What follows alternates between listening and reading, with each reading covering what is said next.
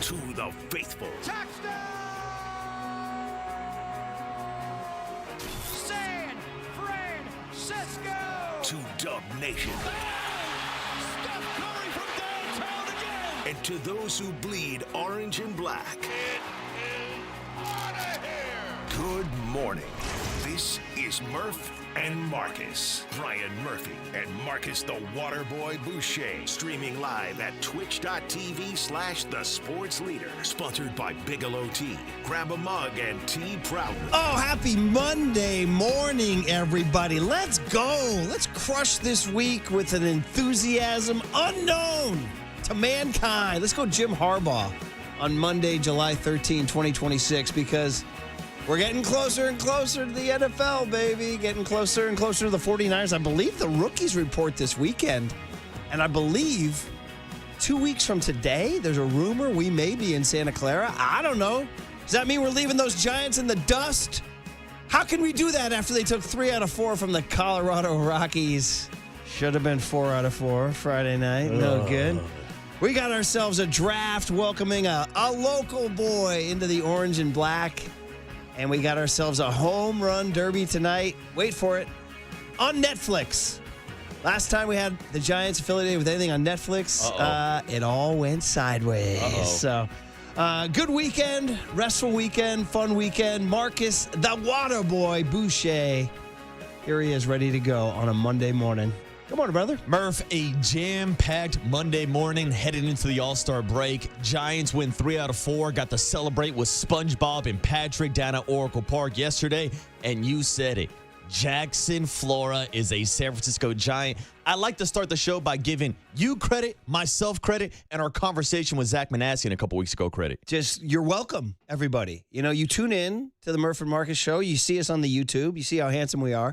And then you get these things where we just tell Zach Manassian, draft Jackson Flora, and they did. Snapped our fingers and made it happen. We kept thinking there was, I don't know if it was smoke screens or what, but the Keith Laws of the world, all those people who do this stuff for a living kept saying, I don't know, Jacob Lombard. That guy wound up actually falling farther than I thought he would. I think he dropped down all the way to 15 to the Miami Marlins. Yeah, into the teens. But yeah, Jacob Marlin. Then Eric Booth. And we were saying, listen, you got a kid right here in Pleasanton. He went to Foothill High School. He went to UC Santa Barbara. He was the best college pitcher in the nation. I know you, quote, don't draft for need, but guess what?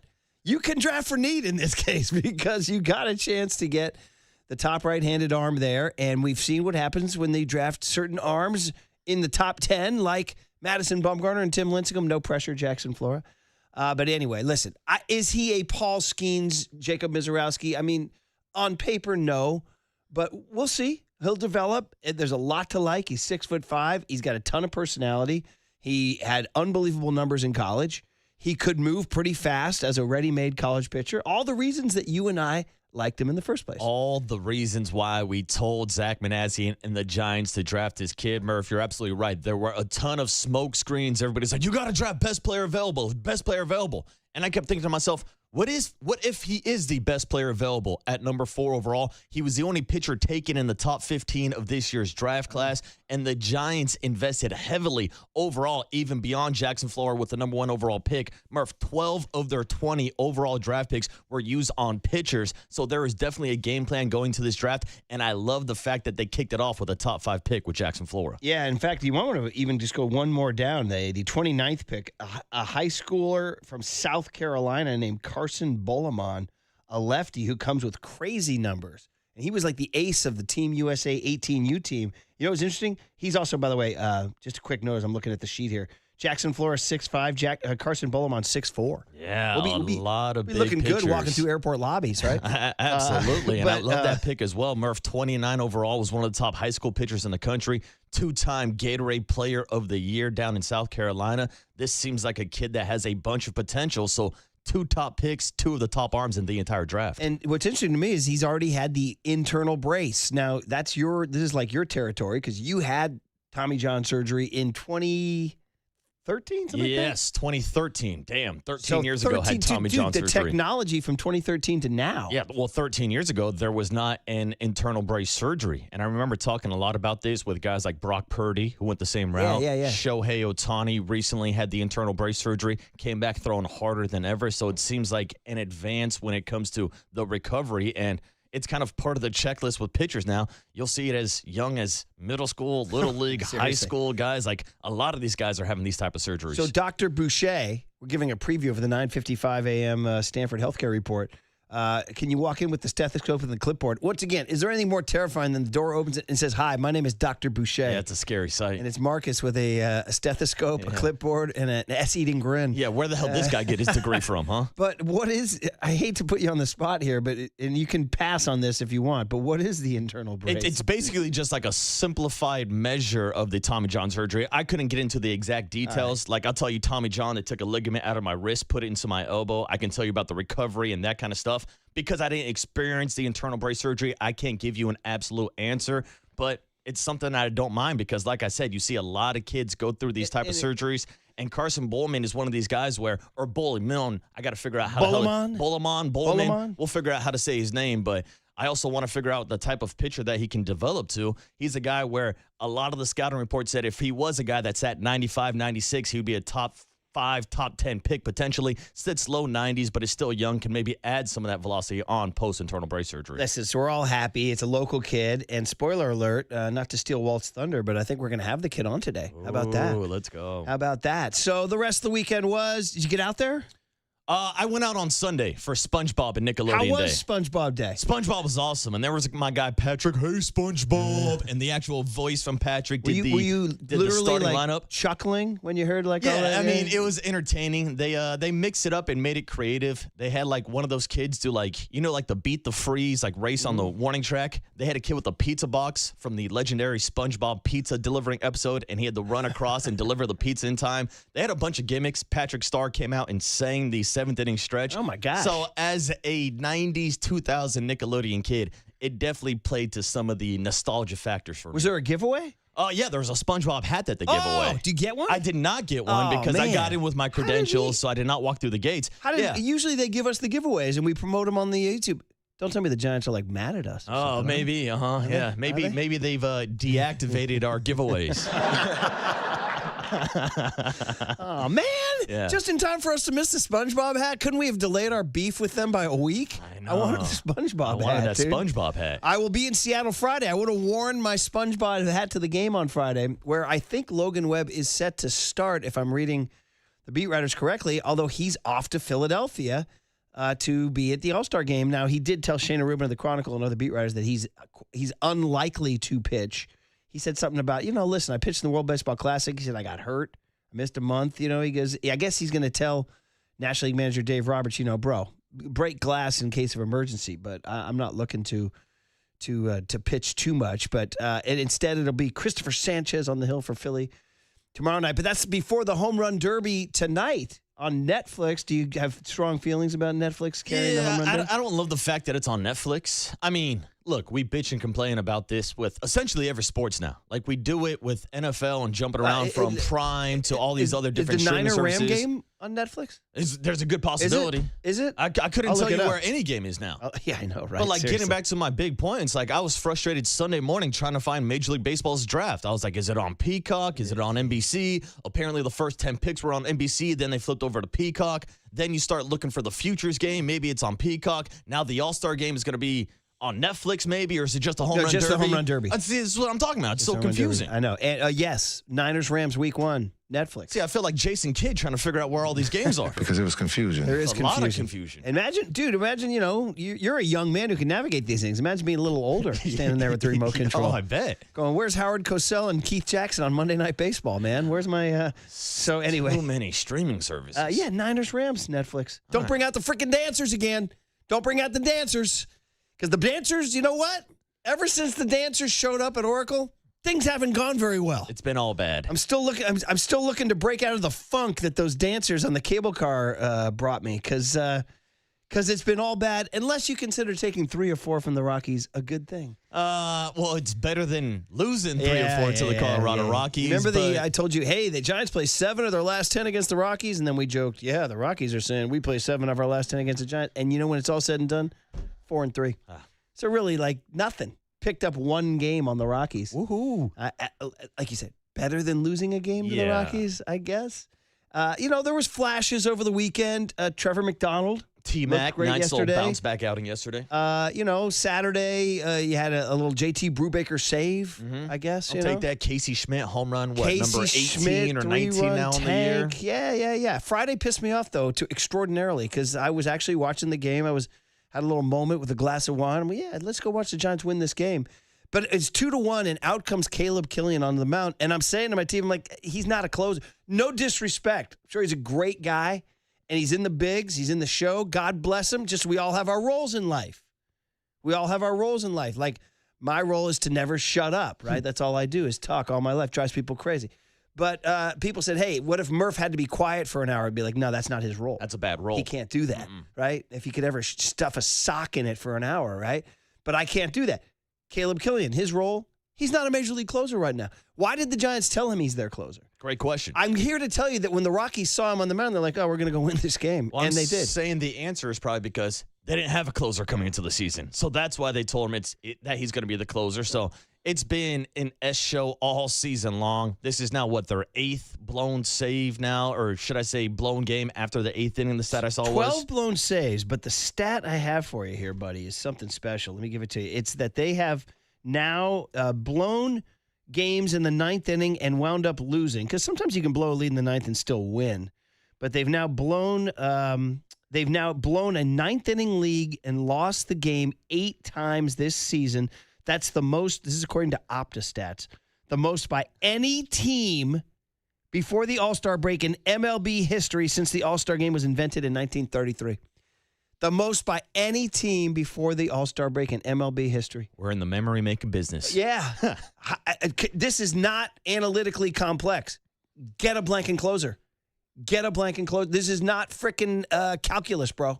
Get a closer! There you go. Thank you. Perfectly said, Nikki T. And really a bad weekend for Caleb Killian. Bullpen stepped it up. Brubaker and Eric Miller getting saves on Saturday and Sunday. That said, Eric Miller is a mess, dude. Made it sketchy. Is he like mechanically? Made it sketchy. He can't throw strikes, bro. He can't throw strikes. Off with Eric. So anyway, other than that, World Cup, Final Four. We're all alive. Argentina's still alive. I believe you're out. Yeah, I've been out for a couple games, but I did go down to San Pedro Square, San Jose this weekend. Checked out the Norway versus England how was the crowd. It was max capacity. You had to like sneak in through a couple back routes. Oh, really? Yeah, I know a guy who knows a guy who let me in the back way. It's like the way you watch.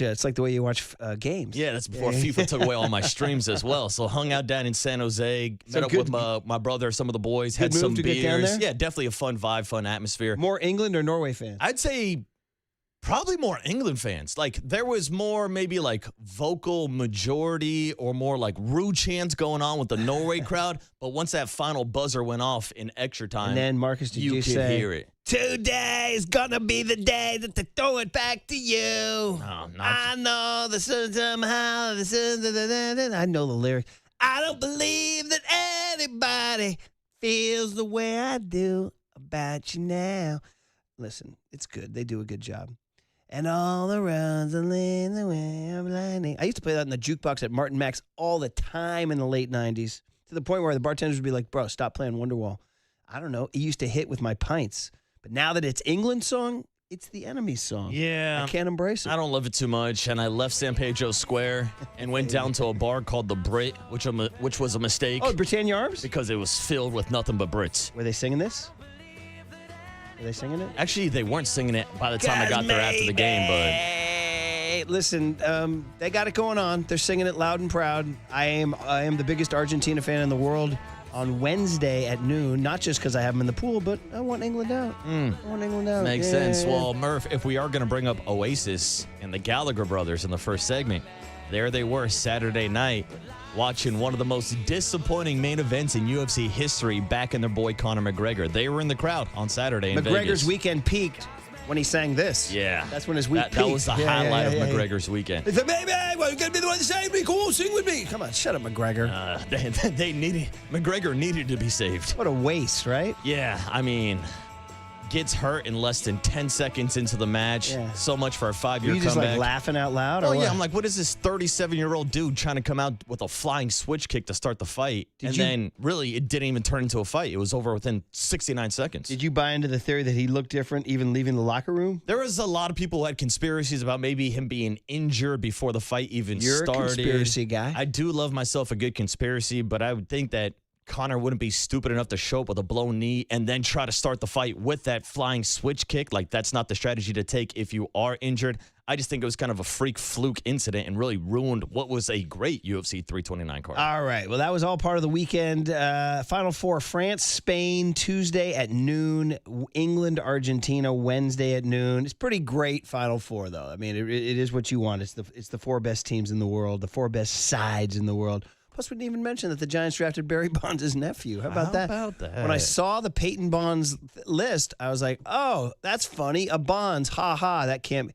It is. It's his nephew. It's Bobby's grandson. So we'll get into all that, too. We'll say good morning to Walt on the other side. Get the guest list, because maybe it's a Monday on July 13, 2026 on The Sports Leader. You're my Wonderwall. The Sports Leader.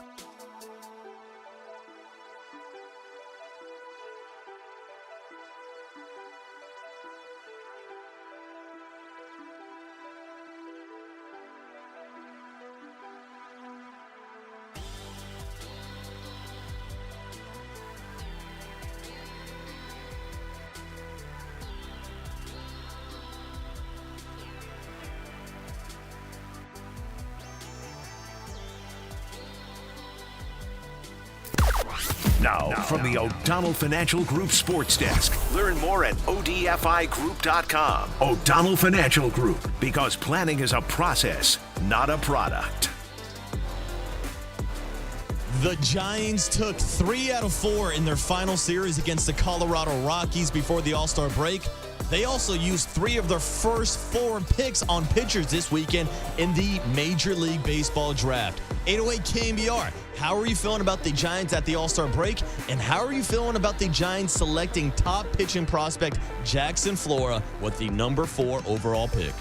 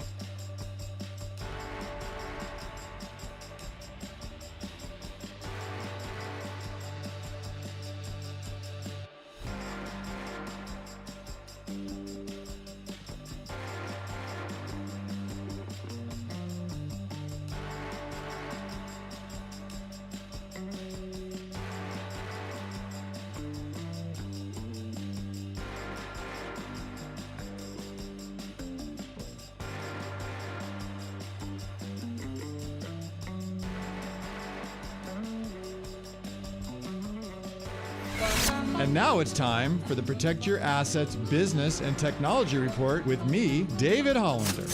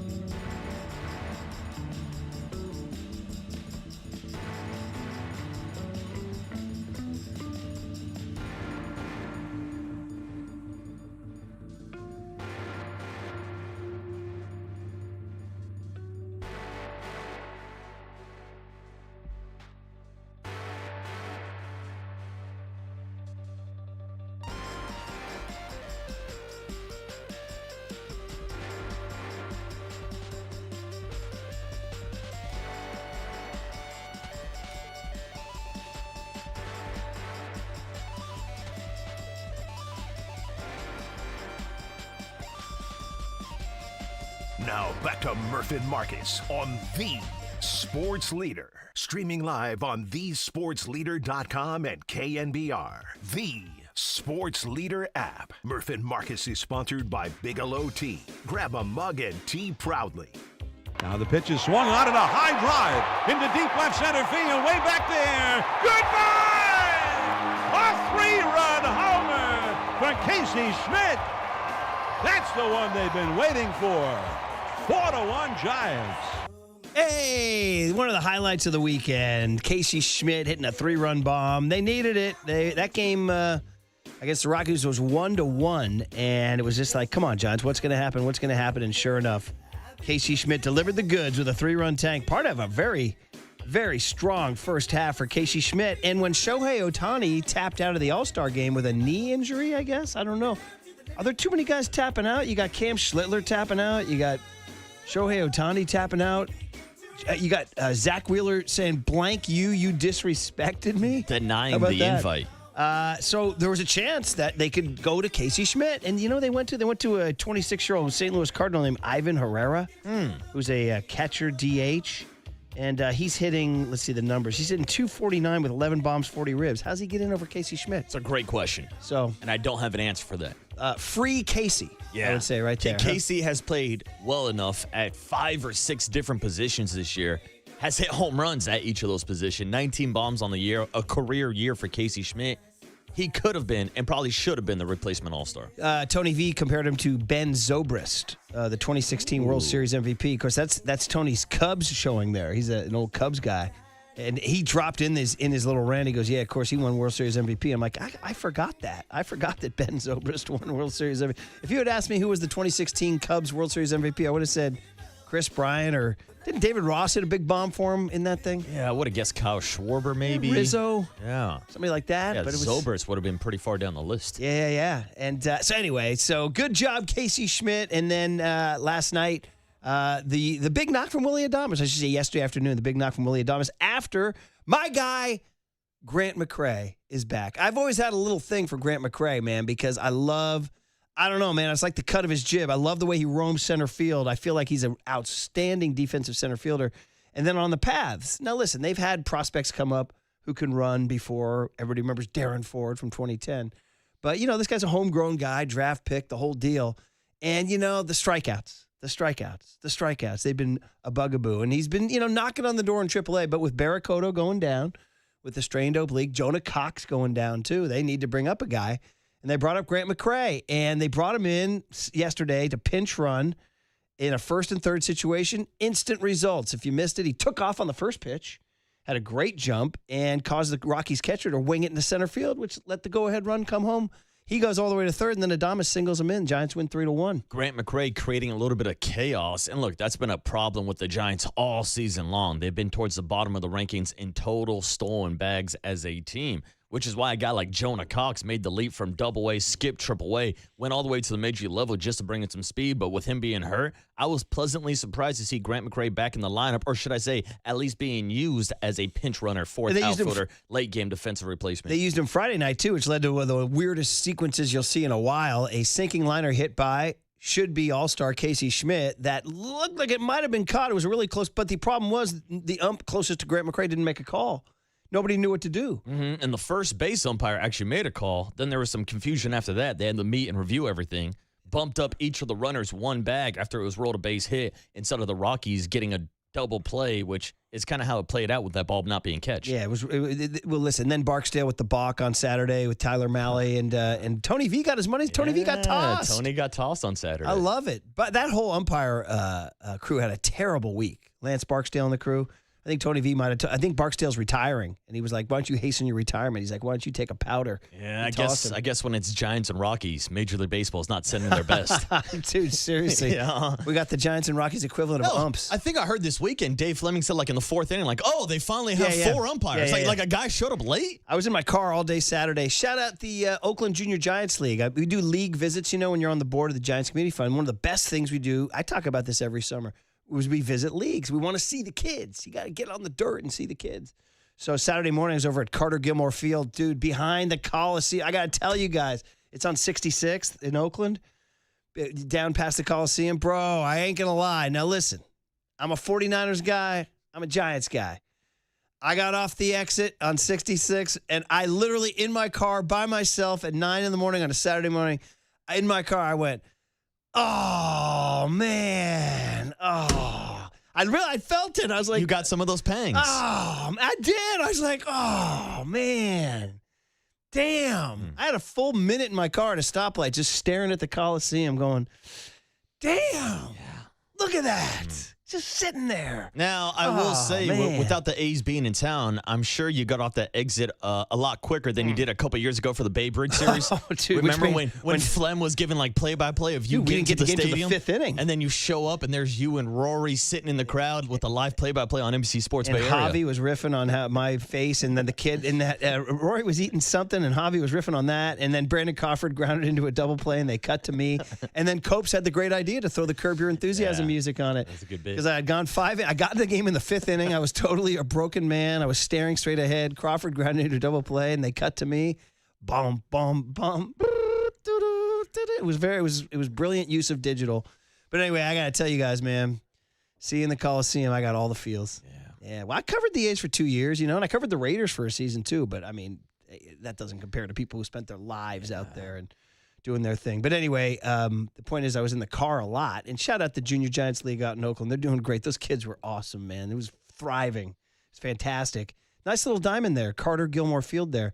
But anyway, I was in the car a lot, and I heard the start of the game. They're like, we don't have 4 umpires today. And then sure enough, later in the game, they said Mike Passanisi made the announcement with great formality. The fourth umpire has arrived. So I'm like, man, they're slumming it with the Giants and the Rockies, aren't they? Yeah, dude? what the hell? I mean, showing up late. What, this guy sleep through his alarm? What does he think he is? Walter Capalsetta? Speaking of which, cue the horns on a Monday, July 13, 2026. Waltz, every time we play the horns, baby Christian's a day older. So he's now 6.5 months. Any developments over the weekend? Burping, giggling? No, I mean the same old stuff. Yeah, the same old stuff. Yeah. He had a big diaper explosion over the weekend. Actually, bro, yeah, they can come. It's yeah. bad memories. Yeah, Was it like a three diaper change kind of thing? Or? It got everywhere. Yeah. I'll just say that. Well, They have no discipline. Yeah, They well, just to let it change the rip. topic, because some people are eating their breakfast this early in the morning. After seeing SpongeBob Day yesterday at Oracle Park, are you going to raise young Christian through the tutelage of SpongeBob SquarePants? Oh, absolutely. Yeah. Dude, love SpongeBob SquarePants. Yeah, Yeah. it's one of my favorite cartoons. Now, Yeah. SpongeBob still resonates with like the younger generation, like Rory and Declan. They were into SpongeBob. Yeah, very much so. And I told you guys, I enjoyed it. When it was on, I was like, oh, this is a pretty funny show. Oh, who lives in a pineapple under the sea? Dude, it is Little League All-Star pretty good, yeah. season, and shout out the Mill Valley Little League 12s who won it yesterday against Twin Cities. On to sections they go. I'm not even coaching anymore, but I'm such a junkie. There I was in the bleachers watching it with all my other junkie coaches too, man. Listen, bro, we might as well be running numbers on this stuff. We're such junkies, man. But anyway, my 11-year-old team that went the farthest they ever went sang the SpongeBob SquarePants theme song in the dugout before every game, and it would rattle the other team. The other team would be like, "You guys are such losers and nerds," and then they were like, "Damn, they got something going on over there." Man. Now we're getting 10-run ruled by these losers and nerds. Yeah, we just had more. We had a little more juice. A little flavor. You got to have chemistry. It's funny that team wasn't as talented as some other teams, but they went farther. Because they had a little extra juice.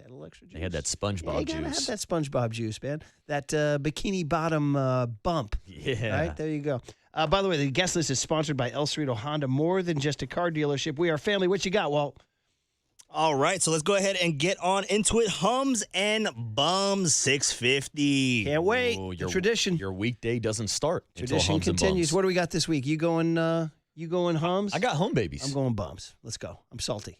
And then we're going Mike Kruko, who's definitely a hum baby, 7:30. Yeah, and we'll get his take. Obviously, Jackson Flora and Carson Bullimont. And a third kid, too. Caden Wachter is his name, the son of a big leaguer, another high schooler. So 2 high school pitchers are the top 3 picks for the Giants. It's funny, 17 of their 20 picks were college players, but 2 of their first 3 were high schoolers. Interestingly, both pitchers. A lot of pitchers drafted in this draft class. 12 out of the 20 overall picks, all pitchers. They didn't go Perry Manassian, all pitchers, Angels. No, they didn't go full Angel. And you never want to go full Perry Manassian Angel. Zach Manassian just gave you 12 out of 20. All right, Mike, at 7:30. That was a crazy draft, by the way. The Angels drafting Yeah. all pitchers. They're like, one of them has to hit. No, spoiler alert, none of them hit. None of them hit. All right, cooler of content at 8:30. All right, good stuff from over the weekend. World Cup and maybe UFC. Yeah, stuff like that. we got Draymond Green checking in about his play date with LeBron Draymond James. and Udonis Haslam have beef now. Dude, going at it, yeah. I saw some of that Don't beef. send, yeah. Yeah, because Tyler Hero and Bam Adebayo apparently went full Draymond Jordan Poole over the weekend. Huh? Don't say that. And then Draymond checked in, and Udonis checked in. Now Udonis and Draymond are taking shots at each other. So we'll catch up on that, yes. We got some beef. And then wrapping it up, Jackson Flora, the first round What? draft pick, 4th overall for the Giants, We is joining got us the at kid. 9 o'clock. We got the Pleasanton kid at 9 a.m. Shout out Foothill High School. Could give us 2 Giants greats. I'm already making Jackson Flora a Giants great. All right, Home Run Derby is tonight. What you need to know next on The Sports Leader. KNBR, the sports leader.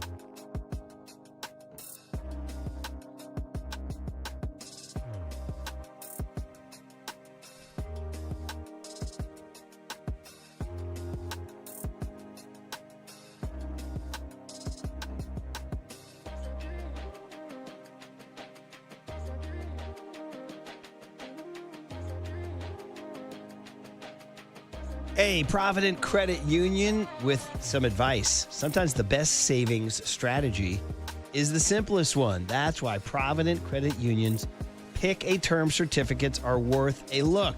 You just pick the time frame, 3 months, 6 months, or a year. Take some money and watch it grow. Right now, it's earning up to 3.50% annual percentage yield. So that's it. You take the money, you set it up, you let it sit, and let your savings work for you. So whether you're setting money aside for the upcoming holidays later this year or a big purchase or whatever's coming in the next year for you, this could be an easy place to start. Learn more at providentcu.org or stop by a local community branch. That rate is effective July 1, 2026. Minimum balance of $10,000. Early withdrawal penalties may apply. Federally insured by the NCUA. Provident Credit Union. Discover the best in retail and business banking right here in your community. Limited time offer. Start saving today.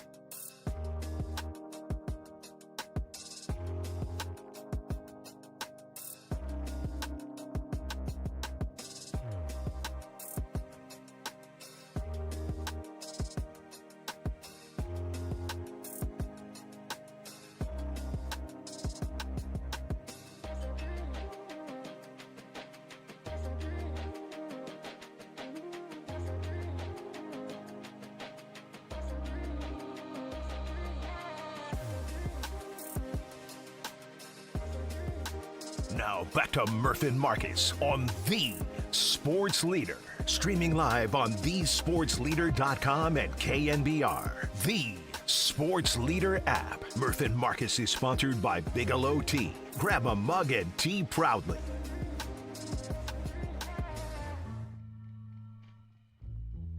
Marcus just stumped the band. He asked me, who was the last SF Giant to take place in the All-Star Home Run Derby? I asked AI because I honestly was like, I don't know if anybody's done it since Barry Bonds. So I'm like, Hunter Pence? Brandon Bell? No. Nope. According to AI and my musty old brain, it's Barry Bonds. Damn. 2004 too, bro. He didn't even do it in 07 when it was here in San Francisco. Yeah, which was a bit of a letdown. Yeah, So it's been 22 years since the Giants have had a player participate in the home run derby. To be honest, I think they have a guy who could, and it's the big first baseman out of Virginia. Yeah, you're absolutely right. My money would be on Bryce Eldridge to potentially be in the home run derby. We showing any love for Casey Schmidt or Rafael Devers? I mean, the two Giants players have 19 home runs for the first time since Bonds and Kent did it in 2000. Rafi could. Schmidt could. I don't think of Schmidt as a pure home run guy like those other two guys, Devers and Bonds. I mean, Devers and Eldridge. So, yeah, you could, but he'd be more along the lines of 100 Pence. Bryce, I think, could just hit some absolute freaking fun as hell monster shots, right? Absolutely. That would be my betting money. And with the rumors that the Giants are trying to make the pitch to get the 2028 All-Star game, maybe we do see Bryce Eldridge put some balls in the bay in 2028. Let me speak for those of us who went to the 2007 All-Star Home Run Derby, like with great excitement. Yeah, no. Not a place to hold a home run derby, bro. It was terrible. You don't want to have a home run derby in foggy July in San Francisco? It wasn't necessarily even foggy. As I recall, the sun was out, but it was just in that cool air. It's just not, the ball ain't flying, not to mention the park, bro. Unless you're curling them down the right field line, man, they ain't leaving. And I believe it was won by Vlad Sr., right? Wasn't it Vlad Sr. beating Matt Holliday in the finals, I think? Dude, I ain't going to, top of my head, I want to say in the final round, he might have beaten him 4-3 or something like that. I mean, somebody want to look that up for me, Curly? Want to look up the 2007 All-Star Home Run Derby final round count Which leads to actually the topic of the day as we hit the home run derby. And happy Monday morning, everybody, if you're just tuning in here. Tonight is the only thing going on is the All-Star Home Run Derby on Netflix, don't you know? By the way, Vladimir Guerrero defeated, where'd it go? Alex Rios. I got even, Holiday was wrong. In the final round with a final score of 3-2. Dude, when I said 4-3, I inflated the numbers. Yeah. You gave him an extra home run each. 3-2 in the final round in San Francisco. Do you know what Alex Rios' claim to fame is? So you were in middle school and in high school, and this is going down. Walt, you know Alex Rios' claim to fame? Yeah. Curly, you know Alex Rios' claim to fame? He does? Curly knows? What is it? What does he say? Yeah. Hop on the mic, Curly. I'm going to stump the band here. So, The Giants were trying to get him here. That's his answer. For the trade that was on the table, and you call KNBR, Tim Lincecum for Alex Rios. Wow, whose idea was that? 808 KNBR. Ew. No. People wanted to do it, bro. No, dude. Are you serious? No way. Wow. This was like 07 now. He had just come up. Timmy had just come up. We didn't know we knew he had the electricity. We didn't know he was going to win back-to-back Cy Youngs and then, of course, become one of the greatest icons in San Francisco Giants history. God, that trade was never made. Dude, that was on. Dude, you were calling KNBR, and you were like, do it. It was the Kevin Love for Klay Thompson trade all over again, dude. Oh, man, that would have been worse than Zach Wheeler for Carlos Beltran, in my opinion. By the way, Zach Wheeler still pitching. 2026. And just denied an invite to the All-Star game. Yeah, I mean, that trade was made 15 years ago. Crazy. Think of the things that have happened in your life and in the world since the Giants traded Zach Wheeler. And he ain't done. He's still peaking. He's at a peak performance. So, yeah, going to have to wear that one. Yeah. Anyway, so here's the deal tonight. For the first time since 2014, no clock. No clock. Okay, so your first question to me before the show was, so we're back to outs? Answer, no. We're not back to outs. New format. They've had like 10 formats through the years. It's so hard to keep up. New format. Who dis? 20 swings in the first round. That's it. 20 swings. You just get 20 swings. That's it. So it doesn't matter if you don't hit a single home run. You still get 20 swings. Oh, Next round, if you advance, 15 swings. And then if you advance to the final round, 15 swings. Why, you ask, are they doing this? Because they feel like they've been getting insane first rounds in which guys sweat their asses off and exhaust themselves, hitting endless tanks in the first round. And by the time we get to the finals, it's a total dud, which is kind of true. It has petered out. Hence, Vlad Guerrero beating Alex Rios 3-2. 3-2. So the idea is we're not going to gas you out. I don't really honestly, I just learned this morning, so I don't have like a hot take for you guys on whether or not this is the right way to do it. I always like the home run derby no matter what. Do I love it? Is it like my favorite thing in the history world? No. Is it something to watch on a Monday night, July 13th? Yeah. Will I watch it? Yeah. Do I have like a strong, passionate betting interest? No. But so how do I feel about this format? Okay, let's go. Let's just see it. I don't know. The idea is they want to have the two best raw power guys in the finals. That's the idea. We're going to reward pure raw power over guys who peak in the first round. By the way, speaking of peak in the first round, do you know some of the best?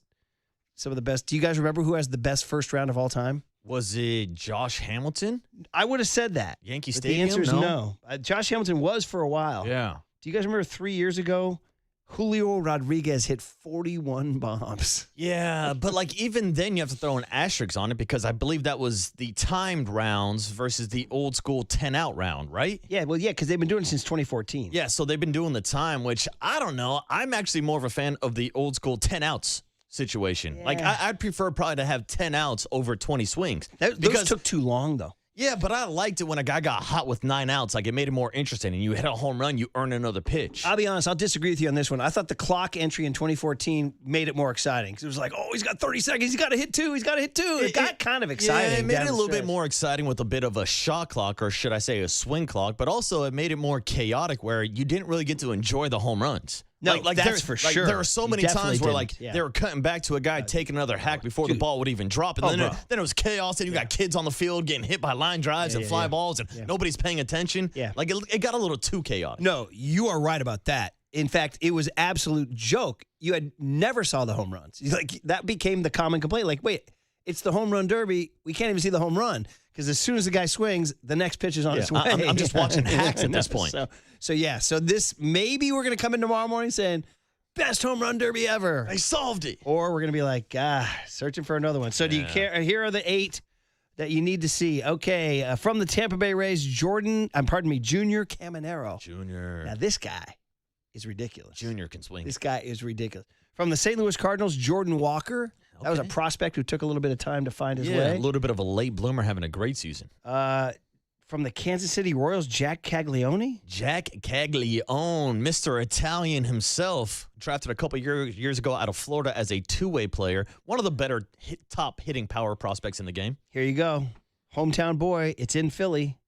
Kyle Schwarber. Here come the Schwarber. Born to participate in the home run derby. Yeah, he's the kind of guy you create in a lab to participate in the home run derby. Wilson Contreras. Red Sox? Yeah, he is with the Red Sox, and Is he going to throw his helmet at anybody? I was going to say he's damn near getting into a fight every week. Here's a guy that's interesting. White Sox, Munetaka Murakami. Ooh, the Southside Samurai. Yeah. Is he a sleeper in this thing? I don't know. Maybe. I don't know how he's going to do in this format. Another hometown boy, Bryce Harper. Who I believe beat Kyle Schwarber head-to-head in the 2018 Home Run Derby. And Marcus, your guy, Ben Rice. Mr. Benjamin Rice with the biggest odds, the biggest underdog heading into this home run field. And Murph, I am one of those guys that does bet on the home run derby every single year. And I've hit the last couple times on air. I picked Juan Soto in 2022. Picked Teoscar Hernandez a couple years ago also. Oh, man. You remember the home run derby winners. Well, yeah, because I won some money off them as well. But I don't know. That's why I don't really love this change of the format, because usually I go with a veteran player, a player who's done it before, has come close to winning because they've got that experience. They know how to save some of that energy versus some of these first-round guys or first-time guys going through. So this kind of changes my betting strategy a little bit, but I'm still putting the house on Kyle Schwarber tonight. Yeah, it's not a bad pick. By the way, if you do homer on your last swing, you get to keep hitting. Oh, until you make until it you get an out. Okay. So there's theoretically you could still Thank hit. you for the clarification. You could still hit endless bombs. All right, well, there you guys are ready. Just subscribe to Netflix between now and 5 o'clock. It's derby time. All right, guys. Hums and bums. Let's do it. This is the tradition. Next on the Sports Leader. KNBR, the Sports Leader. Time for your Bay Area Chevy dealers traffic update.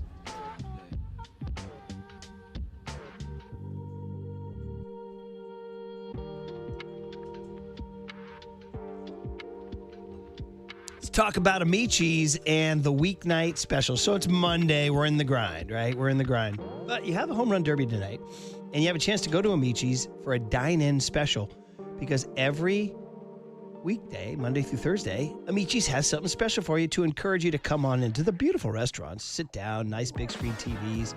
And on Mondays, you can start the week healthy with half-price salads all day. I like that. Nice little way to be disciplined to start the week. But if you want to look ahead and plan ahead, Tuesdays, kids eat free night. One entree from the kids menu free per paid adult meal. Just take the family off for dinner. Take the night off from doing the dishes. Wednesdays, half-price pasta night. Ooh, I like that. 50% off any pasta, any size. And then Thursdays after 5 p.m., let's get going. $10 draft beer pitchers and 30% off all bottles of wine. And if that's not enough incentive to visit your nearest Amici's location, every Tuesday, Wednesday, and Thursday, it's happy hour from 3 to 5 p.m., 20% off your entire check. So all sorts of good stuff to do. Fun afternoons or evenings, good value weeknight meal with family and friends in location. 2 words, Amici's delivers. I just want some pizza.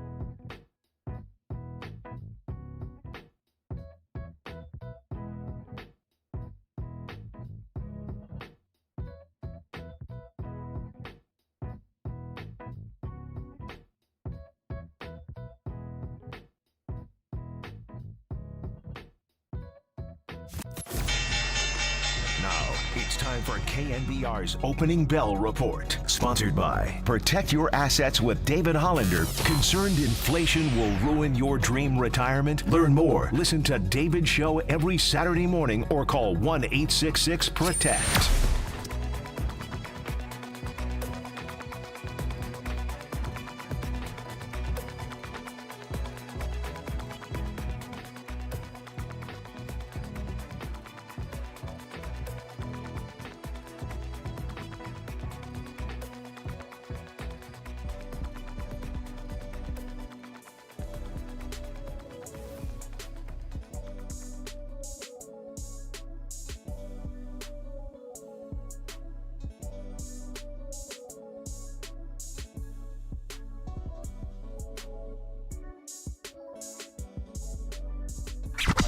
What do you want? The same as you, to remember. Time now for Total Recall.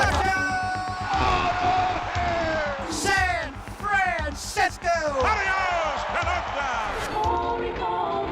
A look back at the highs and lows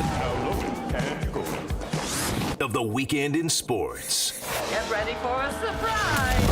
Murph and Marcus continue live from the KNBR Casino Matrix Progressive Jackpot Studios. Casino Matrix. Progressive jackpots are here. Where are you? Just drop in. 1-800-GAMBLER. All right, we got to dive in. I feel like I let the Bay Area down. 654. I try to promise a 650, 652 at the latest. Let's get into it. Hum babies, bum babies. Monday morning tradition. I don't want to be a liar and say tune in at 650.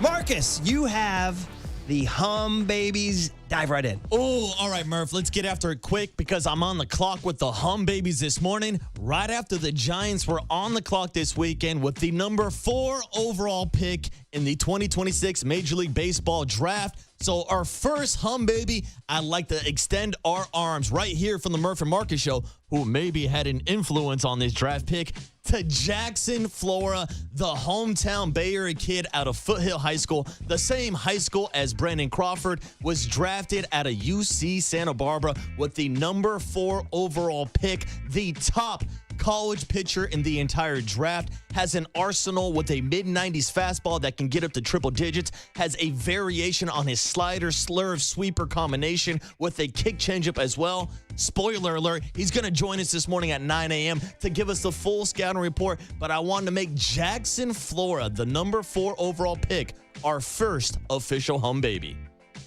With the 4th pick of the 2026 MLB draft, the San Francisco Giants select Jackson, Florida, a right-handed pitcher from UC Santa Barbara. And the 1-2. Ball game. That's strike 3. Jackson, Florida, a complete game shutout. 9 scoreless innings, 4 hits, 9 strikeouts, and he closes it out with 3 strikeouts in a row to finish off the 9th. You ever make it to the Coliseum?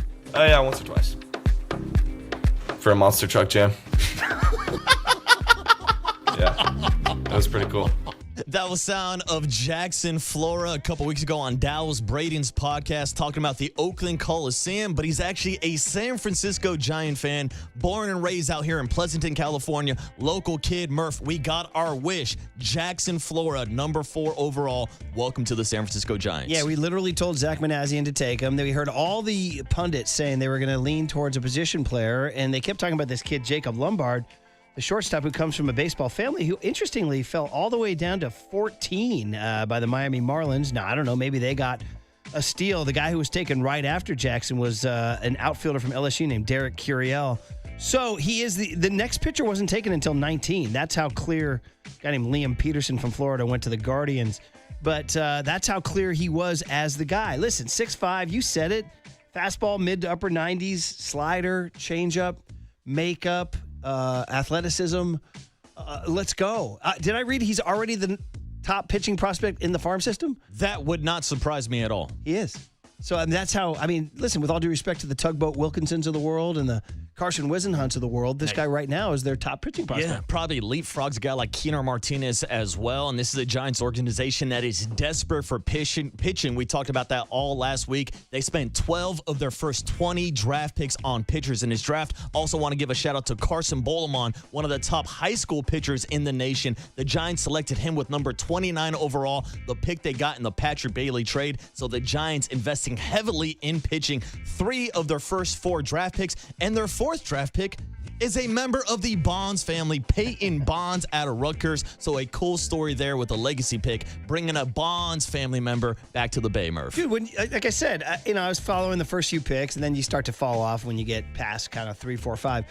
And I saw they drafted some outfielder from Rutgers named Peyton Bonds. I'm like, that's funny. Guy's got the same last name as Barry Bonds. What a coincidence. It's his freaking nephew. It's Bobby Bonds Jr.'s kid. It's Bobby Sr., obviously the late Bobby Bonds, one of the great Giants. It's his grandson. So, man, oh, man, would that be a hell of a story if that guy clicks. 6'5". We're going to try to get him on the show, Peyton Bonds. But, yeah, man, what's not to like, Jackson, Florida? And, listen, ready-made, can move through the system fairly quickly if he just delivers on what he's got. And we'll have him on at 9 a.m. today. I don't know. We don't want to be irresponsible here and start putting words in the Giants' mouth, but would you see him in 2027? 2027 might be a possibility, maybe back end of the year. I'd say 2028. This is a guy that's got the real potential to start the year in the rotation. Let's go. Hey, you're listening to KNBR AM and KNBR FM, San Francisco, the sports leader, a Cumulus media station. So, yeah, didn't draft for need per se, but that sure does fill a need. Yeah, a lot of pitching added in this year's draft class. Moving on to Hum Baby number 2 is a homegrown member of the San Francisco Giants. I'm going with former second-round draft pick Casey Schmidt, who had a 3-run bomb on Saturday. Outside of that, didn't really have a heroic weekend or anything like that. But if he's not going to be an all-star, Murph, I want to acknowledge him as a Hum Baby because Casey Schmidt has played good enough to be an all-star this year. Now has 19 home runs on the season, One of my favorite stats from this weekend, Casey Schmidt and Rafael Devers are the first pair of teammates to both have 19 home runs before the All-Star break since Jeff Kent and Barry Bonds in the year 2000. Nice. So shout out Casey Schmidt, who should have been an All-Star, who should have been the All-Star replacement at DH for Shohei Ohtani after he tapped out with a knee injury. But like I said, if he's not going to be an All-Star, at least he's a hum baby. Hum baby number 2, Casey Schmidt. Here's the home run from Saturday and a little Casey Schmidt postgame talking about putting everything together this season. Now the pitch is swung on and a high drive into deep left center field, way back there. Goodbye! A 3-run homer for Casey Schmidt. That's the one they've been waiting for. 4-1 Giants. Yeah, I mean, I always felt like I knew what I could do on the field. It was just a matter of, how am I gonna get it out in the field? I know my first 2 years it was a little bit of struggle, but I feel like every year I've been able to kind of pick up little things and implement it into my game and just piece it together a little bit. Casey Schmidt piecing it all together, swinging a 280 batting average, 19 bombs, 50 RBIs, and an 805 APS before this year's All-Star break. We talked about some of that versatility, 5 different positions, 5 different spots he's hit home runs from in the lineup this year. Casey Schmidt at number 27 years old is putting it all together. And meanwhile, Murph, he's looked pretty damn good over at third base filling in for Matt Chapman. I mean, seriously, and who knows when Chapman comes back. He was in the dugout over the weekend. I don't know whether he'll be in Seattle on Friday. I don't know if that's who will be playing third base that night. But, yeah, it could have been. I mean, they chose this guy, Ivan Herrera. Shohei Ohtani will not play in the game because, I don't know, he's dealing with left knee inflammation? Yeah, he's dealing with a knee injury. They took a guy named Ivan Herrera, a freaking DH and Cardinals backup catcher, 249, 11 bombs, 40 ribs. What are we doing here? Yeah, I don't like that. Now, his .384 on-base percentage is 8th in the National League, whereas maybe that's the one knock on Casey is the OBP is low. And what are we going to do about that guy increasing his walk total? Did he draw that walk on Thursday or Friday did we talk about it on the air Friday? We talked about it on Friday Okay. because there was a streak of, 171 long days and nights without Casey Schmidt drawing a walk? It was like 174 plate appearances going back to like the 60s. So that's the one thing he could do to improve his game. But even on Friday night in that disastrous ending to that game, he got a clutch knock in the 9th inning that could have set up something. Devers wound up flying out, hit a sac fly, and then Bryce Eldridge swung at the first pitch with the bases with a chance to win the game. But anyway, the point is that, yes, that home run was huge. The Friday night taste was bad in the mouth. Saturday was kind of puttering along. I was in my car all day that day listening to that game going, God, is somebody going to do something? And finally, Casey Schmidt did. What a first half he had. And I don't know, does he get to 30? Yeah, I'd say he's on pace for it right now. Like we were talking about maybe just getting the 20 before the season ended. He's got 20 now before the All-Star break. Shout out to you, Murph. I might owe you a box of donuts from our bets before the season. Did we bet a box of donuts on it? I think we might have bet a box of donuts. I probably should have kept that all fair so I don't got to pay off. But yeah, we talked about 20? Whether or not Casey would get the 20. I didn't think he'd get everyday at-bats with Luis Arraez being signed. Bring me my freaking donuts, they're man. finding out a way. Hey, you need one more bomb. We'll see what happens. It's been a while since we had Bob's. Yeah. So damn. Well, thank you for remembering that. An honorable man. I got you. Yeah. Well, you can thank Casey Schmidt He might hit it for Friday what he's in done front of this me year. and my buddies up there in Seattle, and then I'm going to be chanting donut. So yeah, now I'm excited. Donuts for We're Casey getting the box. Schmidt. We're getting the pink box of Bob's coming in. One more swing of the bat from Casey Schmidt. Yeah, shout out Casey Schmidt when you're looking at the second Did we do half that of the at the Giants round table season. or what? I think that might have been like even a week or two before the round table. Okay. Like I think we did it before the Yeah, Luis I don't know. Arraez signing. He's a man of honor. I'm a man Marcus of honor, Boucher. Murph. I'm a man of honor. Dr. You always Boucher. got to pay off on your bet. He's a doctor of honor. Well, Murph, all right. speaking of bets, let's get to my third and final hum, baby. Somebody I cashed in on this weekend when I took a couple minutes out of my schedule to get into the Octagon. UFC 329 this weekend. And yes, we talked about the main event a little bit earlier in the show. Don't want to give out any spoilers for the Bum Baby list, but let's take a look at the co-main event where it was our guy, Patty the Baddie, Patty Pimblett, who has popped up in the cooler of content multiple times. Now, there has been this situation over the last 5 years without Conor McGregor where UFC's been looking for their next big European star.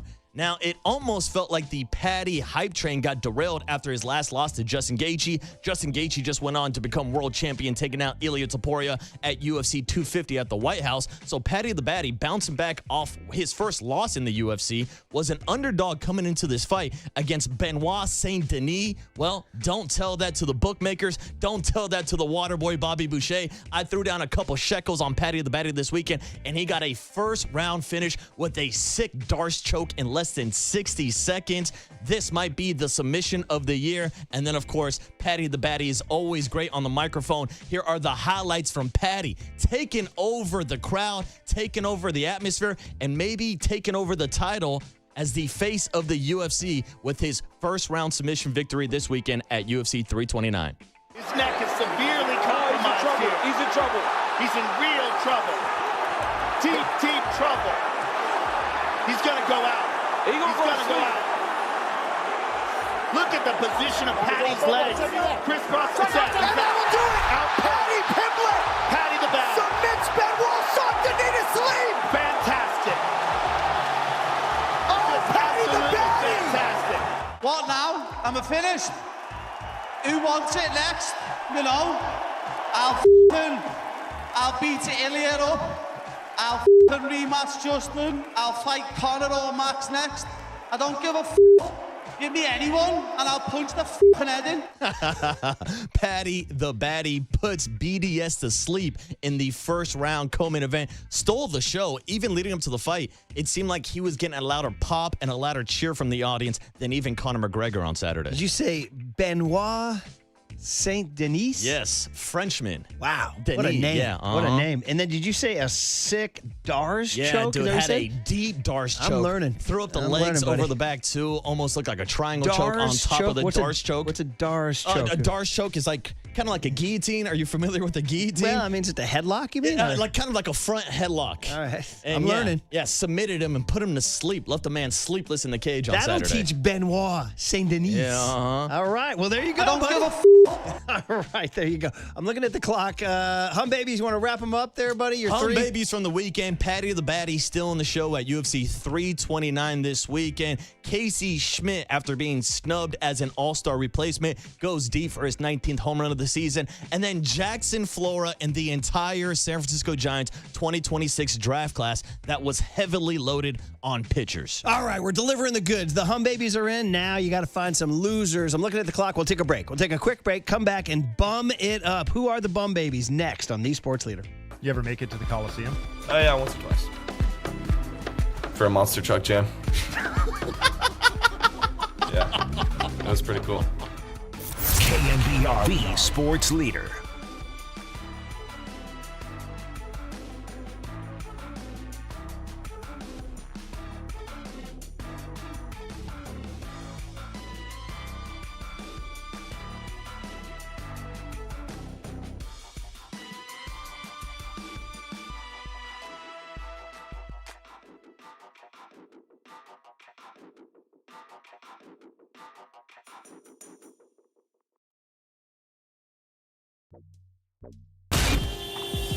Time for your Bay Area Chevy dealers traffic update.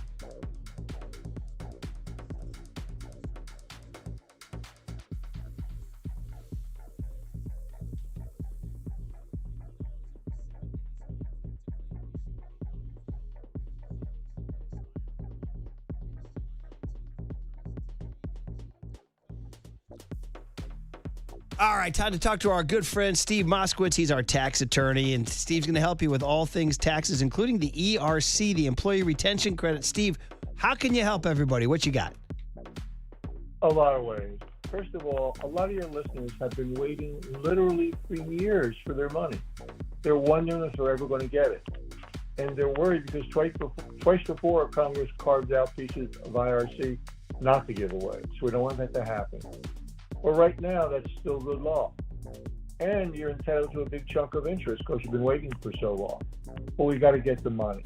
That's what we want to do. There's multiple ways for us to hurry up the government. Let us hurry them up for it. Let's get your money now.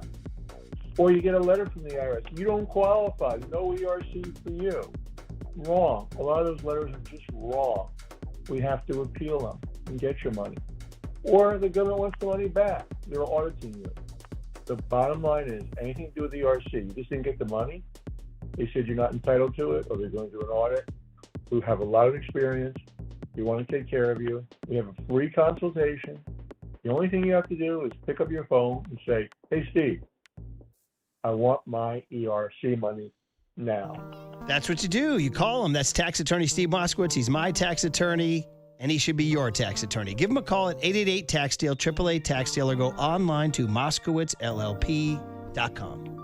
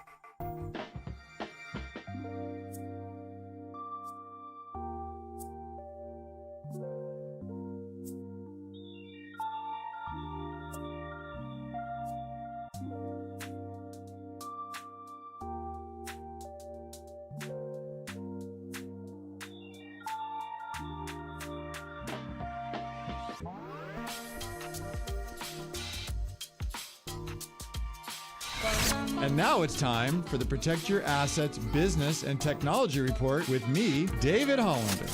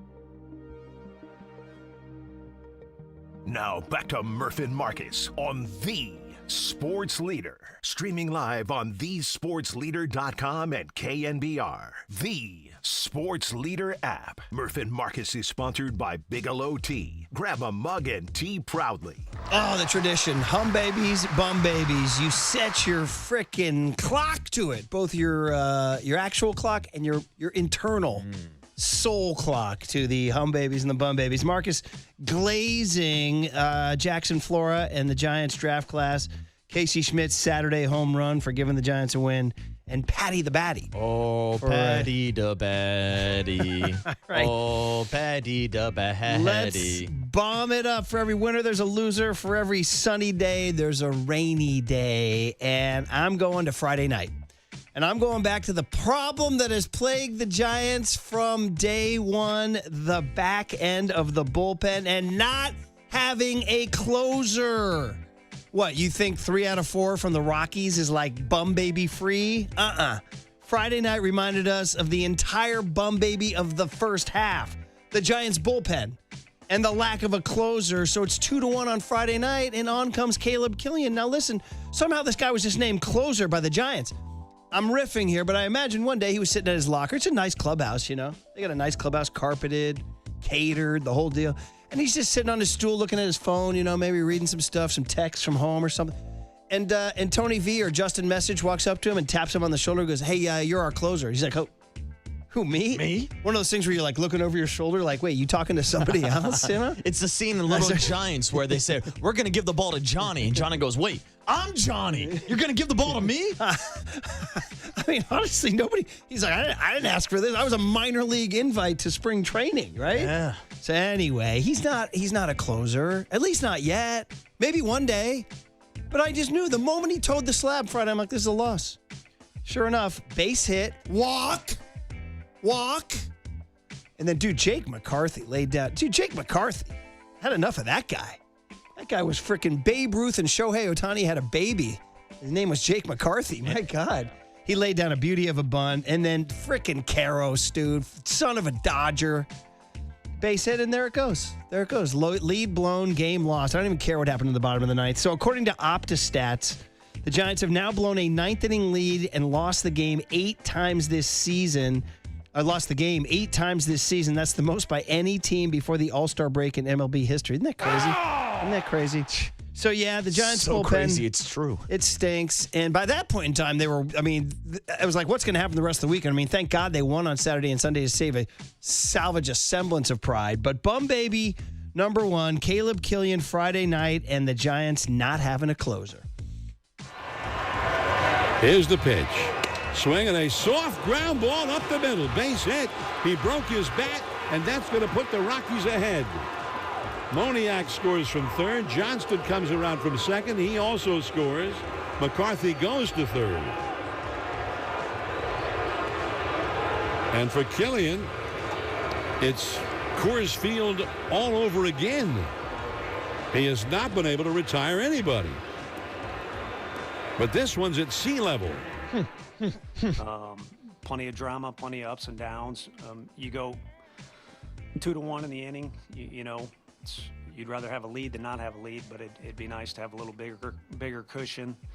You know they're going to throw their best punch in the ninth, and death by 1,000 cuts, unfortunately, with the ball past outstretched second baseman, and then the one thing you can't do is get a walk, and you get a walk and not getting an out on a bunt in an inning. That's a recipe for a big inning, 3 or more. So, you know, and then the broken back singles is what it is. And Miller did a good job of limiting the damage and basically give us an opportunity to win the game. Yeah, it sucked. Friday night absolutely sucked. Now, the Giants do come back Saturday, and you know what happened Saturday? JT Brubaker threw a 2-inning save. I mean, listen, I'm stretching here, but if you look at the bullpen, literally right now, their most consistent guy might be JT Brubaker. And it's also my guy Dylan Smith, who I don't know why they didn't, you know, he had one bad pitch in Colorado. Other than that, he's been really good. Listen, Marcus, here's the deal. I'll be in Seattle Friday night with my buddies. Let's assume the Giants have the lead in the ninth inning. I don't know. Seattle's a 500 team. Could go either way. By the way, I'm going to go see an ice-cold Cal Raleigh. Oh, Dude. man, he has fell off How a about cliff a this year ago at this time? This guy was the toast of the town. The entire nation was in love with Crowley. He won the home run derby with his dad pitching and his brother there and all that. And the big dumper. On his way to 60? Yep. Dude, he's hitting 160-something with like an OPS of 67 right now. Tough year for Crowley. Anyway, the point is I'm going to be up in Seattle on Friday, and what if the Giants have a lead in the ninth? Who's getting the ball? Caleb Killian. Your bum baby. I mean, that's what I would believe. Now, they did go Brew Baker Saturday and even Eric Miller on Sunday. Is this coming across your radio? Yeah, sounds fantastic. I mean, bro, what are we doing here? Can I add one more little nugget to your bum baby? Just part of my criticism here with how the bullpen has been kind of managed the entire season. Yeah. Why the hell did Caleb Killian throw on Thursday night in an 8-2 win over the Colorado Rockies? Like, I think that factors into maybe him not being as fresh on Friday when he blows that save. I said it on Thursday night. It made no sense. Rory came home from water polo practice eating his ice cream. I said, hey, Rory, why is Caleb Killian in this game? And he's looking at his phone. Huh? What? Huh? I said, why is he in this game? It's 8-2. And then I just went about my business. But yeah, 100%. Yeah. Come on, man. What are we doing? That's on Tony and Johnny. Yeah. You can't pitch to Johnny. I'm Johnny. Nice pull, Walter. I'm Johnny. All right. Bum baby number 2. Oh, the big Viking goes quiet. Erling Haaland had to get some World Cup into the hums and bums after Marcus smartly left England off. And Argentina's win over Saturday night was weird at Arrowhead. That was a weird game. Yeah, the fact they needed extra time wasn't a great sign. Yeah, but after a smash summer in America, stealing our hearts, the big Viking Erling Haaland went mute on Saturday in the gigantic quarterfinal against England. Exactly 0 shots on goal. Exactly 0 shots on goal. He even left the pitch with 15 minutes left in the tilt, saying they said later on he was, quote, unwell. Oh. Bro, I'm unwell every day. I show up to work. Are you kidding me? They said, it was hot.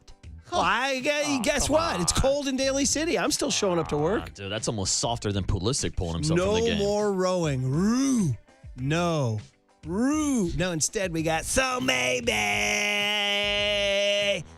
Gotta be the one that saves me. Anyway, the point maybe that striker from Norway should have gave the damn ball to Haaland when they had that breakaway instead of just dribbling it out in the box. What the hell was that? You saw that. Come on. Yeah, that was a missed opportunity. Down at San Pedro Square. So was I. Anyway, here's Bum Baby number 2, the sad end to a love story. America loved him until he came up empty on Saturday. And Elliot Anderson is clever, though, and as he gets the first little contact from Haaland, look, he's looking at the referee saying, hey. So he's trying to get the attention. And you could say he goes down a little bit easy, but that is a foul. It's a clear shove in the chest of Elliot Anderson. We had a good fight with some decisions differently. It could have been a different thing, but at this level, it's the small details, and I know everything about this because in Man City, it's also about these small details. And normally, the best team, which is of course me in terms of players and this. Normally you get these decisions with you, like when I'm in Man City, normally it goes my way. And yeah, in the end, I'm just proud. Sorry about that, guys. You'd think FIFA would have better audio press conferences than that. But that was pretty darn bad. But he was blaming, said there was a point where they did score a goal, but he got called for shoving an England guy to the ground. He did. Now, listen, he scored 7 times in 4 appearances, and, he said afterwards an insane journey, but he acknowledged that his energy was gone. And the Norway coach said it was not even a hard decision to take him out. He was finished. He said he had a dead leg in the second half. So, hey, man, you either have the stamina to go the distance or you don't. And big Erling Haaland did not. So, anyway, it's a bummer. Everybody still likes his personality, but he goes, bum baby. Wait till he hears about this, man. Back in Norway, he's like, man, was that really a bum baby? Man. He's like, this is bad news. And this is after America was so kind to him. I know. He's going to be like, they turned on me. Typical Americans. The fickle Americans. Anyway, that's my Erling Haaland accent. Norwegian. Finally. Some of that Norwegian wood. Norwegian wood, bro. There you go. Isn't it good? And then finally, guys, let's go with bum baby number 3. And you're going to have to help me out, Waterboy. Help me out. I got you, brother. Is it the worst UFC fight ever? Bum baby Conor McGregor. Was it the worst? I mean, it's hard to even call it a fight. He was hurt on the opening sequence of the match, came out with a flying head kick, landed, blew out his knee, I don't think he even landed a punch on Max Holloway. So it's hard to even consider it a fight, but it's definitely one of, if not the most disappointing main events in UFC history. Is this similar to like when Brock Purdy tried to play in Philly with the elbow situation? That's a good comp. Yeah, it's like you played out the game, but it's not even really a game. It didn't even happen. You don't have a quarterback who can throw the damn ball. So what was your little reaction? So Bum Baby is Conor McGregor. If anybody missed it, it was his big comeback. First time in how many years? 5 years. I mean, this thing was hyped beyond belief. We played his Wonderwall last week. Everybody was excited. Was there were a lot of eyeballs on this thing? Yeah, ton of eyeballs. It was a sellout crowd. They're talking about maybe one of the biggest gates in UFC history, and that's the kind of star power that Conor McGregor brings. The problem is we haven't seen that star power in 5 years. 37 years old. It's not the same Conor McGregor. I predicted on Friday that he would be on the Bum Baby list, but that's just because I thought Max Holloway was going to win the fight. I did not picture it going this bad with this type of fluke injury. Your prediction was correct. He's Bum Baby number 3. Oh, there's a bird slip. What's going on with his leg?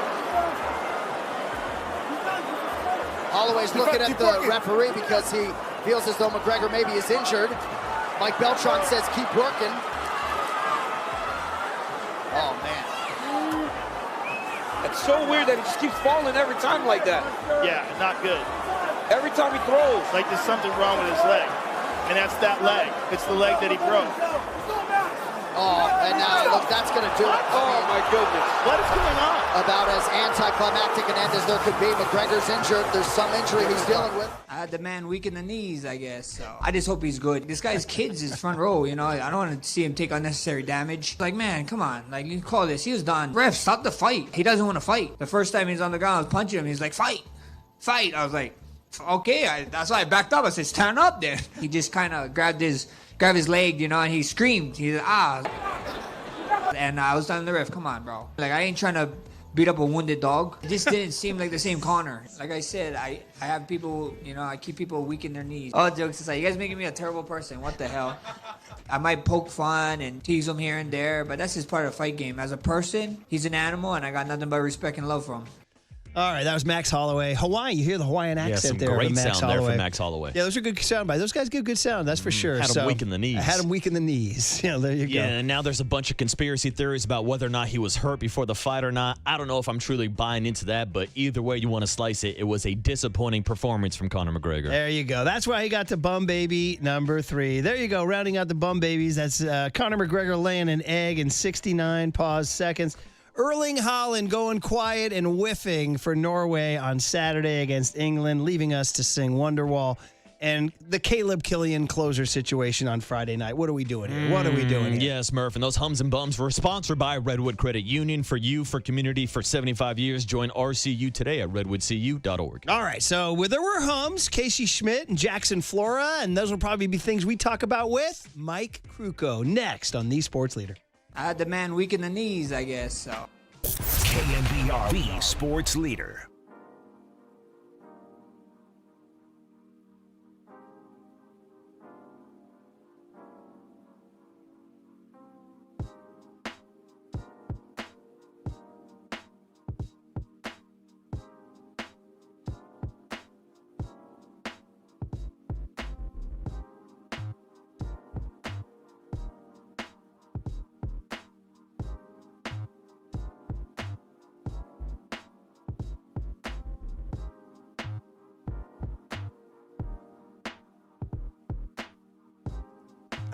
Driving my El Cerrito Honda into work this morning, just thinking how much I love my El Cerrito Honda CR-V Hybrid because it's so reliable, and El Cerrito Honda is the place to go because of the service, the family atmosphere, and since it is summertime, and since we did turn 250 as a nation and an American family, El Cerrito Honda wants to celebrate in a big way. This July, we at El Cerrito Honda, we're on a mission to put 250 brand new Hondas in the driveways of our neighbors. That's you.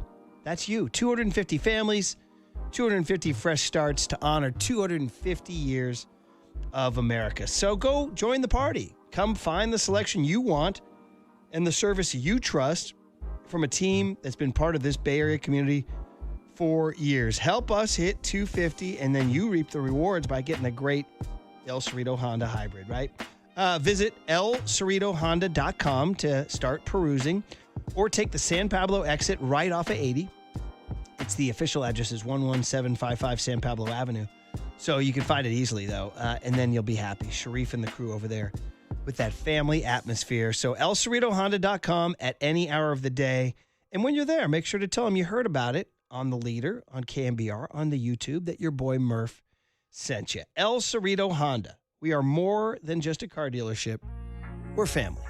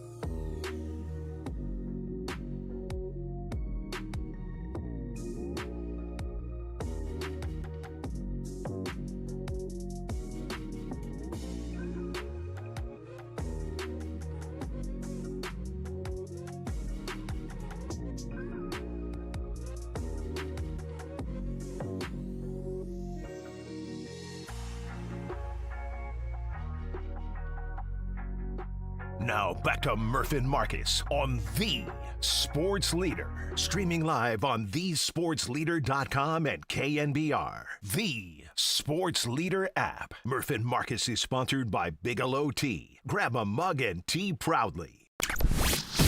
There's no question we've got the best in the booth. That's why Murph and Marcus catch up with Kruk right now. On KNBR 104.5 FM and 680 AM.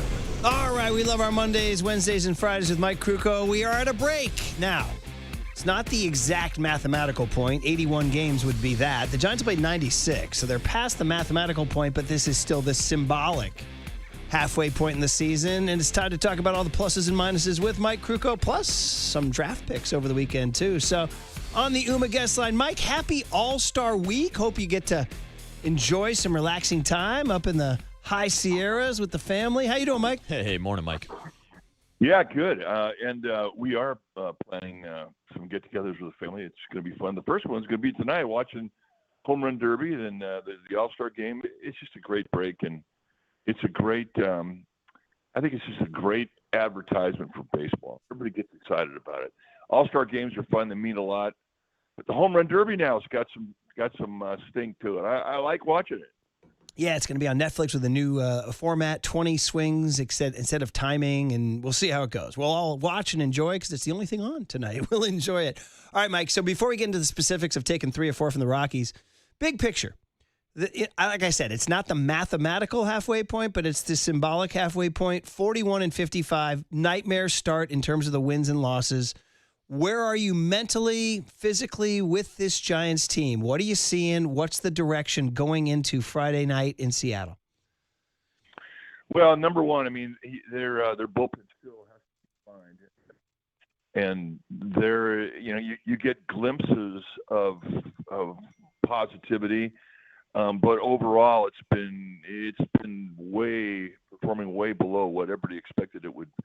The bullpen would be performing, but so it remains a work in progress. So the good news is that they got Foley back, and he was the guy that had 28 saves with the Tigers 2 years ago, and he had a shoulder surgery, and he's throwing pretty good.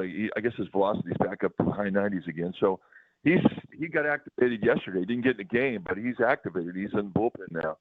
So we'll see how much that helps. But they have work to do. And the other thing is, the defense. And I can't even just point it at defense because defense is, there's a lot of mental mistakes. Way too many mental mistakes. And that has to get cleaned up. And that's how they're going to improve. Mike, Giants won 3 out of 4 games this weekend against the Colorado Rockies, and they got back on track with Casey Schmidt hitting a 3-run home run on Saturday. Now, I thought there was a chance that Casey Schmidt could have been an all-star this season with the stats that he's been putting up, 19 home runs before the all-star break. I really thought there was a chance he was going to be a replacement for Shohei Ohtani. Do you think Casey Schmidt got snubbed from the all-star game this year? Well, yeah, I do. But, I mean, the problem is, your team's 2 weeks under 500. And, there have been other players who have been playing for teams with better records, and, that has a lot to do with it, unfortunately. And but for Casey Schmidt, it's been a breakout season for him. I mean, we're looking at Casey Schmidt going, holy smokes, this guy's got a chance to hit 30 home runs this year, legitimate chance to hit 30 home runs. And with that, maybe even, 100 RBIs. You never know. Bottom line is he's established himself, and that's the most important thing. As you go forward, you look to him as a guy that's going to be in that lineup for a while. And in the long haul, I mean, that means more to Casey Schmidt than making an all-star team. And by the way, if he keeps doing what he's doing, he'll be making all-star games in the future. That's a fact. Yeah, he looked great. That big swing on Saturday really helped everybody put the sort of the taste out. Hey, just kind of a non-Giants one, just for fun. It was a lot of controversy with the umps this weekend. The Friday night thing where they didn't call the Casey Schmidt sinking liner, and Grant McRae said he stood there cold as a fish. Tony V on Saturday with the balk situation and the Mickey Moniak strikeout that wasn't. The second base up showing up late over the weekend. Mike, what was your reaction to the wacky umpiring chronicles from over the weekend? Well, with the ABS, there isn't a whole lot of controversy. And the replay, there's not a lot of controversy and a lot of arguments with the umpire, and they're just kind of there. And I miss the personality of the umpires, blowing a call on the base pass, and manager running out, and the big confrontation and screaming and picking up bases and throwing them and kicking dirt on their shoes. I mean, I miss that stuff. And this weekend, there was stuff that we were talking about the umpires. I mean, plays that weren't called like we thought they should be called. There were delays. There was controversy, and then we got everybody talking about it. Everybody ticked off, which I didn't think is that bad of a thing, really, with the umpires. But I didn't think they had a good series. Yeah, they didn't for sure. Mike, off the field this weekend, it was a Major League Baseball draft. The Giants used 12 of their selections on pitchers, and the big name is the first-round draft pick, number 4 overall, Jackson Flora, the hometown kid out of Foothill High School, same high school as Brandon Crawford. Mike, what was your reaction to seeing the Giants select Jackson Flora with the 4th overall pick? Well, I was really excited about it. I mean, he's a guy that, if you go into YouTube, you start taking a look at some of the video clips of this guy, and you really get excited about him. He's got second stage movement on the fastball, and he's big, and he's going to get more fastball. I mean, he's going to pick up more velocity as he goes. But the breaking ball stuff, I mean, it's legit. It plays, and he's got a command of it. So you put all those things together, and you forecast that this guy's going to get here early, and he's going to get stronger when he gets here, and hopefully have a nice long career. But he looks to me like he could help a rotation rather soon. Well, it's going to be fun. We're going to talk to him at 9 a.m. today for sure, too. And listen, the emotions are one thing, baseball's another. You talked about the fastball and things like that. But the fact that it is his hometown, the fact that he is a kid who grew up a Giants fan, I mean, he listed Jeff Samardzija in his opening press conference with the guys. How does that play into the extra emotions for this kid? There's a degree of pressure that comes with it, and then there's also an unbelievable fairy tale feel to it all, too, right? Well, and I love that story. And, the Bay Area, Northern California, it's become a real hot area for prospects. And you have a lot of scouts just pouring into this area. And when local kids, Northern California kids, get signed by anybody, it's a shot in the arm. But when the Giants pick them up, especially one this high, it's one that everybody takes interest in, and it becomes a draft pick where he becomes a darling of the franchise immediately, and he's a guy that you root for. And judging from the personality we've seen from this guy, he's got a lot of it. I think he's going to represent the Northern California area quite well. So I do think it adds to it. I love it when they pick a high pick from this area, and hopefully he can deliver. It's going to be a lot of extra pressure, and a lot of extra tickets he's going to have to leave when he finally gets to the big league. With all due respect to the Big West and Cal Poly, San Luis Obispo, is there anything to, he didn't pitch in the SEC or the ACC? Is there any slight concern there that his competition wasn't as elite? No, I don't think so. I mean, college hitters can hit fastballs. I mean, they can. That's why they're playing college baseball. So, I think what he's done and the way he throws and the stuff that he has and the command of it would play in any division. Now, the SEC, I do believe, it's at least equivalent to high A. That's how much talent in there that they have, and they're paying for it. I mean, that's why they have it. The AIL. What is it? The NIL. The NIL. That ticks me off to where I can't even see straight. It's just it's ridiculous, and hopefully one day they correct it back and we get back to where it used to be before. But I do think that there are guys outside of the SEC who definitely could project, and the Giants certainly have at least 3 or 4 picks that could do well in the SEC, and quite honestly, they could do well in professional baseball right now. After selecting Jackson Flora with the number 4 overall pick, they did add a couple high school arms with pick number 29 and pick number 55. And as I alluded to, used 12 of their 20 overall picks on pitchers in this year's draft class, Mike. So what are your thoughts about the Giants organization trying to restock their farm system when it comes to pitchers? Well, it just gives you an idea of how pitching is coveted. And I'm not surprised by that at all. I think that, quality arms, I mean, Brian Saban used to say you had to draft 3 pitchers to get 1. I mean, that's how hard it is for a pitcher to get through the gauntlet of the minor leagues and get to the big leagues to be able to help you out. And you just have to draft a lot of them. It's just the way it is, and that's never changed. So I'm not surprised by the fact that they've taken a lot. And I like. I mean, I've gone through and I've watched like the top 3 or 4. That kid, that lefty that they got in the 2 slot, I love this kid's curveball. This kid's got really, really good stuff, and he's 18 years old throwing in the low 90s, and he's going to get more fastball. So that's what you do. You project, you scout, you see how big their mom is. I mean, how big their foot is. I mean, that's what you do, and you forecast that these guys are going to grow into a beast that has a body that can take the abuse that big league pitching causes to arms, and hopefully they've got a bunch this year. But I'm not surprised at 12 pitchers out of the top 20. No, you're right. As much as we love this local kid, Jackson Flora, this kid from South Carolina, Carson Bullimon, comes with a lot of resume too. Ace of the 18U national team, lefty. There's a lot to like there. He's already had the internal brace surgery too, Mike. Is that just something? I remember Billy Bean told me years ago, he said when he looks at a prospect, he asks, has he had his Tommy John yet? So for an 18, 19-year-old kid to have the internal brace surgery already, are we at the point now where that doesn't even matter, or is that still matter? It doesn't even matter. It doesn't even matter. I mean, we've seen over the years high school kids out with a Tommy John and still get drafted high because they're fearless with how good the surgery is and the success that guys have had. And it's not just one time. We've seen guys come out and have it twice and have a nice career. So it's no thing. Mike, last draft pick I wanted to ask you about was our 3rd-round draft pick, Peyton Bonds. And, of course, we all got excited seeing the last name, Bonds. He is the nephew of Barry Bonds as well. Just what do you think this means for Giants fans to get excited about maybe plucking some talent from the Bonds family tree? Well, why wouldn't you? It's been pretty damn good. But, this guy's 6'5", 235. Oh, jeez. And they say he plays center field and he can cover some ground. I want to see that.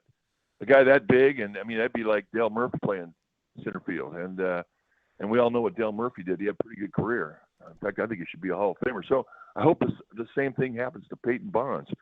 But already he's got a name. We're all going to be watching it. So hopefully this guy gets off to a fast start. Rutgers. When's the last time you had somebody come out of Rutgers? Well, you know what? There's a Giants have a prospect, Trevor Cohen, who's Rutgers. All of a sudden, Rutgers baseball, Mike. Come on, it's Big Ten baseball. You should. Let's go. By the way, it's Peyton Bonds. This guy, I mean, if you just tell me the man is Bobby Bonds' grandson, I'm going to take. I mean, like you said, you look at mom, you look at dad, you look at uncle. I mean, even his dad, Bobby Jr., played in the minors for 10, 11 years. So this could be a great story.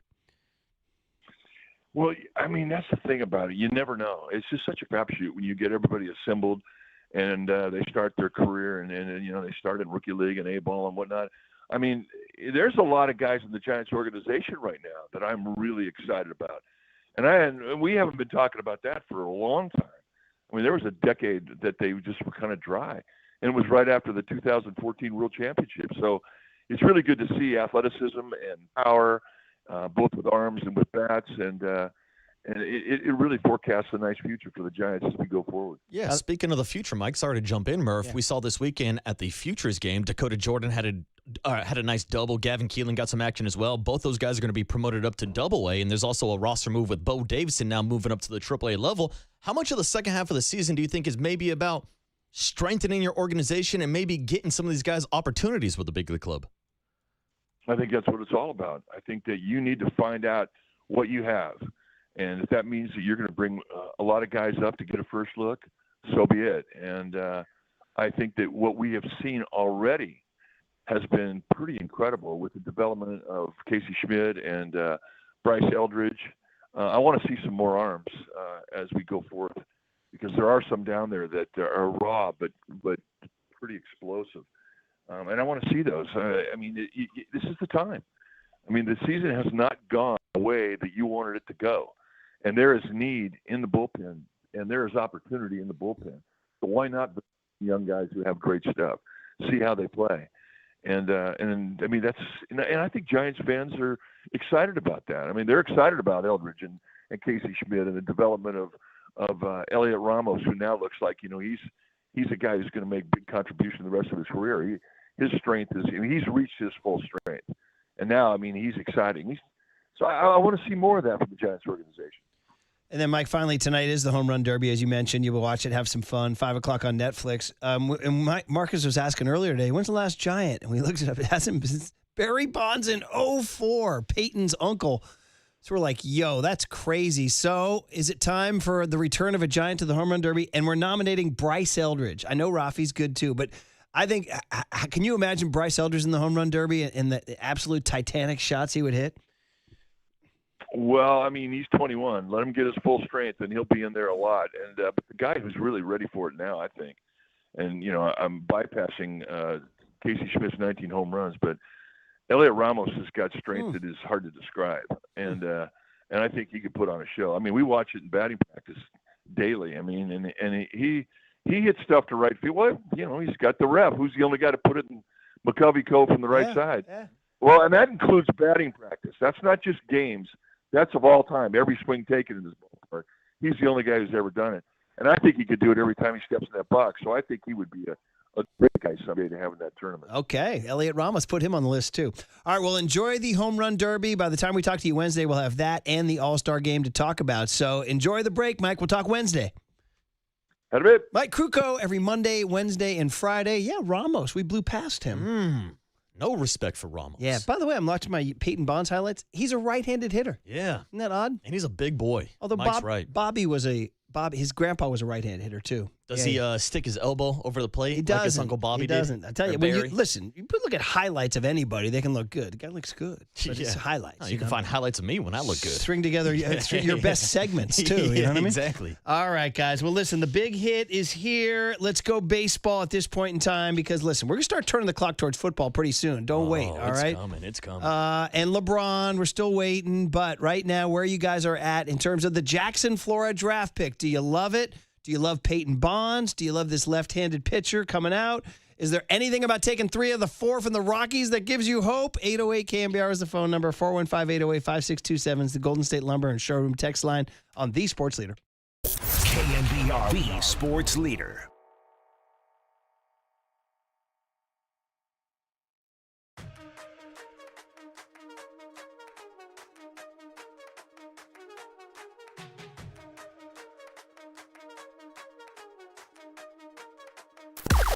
Now, from the O'Donnell Financial Group Sports Desk. Learn more at odfigroup.com. O'Donnell Financial Group, because planning is a process, not a product.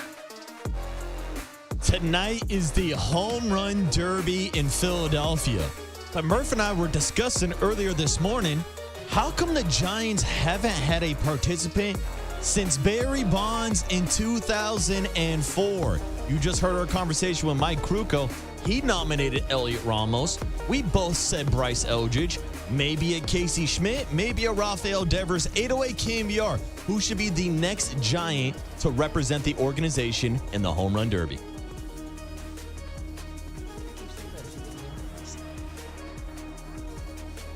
All right, let's talk about Kalshi and the FIFA World Cup entering the biggest matches, Final Four, baby. And there's no better place to be than Kalshi, America's #1 prediction market platform. So on Kalshi, you can trade every match from the opening stage all the way to the final, and now we're in the Final Four. For example, we're going to get to it to win the big tourney. England is trading at over 14% to win it all, meaning a nearly $100 trade pays out over $580 if they win soccer's biggest prize. Also, France, to win the championship, is trading at over 34% to win it all, meaning a $100 trade pays out over $275 if they win soccer's biggest prize. So listen, you can do everything on Kalshi. LeBron's next team, on and on and on. By the way, LeBron's next team, Cleveland, is trading as the leader here, in case you care. But anyway, the point is Kalshi, Kalshi,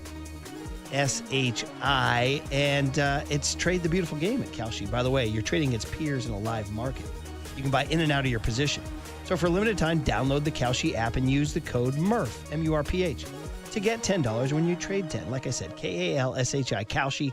Trade the Beautiful Game. 18 plus only. Restrictions and eligibility requirements apply. Event contract trading involves risk and may not be suitable for all investors. Prices, values, and available markets may differ from those mentioned. For more information, see Kalshi.com/regulatory. West Virginia, Mountain Mama, take me home, country road.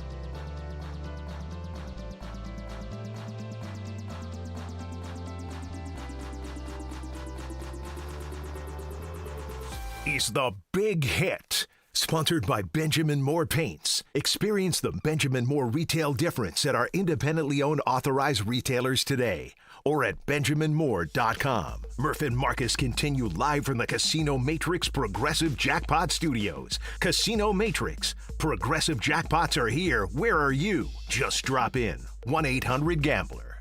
With the 4th pick of the 2026 MLB Draft, the San Francisco Giants select Jackson Flora, a right-handed pitcher from UC Santa Barbara. And the 1-2. Ball game. That's strike 3. Jackson Flora, a complete game shutout. 9 scoreless innings, 4 hits, 9 strikeouts, and he closes it out with 3 strikeouts in a row to finish off the 9th. You ever make it to the Coliseum? Oh, yeah, once or twice. For a monster truck jam. Yeah, that was pretty cool. All right, that was Jackson Flora doing a pod with Dallas Braden, teasing him about being a Giants fan versus the A's. Listen, welcome, kid. We're going to talk to him at 9 a.m. He's the kid out of Pleasanton, a kid out of Foothill High School, went to UC Santa Barbara, and was by far and away the best college pitcher in the game. And the Giants snagged him at number 4. We were delighted. It's who we wanted. He's got personality. He's got size. He's got fastball. Listen, he's got to grow. He's coming out of the Big West. It's not the SEC. Last year, a kid named Tyler Bremner from Santa Barbara was picked 2nd. He's doing okay in high A. He's not dominating right now. Everybody's different. I don't know what this kid's path will be. I don't know if the Giants have said where they're going to slot him. But, hey, it's all there for us to fall in love because college pitchers more ready-made than high school pitchers. Even though we like the kid at 29, there's a resume on this kid. They took Carson Bolamon out of South Carolina. And then the really fun one, of course, Peyton Bonds, Barry Bonds' nephew, Bobby Bonds' grandson, the son of Bobby Bonds Jr., the kid out of Rutgers doing his thing. We keep getting this text from a guy who keeps saying he has the same hip turn as his uncle. He has the same hip turn as his uncle. This guy sent the text like 7 times this morning. I'm watching it. I confess, I don't see the same hip turn, but that's okay. If you see it, good for you, buddy. He's a right-handed hitter as opposed to a left-handed hitter. And Barry was so compact. It was so different. But, hey, if we see it, we see it. And listen, the kid's his last name is Bonds. So 808 KBR in the midst of a dreadful season, even though you take 3 out of 4 from the Rockies and you tie the A's in the standings in the bottom 5. How'd the A's lose 9 in a row? I don't know why this is on my radar. Just when it was brought up to me last Thursday, I was shocked because it felt like the A's have all this young talent. I know Nick Kurtz is hurt and all that. He's going to miss the All-Star game. But anyway, it just made me realize, misery loves company. We're not the only ones out there. The Mets have more losses than the Giants, And a bigger payroll. Yeah, right, exactly. So, I mean, listen, are the Giants 10.5 out in the wild card? I mean, listen, come on. Listen, Marcus, they're going to Kansas City next week. Kansas City's terrible. Then the Angels come to town. But I just told you they played 7 against the Rockies. They only went 4-3 in those games. So 808 KBR is the phone number if you guys want to check in on the draft pick. Jackson Flora coming in. The kid that we thought they might have taken, Jacob Lombard, the shortstop out of Florida who comes from the baseball family. His older brother's a prospect with the Yankees. His dad was a big leaguer who coaches in the bigs. He fell to 15 or 14, which is surprising.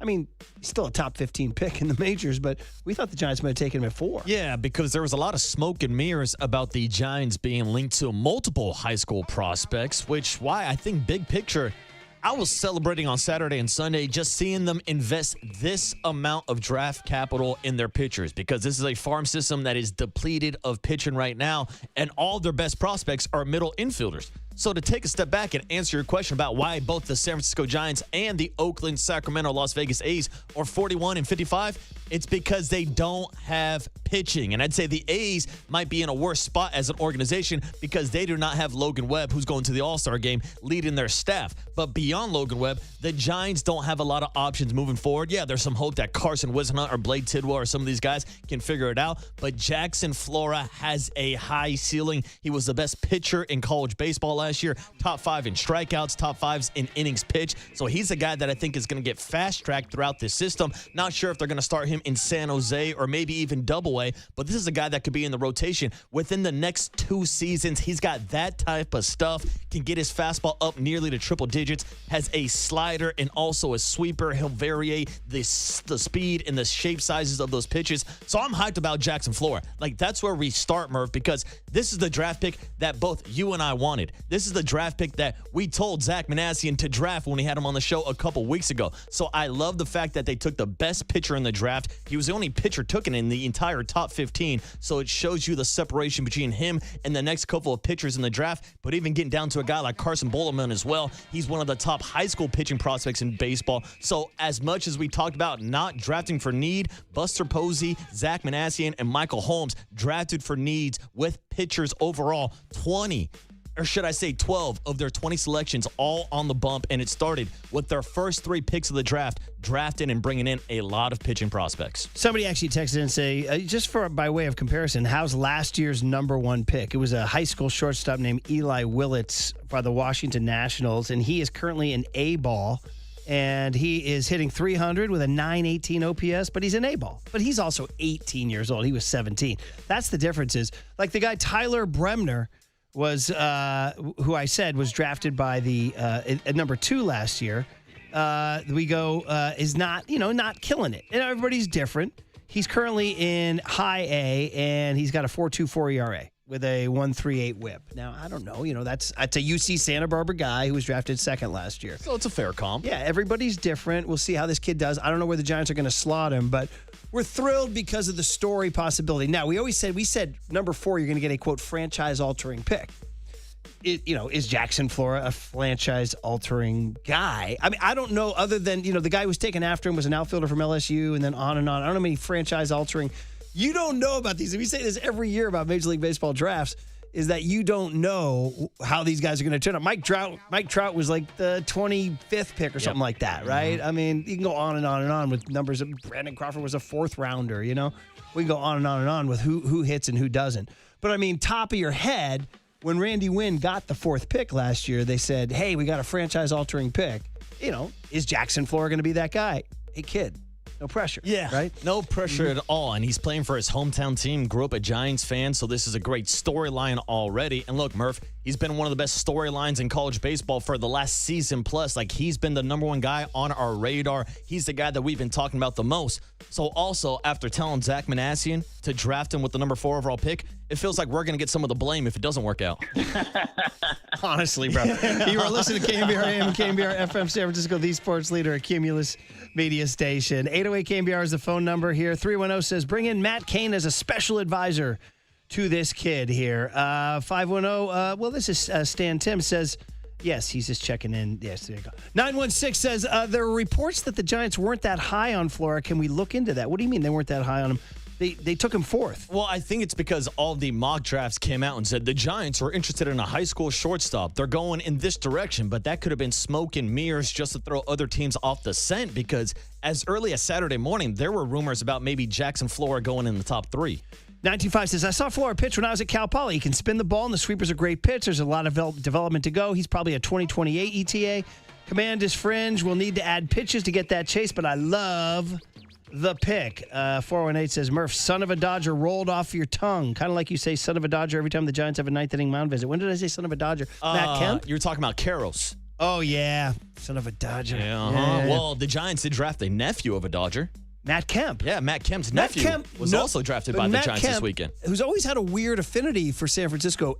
Outward 49ers fan, Joe Montana fan, and famously in the 2012 All-Star game, when Melky Cabrera and Matt Cain and Pablo Sandoval were going off, said, man, it's the San Francisco Giants show in here. Remember that? The audio in that 2012 All-Star game there, too. Matt Kemp. 916 says, I'm stoked about the first 2 picks of the draft. He means not just Jackson Flora, but the lefty from South Carolina named Carson Boleman, who comes with a resume. He was the ace of the USA National 18U team. Bro, was the 2-time Gatorade Player of the Year in South Carolina. His entire junior year did not allow a run the entire season. This is one of the top pitching prospects in the nation. Giants like the Carolinas. North Carolina, you go Madison Bumgarner, Gaylord Perry. South Carolina will take Carson Boleman. Anyway, this 916 texter says they have a ton of players a year or 2 away. Pitcher's path to the league can be accelerated much faster than a position player. Giants need to move those contracts to open slots for the guys coming up. Well, that's the thing about this. And if we kind of sort of want to wrap up the big hit here, I do want to get into some of the new LeBron sound on the other side, because there always is new LeBron sound on the other side. But is that Buster Posey, obviously right now, I think he's going to come on Thursday, But right now, if we were taking a popularity poll, they used to run the Gallup poll, of approval ratings, Walt. Approval ratings, like Murph's approval ratings at an all-time low, and the presidential approval rating at Gallup. Right now, I think it's fair to say Buster's approval rating as president of baseball ops, not high. No. Not high, right? I would say, though, based on what's happening, you got to say if you're Greg Johnson in ownership, and oh, by the way, Buster Pony's part owner too, is that, hey, guys, he would sell, if he was pleading for his job, he would say, look at my farm system. Yep. Look at my farm system. Like, we are not, which is remember the last time we talked to Buster, we asked, is there a quiet rebuild going in? No, we're meant to win now. Larry Bear, no, we're meant to win now. Fans this has been the argument we've had with them forever. Just say you're rebuilding. The only problem is those 3 contracts, right? Now, the Devers contract, right now, I'm kind of looking forward to Devers' at-bats these days. You know what I mean? He's swinging a good stick. I mean, Friday night I could have used a big, walk-off granny, but he hit a sac fly. Yeah, but you go back to his numbers since May 1st, even with kind of a slow June as well thrown in there, he's been one of the best hitters in baseball, 19 home runs on the season now. He leads Major League Baseball in extra base hits since May 1st. That's kind of crazy, right? And a lot of Red Sox fans now moping and grinding. See, he's just a slow starter. Anyway, the point is, other than those 3 contracts, there's room, man. There's room to get these guys up here. And like we said, it's already Justice De Los Santos reported that Bo Davidson will be at AAA after the break. That's knocking on the door. Listen, they brought up Jonah Cox and Vic Barracoto. We might see Bo Davidson in the second half. I think so. I think September we might see him, yeah. Okay, and then Dakota Jordan goes to AA. Is Gavin Keelan going with him? Gavin Keelan is going to join the trip. Both of them went out. They're out in Philadelphia. They participated in the Futures game yesterday, and yeah, there are reports that both of them are going to be promoted up to AA. Yeah, okay. And so listen, my point is that Buster would say if he did have to plead for his job, and I don't know if Greg Johnson's looking to fire Buster Posey right now, and is that, hey, we are in 2028, 29, 30, we're all set. Of course, the counter to that is you still have those contracts in those years, dude. But unless you can move one. That's going to be the drama of the next 3 weeks is can he move one of those contracts? And I think if you're a team out there, the one that intrigues you is Devers. But if you're the Giants, that's the one you least want to trade, right? Yeah, I would lean more towards trading away Matt Chapman, who's been on the IL for the last couple weeks now, because we're seeing what Casey Schmidt can not only do with the stick, but he's played a phenomenal third base defensively. Yeah, I mean, seriously. I mean, the Giants, listen, this is going to sound pathetic, but, they're playing 500 ball without Matt Chapman. They're playing better, and I think that's what Giants fans want to see in the second half of the season. They want to see more opportunities for some of these young guys. I want to see Carson Wishunt get back in the rotation after he was optioned after his last start. We haven't mentioned that yet, but I want to see more opportunities for him. You mentioned Bo Davidson, who's now knocking at the door on the AAA level.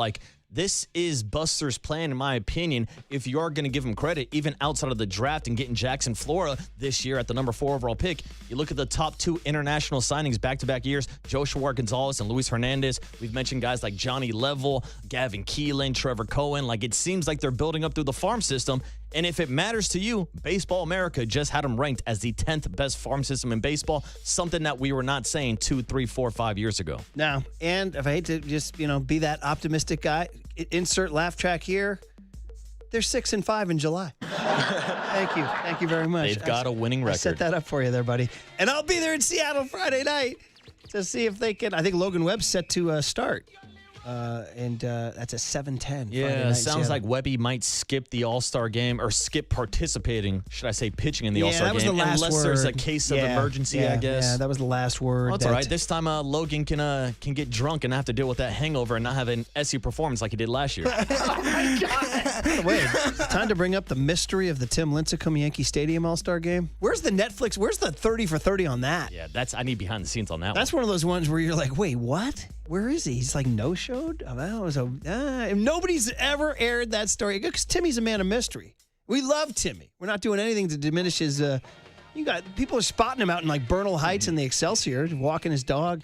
He's been seen on golf courses around, but he flat no-showed that game, right? Yeah, didn't he? Don't ask, don't tell. Yeah. Let Timmy smoke. Let Timmy do what he wants to do. Somebody said he had the Irish flu. Is that racist, by the way? All right, guys. Same as Logan Webb last year. A little reflection on the draft for our big hit. Welcome Jackson Flora, Carson Bolamon, and Peyton. And then we didn't mention the other kid, Caden Wechter. the son of a big leaguer, another pitcher. So 3 pitchers to start. Another high school arm. 2 high school arms, Jackson Flora, and then Peyton Bonds and the hip turn that you want. Go look at the freaking highlights. You tell me if you see the hip turn. Yeah, let me scout out these hips. Some people were checking in saying that they were making PG-13 jokes about hip turns. It's all I'm not going to read those. I'm not going to read those. It's all in the hips. All right, more sound on LeBron, Shams, Draymond, you name it. Oh, baby. Still no decision on July 13th. We'll tell you. We'll be the first to tell you. But what's the latest? Is there any... I mean, Steph played all weekend in Tahoe. Everybody loved him. He finished 3rd up in Tahoe. He looked good. The sun was shining. Did anything Steph say or did affect us on LeBron? How'd that round go for Draymond Green and LeBron down in Puerto Rico? Stay the hell out of Puerto Rico on the sports leader. KNBR, the sports leader.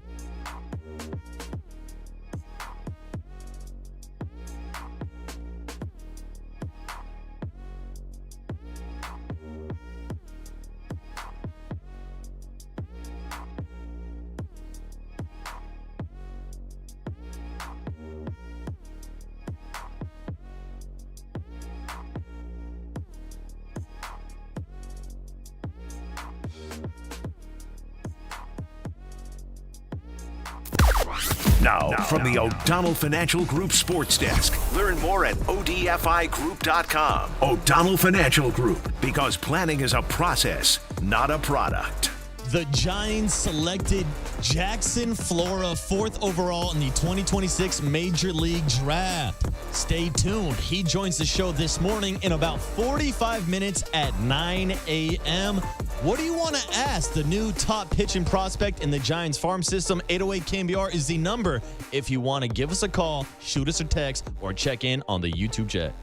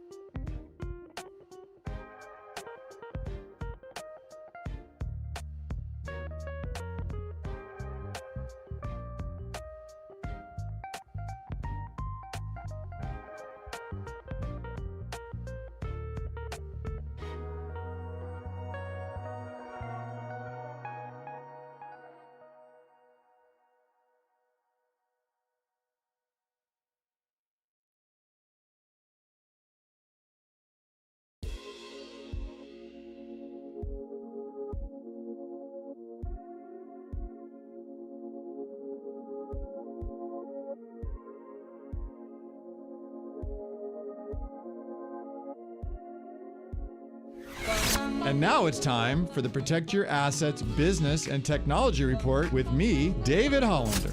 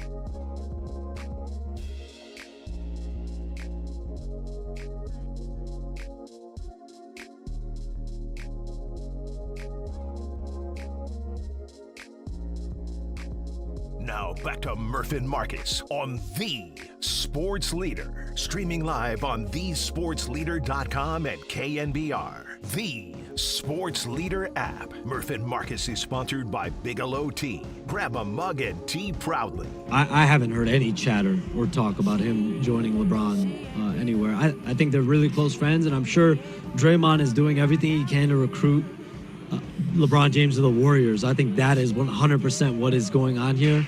Draymond, to my knowledge, is fully committed to going back to Golden State. He's said on the record multiple times he wants to retire a Warrior.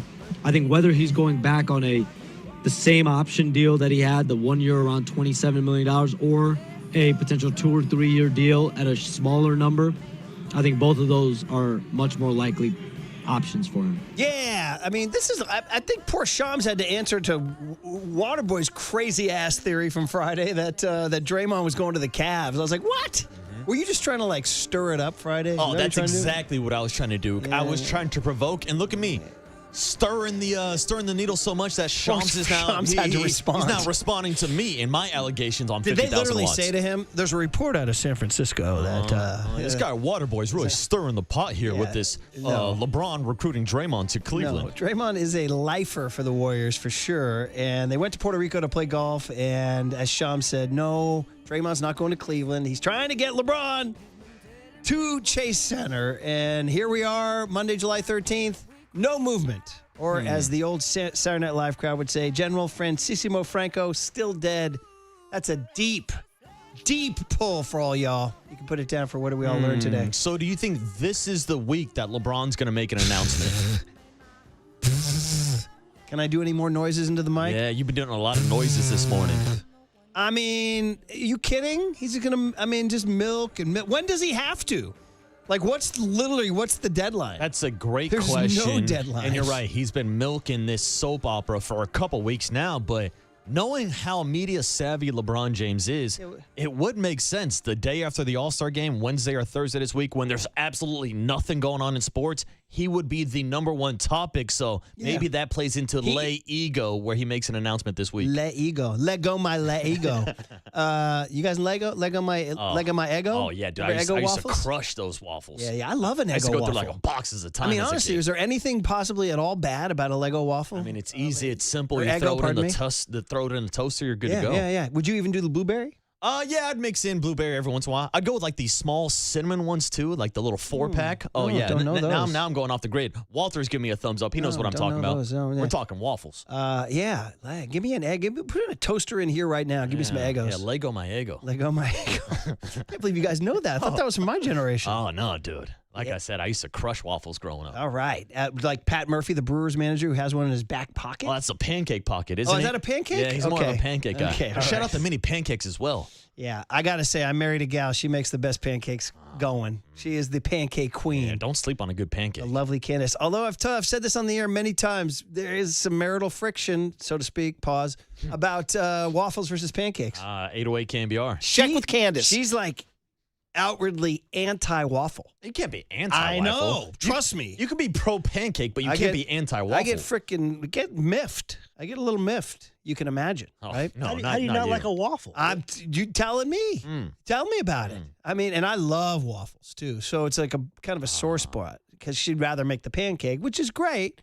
Gun to your head. Are you taking a stack of pancakes? You taking a fresh waffle? A fresh waffle? I might take over a pancake with the melted butter and the syrup. That's a hot How about you, Walt? What are you going? I'm probably going waffle too. Yeah, just the texture of a waffle. Plus, you look at the combination. I love a good chicken and waffles. You're not going chicken and pancakes. That's true. Very, very true. All right, guys. Here's the deal. The Shams. Well, again, what's the answer to your question? Whenever he wants. But you're right. He might be, if he wants to do Le Ego, getting back to Lego My Ego, he would do it before. That was a great digression, by the way. He would do it before the NFL gets going. Yeah, and like this seems the like NFL the will perfect. obscure Yeah, like everything. this is the landing spot before training camp, MLB All-Star break, NBA free agency has been on pause since LeBron has kind of not made this decision. I guess the only thing really else going on this week is the World Cup. So maybe he waits until after the final match of the World Cup to make an announcement. But here in the States, where we only care about the Big Four and don't give a damn about soccer every 4 years, I think he might make the announcement this week. Who knows? Well, Draymond Green dropped a pod. Yeah, you're going to get this podcast. A fresh, new podcast from Draymond Green. You're going to get this podcast. In which, by the way, and I think we get into the cooler content, he and Udonis Haslem. Yeah, there's some beef. Bringing up some old stories between him and Draymond Green. You don't want to mess with Udonis Haslem, and then Tyler Hero and Bam Adebayo throwing hands apparently at the Summer League. I guess Hero tweeted out something negative about Adebayo after Hero got traded to the Bucks, and Adebayo was like, "It's on site." So when he saw him in Vegas, he threw a punch at him. He pulled a Draymond Green. Isn't Udonis Haslem a bad man? Yeah, and he's kind of guy that represents Heat culture. He's kind of like the goon for Pat Riley, kind of enforcing the Heat culture rules, I would say. I'm just saying, Draymond better be careful, but I digress. That'll be in the cooler of content. Here's Draymond's pitch. Fun. Here's Draymond's pitch to LeBron James. When I saw that, I was on an airplane. I was like, come on, man. I think Shams is great at what he does, so more power to him. And saying that, I'd be remiss if I don't take the opportunity to throw my pitch in there. You know, I'd be crazy if we're together for X amount of days and at no point am I like, yo, we need to chop it up. What the hell going on? What we doing? Of course I did that. And of course the pitch was crazy. I think I'm pretty decent at it. Does it change anything? Does it make anything happen? I don't know. I hope so. With the things that I shared in it, it definitely is going to make the brain work a little bit. I don't think there's a decision that's been made, but say if there was, it'll make you think twice about it, you know? And so that's that. But we wasn't going to hang out for a recruitment pitch. All right, he's talking about their golf trip to Puerto Rico. So how about the fact that he, too, is like, I don't know. I made a pitch. I don't know. LeBron's holding his cards close to his vest, man. Yeah, even though Bill Simmons went on his podcast last week and said it's a done deal behind the scenes, doesn't sound like it from Draymond Green's interaction with LeBron this weekend. Should we start calling Bill Simmons' credibility into question? You know, I've had beef for 20-plus years now with Bill Simmons. Yeah, I'll pull out the pitchfork for you. We had him on the show once, and I was like, damn. This guy zoomed past me. Yeah, now he's putting out false rumors about LeBron James. Does it matter? He's still buying houses and selling houses in Malibu. Yeah, you're right. It doesn't matter That's at all. I know. Does it matter at all that Draymond Green gave the pitch to LeBron James? I mean, what's LeBron looking for right now? Is he looking for a pitch? Or is he looking for money? He's not looking for money. I don't know. Well, is he? Apparently. Is he looking for something to strike his heart and soul? Like, you know what, man? What Draymond said really moved me. And I think I'm going to go to the Warriors. Apparently he does have at the top of his wish list this offseason happiness, Murph. And what is happiness? 808 KMBR. Charles Schultz told us happiness is a warm puppy. Oh, yeah. That's a good call. Who's got? We got some puppies here in the Bay Area. Of course, on a much darker theme, George Harrison said happiness is a warm gun. That's not good. Oh no, yeah, that's a little darker. Some people like guns. I don't know. My kid's shooting them in Annapolis right now. That's it. He's trying to find his happy place. I can tell you that. What is happiness? Yeah, it's elusive. I don't know. We got to get into the Buddhists and the Stoics and all those guys. Yeah, we got to get deep into the mindset of LeBron James. Yaxel Lendeborg made a pitch to LeBron. My guy Yaxel's out here making pitches now. Before we play it, I think I heard LeBron's response was, who? Yeah. Who's this guy you're speaking of? Who? Do you have a who on me? Anyway, let's give Yaxel his love. He made a pitch to LeBron James at NBA Summer League.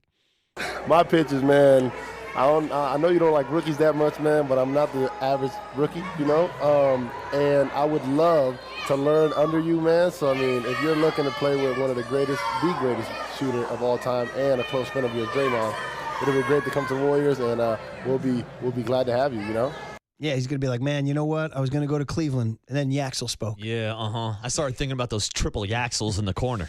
I mean, listen, they put him on the spot. They're like, make a pitch. He probably should have said, listen, I'm not giving it. What can I say to this guy? But maybe that pitch will move LeBron. Yeah, not a bad pitch from Yaxel. He's right. LeBron usually doesn't like rookies who have to go through the growing pains, but Yaxel is not your average rookie. Charles Barkley in Tahoe, as always, up at Edgewood. So gorgeous up there. He had a thought, and unfortunately, the thought was not Golden State. Here's Charles Barkley. Well, I think the only rightfully farewell tour would be with the Cleveland Cavaliers. Hey, listen, if LeBron goes to Golden State or Philadelphia, it's like he's trying to cheat his way to a championship. He has no affiliation with either one of those teams. He should go back to Cleveland and finish his career there. He is arguably the second greatest basketball player I've ever seen in my life. He's amazing. But to chase championships in Golden State or Philly, I don't think that would be a fitting end to his career. Going back to Cleveland, where he was born and lived and had its impact on basketball, that would be the perfect way, in my opinion, to end his career. All right. Well, do you agree? Would that be the fit? I mean, you can see the logic there. I'm trying to think of guys who played 3 times for one team. It has happened. It's unusual. And it would be, imagine if he takes the Cavs to a title in 2027. Yeah, I mean, I agree with Charles here. This is the best storybook ending for LeBron James. The kid that was drafted in his hometown, making his return one last time to a pretty damn good team that was in the Eastern Conference Finals last year. Let's not forget about that. But if LeBron is thinking about his ego, which he always is, he's going to get criticized if he goes anywhere else. If he joins Steph Curry with the Warriors outside of the Bay Area, everybody's going to call him out for ring chasing with Steph Curry, for joining his rival. If he goes back to Miami, he's going to get criticized about joining up with Giannis to get one last ring. Like, this is really the one scenario where people might actually respect LeBron's move to go back to his hometown instead of trying to find a different opportunity in Philly, Miami, or here in the Bay. You know what I was thinking about? You know who I think might have done 3 times? Ricky Henderson. Really? The late, great Ricky. Obviously starts with an A, goes to the Yankees in 85, goes back to the A's in 89, then goes to Toronto to finish up the 93 season, and then bounces back to the A's in 94. Nice pull. Give me some applause. You know yeah, what? I'll give you some Can applause. I get some applause here? Because I remember. Dude, and then he went back, and then he went to the Padres in Anaheim, went back to the A's again. He went to the A's 4 times. Hey, listen. Ricky. Now, that's I great love knowledge. Ricky, Now, yes. I was going to try to stretch the truth a little bit and nominate my own person, Pablo Sandoval, Giants, Red Sox, Giants. Then he went and played out in Mexico and Abu Dhabi, and then showed back up in spring training as a Giant. So you give me any credit for Pablo? Maybe 3 different stints with the Giants? But he didn't play 3 times on the big league squad. Yeah, I'm reaching, Murph. I'm It's reaching. not bad. It's Hey, not bad. listen. Yeah, thank you very much. So, Ricky, yeah, I remember. So, in 1994, I got the chance to, I was at the Santa Rosa Press-Democrat trying to make it. Big kid covering high school sports. And one day, the day Ricky Henderson re-signed with the A's, Glenn Crevier, the sports editor, walked out. It was in the middle of December. He's like, hey, Ricky Henderson re-signed with the A's. He goes, Murphy, write the story. I was like, ah. So I remember my lead was once more with feeling. Ricky Henderson is an Oakland A. That was my lead. Well, get ready to write a jock blog about LeBron's return to Cleveland. The lightly red jock blog. All right, guys. Well, what did we determine after all that? LeBron still hasn't made his decision, but Kalshi has the Cavs as a leader. Oh, Kalshi's talking to you. Yeah. I always follow Kalshi. Yeah, Kalshi. They're getting free plugs. By the way, while I'm giving free plugs, I just got to say this, man. On Saturday, I had a big day for the Junior Giants. I went and visited the Oakland League on Saturday morning. Shout out to Carter Gilmore Field and the great Oakland Junior Giants League. Some unbelievably cute kids out there. And I told you, I felt the pangs when I saw the Coliseum, man. But then I had a second engagement for the Junior Giants, and it was speaking at the they have a little high school academy out there. The kids are playing high school ball. And then we do a career speaking, in which I tell them not to get into radio. And so I was talking to these kids out at Balboa Park, but I was there 45 minutes early. You know what that means? I was within walking distance of the Roxy Deli. Now, am I conflicting any? I mean, I go to Amici's for my pizza, of course. But if you're in the Excelsior, and I know Maria Lopez is listening, I had forgotten. And I'm a sub-center guy, Curly, West Portal and all that. Bro, come on, man. Roxy's. Johnny's tri-tip at the Roxy, forget it. Ooh. Forget it.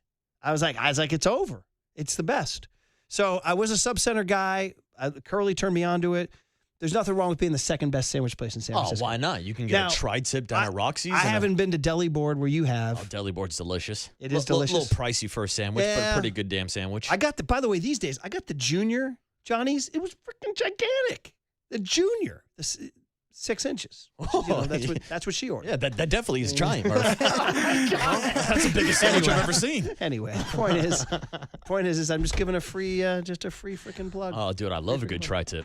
Oh, and it comes with they melted in with some barbecue sauce and some melted cheddar cheese and some horseradish and some mayo. Now you're speaking my on language. a Dutch crunch. Oh, yeah. You might want to get down there today, buddy. Yeah, makes me want to hurry up and get down to San Jose. Maybe go out to old San Jose Muni for a tri-tip at Turkey Mike's Barbecue. To go see. Who knows when Jackson Flora could Would pop he up. start there? There's a possibility. Maybe he goes to... No, I'd say let's San Jose. ask him at 9 a.m. That would be my best guess. When he's coming on the show at 9 a.m., we'll say, hey, where's your ticket? Where are they punching your ticket? I'll see you in the 408, Flora. Let's do it, man. All right, Cooler at Content. Always the fun stuff from over the weekend on The Sports Leader. KNBR, the Sports Leader.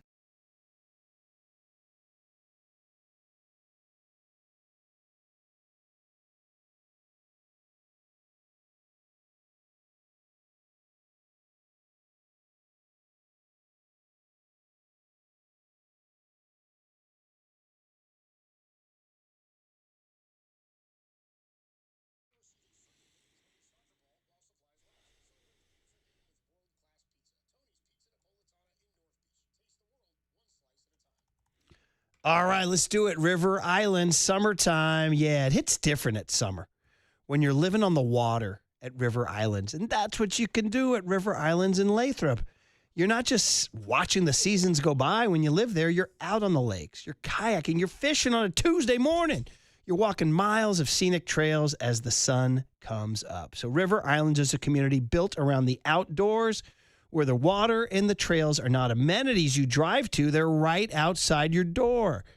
River Islands is a master plan community in Lathrop with easy freeway access that keeps you connected to everything the Bay Area has to offer. So whether you're looking for your first home, your forever home, or the next chapter, River Islands has options for every stage of life, including Del Webb, an active adult neighborhood designed for those who've earned the good life and aren't slowing down anytime soon.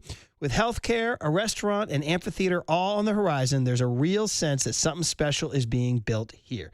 So come spend a summer and stay for the rest. Visit riverislands.com. And hey, I'll meet you at the boathouse. The good life.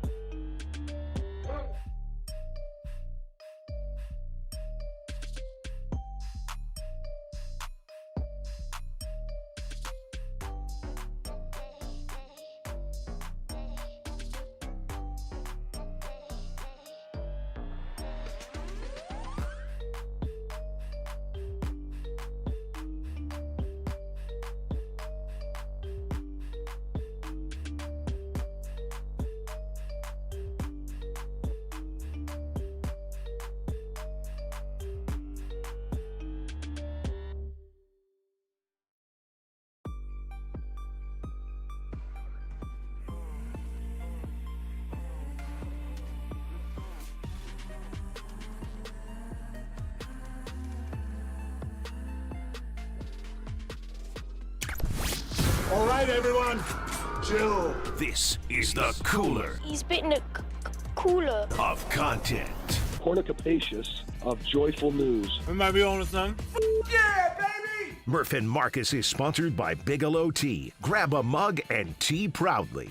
All right, happy Monday morning, everybody. Jackson Flora is going to join us at 9 a.m. How cool is that? That's good stuff. The Giants' number 4 draft pick in the first round, and part of what we hope is a new generation coming our way. So he'll join us at 9 a.m. The kid out of Pleasanton, California. By the way, Cooler of Content is sponsored by Marin Health with top physicians, surgeons, and clinicians right here in the North Bay. Marin Health puts you closer to your best health, world-class care, closer than you think. All right, buddy.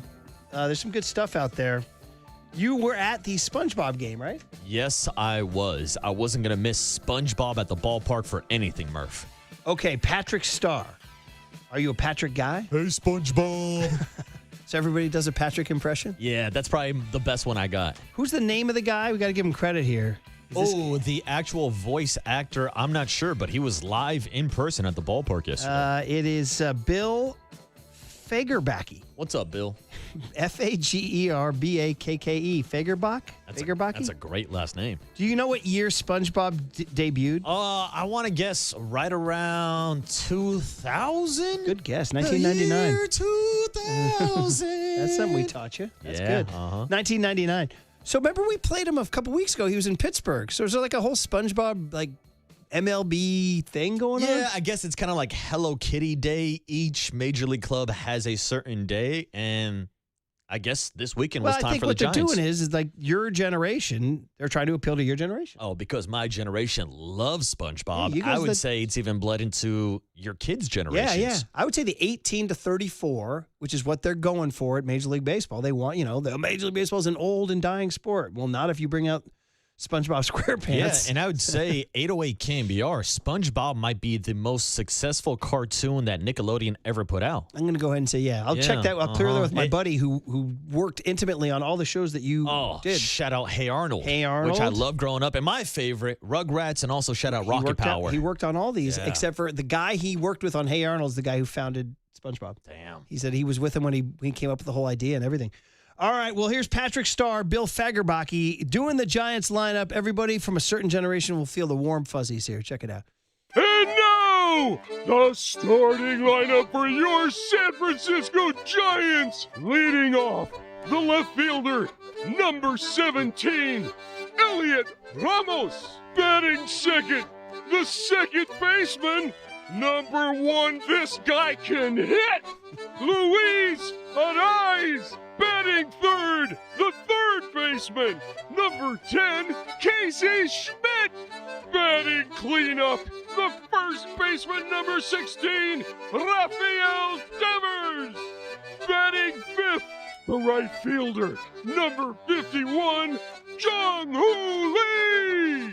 Batting sixth, the designated hitter, number 8, Bryce Eldridge.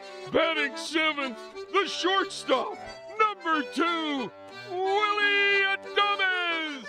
Batting eighth, the center fielder, number 0, Drew Gilbert. Batting ninth, the catcher, number 61, Drew Kavanaugh. Today's starting pitcher, number 72, Trevor McDonald. And the manager, number 23, Tony Vitello.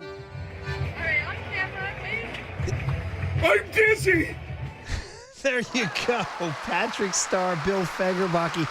I hope everybody enjoyed that. I asked AI, what is Patrick Starr's most famous line? What do you think it is? According to AI. No, this is Patrick. There it is. Yeah, is it? No, this is Patrick. Yes, Let's go. You got it. And I will say I'm glad that they had the voice actor of Patrick Starr out there because SpongeBob gets all the attention, but truly to me, Patrick Starr is the star of the show. That is awesome, man. Yeah, and it was cool. They also had him sing the 7th inning stretch at the ballpark yesterday. They gave away SpongeBob's San Francisco Giants hats. They even had slime French fries, Murph, with the Nickelodeon neon green nacho cheese slime on top of the fries. Though? I'm not a slime guy. Yeah. I mean, as a Nickelodeon kid, I've never sat there and said, hey, I wonder what slime tastes like. Yeah. Nah, I'm not in. I'm okay with and that. And shout out to our guy, Anthony Garcia, who got slimed yesterday by Therese during the game. Oh, that's a fun little bit. That was entertaining. They had a bunch of SpongeBob activities throughout the game. By the way, a ton of people checking in saying, Murph, you should know that he was in the old TV show Coach. I will acknowledge this. Yes, I think he was on the old TV show Coach. You ready for this, guys? I didn't watch Coach. Ooh. Yeah, it was just one of those ones I was like, yeah, no, I'm good. Coach. I know, it's an actual sports sitcom from the 80s and 90s, and I was like, yeah, no, I'm good. I didn't watch it. So I apologize to the Craig T. Nelson crowd out there. Although Craig T. Nelson can be kind of he's been, I digress. Let's go. Larry David at Lake Tahoe. He did not want to do the media game. They were like he did a few interviews at NBC Sports, and he was very Larry David-y about the whole thing. Here's an actual mashup of things he said during his salty, annoyed interviews in Tahoe. Hey, will you idiots shut up? And how did you get this name, by the way? It's kind of a lame name. He wouldn't leave me alone. And I so regret it. Getting skin cancer sitting here. Been on him or something. I was in a terrible mood. I quit after 3 holes. I did get a lot of support. And no, I didn't want it. Nobody has anything to do. They come here. By the way, that's my alarm on my phone going off. I'm supposed to take an eye drop. All time. I mean, that's just Larry David being Larry David. What's the first line right out of the gate? He says something. Give me this one again. Hey, will you idiots shut up? Yeah, that's it. Will you idiots shut? Because they're all Larry. And he's yelling at the guys in the boat hanging out on the lake. Yeah, that was you idiots shut up. Yeah, quiet down back there. I'm trying to do an interview. Hey, will you idiots shut up? You know what? Keep that one around forever. You can say that to us. Yeah. You know? I mean, that's will you idiots shut up? Yeah. People listening to our show. Next time I talk about LeBron recruiting Draymond to the Cleveland Cavaliers. Hey, will you idiots shut up? That is so good. Just keep that around. I don't like it. Hey, will you idiots shut up? Very good. Rory McIlroy at the Scottish Open. You want to hear this? Getting into the British Open this week. He is every man as he hits a shot that misses the green. Here, check it out. Cut H. There we go. We're frozen. Rory. We're not frozen. We're unfrozen. Oops. This is not good. Oh my God, I'm so bad at golf. I'll swap you anytime. That's a lie. That's a lie. See, the self-talk in golf.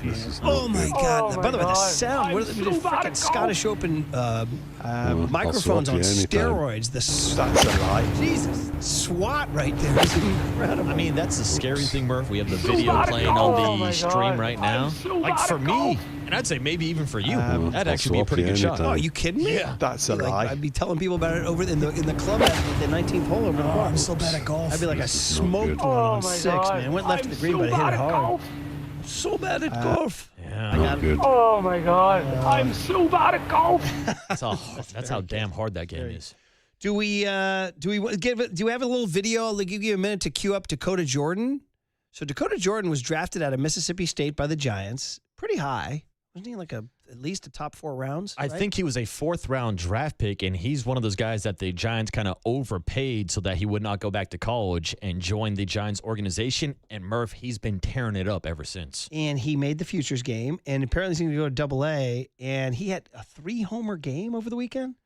Did he? This was before the Futures game this weekend. Yeah, Dakota Jordan, when I saw him down in San Jose just 2 years ago, he was on track to maybe win the Triple Crown down in High A, or should I say Low A at the time. He's been on a fast trajectory, and as you mentioned, he's planning on being promoted to Double-A post All-Star break. Bro, he hit 3 homers on Friday night. Damn. This one is 471 feet, the longest home run in the history of Eugene Emeralds Park. We have the video, Walt. Everybody just get your freaking bib out and start drooling that this guy's in the Giants system. Check it out. This one now high in the air. Has he done it again? Bro. He sure has.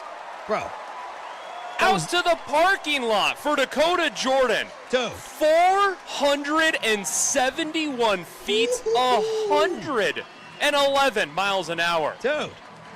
I'm sorry. That is the furthest home run I have ever seen at PK Park. Is it? Dude. 2 home runs in 2 innings for Jordan. Dude. My goodness. I'm waiting for this guy to stop talking so I could say, dude, I'm so sorry. Here it is. Wall, right here. Check it out. Clearing Bro, the backup wall. I know the comp has been made. out there in right center field. Looked like Bo Jackson. Ooh, It did. I like that call. the This same one now body, high in the air. Has he stout done it and again? muscular. You don't He- see that too much in First inning baseball. and a third inning homer. And This one now the high in the right-handed air. swing Has first and inning and a the third power, inning homer. the This one now ridiculous high in power first that inning didn't and a appear to be third too inning homer. too This much one of an now effort. high in first inning and Like a third easy inning power, homers. like This one easy now high in- gigantic power. Yeah, now I know that it's was high A baseball. Smooth, quick swing, but yeah, he's been tearing up every level. And man, oh man, I mean, this ball left the picture. You couldn't even see how high or far it went. What do you guys think? Y'all in? It makes me excited that he's getting the promotion. Had a double in the Futures game this past weekend in his one at bat. He's part of this farm system that they've been rebuilding the last couple of years, and he's one of these top prospects. Maybe he's figuring it out. He's 23 years old. He just turned 23 in May. So if they brought him up, oh boy. Yeah. And of course, the Giants made the corresponding move to move up Bo Davidson from AA to AAA so that both of them can continue to get work in center field. That's pretty exciting. Do we want to throw a bone to the England crowd here? Do we have to? We don't have to. They did another Wonderwall. I think we know it. Yeah. But it is pretty impressive. Let me guess, they're singing. If you want to hear it. And drinking. Even though I'm not rooting for you guys, I'm going to throw you guys a bone because they are getting it done. This is after the quarterfinal win over Norway. Everybody turn it up. If you're an old Greg Silver, turn it up here. And Jude Bellingham, the way it I have to say, even though I'm rooting against England, it's my legal obligation as a fan of the Republic of Ireland. And it is true. Trust me, all the Irish people are struggling mightily with this. They're really struggling with this. They cannot have England win the World Cup. But it's kind of cool the way it happens where Jude Bellingham goes over first and then Harry Kane joins them and they have their arms around each other. And I'm thinking, if you're an England fan, this is Wonderwall porn because you got Jude and Harry with their arms around each other singing. Check it out. Here, yeah.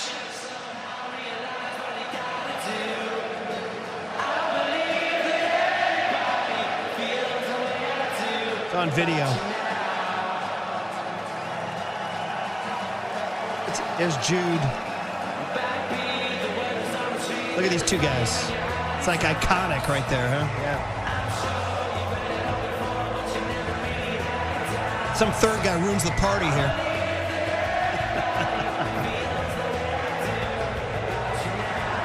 Sing it, Greg Silver.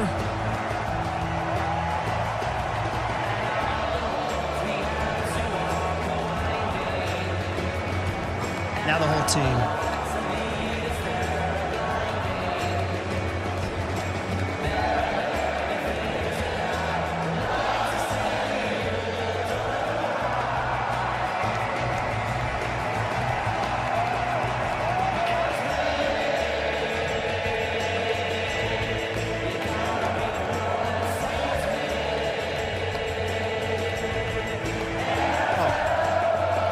David Beckham. Well, they got it going on. They got it going on for sure. They got a little thing going. Yeah, and it feels like, Murph, that They got a little thing Wonderwall is bringing more luck to the Brits than they are for your boy Conor McGregor. You're my Wonderwall. Yeah, he completely. I said maybe. Once again, guys, 25 years ago, there I was standing all by myself. John Vanderwall and the Giants, and I was standing down the right field line in our seats going, come on, everybody. After all, you're my Vanderwall. You're my Wonderwall. Matt Mayoko loves that story. He's like, Murph, that just failed so miserably, dude. You flopped so bad. You started a movement, Murph. I tried. I was 25 years ahead of my time. 25 years ahead of my time. Dude, the guy's name was John Vanderwall. It's a no-brainer, right? It's a good riff. Thank you. Thank you for your support. Now you got English people weeping as Harry and Jude sing to each other. All right, guys. Good, cooler content. Jackson, Flora, 9 a.m. Let's go. This will be cool on The Sports Leader. KNBR, the Sports Leader.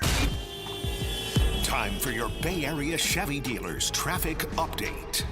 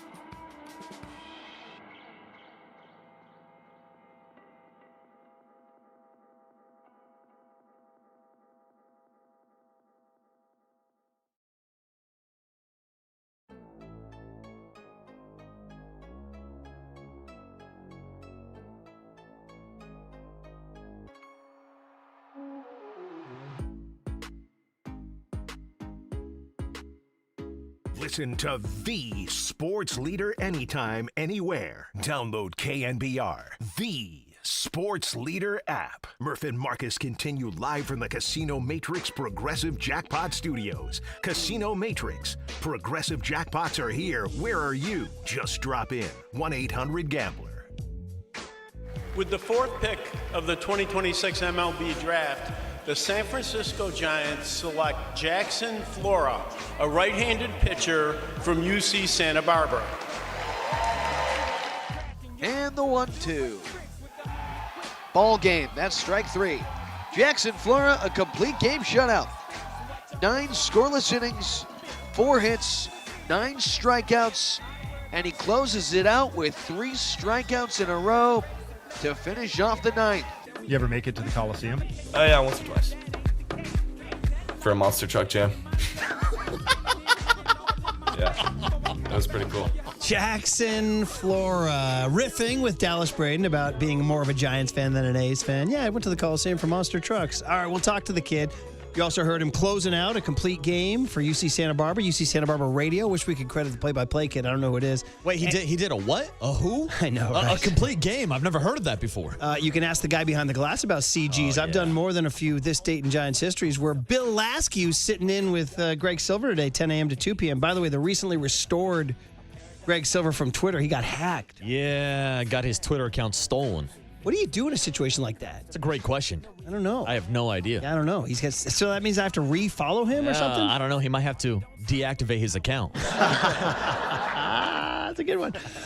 Hey, Bill Lasky standing behind the glass. Looks like, by the way, Tree, you can still give him the ball. He's ready to go 6. He's ready to go 6 or 7. 6 easy. Can Jackson Flora be as good as Bill Lasky? I hope so. That's my question. I hope even better, Bill. I hope even better. You are listening to KNBR AM and KNBR FM San Francisco, the sports leader, a Cumulus media station. So a good buddy of mine, Coach Zeke from Mill Valley Little League. And by the way, shout out to Mill Valley 12s. They won the district on to sections. It's always incredibly exciting. Hell yeah. The Williamsport dream is alive, so we'll follow them through sections. But anyway, the point is Coach Zeke, his son pitched at Cal Poly, played with Jackson Flora. So I got a little data on him coming in that he said he was throwing 82 after his freshman year and has just added 2 to 3 miles a year. 2 to 3 miles per hour every year since. Yeah, and now he's up to the point where he sits mid-90s, can even turn it up to triple digits if needed. I mean, do you believe in that? Like, I don't know what it takes to throw harder. Like, and to me, it's like God-given. Like, either God makes you throwing 95 or God makes you throwing 75. Well, I didn't hit 90 for the first time until I was in college, and it was a lot about me being kind of a late bloomer, hitting my growth spurt later in life than a lot of other athletes. That might have been the case with Jackson Flora, but you can hop on the Jaeger bands, you can hit some squats, you can work on your body, you can use your hips more, you can tap into your mechanics, and you can easily add a couple miles per hour. Well, driveline is the thing now. Yeah, and it's all within the last few years that, it's up in Seattle, and it's all about maximizing the physics of velocity. Now, at what cost? Some people think, there's a couple of things. One, it's harder on your body and blows out your arm and shoulder faster. B, also, these kids they're not going the distance anymore. They just say, like, give me everything you've got for a short period of time. That's kind of like, that's been one of the laments.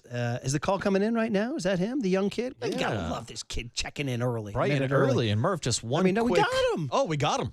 Let's talk some ball. How exciting. Listen, what's better than the Giants flagship station than talking to a kid from the Bay Area, Foothill High in Pleasanton, who got drafted by the Giants at number 4. The story is just plus all the way around. So Jackson Flora, we welcome you to the Murph and Marcus show on KNBR. Hopefully your family grew up listening to KNBR. And a huge congratulations to you, kid. Congratulations. How you doing? Yeah, what's up, Jackson? Thank you guys so much. I'm so excited to be here. My dad is a huge fan. Of course, he has been listening for years, so I'm pumped. Thanks for having me on. Let's do it. What's Pops' name? John Flora. John Flora, KNBR head. I gotta love it. Yeah, let's go. So tell us about, who handed down the baseball talent? Mom or dad, uncle, grandpa? Do you have some in the family, or are you the pioneer? I mean, I've got a lot of basketball players in the family on my mom's side of the family.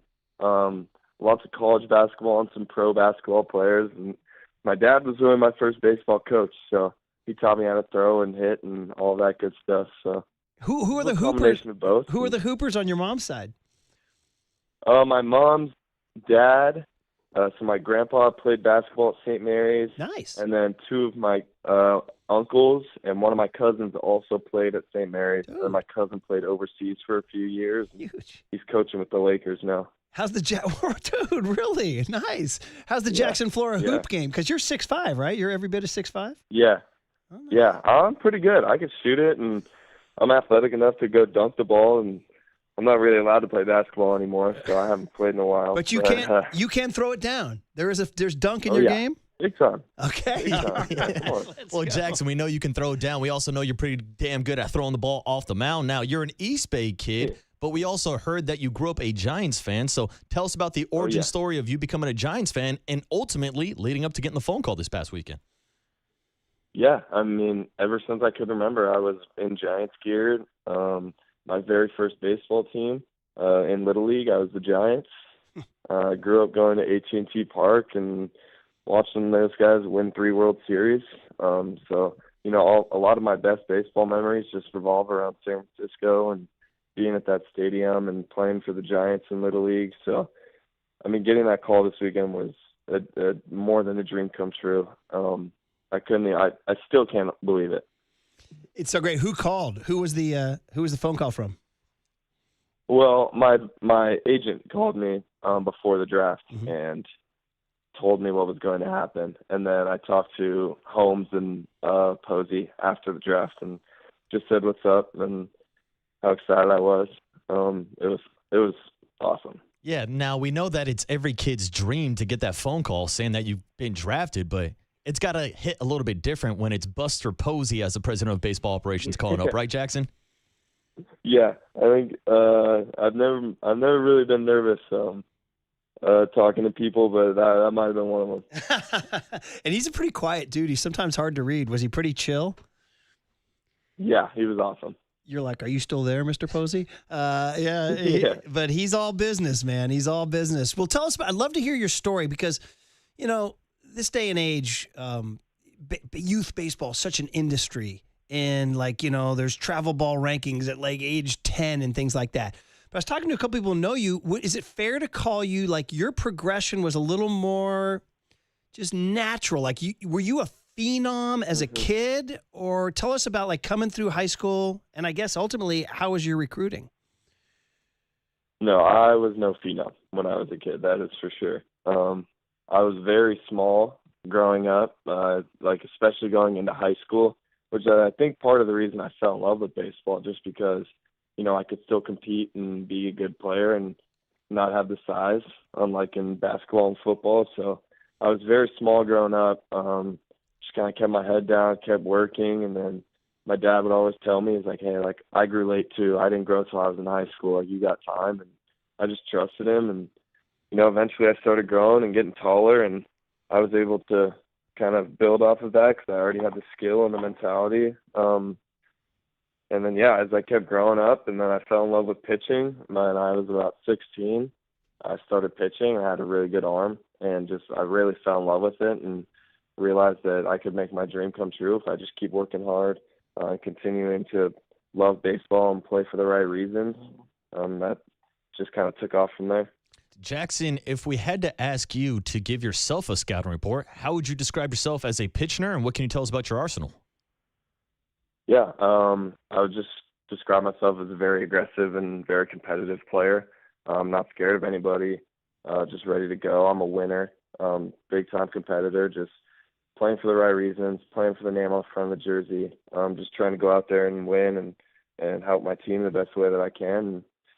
My arsenal, it keeps getting better. It's been improving over the last 3 years at college, and I'm excited to keep it improving. Obviously, the fastball is fun to throw with the velocity, and I rely on that pitch a lot. And then got 2 different sliders, a slower sweeping slider and then a hard, sharp slider, which work very well off each other, and they make each other better when they're working. And then the newest pitch is the changeup, which was very successful for me this year. And, I mean, just completely changed my arsenal, and the fact that I could have a pitch that goes down and goes arm side just made all my other pitches better, and it's fun to strike people out with. Awesome. Good self-scouting report. Look forward to all those pitches. Take me back now to coming out of high school recruiting. A buddy of mine told me that he knew you. Did you commit to LMU and then flip to Santa Barbara? How intense was your recruiting? Did you feel like, you had the goods to be a D1 pitcher? Yeah, so I had committed to LMU for a while. My sister actually went to school there, and she loved it, and we had some family down in LA. So, it was a good decision for me at the time. And then the head coach that I committed to left that school and got a new job. So I reopened my recruiting when that happened. And honestly, as soon as I reopened my recruiting, I was pretty set on going to Santa Barbara. Somebody from my high school was pitching there already. He loved it. I'd heard so many good things about the pitching development there. And, I knew that I was good enough to play Division I baseball and hopefully one day good enough to get drafted. And I knew Santa Barbara was going to help me do that. So that was a pretty easy decision for me. I love it. Talk to us about the pitching development at Santa Barbara. Like who were the guys, if you want to shout out a name or two, and what you guys concentrated on to make you better?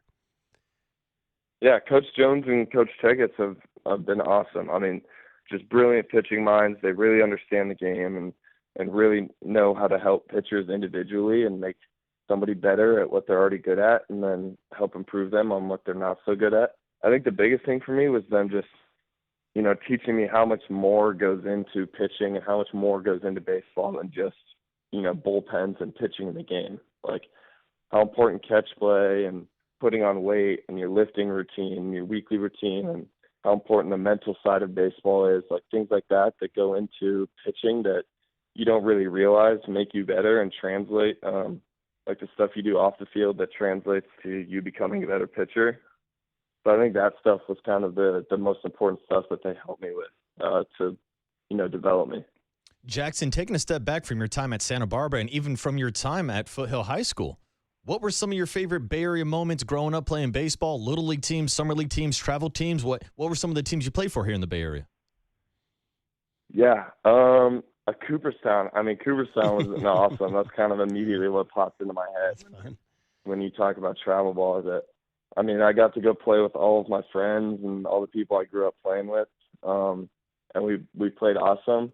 I was still shortstop at the time, hitting dingers, so that was fun. Like I said, I played for the Giants like every year in Little League. My dad was my coach, and I just grew up with that jersey. So it's surreal to be able to, look forward into the next steps and look forward into the future and hopefully wear that jersey again. Who was it? Pleasanton Little League? Was that it? Yeah. Well, how come you guys weren't winning? I didn't see you guys win All-Stars. Who was the beast in your district that beat you guys in All-Stars? I never played in All-Stars. I switched to travel ball I think I played Little League till like AA until I was like 8 years old probably. Okay, and then me and all my buddies just started playing travel ball in the summers and yeah. Who was your travel ball team? I played for the Gamers, the East Bay Gamers, and then we switched to NorCal. We kept a lot of the same guys together. We just switched over to NorCal. Yeah, I've definitely heard of NorCal for sure. So, man, what a story. So, Bay Area kid, grows up doing that. And in high school, did you play any other sports or just baseball? Just baseball. Okay, even though you could have been out there throwing down some jams for Foothill. Because, Brandon Crawford played quarterback for the Foothill High football team. Yeah, incredible. Now, have you guys ever met? I think I read you guys have not met. Is that right? No, I've never met Crawford. Come on, Brandon. Brandon's got to get you down. He's got to take care of you. You're his boy. No, dude, I'd be pumped. Okay, well, we'll try to arrange that. Yeah, Jackson, with you growing up a Giants fan, playing Little League for the Giants, you had a bunch of great players to choose from growing up. I know you're a little young for the World Series and the 3 championships, but who were some of your favorite Giants players growing up, some of your favorite pitchers, maybe a couple guys that influenced you on your path to the big leagues? Yeah, like you said, Crawford was one of them, me being a shortstop growing up and watching him play and him going to the same high school. So he was one of my favorite players to watch. I loved all those players I could go down the line on all those World Series teams of players I loved watching. I love watching Lincecum and Bumgarner and Vogelson and Samardzija and Matt Cain, all those starting pitchers, Tim Hudson. I don't know, Scudero, Joe Panic, Brandon Bell, all those guys that I watched growing up are just just like I've got all their baseball cards saved and framed in our garage. Like it's pretty crazy that, to think that I'll be one of those guys pretty soon. It's awesome. We're talking to Jackson Flora a few more minutes here with the number 4 pick in the Major League Baseball draft of the San Francisco Giants. Dream come true for a kid who grew up in Pleasanton, rooting for the Giants, Foothill High School, UC Santa Barbara. By the way, your coach Andrew Checketts is going to join the midday show after us, Silver and Lasky at 10:50 a.m. So that'll be cool. You can tune in and listen to him. Tell him he said what's up. So just kind of following up, did they give you a roadmap yet of where you're going next? Like, what's the next thing on your itinerary? Not quite. No, we just, obviously got to get in and sign, and then I ship off to Arizona and get to work. I'm ready to get to work. I'm excited, and this is just the beginning. So I'm ready to go. Is there, if I'm going to give the negative question, you got to deal with negative media here, Jackson. What if somebody said the Big West isn't as intense as the SEC, therefore that makes you didn't face the most intense competition? Is that a fair criticism or is that unfair? Yeah, I mean, I don't really like to look at it that way. We kind of preach at school just faceless hitters and executing pitches. And to me, it doesn't really matter who's in the box. I just got to execute one pitch at a time and help my team win. So, if it's my Little League Giants team or if it's the All-Star team, I'm ready to go and just execute one pitch at a time and not worried about who we're up against. Regardless of the conference, you were top of the charts this year across college baseball when it came to innings pitched, 102 on the season, also top 5 in strikeouts. Now, I know one of the tougher parts of the transition between the college game and the pro game is the workload and the amount of innings that you pitch. We just played a highlight of you earlier throwing a complete game, one of your many complete games throughout your college career. So how much do you think that can help you when you're making that transition from the college game to the pro ball game?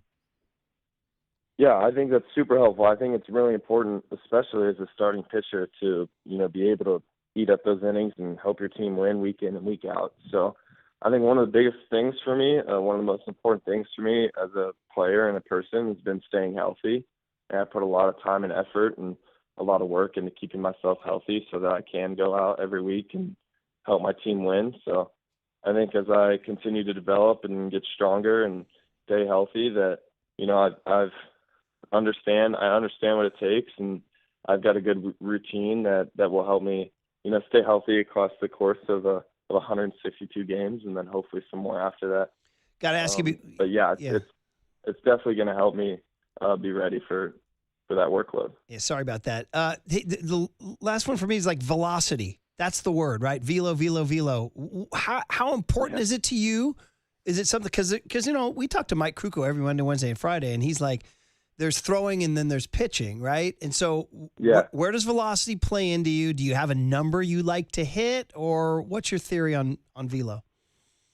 I mean, that's just kind of something that has just developed over time. I've obviously fallen in love with velocity. I think especially when I first started pitching, it was just cool to be able to throw harder than everybody else, and I kind of fell in love with it, and I'd research ways to throw harder and all of that stuff, and then I think now at this point, I just have to continue to, like I said, keep myself healthy. And, the more I stay healthy and the bigger and stronger I get, I think that velocity will just kind of come on its own naturally. So, I mean, I love it. I think velocity is sexy. I think it's really fun. I love looking up at the radar after I throw one as hard as I can. So, but there's definitely a fine line between throwing and pitching. So I'm trying to walk that line a little bit. But, I mean, it's fun. It makes my other pitches better. It allows me to rely on my fastball sometimes. And yeah. Was there a number that pleases you when you look at the gun? I mean, 100 is pretty cool to look at. And you have hit? You've touched it? I'll be honest. Yeah, I have. Yeah. A few times. Okay. All right. Yeah, looking forward to seeing that. And Jackson, I saved the toughest question for last. I read this weekend that you keep a list on your phone of your favorite fried chicken sandwiches. So on 50,000 watts on the Sports Leader, give us the Jackson Flora fried chicken rankings. Oh, boy. I know Lucille's Barbecue is number one right now. There's a barbecue spot. There used to be one close to my house, but it's not here anymore. There's one in Arizona, so hopefully I'll find my way over there when I go to training camp. That's the number one sandwich right now. Have you been to Bake Sale Betty in Oakland? I haven't. Okay. No. Put it out there, buddy. Yeah, add it to the Is list. that a good maybe. one? Yeah. Oh, dude. Famous. People line up for it. Okay. All right. I got to get out there then. I'm sorry, I stepped on your number 2. What was your number 2? No. Number 2 is a place that's called Egg and Bird, and it's in Long Beach. And my dad and I had it, and I wasn't really expecting much, and it blew me away. I mean, it just immediately climbed to the top of the list. Okay. And then the third one is, and I promise I'm not biased, but the sandwich that I make at home. I spent about a year perfecting it. I take bits and pieces from other sandwiches that I like, and I just combine them all. And it's beautiful. If you're ever lucky enough, I'll make you one. Sign me up, That Jackson. sounds like a pretty good promise there, man. Listen, everybody in the Bay Area is delighted. We all wanted you. I don't know if you saw this on social media, but Marcus. I got to thank you guys for putting in a good work. There you go, buddy. We were looking out for you, bud. We were looking out for you. Glad to have you. And man. and listen, we're all rooting for you. Everybody wants good things for the local kid. We are. Whenever a local kid gets drafted by anybody, whether it's the Toronto Blue Jays or the Miami Marlins, it's always exciting. But when you get the Giants and you get this high of a pick and a kid with your personality and your arm talent, it's all good. So I know you're all about the work. You're not taking anything for granted. So we'll let you get to work and we'll look forward to seeing you soon. So thanks for hopping on, Murph and Marcus. Yep. I know the Bay Area loved hearing you, and congratulations again, Jackson. Yeah, thanks, Jackson. Absolutely. Thank you guys so much. I'm excited to go to work. There he is, Jackson Flora on The Sports Leader. KNBR, the sports leader.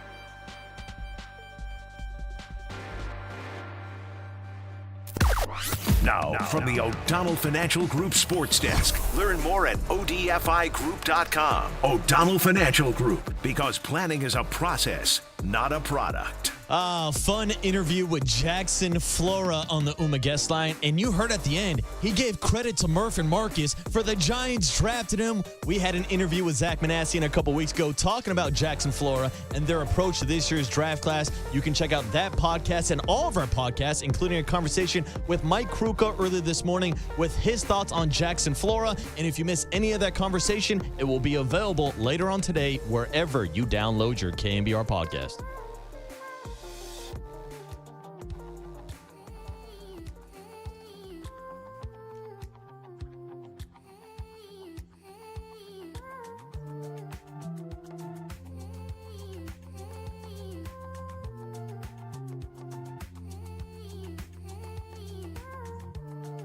Hey, let's talk about my friends at Kalshi. It is baseball season.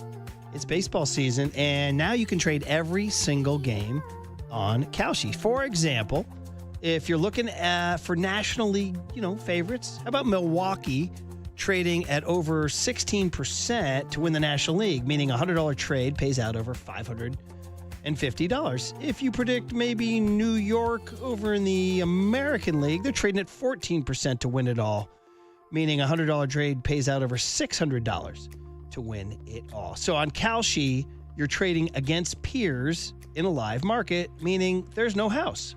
And as the probability changes, you can buy in and out of your position. So for a limited time, download the Kalshi app and use the code MURPH, M-U-R-P-H, to get $10 when you trade 10. K-A-L-S-H-I, Kalshi. Trade on anything. 18 plus only. Restrictions and eligibility requirements apply. Event contract trading involves risk and may not be suitable for all investors. Prices, values, and available markets may differ from those mentioned. For more information, see kalshi.com/regulatory. West Virginia, Mountain Mama, take me home, country road.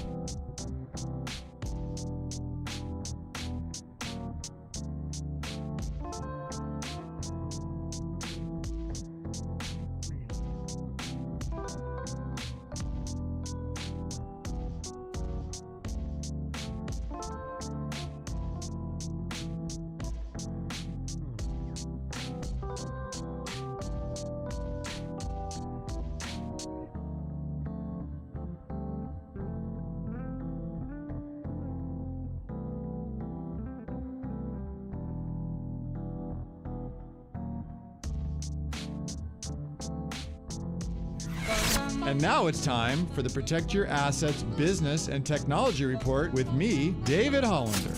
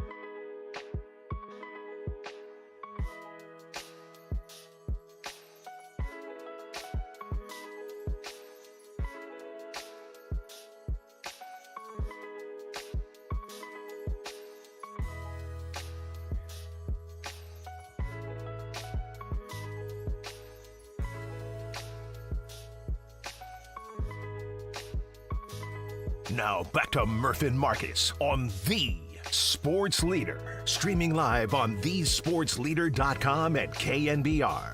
The Sports Leader app. Murph and Marcus is sponsored by Bigelow Tea. Grab a mug and tea proudly.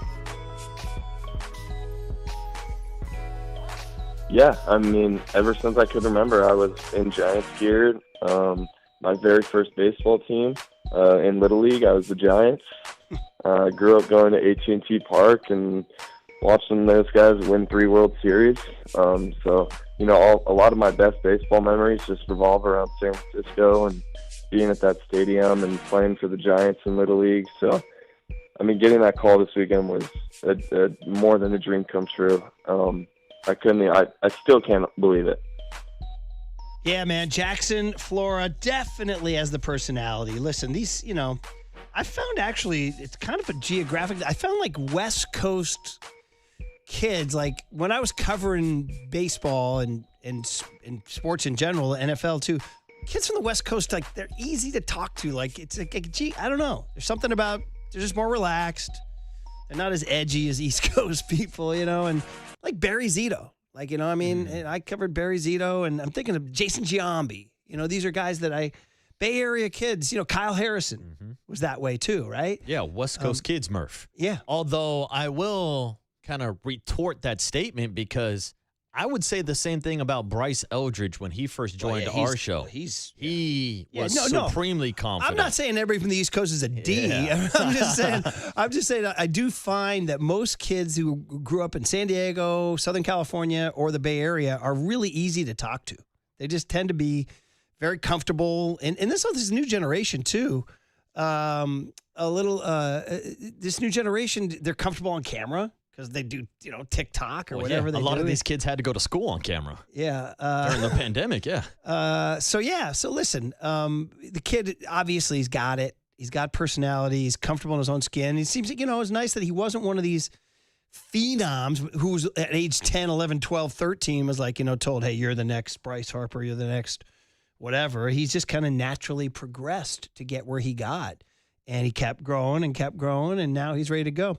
Touching a Hyundai. I didn't see that written anywhere. Had you seen that? Oh, yeah. I've seen before. I know he sits around mid-90s, but he can dial it up and get up to triple digits. And I love hearing the fact that he still wants to work on his game. Like, really, before this year at Santa Barbara, did not throw that kick change as often. He amped that up and added that to his arsenal. He talked about the difference between his slider and his slurve. It's essentially 2 different pitches, 2 out pitches already. So you're talking about a guy that already seems like he has 3 pitches ready to go with the slider-sweeper combination and a fastball that can dial up to triple digits. Who knows? Maybe he sits down and has a conversation with Logan Webb about that kick changeup and improves even more going throughout the system. Yeah, obviously he's got to sign. He mentioned that. I'm like, hey, so what's next? He said, well, we got to sign. Those things. I remember the Buster Posey signing went all the way to the final hour for like weeks on end. So we'll see about that too. Listen, people checking in. 650. Excellent interview, and thank you for it. Well, there you go. And by the way, for free. For free. 707 says, I'm fired up, guys. After listening to Dakota Jordan bombs and Jackson Flora, the future is bright. Let's go. See, look at the Giants changing the narrative from the 41 and 55. Feel from the organization from top to bottom, just not so much at the top. CHP Joe, who's one of the greatest Canberra listeners in the history of the station, said, I think you'd have to agree these days the kids coming out of college are so much more mature than our day, Murph. It's true.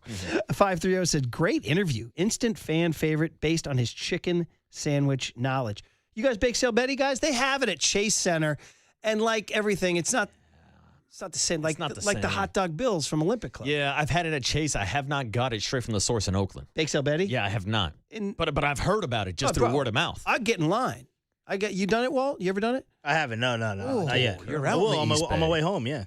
Come on, bro. Now I need to real swing easy by. off of 20. Because I'm a chicken sandwich guy, Murph, myself. So I'm almost more impressed than him throwing 100 miles per hour that he's mastered his own fried chicken sandwich. That's impressive for a college That is kid. impressive. That is impressive. 310 says this dude's going to follow UCSB Gaucho steps of 2012 NLDS Game 5 hero Barry Zito. Don't forget, he started at Santa Barbara. Hey, dude. 707 says, does he sound like Brock Purdy a little bit in the cadence? You know, I noticed that cadence a little bit as well. Yeah. I'll take a little Purdy. I think I agree with you. There may be something about that generation. Yeah, Purdy's a well-spoken man. 415 says, ask him about his signability. Is he going to sign right away? Well, we didn't. Somebody says that the laugh, 415 says the laugh sounds like Mac Jones, and 408 says you guys are going to gloss over his laugh track? Was there a laugh that we missed, guys? Was there a Mac Jones, Brock Purdy mashup somewhere in there? I don't know. 925 says, I'm a Danville Gaucho Giants fan here. Let's go, baby. Listen, this one is all set up to be a fantastic, just like Kyle Harrison was, to be honest. It's a lot of similarities. Good personality, local kid, drafted by the Giants. A lot of similarities. Yeah, and Kyle was a great story and had a great debut with the Giants as well. Obviously, he's having a lot more success this year in Milwaukee, although he is on the IL right now with forearm tightness, which is always a red flag to me. Damn it. I hate that. Well, we talked about the second kid they drafted, Carson Bolamon out of South Carolina, who's got all this resume. South Carolina Pitcher of the Year twice, ace of the Team USA 18. He's already had his internal brace surgery.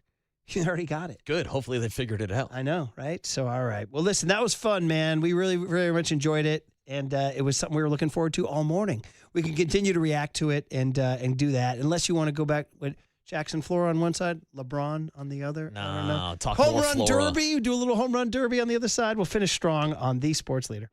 KNBR, the Sports Leader.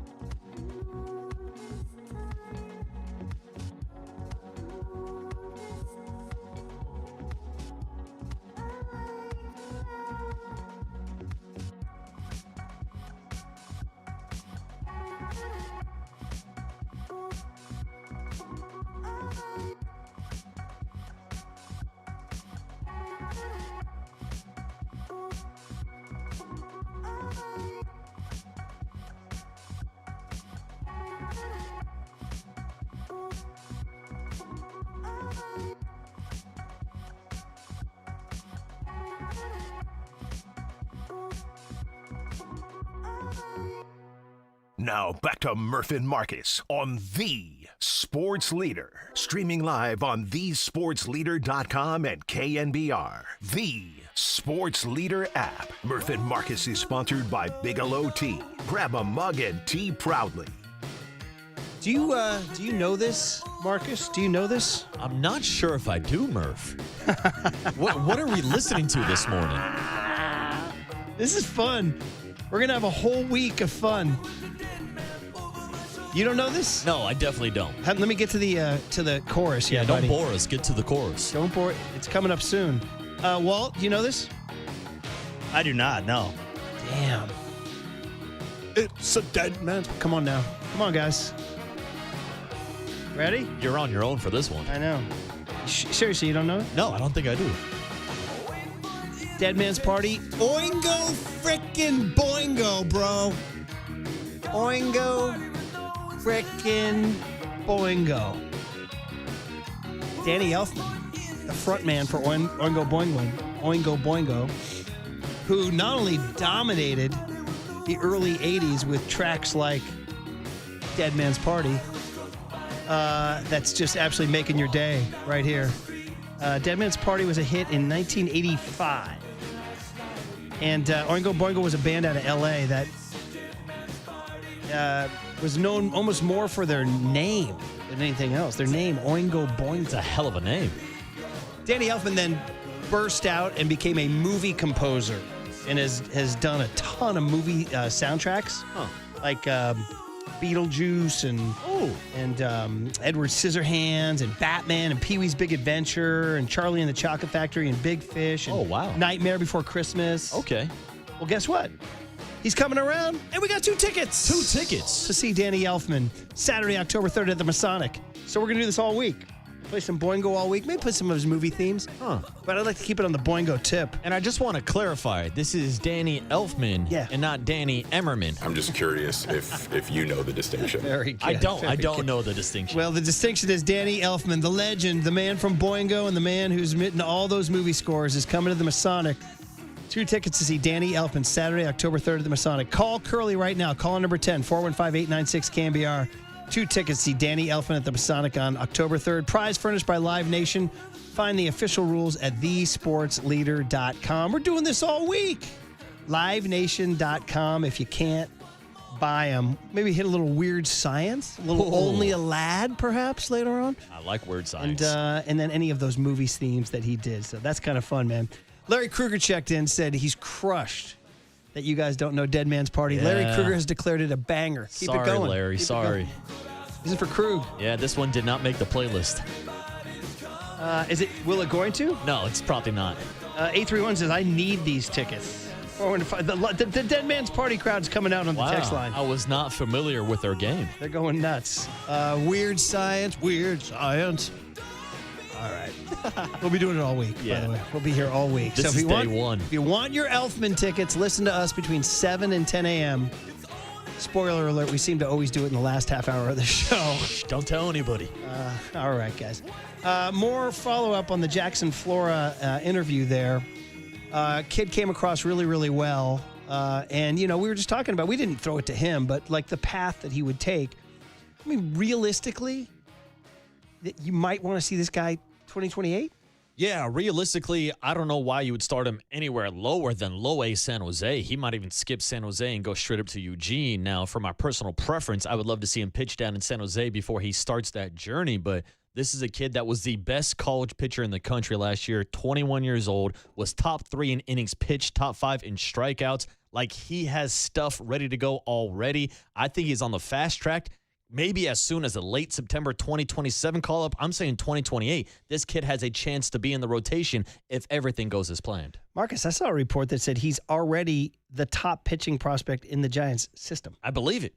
How about that? I mean, I like Keynar Martinez down in San Jose right now. He's a little bit too inconsistent for my liking, but we've kind of seen this farm system graduate a bunch of prospects recently. Kyle Harrison, who, of course, was in the Rafael Devers trade. Carson Wisenhunt has got a couple starts. Blade Tidwell, maybe Matt Tugboat Wilson would be in the conversation as well, but Jackson Flora might have the highest ceiling out of all those guys. Yeah, and it's the guy we wanted, and we want to thank him for following KMBR Social because he said, yeah, guys, thanks for the plug. Yeah, you're welcome, Jackson, and you're welcome, Giants fans. It's interesting. The guy that we were told, and this goes, we spend weeks and weeks and months predicting, and most people had the Giants taking Jacob Lombard, the shortstop who comes from the baseball family. His dad played in the bigs. His brother is a top Yankees prospect.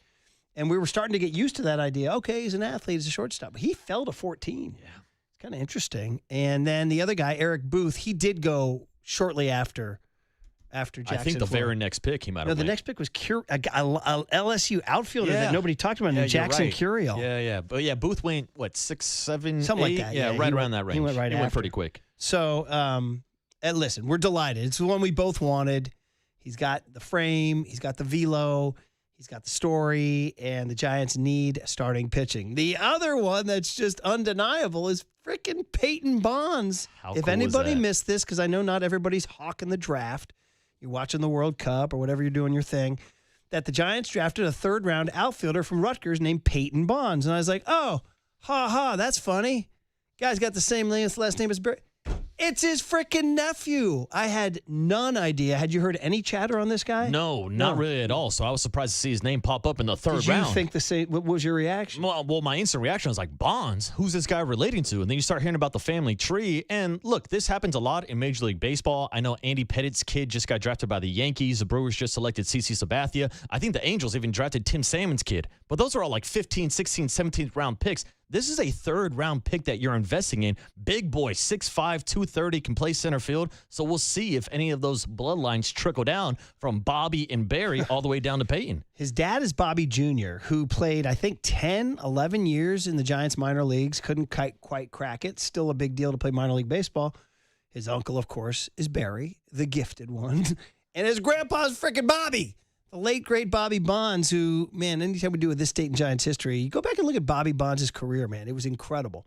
The talent was, and we talked to Dusty Baker about Bobby Bonds when we had Dusty on. So that's super exciting to have Peyton Bonds in the system as a third-round outfielder, 6'5", dude. That's a big boy. Now, he's a right-handed hitter, interestingly enough, as was Bobby. But Barry, of course, was a lefty. So anyway, that was pretty cool too. I thought that was a really fun one to root for. And then a bunch of pitching prospects. 12 out of 20, was it? Yeah, 12 out of their 20 draft picks, all on the bump. Invested a lot in pitching after we talked about it for weeks. This is an organization that needs to stack up some pitchers, so you can make the argument that they came out of this draft with not only the best college pitcher in the draft, but arguably maybe one of the best, if not the best, high school pitching prospect in the draft. Yeah, and again, we talked about this earlier. If you want to go big picture, listen, nobody's happy. 41-55, everybody's pissed, right? But if you're Buster Posey and Zach Manassian and you're trying desperately to keep the faith, you would say, we got some stuff coming up. I mean, we just watched Jordan hit the freaking Bo Jackson-like tank down in Eugene. 3 bombs on Friday night in Eugene, and then followed up in the Futures game with a nice double yesterday. Yeah, what was the double? Was it a skull job or was it a line blue drive down the left field line? No, solid contact. I was kind of disappointed he only got one at bat. Yeah. Well, it's a future. Who did he hit it off? I want to see more. Don't remember the pitcher off the top of my head. Well, he's pitching somebody in the Futures game. Yeah, one of the top prospects in baseball. So they're moving him up to Double-A along with Gavin Keelan. Yeah, him and Gavin Keelan packing their bags, moving up, going out to Richmond Double-A. And Bo Davidson also now leaving Richmond, going to be coming up to Sacramento soon. So Bo Davidson's knocking on the doorstep now. And dude, I mean, They called up Vic Barracoto and Jonah Cox. You might see Bo Davidson this year. You might. By the way, I'm gonna be honest. Like I'm missing Barracoto. Like it was the game. I think Drew Gilbert was due up against a lefty, and dude, him against lefties. Yeah, that's not a pretty matchup. Bro. And I was like, oh, it's time for my guy Barracoto. Oh man, no Barracoto, the strained oblique.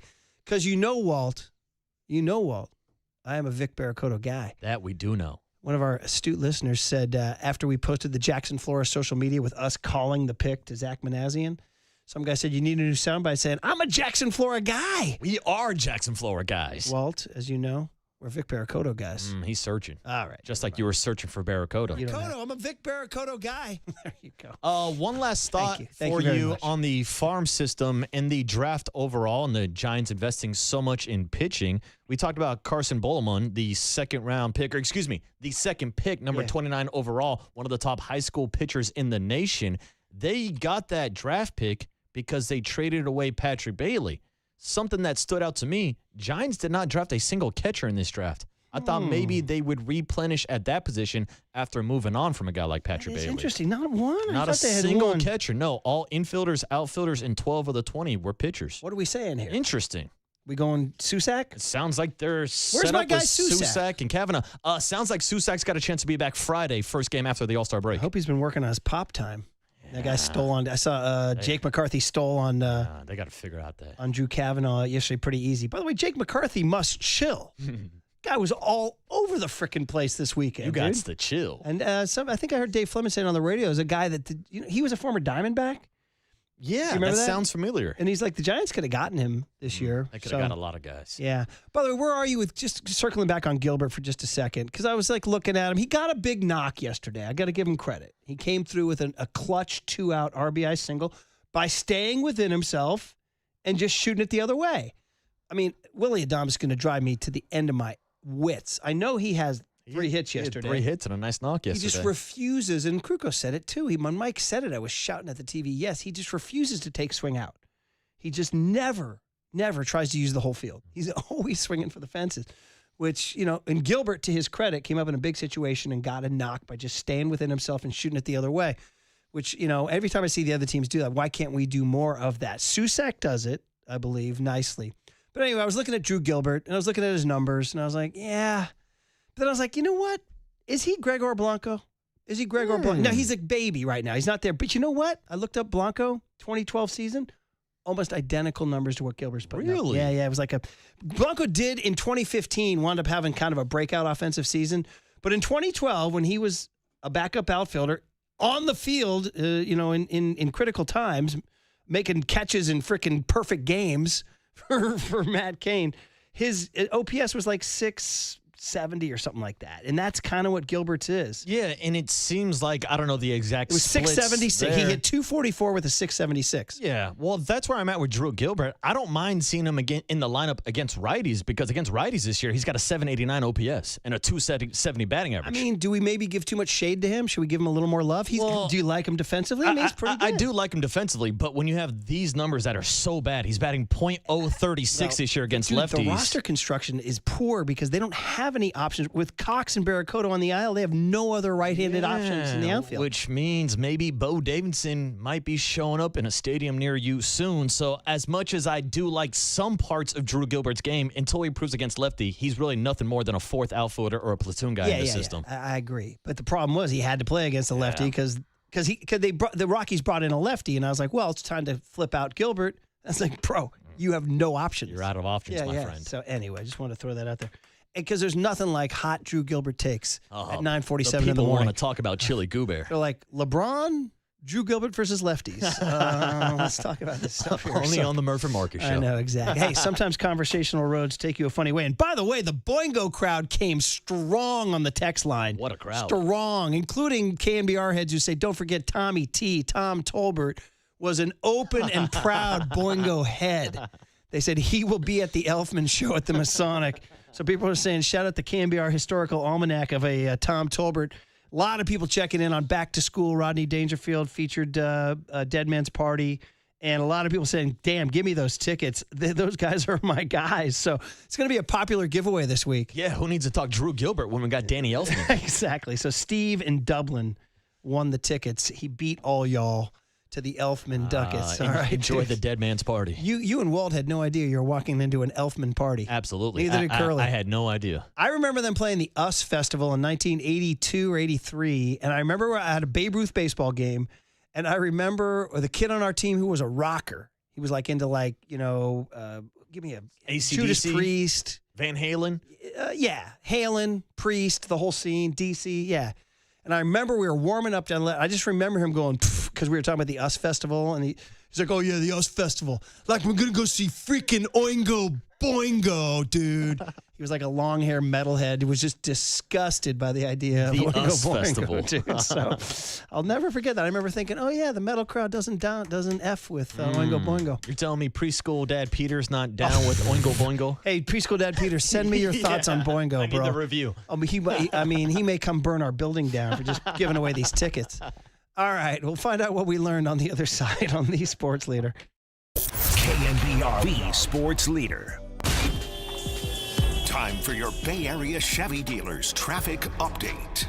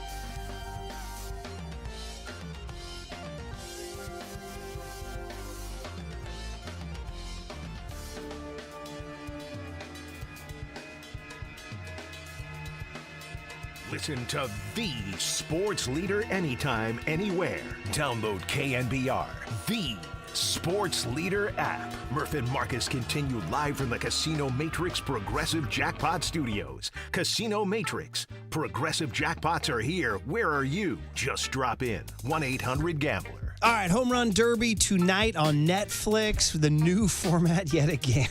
Another one. Not timed. You get 20 swings. That's it.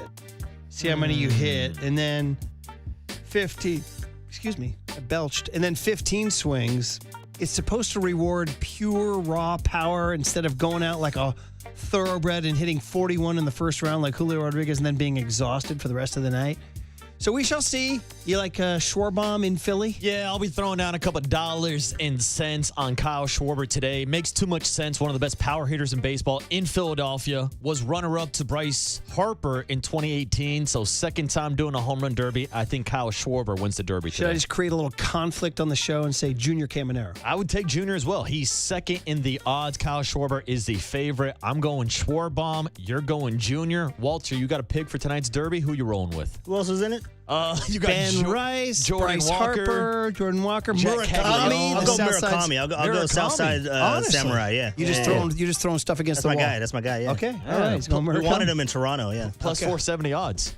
Waltz Jace. Yeah, you got Okamoto instead. Freaking Okamoto. Anyway, the doctor has walked in. Once again, I can't imagine anything more terrifying than you're in a wait. You know, when you're in a doctor's room, you're already filled with anxiety, and they make you wait, you know, and you're just sitting there on that little saran wrap or whatever you're sitting on, that little towel or whatever they have.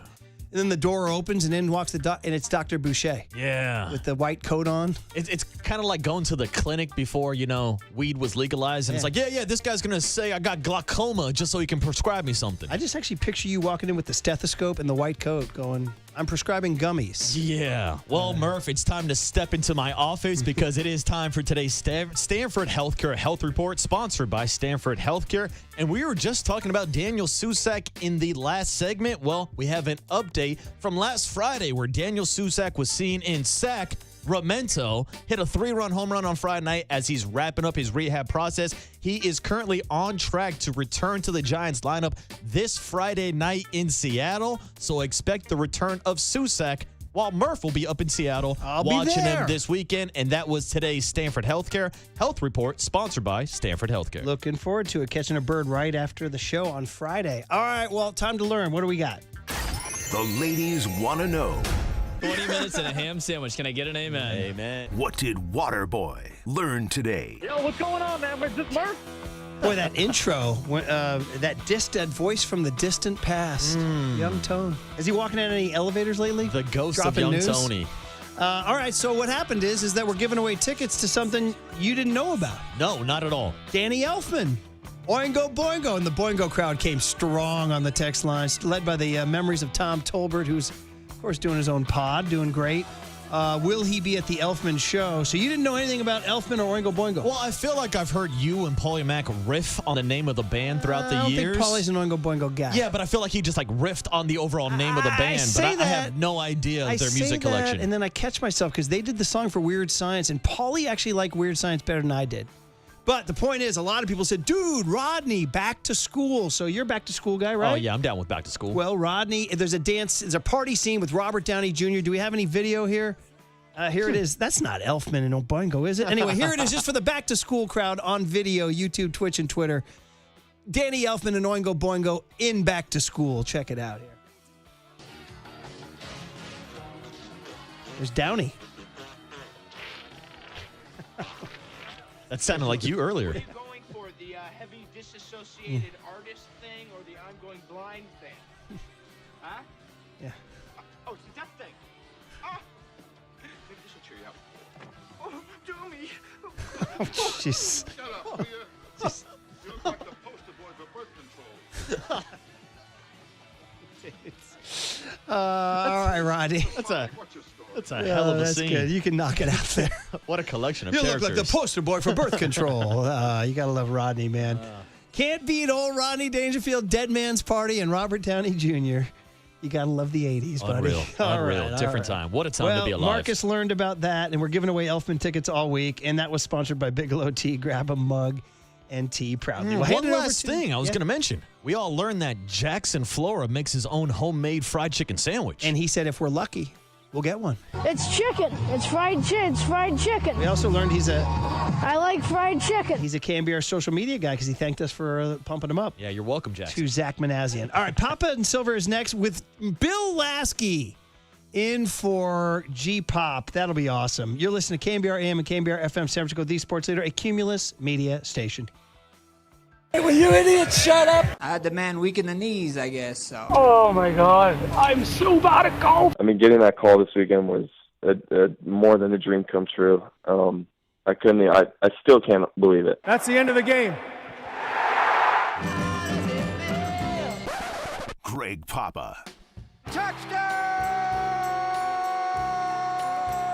San Francisco! Greg Silver. Heodorichi Akabundu Ehioku. What do you say? We're all just mofos at the end of the day. And whoever's available on the middays. You okay, Tim? 4 hours starts right now. Find your inner Greg. Excellent. This is Papa and Silver on the Sports Leader.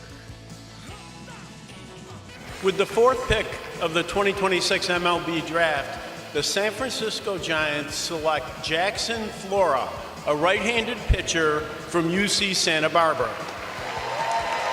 With the 29th pick of the 2026 MLB Draft, the San Francisco Giants select Carson Bowman, a left-handed pitcher from Southside Christian School in Simpsonville, South Carolina. Now the pitch is swung on and a high drive into deep left center field and way back there. Goodbye!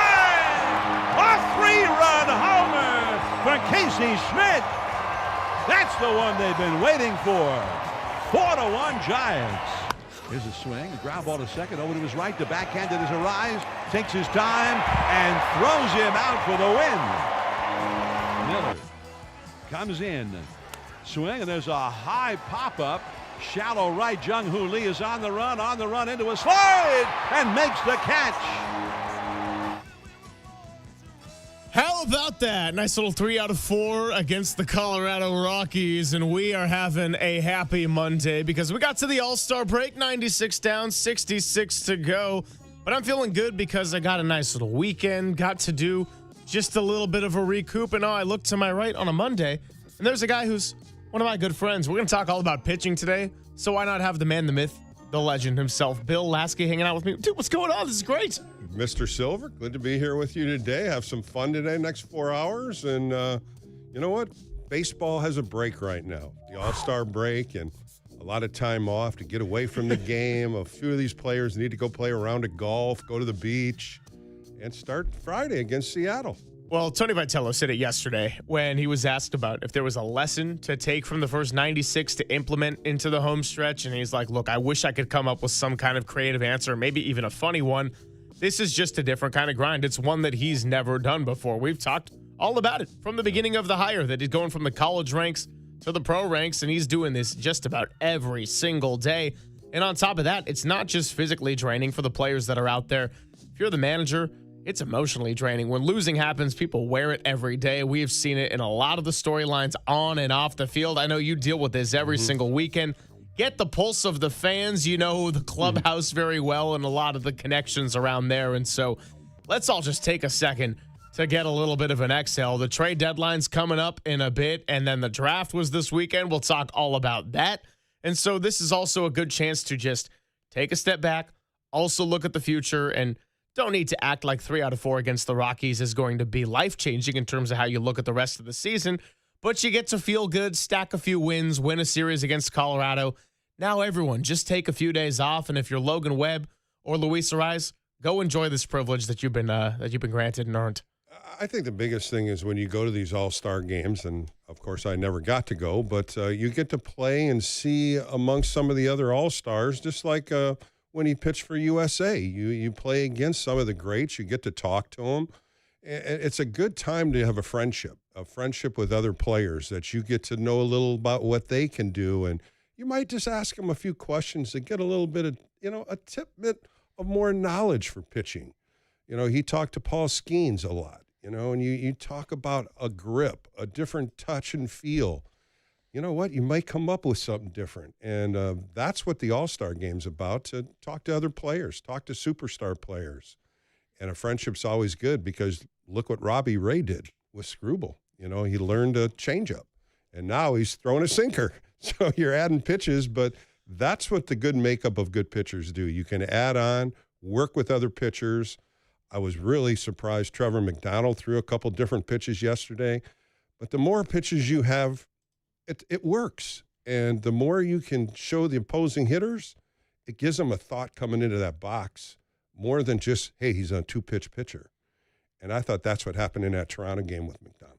2 pitches, that's all he threw. Yeah. And look, McDonald yesterday, he only went the 73, and I'm thinking, hey, with this bullpen as the number one culprit of why fans are frustrated in this season, why didn't he stay out there a little bit longer? But all's well that ends well. They end up getting the victory, and they got more pitching in the draft, and we'll talk about all that. And I mean, look, the MLB draft is unique in the sense that this is not Yaxel Lendeborg for the Golden State Warriors. It's not Mykal Williams at 11 overall for the Niners a couple of years ago, where you are hoping to see them make an impact right away. There's a system they got to go through, and so maybe this is a late 2027 thing in the best case. Maybe we're talking more 2028. But I'm looking at Buster Posey. I'm looking at Tony Vitello. I'm looking at this operation and how things have not gone to plan. I think Ann Killian said it really well in the San Francisco Chronicle, which is this is a chance for Buster Posey and his legacy, what it ends up being as an executive. These next few weeks are going to define a lot of that. And that also includes this last weekend with the draft. Now, in order to get there and write the story for a few weeks, you can't just have it be a complete dumpster fire to where you don't end up getting that chance. Let's look at some of the best players for the Giants this year, right? It's Farhan Zaidi products. It's Jung-Hoo Lee. It's Bryce Eldridge. It's Casey Schmidt.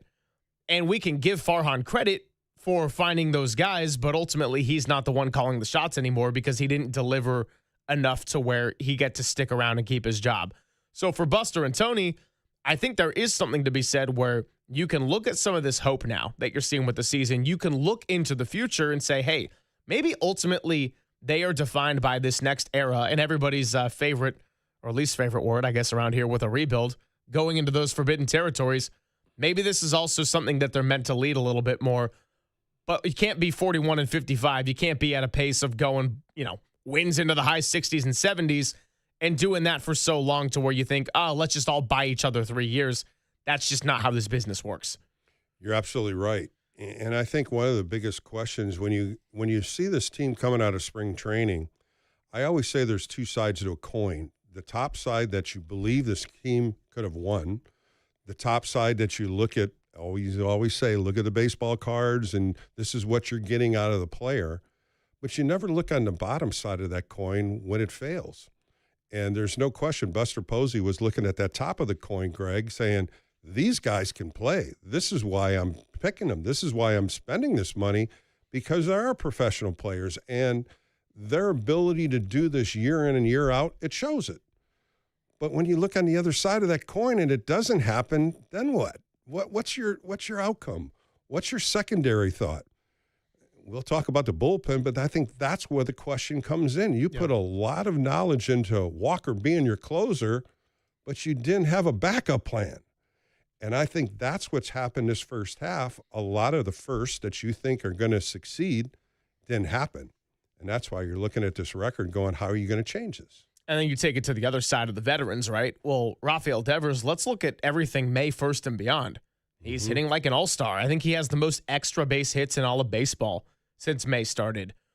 But you have to count March and April. You have to look at the full picture. And unfortunately, the Giants, in large part due to the underperformance of their veterans on the big contracts, but other factors as well, having such a cold start to the season is why the tone around this team, why the discussions around this team have been what they have been, because at no point, even 1-1, even 3-3, have they ever touched a 500 record. It started with getting swept against the Yankees, and yeah, they had 7 out of 10 there in that stretch after I think starting, 6-12, something around there.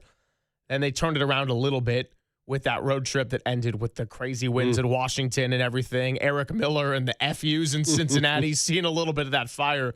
But by and large, it's just continued to slide in the wrong direction. And then even when you've seen those instances of playing better or maybe an individual player turning a corner, say Lee coming off the IL, say, Webb in the fantastic June that he had, or Eldridge, and everybody's going to remember as their favorite moment, the walk-off grand slam, right? All of those have been great moments that do have value for your franchise.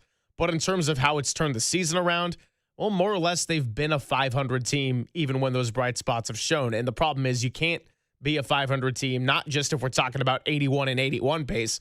When you dig yourselves a hole to start the year and you're playing 500 baseball, then you're never really in that conversation of even chasing a third wild card. And that's the reality of where we're at.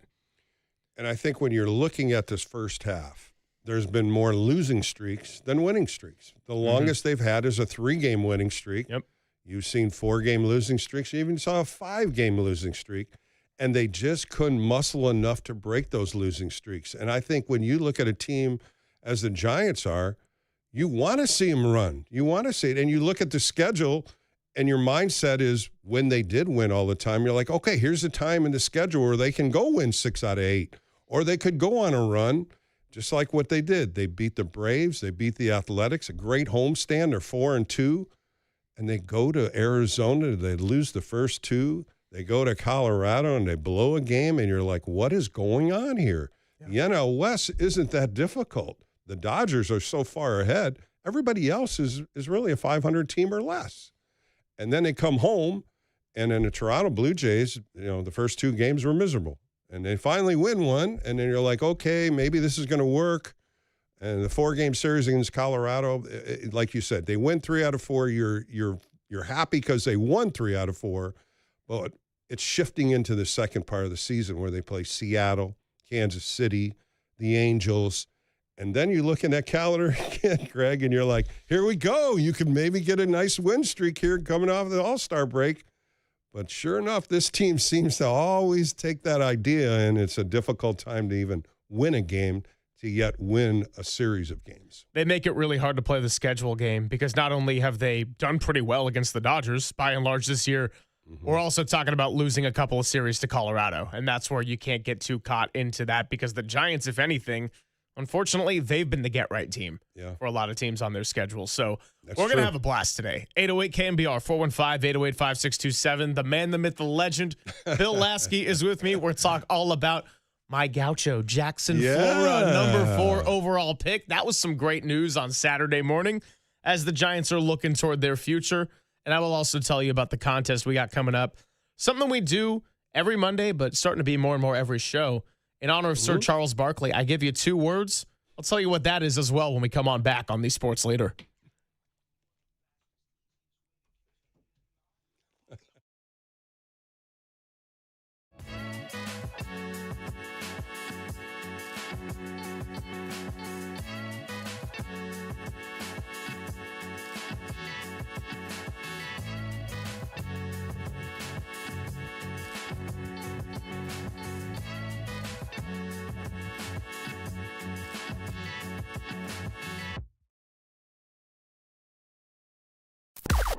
Now, from the O'Donnell Financial Group Sports Desk. Learn more at odfigroup.com. O'Donnell Financial Group, because planning is a process, not a product. Number 4 overall selection, Jackson Flora, joined Murph and Marcus this morning, and we'll talk to his head coach as well. So you can check out both of those interviews on thesportsleader.com or wherever you get your podcasts.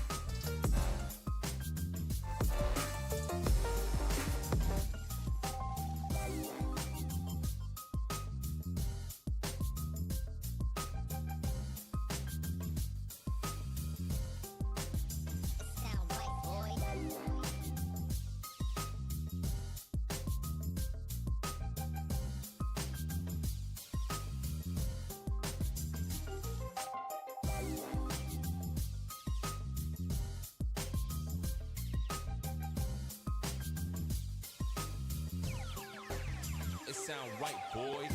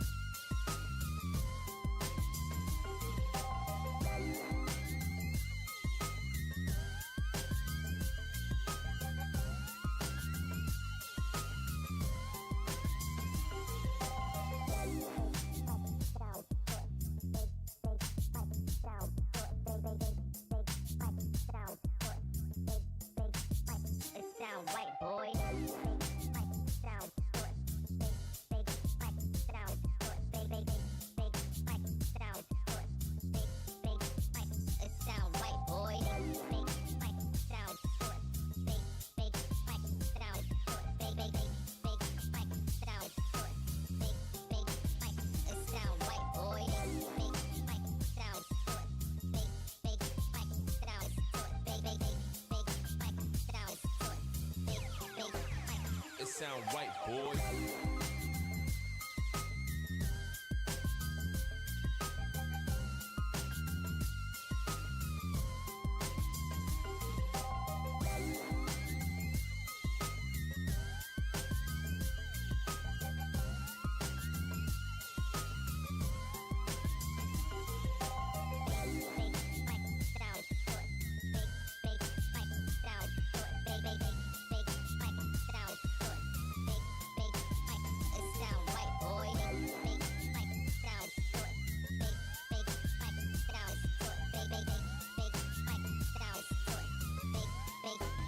It sound right, boy.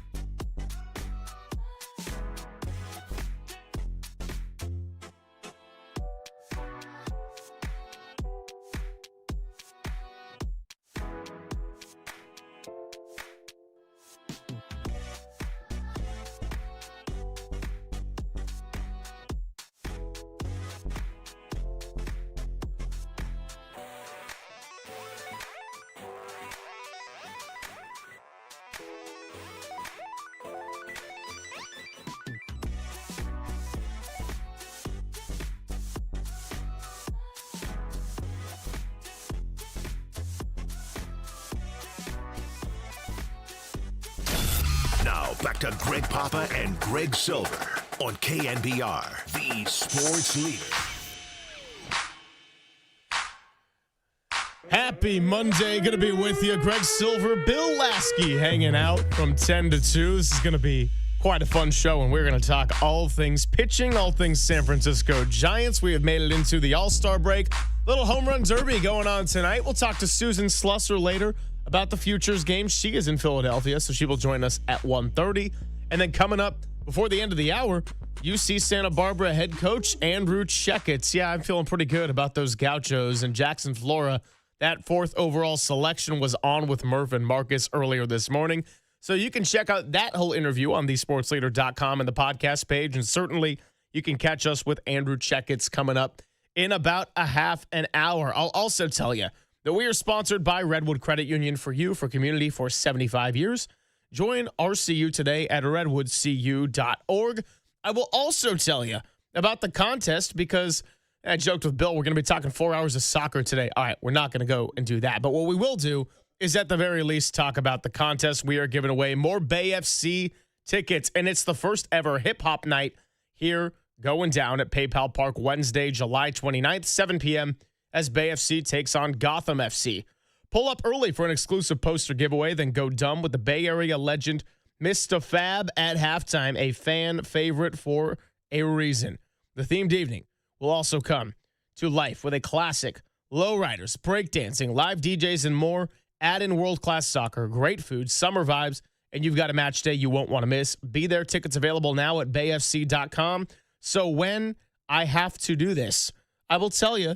The call is 415-896-5627. That's our cue to call. Not now, later on in the show. So stay tuned for all of it. And because apparently I'm such a freaking rambler as we get going here on number segment 2, I do have 2 words for you. And I got 2 words for you. Steve Nash and Chris Paul. Must-see TV. That's more than 2 words. And I guess if we're going to get technical about it today, it is 1 word and 1 number. It's a college course for the Gauchos. Pitching 101. That is our 2 words. And Bill, pitching has told the story here for the first half of the season, or rather the first 96 games out of 162. Now, if you look at it statistically, at the beginning of the year when the Giants dug such a big hole, it was actually the offense that was so lagging far behind, and they couldn't get freaking hits unless your name was Luis Ariz, a deserved all-star. But then reality set in. The hitting got hot. The old back of the baseball card showed up. But the problem was your starting rotation was iffy at best. Guys were going to the IL. You didn't have a closer. Ryan Walker had to get sent down to AAA. Caleb Killian was named a closer, and as we saw on Friday night, it's nothing personal against Caleb Killian, but that's just not a guy that is going to reliably get it done in the 9th inning. Last year, they had baseball's best bullpen by a whole earned run. You could never have enough pitching. Entirely different construction, and the plan completely backfired. There's no other way to put it. Well, so what do you do next? That's the big thing, Greg. And I think what Tony has done is he let JT Brubaker go 2 innings. You know, he let the lefty go in yesterday for an inning and a third. That's how you got to use your bullpen now. You can use these guys more than 1 inning. If you had an experienced closer that went out there 19 straight times and 19 save opportunities and 19 saves, it's different. But you don't. So how do you reconstruct a bullpen? You use it in different ways. 2 inning saves, inning and a third save. You do not have to go to Caleb Killian when it's a 9th inning every time. You don't. And now we're seeing it where he can use a little bit different. You know, you look at Hedges in that game on Friday. There was no reason why he couldn't have stayed out there. Nasty curveball, 95 plus, throwing the ball extremely, like 21 pitches he only threw. Yeah. And immediately he took them out. So now it looks like he's changing it a little bit.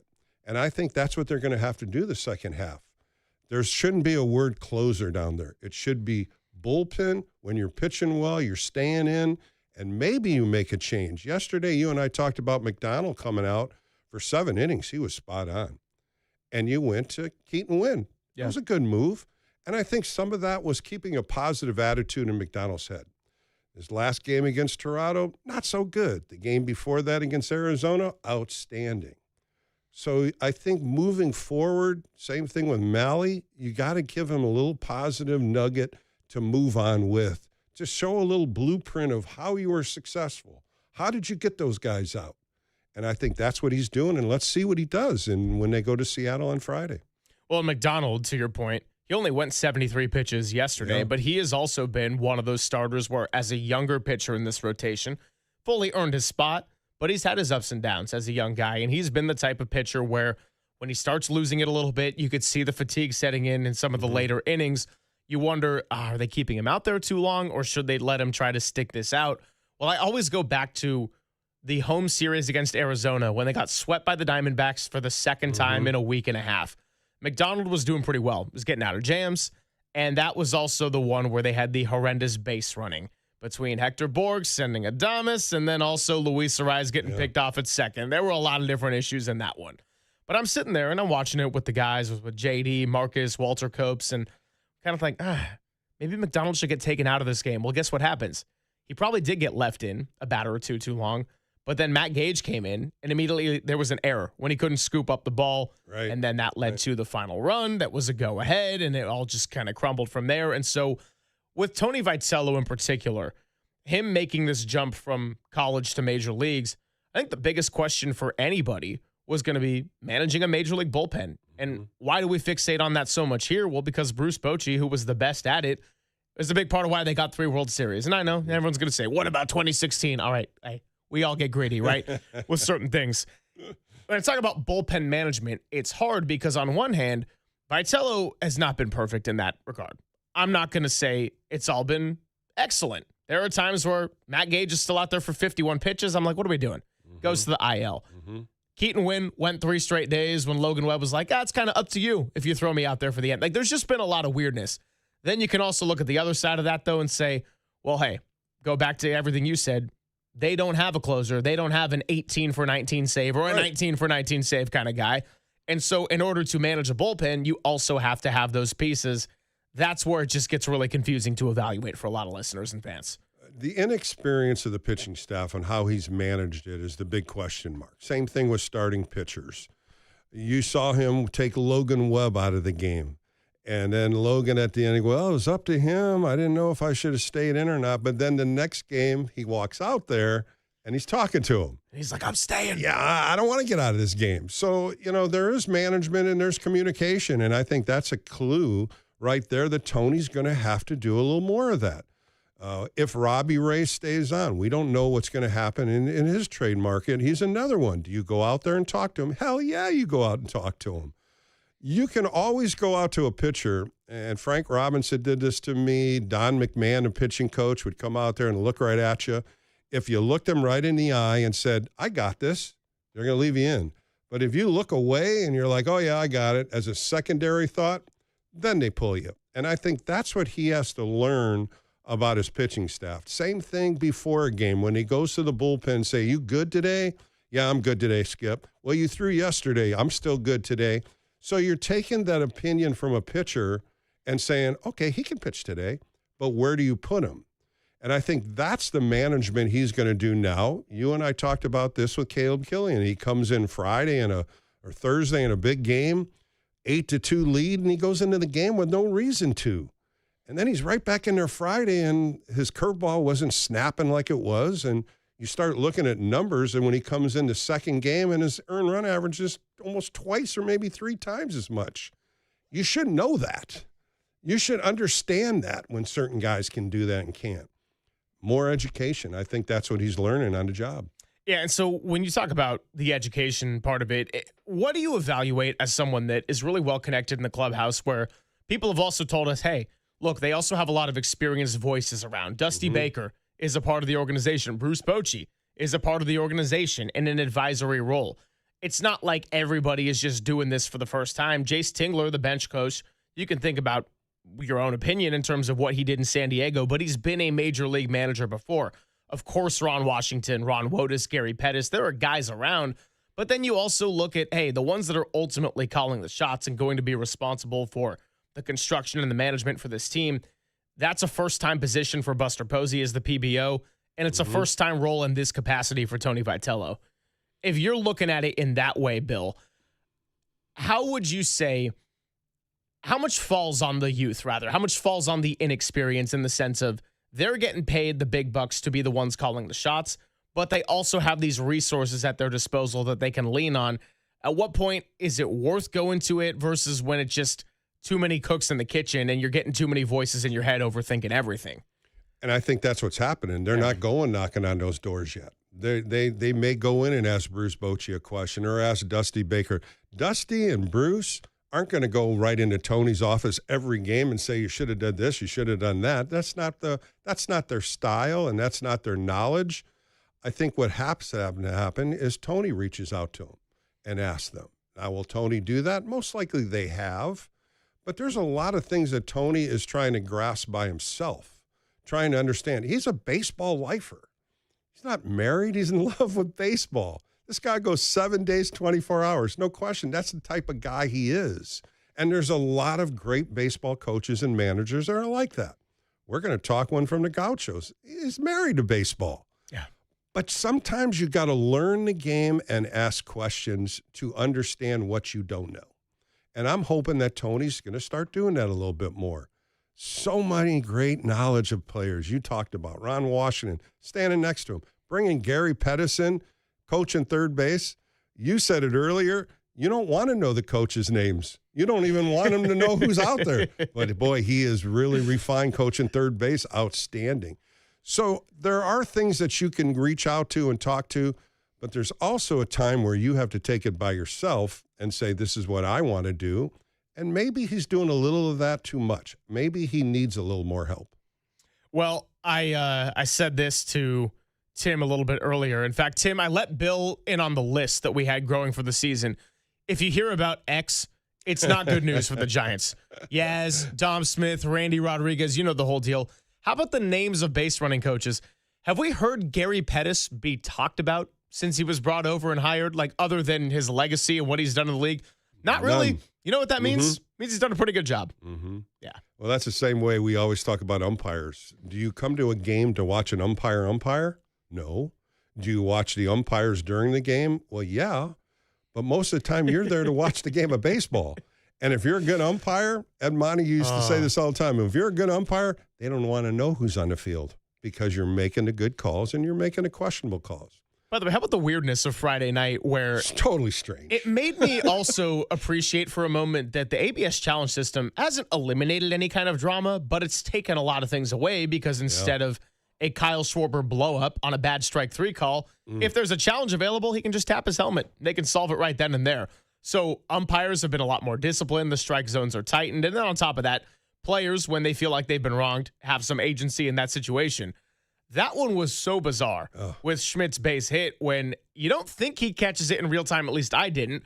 But then McRae is the runner on second, and he's kind of looking around. And if the ump at first base raises his arm in a way, you got to at least be like, hey, I'm just going off the signal I got. Mm-hmm. Then the Rockies tagged the bases and everything. I don't think it made a big impact in the end because McRae did end up getting the score on the sac fly. But it's one of those things where you just wonder how would the game have unfolded if they just made the right call in real time. And I kind of laugh, and part of me is just saying like, hey, look, in a battle of teams that are like 14 games under 500, we don't need to overthink this one too much. But it did kind of make me stop and realize like, oh, yeah, the amount of drama around umpires this year has gone way down in the sense of players having agency. But Schmidt's single into center field, I was watching that one in bed, trying to have an early bedtime on Friday, and I'm like, what is going on? I had to take up the volume a few times. Well, Grant McRae's response in the postgame show was everything. He said, I'm looking at the second base umpire, and he's not telling me out or safe, and it's really his call. He's supposed to go out there and see the ball, and the way the ball was coupled under his glove, you really didn't know until you saw the replay. But why is the first base umpire making the out call? It didn't make sense to me either. Yeah. And then when they brought it all in and everybody was making a discussion, I'm like, they're going to call that a base hit, but what are they going to do with the runners? Because the runners were stuck at second and first. They did the right thing. But, man, that is such a difficult way to try to explain it. Just like the balk the other day when Tony got thrown out, nobody even gave an explanation. Mm-hmm. All the broadcasters didn't even know what was going on, and nobody knew until after the game. And then all of a sudden we lose a pitch. How did we lose a pitch?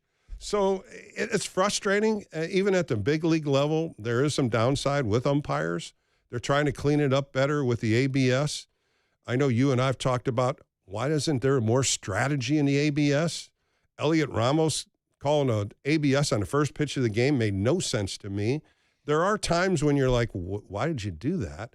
Instead of saving them for the 7th and 8th and 9th inning. And maybe that has to be more of a communication with Tony and his clubhouse. Because I really believe you need to save one or two of them for the latter part of the games. It's so important. And you're out of ABS challenges in the 4th and 5th inning. It doesn't make sense to me on that part. Well, that's something I want to touch on coming back a little bit as well. And I want to get into some of the Jackson Flora before we have his head coach on. Andrew Checketts will join us at 10:50. Really looking forward to that interview. And I think the plan is to get him on the cam. So we check us out on YouTube, Twitch, and Twitter. Either way, we'll make sure we make that connection all set in about 15, 20 minutes. It's Papa and Silver with Bill Lasky. Hey! It's a Mofo Monday on the Sports Leader. Mother!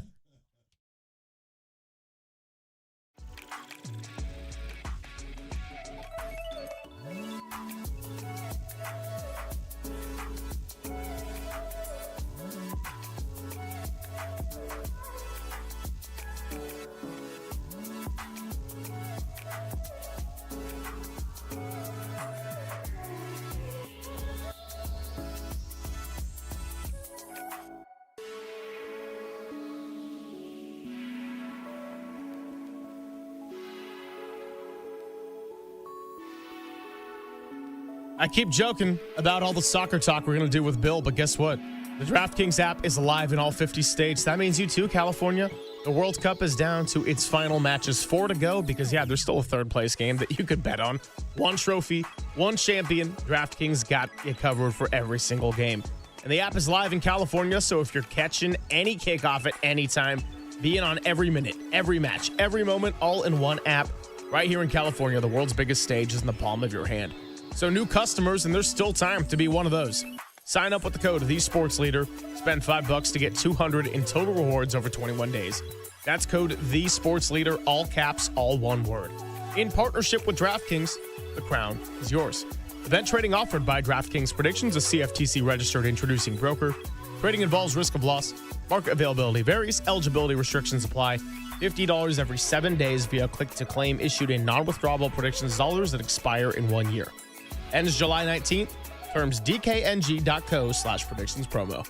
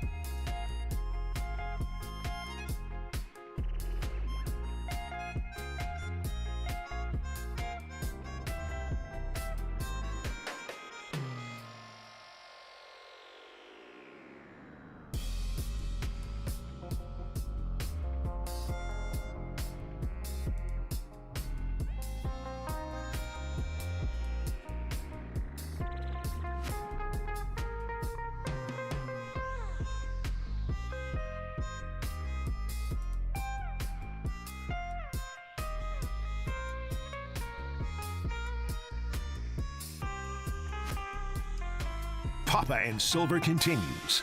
Now streaming live on YouTube and twitch.tv/thesportsleader. Need the perfect space to sound off instantly? Join the conversation now.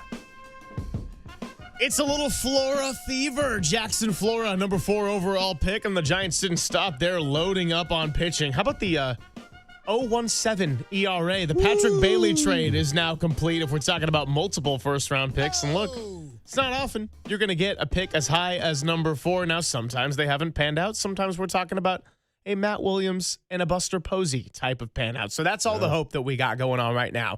41-55 is the Giants' record at the All-Star break. And before we get back into the specifics of it, and obviously my affiliation to the Gauchos, who I love very, very much, we were getting into some of that ABS stuff. And this is a league that's become increasingly more pitcher dependent. So it's not just that the league trends have been pitching heavy and that batting average across the league is down. And that's why when you see Lee and Arise, it's even all the more valuable what they're able to do. Well, on top of that, you also got another element of the pitching, which is guys who benefit from maybe a looser strike zone don't have that luxury anymore. And so now ABS becomes a big part of it. And what's your review overall on it? Because I personally love the fact that it's just such a quick process. You can get it back. You don't get punished if you're correct in your challenge. I like that element of it as well. And it takes all but about, 5 to 10 seconds to get your answer. In that sense, it's really good. I'm also glad it's not full ABS, and I do appreciate the human element of the game. Just don't be wrong too many times. It makes the zone tighter. Yeah. That's what I always thought. And the pitch framing is different. We go back to Patrick Bailey and how many strikes he stole for the pitchers. You could go back in time with Greg Maddux and Tom Glavine, how many pitches off the corner. We always were taught back in our day when I was pitching, if the umpire's going to give you an inch off the plate, you keep throwing it there until he calls it a ball. If it goes a little farther, you know the direction of what the umpires call. Now, back in the day, again, going back into old school baseball, we had National League umpires. We didn't have the combination of everything. So you got to know some of the umpires. You got to talk to them. You got to say hello to them. Hi, how are you? And Lee Wire was one of the best with the late, great Lee Wire. He'd always say, Billy, it's an inch off the plate. And then I'd come off the mound and I'm like, you need to take a look at that a little bit better, Lee. And he goes, no, Billy, that was an inch off the plate. Next inning, I throw the same pitch, strike, and you're just like, you can communicate with them. Now there's not much communication. Now you're also seeing, Greg, that a lot of the older umpires don't like the ABS, that they now want to retire. And they want to get early retirement out. And that tells you a lot about them, because if you use the ABS system and you use both of them, I think the umpires kind of get upset about it. And then they can take a pitch away from you in the latter part of the game, or they can give you one. So I like it. I really do. I think it cleans up some of the misses. Some of them are, a 0.01 inch off the plate or a shadow of it. I mean, sometimes you just see that sliver of pink on the box where you're like, I can't even be mad about you challenging that. Yeah. How could you think that's a strike in real time? And then you start seeing catchers calling it, and then they shake their head. And what I love when you see, and it happened just like this in the Rocky system, when Devers was up and Goodman called a strike, and you could see them chirping back to each other, right? And then Goodman was right, and then you could see Devers just kind of growling at him. It's good. I like it. I don't know if 2's only enough. Maybe they should put a little more in there. Maybe it should be 3, maybe adding on. I just think there's got to be some kind of strategy to it. I do. And I think you need to talk to these players. You need one at least in the latter part of the game. I keep saying that. But that's the strategy I would say if I was a manager or even a pitching coach. You got to give me something at the end of the game. Well, that goes back to also, that's why I like that you don't get punished if you're going to have an early challenge. But you better be damn confident. If you have a challenge and you're right, you get it right back. But if you're burning one in the second inning to make a count a difference from, 2-2 to 3-1, it's like, is that what we're really going to be selling out on? Because you see a lot of challenges late in the ninth inning where catchers will do it understanding that it's probably their last chance, so it's kind of a use it or lose it. Not a big deal if they're wrong, but having it in the back pocket, I think, goes a long way. And that's why when I see early challenges in a game, I'm really curious. Now, you mentioned Ramos doing it first pitch of the game. I'm like, bro, that's got to be one of the worst calls you've ever seen if you're willing to go and challenge and have that kind of confidence. But easy for me to say. I do like the fact, one of the reasons I'm even lesser on trading Jung-Hoo Lee, because I know his name's been floated around out there. He's pretty good with the ABS challenge system. And so is Eldridge. Eldridge is doing good. But, going back to Kavanaugh, what he did, he had 2 challenges yesterday, and he ended up using one in the ninth inning for Miller that was a good ball off the plate. Yeah. But he had one in his back pocket. Right. Who knows if he catches a corner off of it. So there is ways to use it. There's also ways to say, hey, I got a couple in my back pocket. It's the ninth inning. Why not use them if it's close? And the other pitch that I'm starting to see a little bit more of in the ABS as a strike is that high curveball that takes the high part of the zone that catches the corner when you don't think it's coming down, and the ABS shows it as a high strike. So there are some pitches that still are questionable that ABS does pick up. And I think hitters are starting to know the zone a little bit better as this continues. Well, 530 on the Golden State Lumber and Showroom text line. Dirty 530 says ABS is great. The biggest byproduct of it is the umpires getting better. That part is clear. And then on your notion of the older umpires, he goes, they should retire. Get them out of the game. We'll talk to Andrew Checkett's coming up shortly. And just a quick word on Jackson Flora. Hell yeah, I am stoked. Now, I know I'm going to be a little bit biased in that regard too, but look, 106 ERA, 133 strikeouts. This guy went 38 and a third innings scoreless consecutive this year. Mid to upper 90s fastball. He's got this kick changeup that was damn near unhittable at the college level. We're talking a whiff rate that was approaching 50%. Mm-hmm. And so my favorite thing about him, as dominant as he was, he also has experience getting out of jams, which he was able to do, and just really has a knack for locking in when runners are in scoring position. I mean, when you talk about all of these attributes, all of this resume, that's got to be music to the ears of Giants fans. Think about the last 96 games and what we've watched. I mean, come on. I can't be doing a show watching the Giants 2026 season, having Bill Lasky over to my right, and not be fired up about pitching. I can't wait to speak to him. I'm excited to see what he does in the orange and black, and he's going to proudly represent the Gauchos as well. And so this is a really, really exciting pick for a lot of reasons. But Jackson Flora, welcome to the Bay. And let's talk to his head coach when we come on back. Andrew Checketts next on the Sports Leader. Let's do it.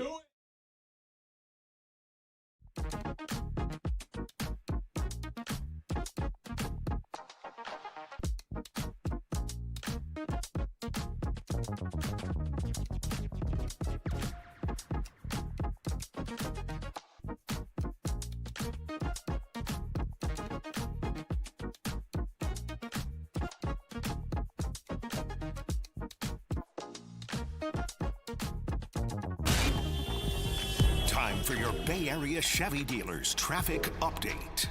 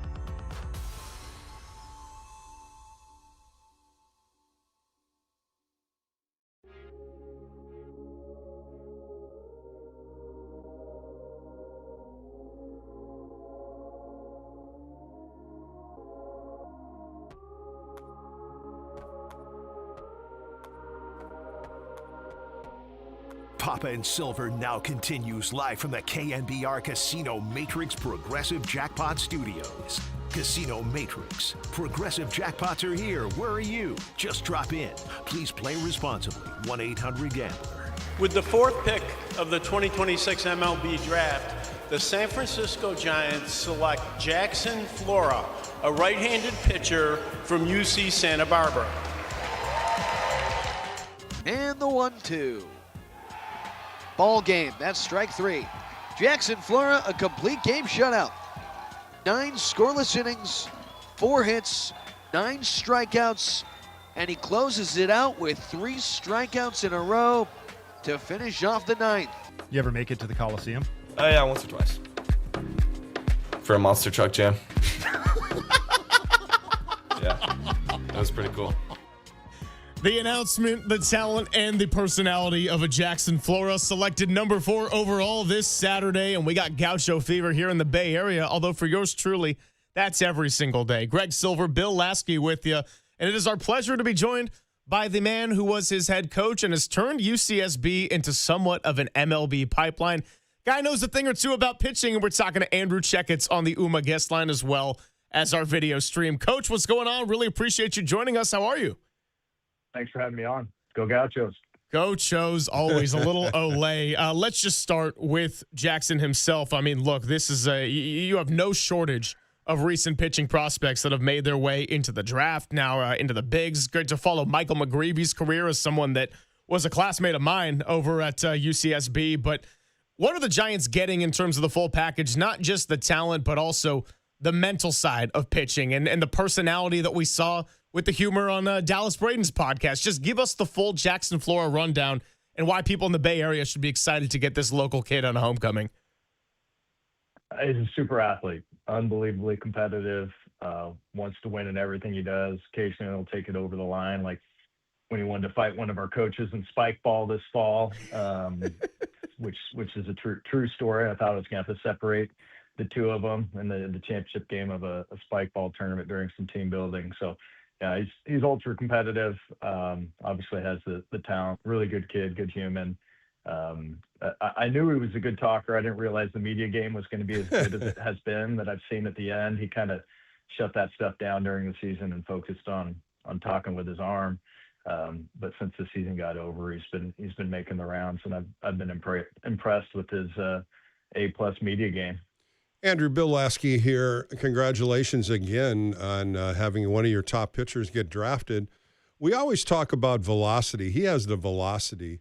But the secondary pitches, he seems to have a couple good ones. Tell me a little bit about the secondary pitches that he's reformed this year, and it seems like he can throw that pitch or two at any time of the count. Yeah, he's got a sweeper, high spin sweeper that moves pretty good. He's got a harder, shorter slider. And then he added the kick change this year. He had a circle change last year that wasn't very effective.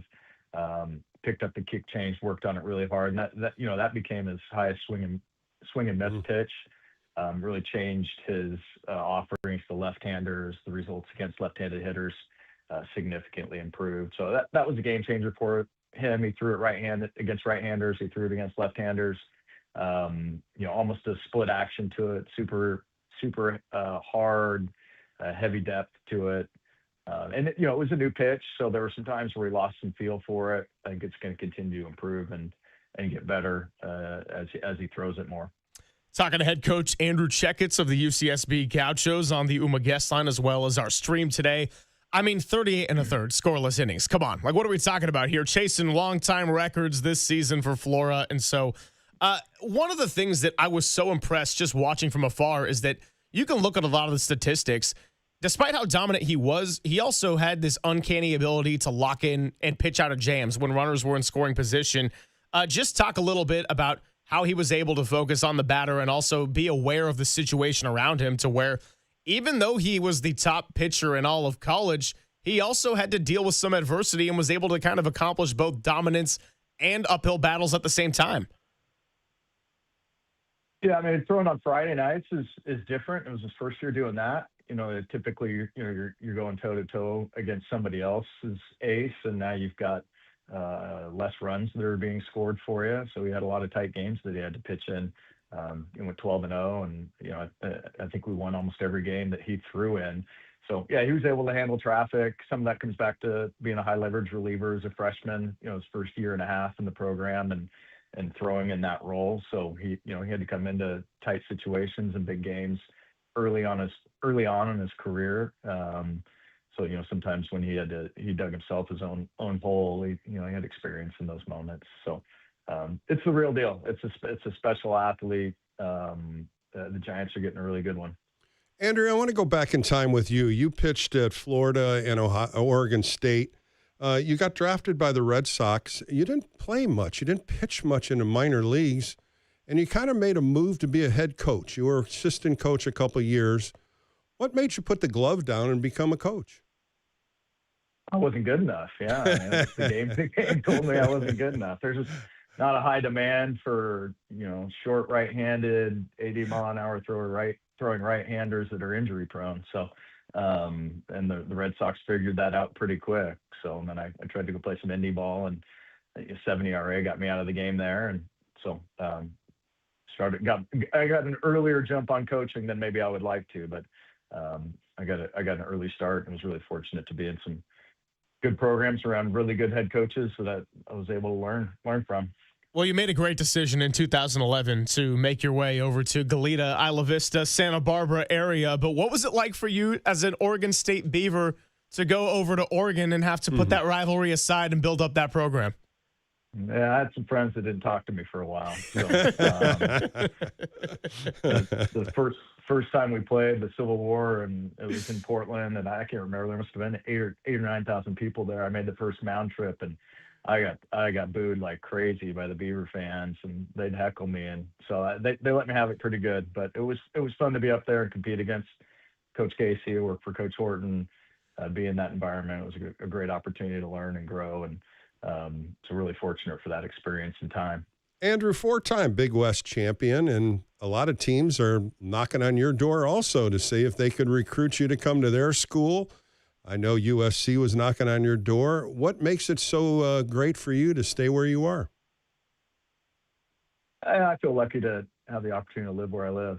I think as you kind of go all over the country and then you come back to flying to Santa Barbara, it's hard to not really appreciate living on the beach. And my family really enjoys it here, and I've got 3 little ones, and have enjoyed the lifestyle, and feel like as long as we're in a position where we can be competitive and relevant, have the tools and resources that we need to be successful, there's no reason to really chase anything else. So I don't feel like I'm missing a whole lot in my life from a baseball perspective. So I just feel fortunate to get an opportunity to coach baseball here and live in Santa Barbara, and feel like it's one of the best places in the world to live. Yeah, you know what? I'll second that, Bill. I'll say all you got to do is just go take a nice weekend trip down there, go to Caesar Yosaka Stadium, watch this team on display, and life's pretty good.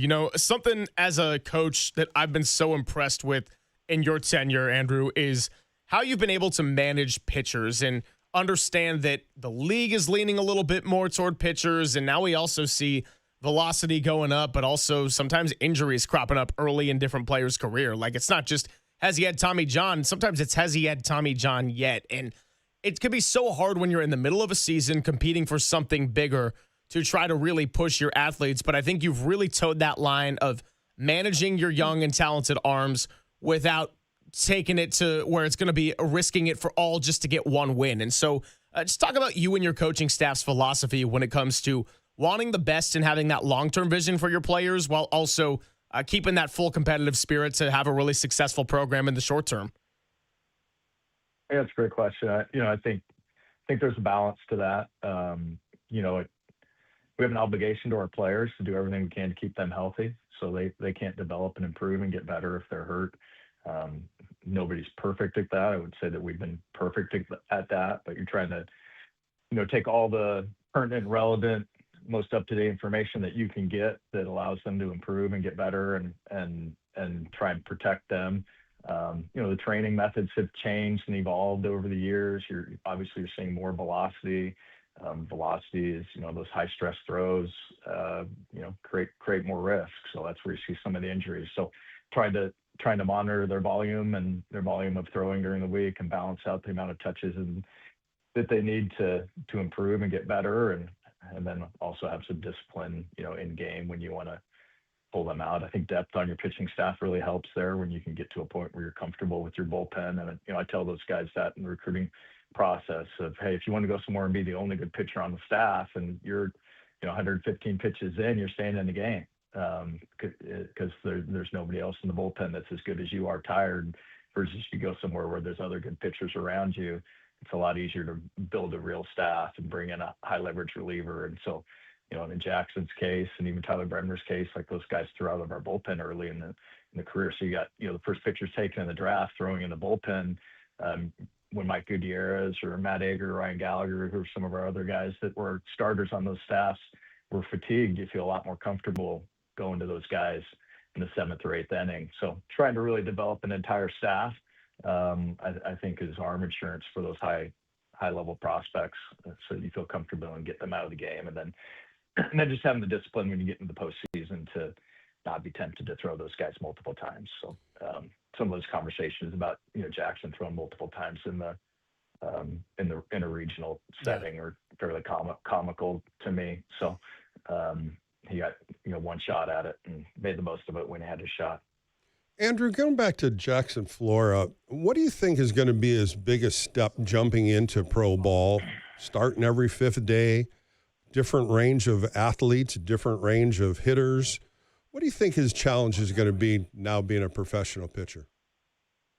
I think for any college starter, making that jump from, throwing every 7 days to throwing every 5, I think you've got to make adjustments to your weekly plan, and you still have to be able to manage the amount of touches that you get between so that you can develop, because he's still a younger pitcher that needs to continue to improve. So I think balancing that out and having awareness of how his body's responding, and being able to make some of those weekly adjustments to training, I think that's hard. That's challenging for anybody. He's probably not going to get, my guess is he's not going to get a chance to do that until next year. That's just my guess. Yeah. Maybe they throw him, but I'd be shocked if they did. And so for him, it's really what's the next 6 months look like? How physical can he get? Can he continue to make some of those gains? And then the challenges are it's baseball. It's you're on the road, you're in a hotel. It's every single day. I think those are the normal challenges of going from college to professional baseball, and moving around levels. So he'll handle all that stuff well. He's willing to work. He's competitive. He wants to be great. I think all those kind of natural challenges that when you transition from college to professional baseball are going to be things that he's going to handle very, very well. A few more minutes here with Andrew Checketts, head coach of the UC Santa Barbara Gauchos. What's your relationship with Tony Vitello? We've been so fascinated by the college game, even more so in the past year, with him making this jump from the University of Tennessee now to the San Francisco Giants. And one of the things that a lot of fans are hopeful about, despite the Giants getting off to a 41-55 start before the All-Star break, is this is a guy that has a track record of connecting to younger players. And now Jackson Flora is going to be headlining this new draft class. So how well do you know Tony, just in terms of meeting out on the recruiting trail or both being around the game for a long time? Just kind of curious on that one. Yeah, I mean, I don't get a Christmas card from Tony, so we're not, I think maybe know of each other more than know each other would be probably just from being recruiters. And, when I was at Oregon, we were probably recruiting nationally more than definitely nationally more than we are at Santa Barbara. We recruit California. Yeah. Much more heavily here. But yeah, I mean, seeing his work from a distance, obviously knowing what a talented recruiter he is, a talented coach he was, and seeing, his ability to transition from that recruiting role to a head coach role at Tennessee was really impressive. So, it's not going to be a surprise to anybody for him to make that transition into professional baseball. It's a different beast. The being able to, control the roster and the players that you have is such a big part of college baseball. When you get into being a big league manager, that part of it's not as much part of your job. That's a general manager's job, and now you're managing those players. So but he's personable and smart and intelligent and a good baseball guy. So hopefully Jackson gets a chance to work with him quickly. That'd be awesome. We'll see how long it takes for the two of those guys to be able to work together. Andrew, I touched a little bit about you being a pitcher in the minor leagues, even at the college level. It's not the physical side, it's the mental side. And I think you, as being a head coach, you bring that mental side to your pitching staff. You talked about it. You talk about your coaches talking about it, but that's a different part of the game that these guys have to adjust to. Now, you talk about Flora, who dominates all the time. What happens when he does get into a jam? Is the mental side still strong enough to get out of those jams? And that's the next point. Well, how is he going to affect the mental side of the game getting into pro baseball? It's a tough decision what he has to do, and those things he's going to have to learn by himself. Yeah, I mean, I think he's always going to rely on his past history, and I mean, he'll be the first to tell you that he's got his butt kicked before. It's not like he's this year may have looked easy from a distance, but he had some games where he had to really work, and he had some moments early on in his career here where he had to work and the ball got hit out of the park on him. So he's been through those moments, and I think that's part of going to college is growing in that area. And most young kids will get their rear ends kicked early and have to do hard things. And so I think college is a great opportunity to prepare for professional baseball when you've got academics that you've got to deal with. You've got this whole other world that you're dealing with from a social standpoint. And then you still need to be able to be focused on what you're doing and be able to handle the ups and downs of the season. So, I think he's prepared to be able to handle that. The game's hard. It's hard whether you're good. It's hard whether you're bad. Just having the ability to respond and bounce back from those, hard in-game moments and, hard moments where, especially as a starting pitcher, we got to wait 5 days before you get to go back out there. And how do you handle that? I think that, that could be challenging. Some guys, that there's some maturity that needs to happen for that. But I feel Jackson's going to be able to handle that stuff. Well, Coach, thanks so much for your time. We're really grateful for it. I know that it's one of those round-the-clock jobs when you're coaching and recruiting and trying to build up a program that you've launched into a really, really respectable product. And, hey, next time you get to Omaha, 2016 was glorious. Next Omaha trip, I'm booking my ticket. We're going to get out there, and we're going to have a great time. And, by the way, Tony Vitello, if you like what you see, eventually when you do get the chance to coach Jackson Flora, then you better be sending this man Christmas cards. That's all I got to say. Thanks for having me on, guys. Really appreciate it. Thanks, Andrew. Absolutely. Appreciate your time. Andrew Checketts, head coach of UC Santa Barbara. Really grateful to get his insight. And is there a more Santa Barbara story possible than Jackson Flora wanting to fight one of the coaches earlier in the year because of a team spike ball tournament? I think not. A competitor? Could you see that in him? No, definitely not. No way. Doesn't seem like he really wants it. Doesn't seem like he has any kind of passion for the game or intensity, and certainly no personality, as I listened to the interview with Murph and Marcus. And, of course, I kid. We live in a world now, Bill, where if you're sarcastic in any way, there's always going to be a sliver of people that just take it literally and like, he hates Jackson. I'm like, well, guys, Let's all calm down. It's all good. But, hey, I'm no English professor, if you know what I mean. So. I understand that, too. But, good insight right there from Andrew on some of the things that we didn't know about him and just the way he controlled his – I loved when coaches always say the touches because you have so much time between starts to work on things and the touches and the feels of the pitch and how you're throwing. And then the long toss and all the different things to strengthen your arm between starts.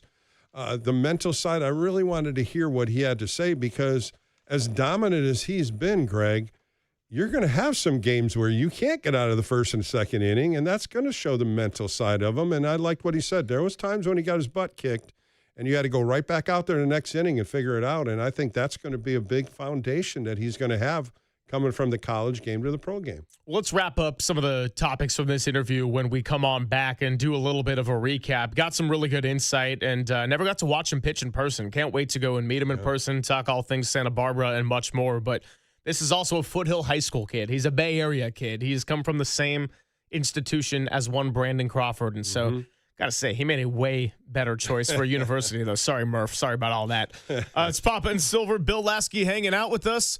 More sound, more conversation. 808 KNBR is the number to join it. Coming up next on the Sports Leader. Moskowitz, oh no!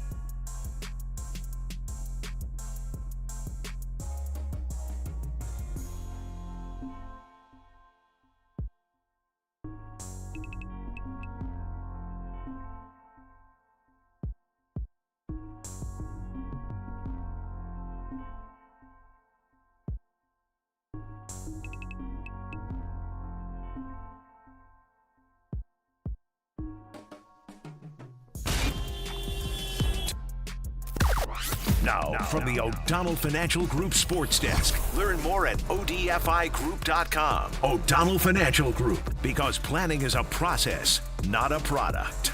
We have reached the All-Star break, and the Giants are 41-55, so 96 down, 66 to go. And what is the biggest lesson you would like to see them take into the second half? 808 KNBR, 415-808-5627 to join the conversation live.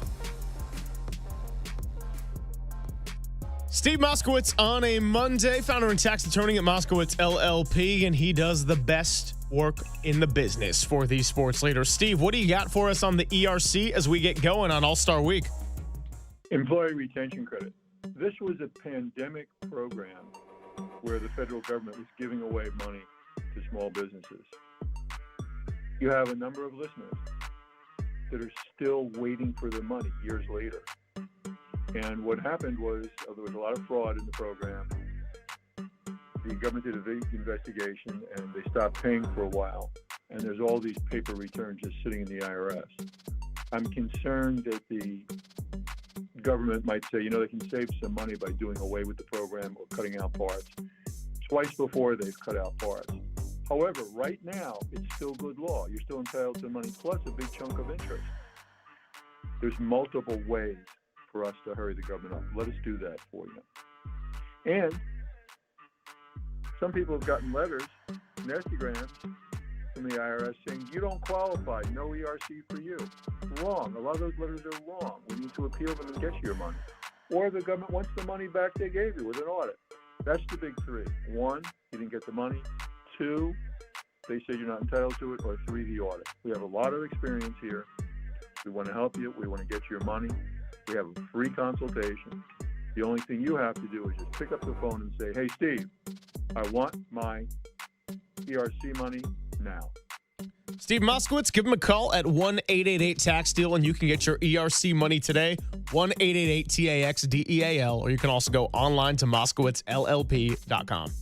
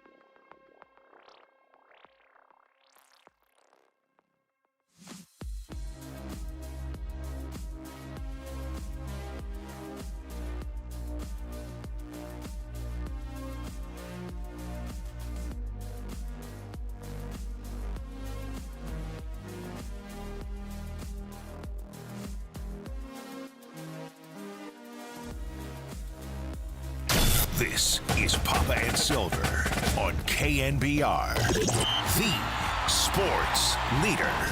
Yeah, I mean, ever since I could remember, I was in Giants gear. My very first baseball team in Little League, I was the Giants. I grew up going to AT&T Park and watching those guys win 3 World Series. So, you know, a lot of my best baseball memories just revolve around San Francisco and being at that stadium and playing for the Giants in Little League. So, I mean, getting that call this weekend was more than a dream come true. I still can't believe it. Yeah, you're welcome, everybody, for pulling some strings. Me and Maria George got to work over the weekend, Tim, and let's just say Jackson, Florida, homecoming back to the Bay.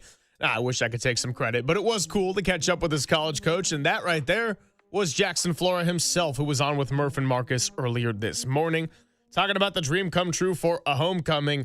All the nervous fans and the ones who've just been a little bit beaten down by the season, Bill, going, is this going to be Kyle Harrison all over again? Hey, we're looking to the future. We're looking to build something that's going to last here and have him be a meaningful part of this franchise rather than elsewhere. But yeah, it all speaks to some of the things that have gone wrong in the short term. And now, look, the Giants had a plan. That plan did not work. Now they have to go to a backup plan and also build toward the future. And they hope that somebody just like this and their other draft selections this weekend are exactly what can be the reasons for hope moving forward. You're so right, Greg. And when you look at what the minor leagues are doing, they're now achieving 10th out of 30 teams. Yeah. You start seeing what Richmond did, winning the first half. You go to Eugene, they won the first half. San Jose won the first half. And they're starting to move players up one step. And I think that's the challenge you want in your minor leagues. Randy Wynn said it really great. He says, I love winning, but I want to see these prospects move up and challenge them at the next level. And I think that's what you're going to get out of Jackson Flora. He is going to push the level of where is he going to start? Most likely in Arizona, rookie ball. But he may push himself right over to Richmond. Those things have happened. I mean, it is a possibility of the way he throws and the maturity he is at 21 years old. He's going to push the level. He is going to push them to make a decision early. It may not be this year, but next year you might see him at big league spring training to see how the big leagues work. Those are eye-openers. The second pitcher, Carson Bowman, man, this kid's out of high school. When you're looking at 2 no-hitters and 5 shutouts with a .17 earned run average, who is this guy, right? And you start looking at what he can do as a left-hander. 6'4", 215 pounds at 19 years old. He's only getting bigger and stronger. The Giants wanted to build their minor leagues and get pitching, and they've done a remarkable job. I said it from the point when I saw this. This is an A draft. There's no way you can say a B or C draft. These are A pitchers that they've picked up, high school and college. They fulfilled a lot of their needs. Now you got to sign them. Now you got to see them in person. And now they become professional pitchers. That was one of the questions why I asked. Because it's a different game now, and he even said it, by pitching every 5th day. It's not every 7 days. So it is going to be a mindset. It's going to be different. And as a number 1 pick, Greg, he's going to have a target on his back. That opposing team's going to know it. That opposing team's going to come after him. And now he's going to have to achieve what he did in college. He's going to have to perform at that level. And I think he can. Yeah, and you can't take stats literally in what he did at UCSB and pitching in the Big West this year and apply it to, well, that's exactly what his ceiling is going to be at the major league level. This is going to take time. We don't even know what baseball is going to look like in 2027. Correct. Could we see Flora late 2027? Maybe. I think realistically, it's more the hope of he's a part of the rotation of the 5 in 2028 if he progresses his way through the minor league system. So again, it's different when you're talking about baseball drafts versus that of other sports because you have to wait a little bit longer. There's a system. There's a pipeline that they got to get through before they're playing at the bigs, whereas Yaxel Lendeborg, he's going to be making impact minutes for the Warriors right away. Michael Williams was starting on the defensive line for the 49ers. Macklin Celebrini, the number 1 pick, was one of the best players in his first year, and then his second year, people are like, yo, this guy's a top 10er. Like, it's just a little bit of a different pace with all that. But, you know, Andy Baggerly joins us every Friday. And when we had him on at the end of last week, we asked about the draft. And he's like, look, I just want to caution fans in the sense that it's not so simple as draft for your need. they might not ultimately go Jackson Flora. You know, Chalowski went number 1, which ended up being the case. And it was like, well, there were outfielders, there were catchers and everything. But look, there wasn't another pitcher taken until I think 19, certainly no one else in the top 15. And then they got another pitcher with 29. And so that's all to say. You don't have to draft for need and just pigeonhole yourself into I'm doing this no matter what. This isn't fantasy baseball where you're like, well, shoot, I got to get a catcher to fill that slot. But if it's there and it's among the best players available, it was very clear what the Giants' mission was, and that was to build back up on pitching, because you could look at a lot of the offensive stats, Bill, and if I took what Casey Schmidt has done in a career year, doing this at 5 different positions, by the way, if I told you about Luis Ariz being a rightful all-star, if we talked about Jung-Hoo Lee and how red hot he was off the IL, and Rafael Devers, everything May 1st and beyond, Elliot Ramos since he came back from the IL, you could look at a lot of different offensive pieces. By the way, Bryce Eldridge, didn't even mention him yet. And you'd say, oh, this is a pretty high-ceiling team offensively. They're 41-55. And it's no secret as to why. Their ace was dominant for a month, and other than that, hasn't really been himself. And then every other pitcher not named Robbie Ray, when they've gone out there and started, it hasn't led to enough wins. And the number one culprit of all of this is not having enough arms in the bullpen. Pitching, pitching, pitching, and that's why our 2 words of the day, pitching 101. It's so true. And consistent pitching is one of the worst. You get a good outing, just like I go back to McDonald. He pitches great against Arizona, gets bombed against Toronto, comes back and throws a great game. Consistency means so much in starting pitching. Going deep into games. If you remember the stretch then they beat the Athletics and they beat the Braves, what was it, 5, 6, 7 games? They all lasted more than 5 innings. It was great. They were pushing into it. Quick innings. Quick innings means you're throwing strikes. Quick innings mean you make good defense. We haven't really talked about the defense. They're 29th in Major League Baseball. Over 60 errors. That has to be get cleaned up. You got to catch the ball and throw the ball. And the mental errors, you could probably double that because there was a lot of base running blunders. You can't just specifically say this is what we're going to fix because there's too many pieces of the puzzle that have to be tweaked, played better, and put together better. And that has to start in Seattle on Friday. We saw a little bit of it, but we need to see more of it. And we need to see more of it from the middle part of the order as well as the younger players. Rodriguez coming through with a nice double the other night. Bryce Eldridge, what a wake-up call. Everybody was kind of waiting for him to play, and now we're seeing him more. Turns out he's more than just a lethal pinch hitter, I'll tell you that much. Yeah, and where was he going to play him? He couldn't hit off lefties. Remember, that was an excuse they used at one time, too. Casey Schmidt, just a fantastic first year, 19 home runs, 50 RBIs this year. There's been a lot of good, but there's also been a lot of bad where they got to get it cleaned up. And I think that's all starts in Seattle on Friday. Tony said yesterday in a post-game show, there's a lot of guys hanging around still, and they're going to do some minor workouts, which is great. Keep the team going, keep them hitting, keep them throwing. But you have to get away from the game. You got to give a couple days where you just walk away from it and forget about it, because that's what the All-Star break is for, to reset your focus for the second half.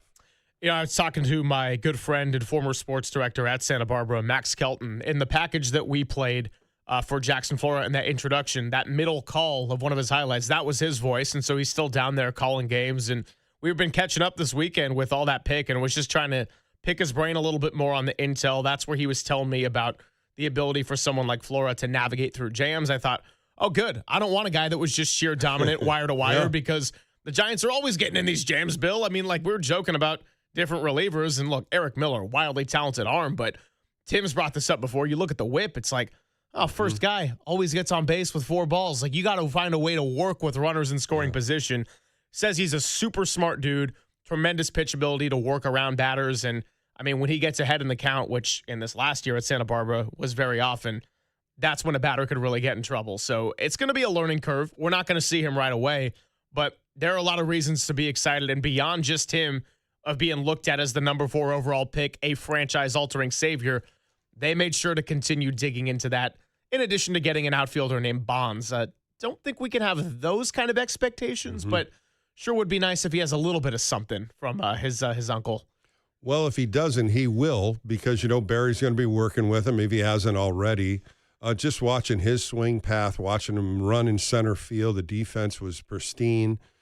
Going back to a little about Jackson, when I asked his coach Andrew about the secondary pitches, and you heard me ask that question because it's important. You know, you're always going to have that fastball, you're always going to have that crossing fastball, but you can't just pitch with a fastball. You got to have some secondary pitches. And I loved what he said about making a change to his changeup.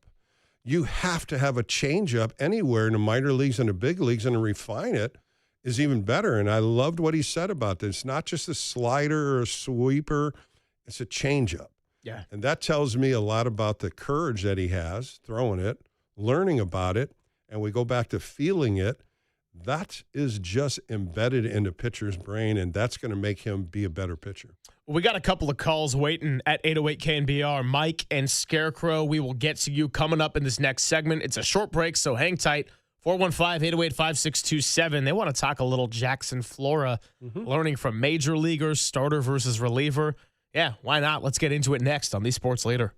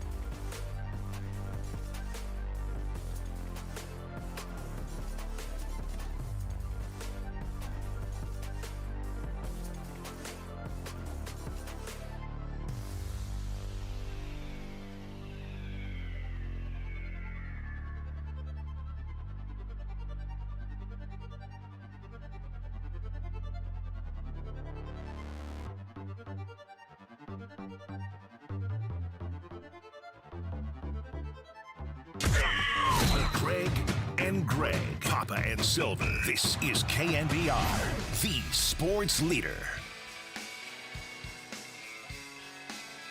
Papa and Silver with Bill Lasky on a Monday. Feeling good. Miss G-Pop very much so. And by the way, had more good communication with Papa lately. And we're talking on 50,000 watts. I don't want to be the person that overshares information, but just will always say, keeping the same sense of humor, making positive strides, and thinking of him always. I know he's really anxious for football season, but I did have to send him a picture of you, and I said, look who's in today. Mother! He was the best, man. Of course, Vida and I worked with him on TV for 7 years and got to know Greg in and out, and just a remarkable man. His knowledge is just unbelievable, and just to know things and how he proceeds to make you feel better and how you do better. And I'll never forget the first time on, he was doing the open, and Vida and I were looking like, where'd you read that? And he goes, I didn't read anything. And we both got off the set where we're done. Yeah. But, that's how good he is. And we all miss him, and we hope to get him back soon. And I'm glad he's feeling a little better. As I say, health is wealth, so it takes however long it takes. And thinking of him every single day, and I know listeners have been great about it as well. And so in the meantime, we have fun, whether it's JD, Krug, Bill Lasky. I mean, we keep the show moving. And so I'll tell you, speaking of keeping it moving, Tim's like, if you don't do this, it's not going to be moving anymore. We're sponsored by Redwood Credit Union, baby. That's right, Tim. For you, for community, for oatmeal for 75 years. Join RCU today at redwoodcu.org. For Maria George, at that matter. She's always going to be a part of me, I promise. By the way, can we give a shout out to our guy, Pat H., who got engaged this weekend? Dude, let's go, Pat! Pat H., you said yes to the dress. I was like, I'm assuming that means ring, yes, all good, thumbs up. And so. Yeah, we've had a joke about Pat H. Dating Mrs. H. She's really going to be Mrs. H. That's great. Dude, Mrs. H. I can't wait. Pat H., love you, bro. Congratulations. And that's what it's all about, man. Connecting with the listeners and the audience, and you do it like no other on Extra Innings, I'll tell you. Well, as long as she said yes, everything worked out, right?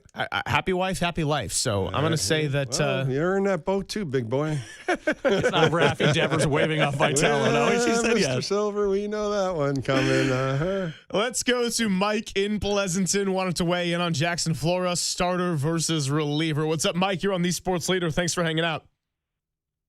Oh, thanks. I think Jackson Flora would make a great reliever. He's got the body for it. He's slender.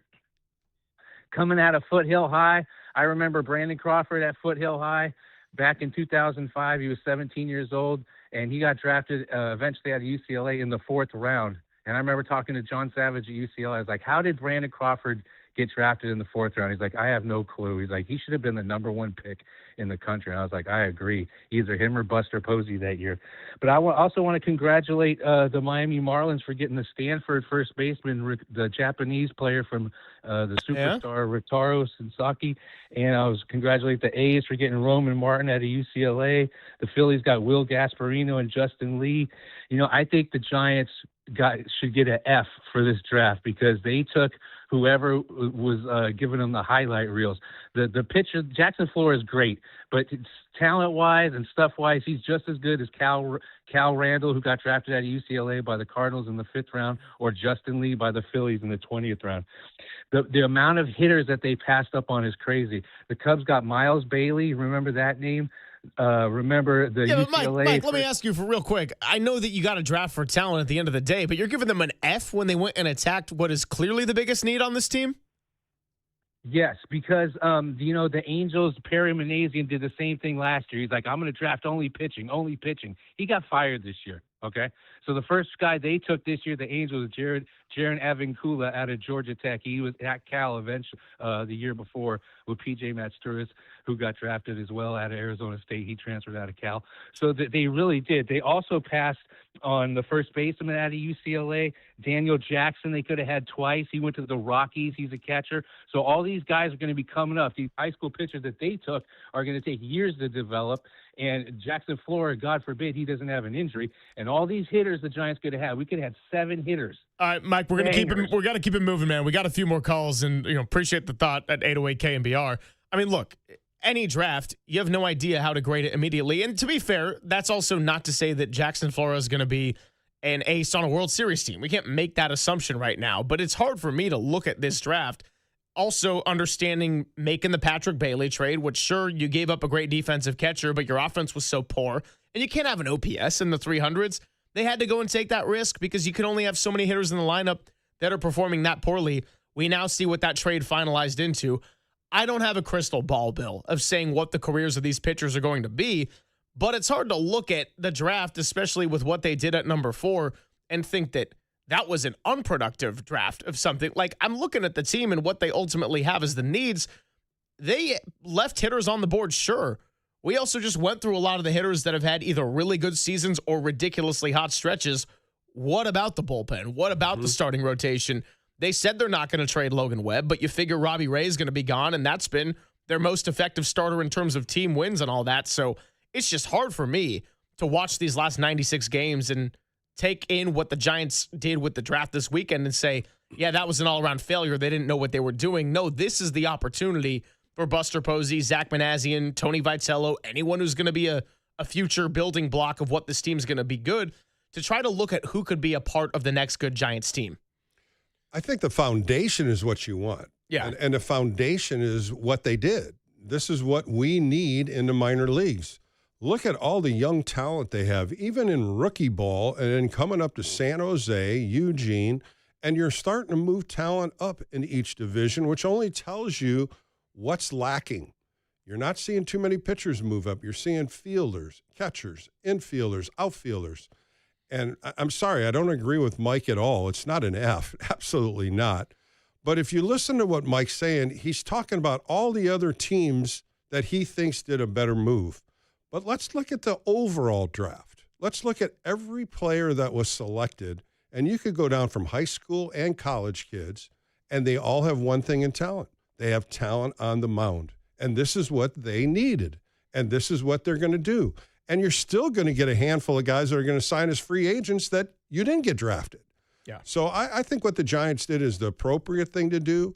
And I'm going to give them an A because I'm looking at the talent they have, and some of these arms are electric. Not just the first couple rounds. You start going deeper in the draft, and you're going to see a lot of positives out of this draft. Well, let's go to a different perspective, and that's kind of more aligned with what you just said. John is in South San Francisco. He says he thought the Giants had a great draft. Now, again, can't ever get the true results until this all unfolds, but if we're just looking at it with what we can take in today, John, you're feeling good about this. You're on the Sports Leader. What's on your mind? Greg, how are you? Hey, Bill, how are you? I'm doing good, buddy. How are you doing in South San Francisco? I can't complain, Bill. Bill, I know I wasn't able to talk to you this past week on the extra innings, but, Bill, I got to ask you this question. On that balk call on Saturday, let's make something clear from the naked eye. Why the heck is the Rockies third base coach calling the balk call? Why? He's not an umpire. Hey, you got it right, John. Nobody understood it, and the balk call was so late. They missed the pitch on it. And I go back to what Maley was doing. I really believe he looked at the third base umpire and said, I want to go from the windup, because you have to announce that before you're in the stretch or the windup. And I really think that's where the confusion came from, because when he went to the mound, when he was going to go from the windup, he did move his hands. But from the windup, you can. You're not in a set position. I really think that's where the blown call was, but nobody still knows what the hell balk was. Third base coach, as you said. Yeah, no kidding. He proceeded to just keep hollering about it, and the umpires sold it. And that's how it all fell apart. Again, I don't know how they lost a pitch. The hitter strikes out. He's going back to the dugout, and the umpire goes, oh, no, my count is only 2 strikes. So many things went wrong with that umpiring crew, not just that game, that whole series.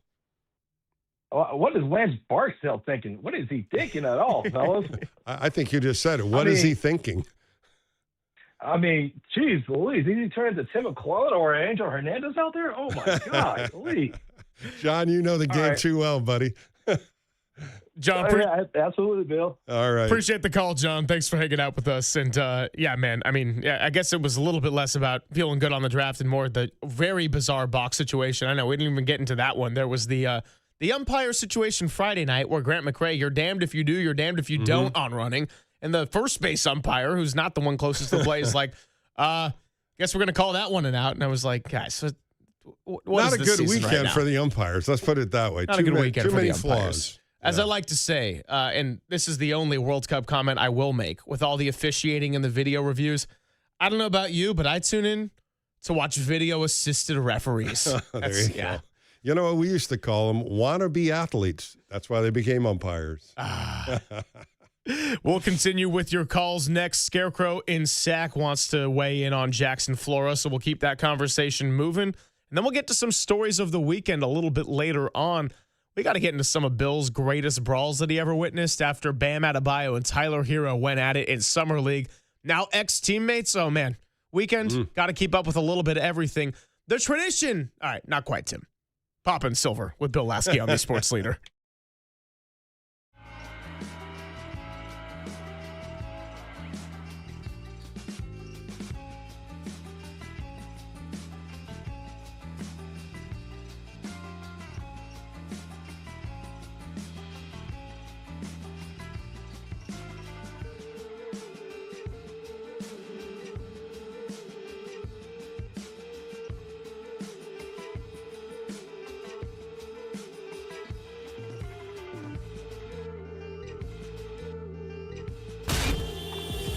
Time for your Bay Area Chevy dealers traffic update.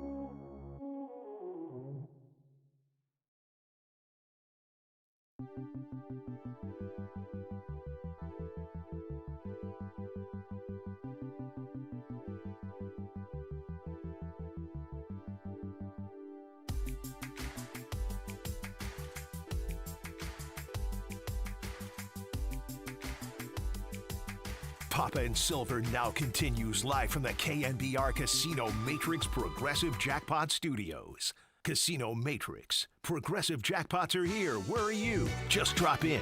Please play responsibly. 1-800-GAMBLER.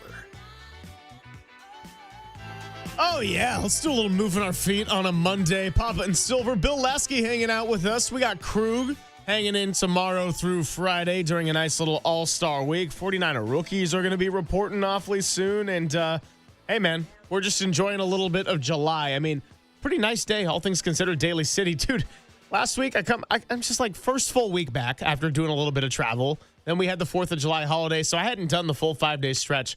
I get to Thursday afternoon and into Friday. And, like, I can't really complain, right? This is not a real job by a lot of the standards, but I'm like, what happened? It's gross in Daly City. It's gray. We're heading into the all-star stretch. Like, I'm feeling so much better after a nice weekend. And the reason I didn't talk about my weekend, by the way, is because I was telling Tim this yesterday. He's like, what did you do this weekend? I'm like, well, for the first time in about 5 months, I did some deep cleaning in the apartment, which I guess was overdue. Super, super exciting stuff. So that's all to say. Being in this chair as we approach noon on a Monday, we're feeling pretty good. And everyone who's been living and dying and hurting with the Giants this season, we all get to just exhale a little bit. It's okay. We'll pick it up on Friday when they go to Seattle. And by the way, Cal Raleigh, not the Cal Raleigh of 2025. So we don't want to play the schedule game, but everyone just take a breather, enjoy these all-star festivities, and watch John Schneider up there with the shades on the podium. That was pretty funny. That was pretty funny.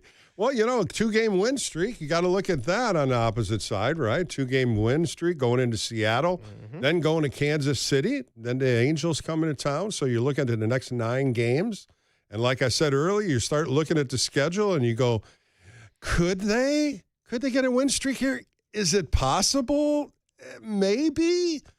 And we'll find out because it all starts Friday. And we don't have the rotation yet. Logan Webb said that he really doesn't want to pitch in the All-Star game unless there's an emergency. And you start thinking most likely Saturday because he probably won't pitch Friday.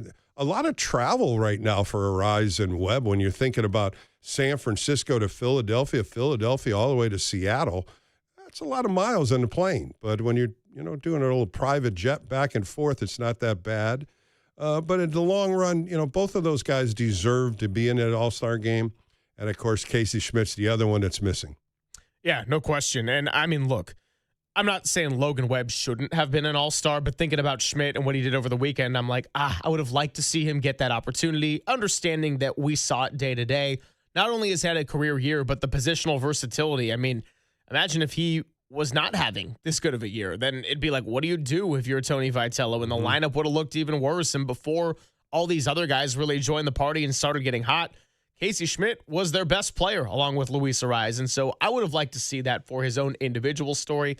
I also understand that a team that's 41-55, you're not getting more than 2 All-Stars in the National League. It's just not how it's going to work. Looking through a lot of questions and discussion points I wanted to bring today, one of those things was about who underperformed the most in the first half. And rather than even worrying about the individual side of it, which we can certainly get into, is, you just said it, winning streaks, or on the other side, losing streaks. They're the only team in baseball that hasn't swept a series this year. Now, maybe if they win the August 31st game, it's a very, very delayed sweep with the postponement of that series on the road in Atlanta. I suppose that one might be their closest chance of the time being. But they've had 5 3-game win streaks, nothing more than 3. Then they've had a handful of 3-game losing streaks. They've also had 7 of them. How many 4-game losing streaks? 3. And then they've had a 5er in there as well. And 1, yeah. Yeah, Okay. I was looking at this last night, looking at the schedule. 7 3 games, 3 4 games, and 1 5 game.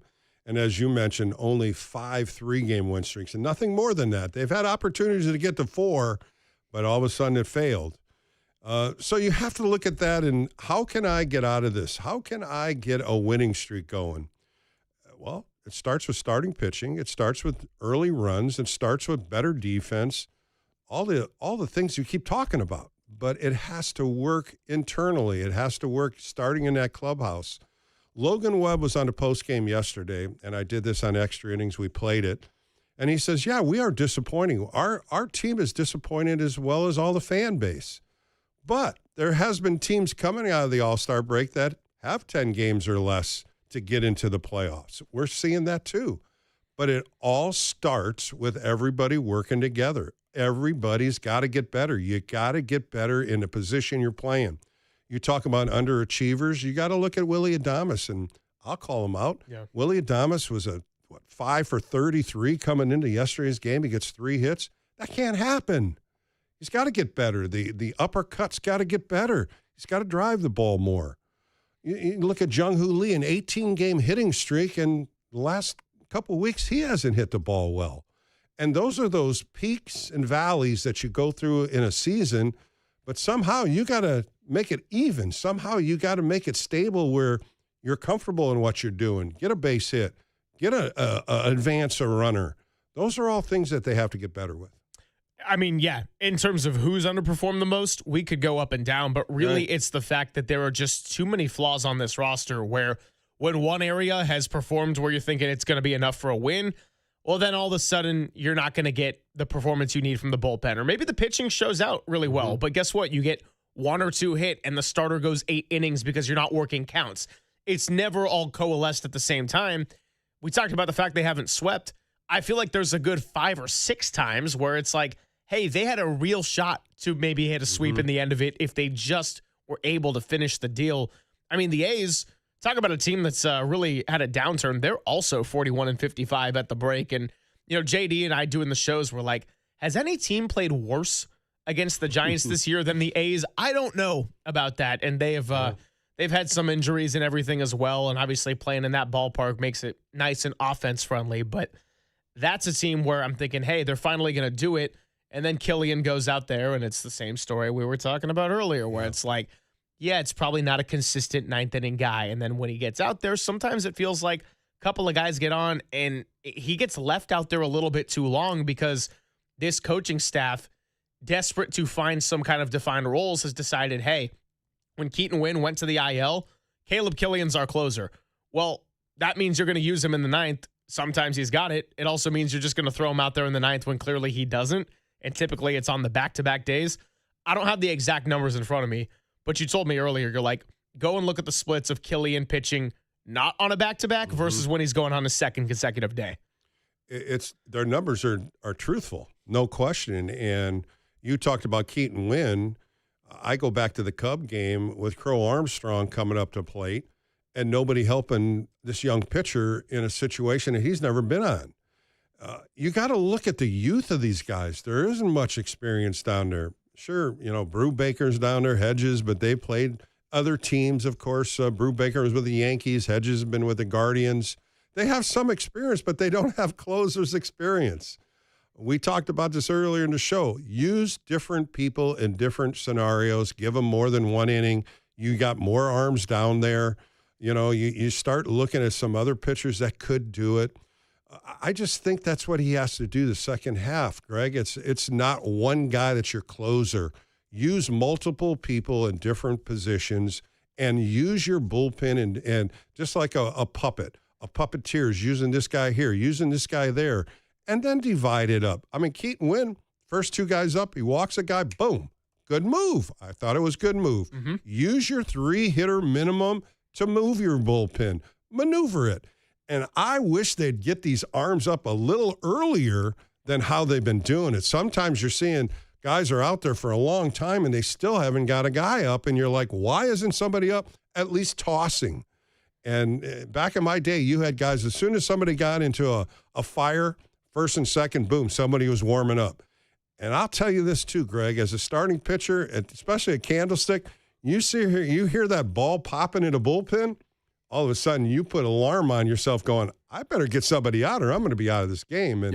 And that's something that I think the starters need to understand. You need to push yourself a lot better in the second half. Well, and the tone setters, the ones who were largely responsible for that really poor start to the season offensively, Chapman, Devers, Adames. We've grouped those 3 together as the ones making the most money by far. They've all been disappointing at various stretches in different ways.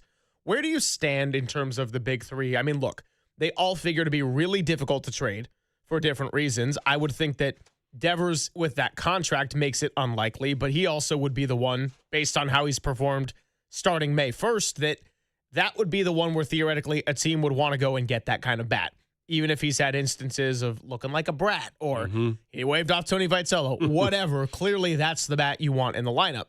Chapman's one where if the Giants could find a way to maybe do the uncomfortable and eat some of the contract, it's like, hey, maybe his value as a defensive third baseman is worth it to a contender, even if he's going to be a 240-ish hitter that's got a little bit of pop. Adames is the one where you figure really unlikely to happen, because I think Giants fans, if we were to poll them right now, they'd say, well, that would be my first choice of the contract to get off, especially considering that he's not set up to be your defensive shortstop for the next 5 years of the contract. Even after this one, you got all these middle infield prospects, and someone like a Joshua Gonzalez might be taking that in 2028, 2029 anyway. I think when you look at Chapman and Adames, the no trade clause just jumps at you. Right. I mean, and that's what listeners have to understand. You cannot trade a Matt Chapman or Willie Adames without their say-so. So if I got a deal with the Yankees and I got Matt Chapman, and here I go, Buster Posey, hey, Matt, I got a deal with the Yankees, he can shut it down and nothing goes further. That's what's so difficult about when you put that in a clause. And I remember when Buster Posey did it for Farhan, and that was one of the things that Matt Chapman wanted in an extension. He wanted to make sure he gets last right and refusal of the trade. So you have to mix it and match. Now, earlier there was a report where Matt Chapman said, I just want to stay in Arizona for spring training. That's where my family is. I really don't want to go to Florida. And I think that's partial of what's going to clog it. The hurdle is right there. So he's going to say no to every team that I get him to go to Florida for spring training.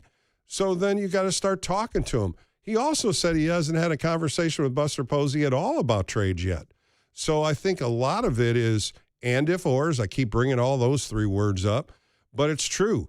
Is there something on the plate yet? Is there an offer being made yet? Is Buster taking phone calls for all these three major contracts? We don't know. And that's going to take place in the next couple of weeks. And we'll find out if there is going to be people moved, or, as I would say, if that doesn't, you still got a good roster that you're going to have to work with, and these guys are going to be your main guys for the next few years. There's also a lot of sentiment out there of fans not wanting to see Luis Arraez traded. I just don't see a scenario in which you can realistically do that when, as painful or as uncomfortable as some moves might be, everything you need to do leading up to August 3rd, and even thereafter, needs to be about the betterment of your team. It goes back to the larger point I have with Buster and Tony Vitello. The plan and everything that we've been able to gather in terms of the immediate results, what we could gather in Buster's second year, Vitello's first year, has not gone to plan, to the point where you've asked, what even is their plan? Well, now the question needs to be, what's your new plan? Because clearly it's not working. And you can pivot and you can find a way out of this, but if you don't fully commit to that direction, understanding that, sure, you got some restraints on those big contracts. You can't hit the full rebuild button entirely. But if you don't commit to doing some kind of a rebuild like I'm doing with my Twitter, then you got to just at some point take your medicine. And the point I'm saying with that is nobody wants to see Luis Arraez traded, right? I mean, pitching and defense is the way. Imagine if he was a subpar defender like 29 other teams thought he was going to be. How attached do you think fans would be? It's in part because he's been so valuable defensively, and he's given you the batting title part that was advertised, what he could do at the plate. But you have to be willing to part with him and hope that maybe there's a path of signing him in the offseason while his contract goes and expires. Ray's going to get traded. Arraez will likely get traded. What beyond that should they do, or should they at least consider, I should say, right? Casey Schmidt's a name that might garner some interest, even though he's had a career year. Jung-Hoo Lee, I don't think he will get traded, but he keeps popping up on these big boards of top prospects. Elliot Ramos is a controllable asset and a former All-Star, eligible for the Giants Wall of Fame, as we learned from John Shea in one of his recent pieces. Is that someone with maybe a clutter in the outfield that you're looking to move? Webb is someone that they've said publicly they're not going to move him. Is that maybe a negotiating tactic where they change their mind in the end? Like, what kind of uncomfortable moves do the Giants need to maybe look to do that will certainly make them worse for the rest of 2026, but maybe for 2027 and beyond could help expedite this process of getting back to a competitive team. That's what the conversation and the focus needs to be internally, rather than, hey, how can we try to fight our way to 75 wins? In the end, we understand, as painful as it is, unless there's some kind of crazy miracle, and Rockies 2007, was it 22 or 23 to end it? This season's just not going to go anywhere. Greg, I look at the younger players making an image, a Barracuda, who could possibly fit in as a everyday outfielder. You look at Casey Schmidt at third base. Could he play second base if they do trade Arise? When I look at trades, I always say, who's next? What's going to fill that hole for you once you make a trade? Is there players that could do that? Is there players that could play every day and fulfill it? Well, when they were talking before Chapman got hurt, they were talking about Ramos playing right field and saying, hey, could he play right field? That was a big question mark because Casey Schmidt would have had to play left field. Now you're seeing Elliot Ramos go, I can play right field. I can play anywhere, and that gives you an option of maybe trading him. You have to look at every scenario of every team calling on every player, unless you say, hey, Eldridge is done. Nope, don't even bring his name up. Logan Webb, don't even bring his name up. There are certain players and pitchers that Buster Posey has put on a docket that's don't even discuss it. What else do you want to discuss? And I think that goes to your question on what if. Well, to me, I'm listening on everybody because you got 41 wins. You don't have 90 wins or 60 wins like the Brewers have or the Dodgers have. So why not listen? Why not listen to what somebody's going to offer you? And then you have the right of refusal to say yes or no. And if you do say no, then what are you going to do with the players fighting to get in those positions? You can't send them back down to AAA. They're doing so well at the big league level, you got to fit them in somewhere. And right now, that outfield is getting pretty stacked. Once Barracuda comes back, again, you're going to have more outfielders than you expected. What happens when Chapman comes back? Where does Casey Schmidt fit in? So these are questions that are going to be taking place at this All-Star break when the draft is over. Now they sit down and figure out what's next. It's also hard to do the hypothetical trade discussions when you don't know what a potential haul could be for a player. Right. But I will say this, and I voiced it last week. If we're looking at 4 different names, I'd put 2 in the category of I would prefer the Giants don't trade. I would put 2 in the category of I would be more open to looking to see what you might be able to get. Mm-hmm. And those 2 that I would look to keep would be Jung-Hoo Lee for a couple of reasons. One, you figure that if Luis Ariz is going to get traded, that makes his skill set all the more valuable. A contact guy that when he's at his best can be hitting over 300. And also, even though he wasn't attempting stolen bases for a while, he's shown that he has speed on the base path that could be a big asset. The second part is that right field at Oracle Park is not some easy defensive assignment. Mm-hmm. Harrison Bader came over. That was a bust of a signing, and he spent a bunch of the year on the IL. But part of that move was also moving Jung-Hoo Lee over to right field because Bader was supposed to be that everyday center fielder. Well, Mike Yastrzemski, that was the right decision to move on from him at the trade deadline. But he also was damn good at playing defense out there at Oracle in a way that he couldn't really do the same for center. And so for Lee to figure it out and end the game with that kind of sliding catch yesterday, between the Arise-like skill set and the defense designed for this ballpark, those are reasons that I'm more looking to keep him. I'm not quite as worried about the marketing side of it and fan engagement and his popularity. That's kind of out of my purview of what I'm figured to analyze. But on the field of what he can do, those are reasons I like it. The other one I would say I would prefer the Giants to keep, depending on what kind of haul some team would be interested in, is Casey Schmidt. The positional versatility has been invaluable to Tony Vitello. And you do figure if there's a way where maybe not this deadline, but say the offseason or next deadline, if they find an agreement where they can get off of Matt Chapman's deal, there's your replacement right away. And in the meantime, he could fill in at second if Arise gets traded. But that also is a bit of a hedge where maybe Barracuda is an everyday outfielder or a guy you can rotate in. Maybe he's not. But the fact that Schmidt can play left field helps that discussion. The fact that Schmidt can move around the infield also helps with some of that discussion. The two guys I would be a little bit more open to moving would be Logan Webb, despite them publicly making comments that they won't. And I know everyone's going to say, well, Silver, you just said this team needs pitching. That's why you raved about the draft. They absolutely do need pitching. I also think the timeline of Webb, as someone who's 29, wants to compete, wants to pitch in big games, you would think that maybe a staff looking to try to contend right now would be willing to part with some prospects in multiple that could be a future big-time reliever and maybe a future ace. If you can get that kind of potential from some other team, then I would be a little bit more open to it. And then the last one's Elliot Ramos. I love Ramos. I love the power. The fact that he could do it opposite field. He's also a subpar defender, and this team needs to make its mark on the defensive side by being buttoned up there. They got to play to their ballpark. So if a team's interested in a former all-star that has 30 home run type of power, seeing what you might be able to get back, that could clear up some of those questions in the outfield too. Lee and Schmidt would be more inclined to keep. Ramos and Webb would be more inclined to look what you can move. But, of course, it's all going to depend on what other teams are willing to give up for those.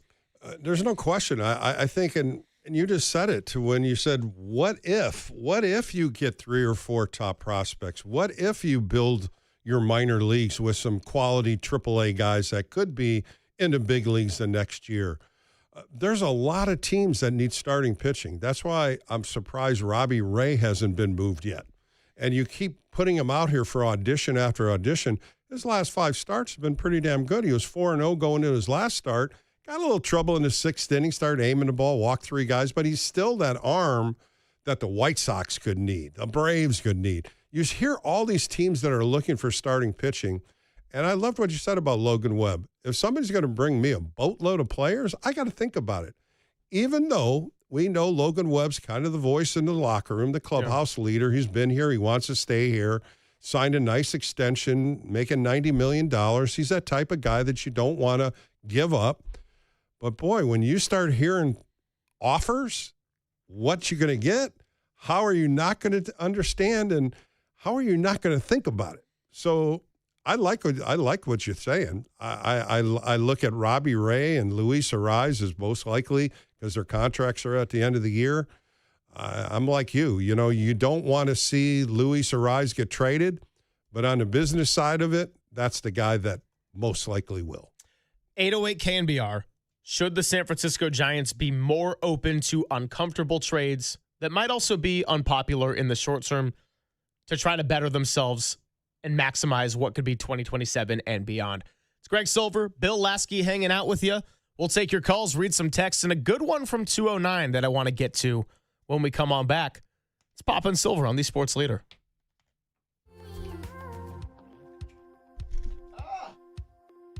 Halfway home.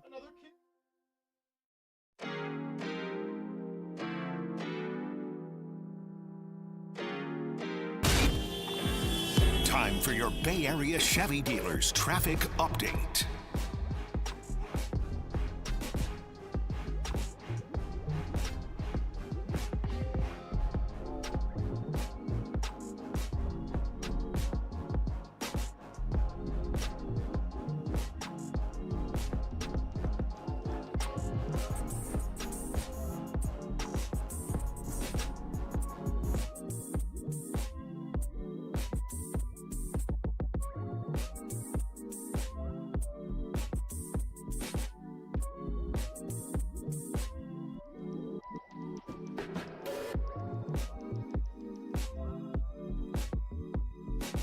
Let's talk about DraftKings once again. We are down to the semifinals. England, Spain, France, Argentina. Who do you got here? One trophy, one champion. The DraftKings app has you covered, and it is live in California. So whether you're catching that early kickoff or the late one, I mean, not many kickoffs to go, just 4 matches left. Every minute, every match, every moment is all in one app. And right here in California, the world's biggest stage is in the palm of your hand. So new customers, sign up with the code TheSportsLeader. Spend $5. Get $200 in total rewards over the next 21 days. That's code TheSportsLeader. In partnership with DraftKings, the crown is yours. Event trading is offered by DraftKings Predictions, a CFTC-registered introducing broker. Trading involves risk of loss. Market availability varies. Eligibility restrictions apply. $50 every 7 days via click-to-claim issued in non-withdrawable predictions dollars that expire in 1 year. Ends July 19th. Terms DKNG sportsphone.co/predictions promo.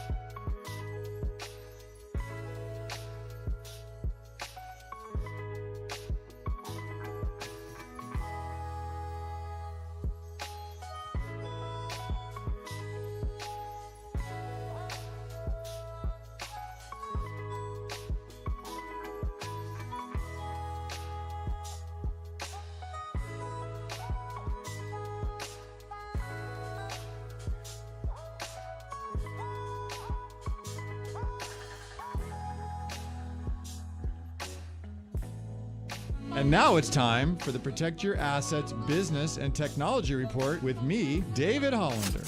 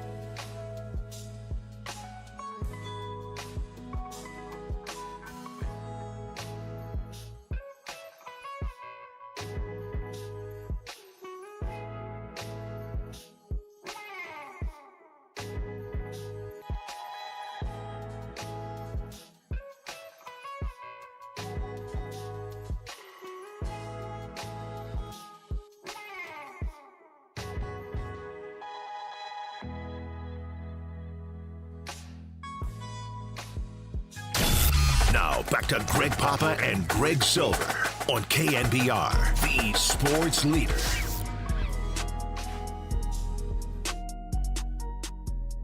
Papa and Silver with Bill Lasky getting you going. Phones were lighting up there during the break because we asked you the question ahead of the trade deadline. Should the Giants be more open to uncomfortable trades? 808 KNBR 415-808-5627 and 209 had a text that I wanted to get this discussion going. Says KNBR is the only people I hear saying to trade all these guys. I don't think it's going to happen.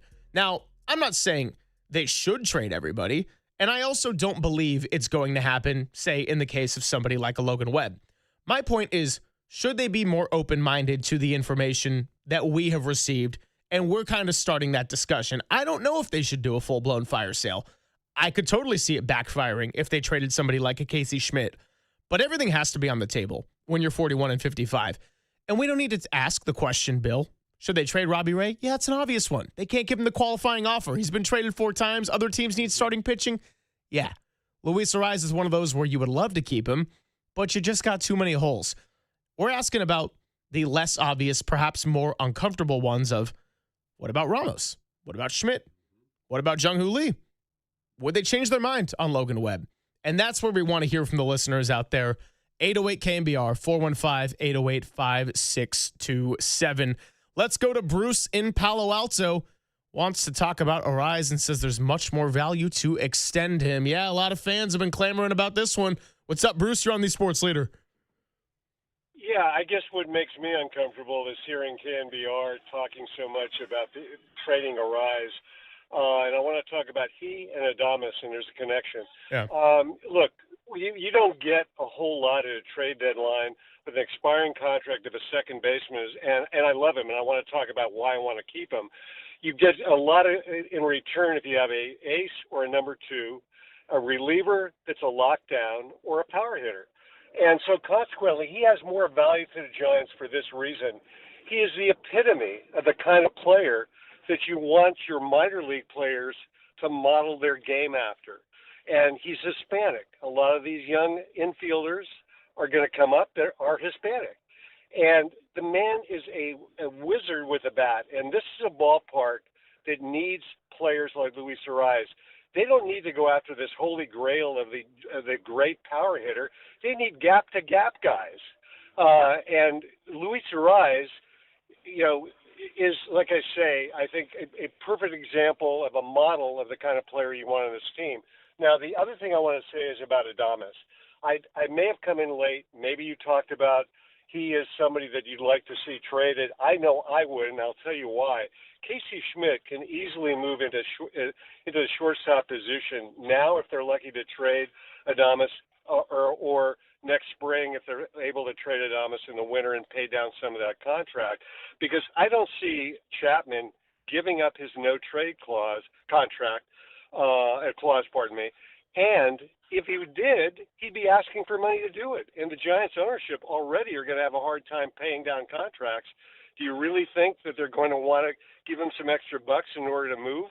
Adames has been a disaster at the plate in terms of hitting with runners in scoring position. His homers are empty. Most of them come when the team is well ahead. And he has no clue. He's the complete opposite of Ariz at the plate. He's got an uppercut swing.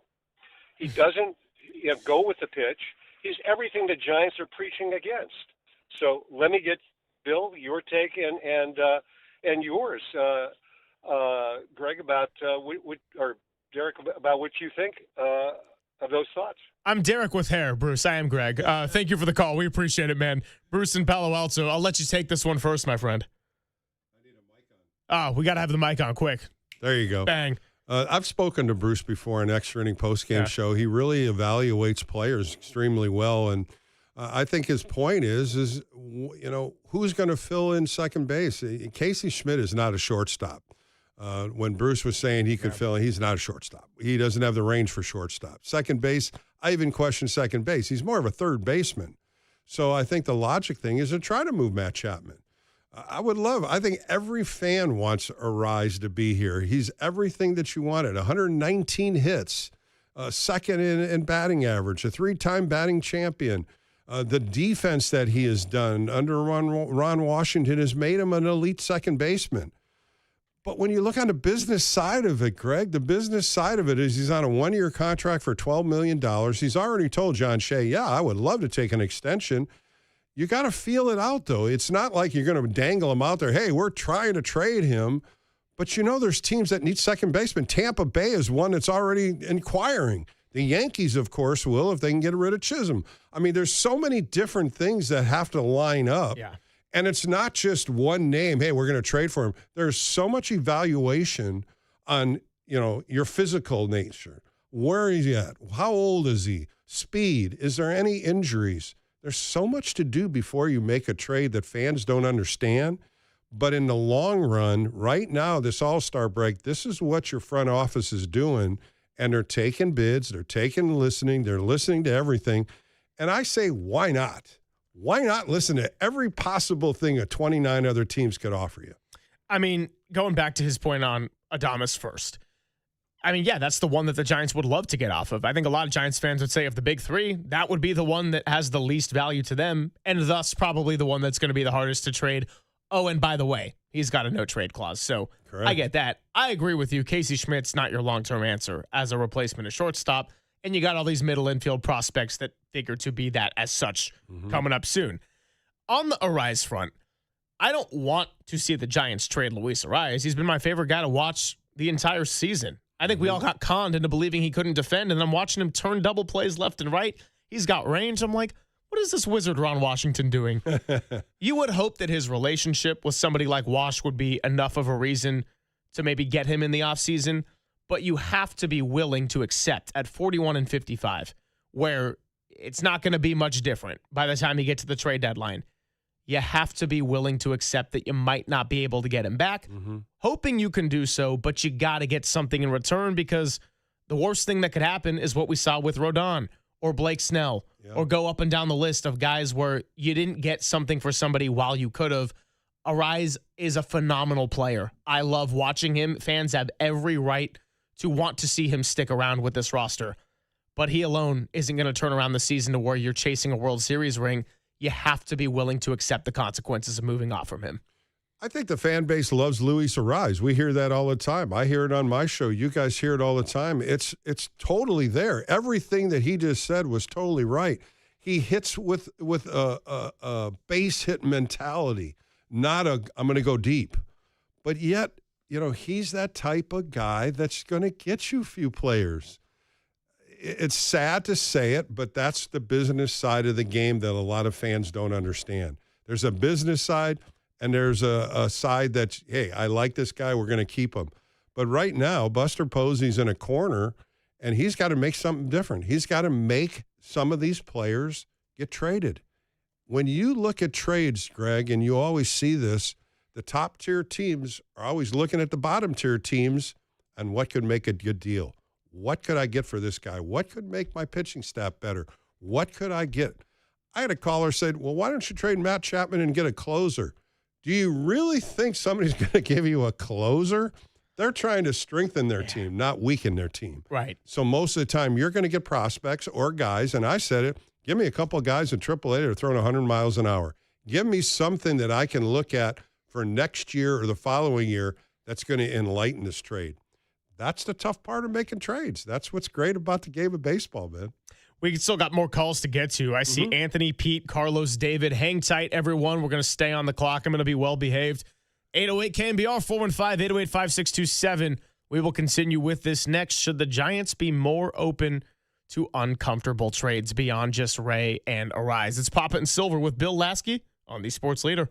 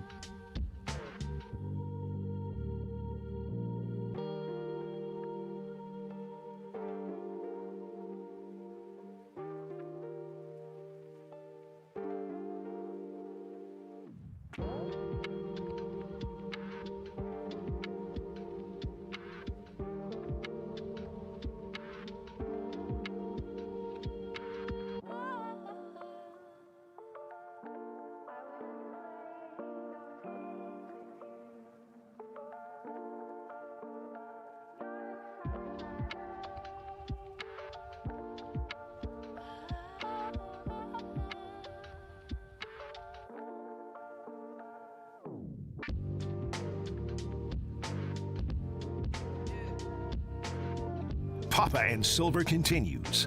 Now streaming live on YouTube and twitch.tv/thesportsleader. Need the perfect space to sound off instantly? Join the conversation now. Phones are popping on a Monday, so we'll get right to it. Papa and Silver with Bill Lasky. Real quick note, though, Susan Slusser is going to join us coming up in about an hour.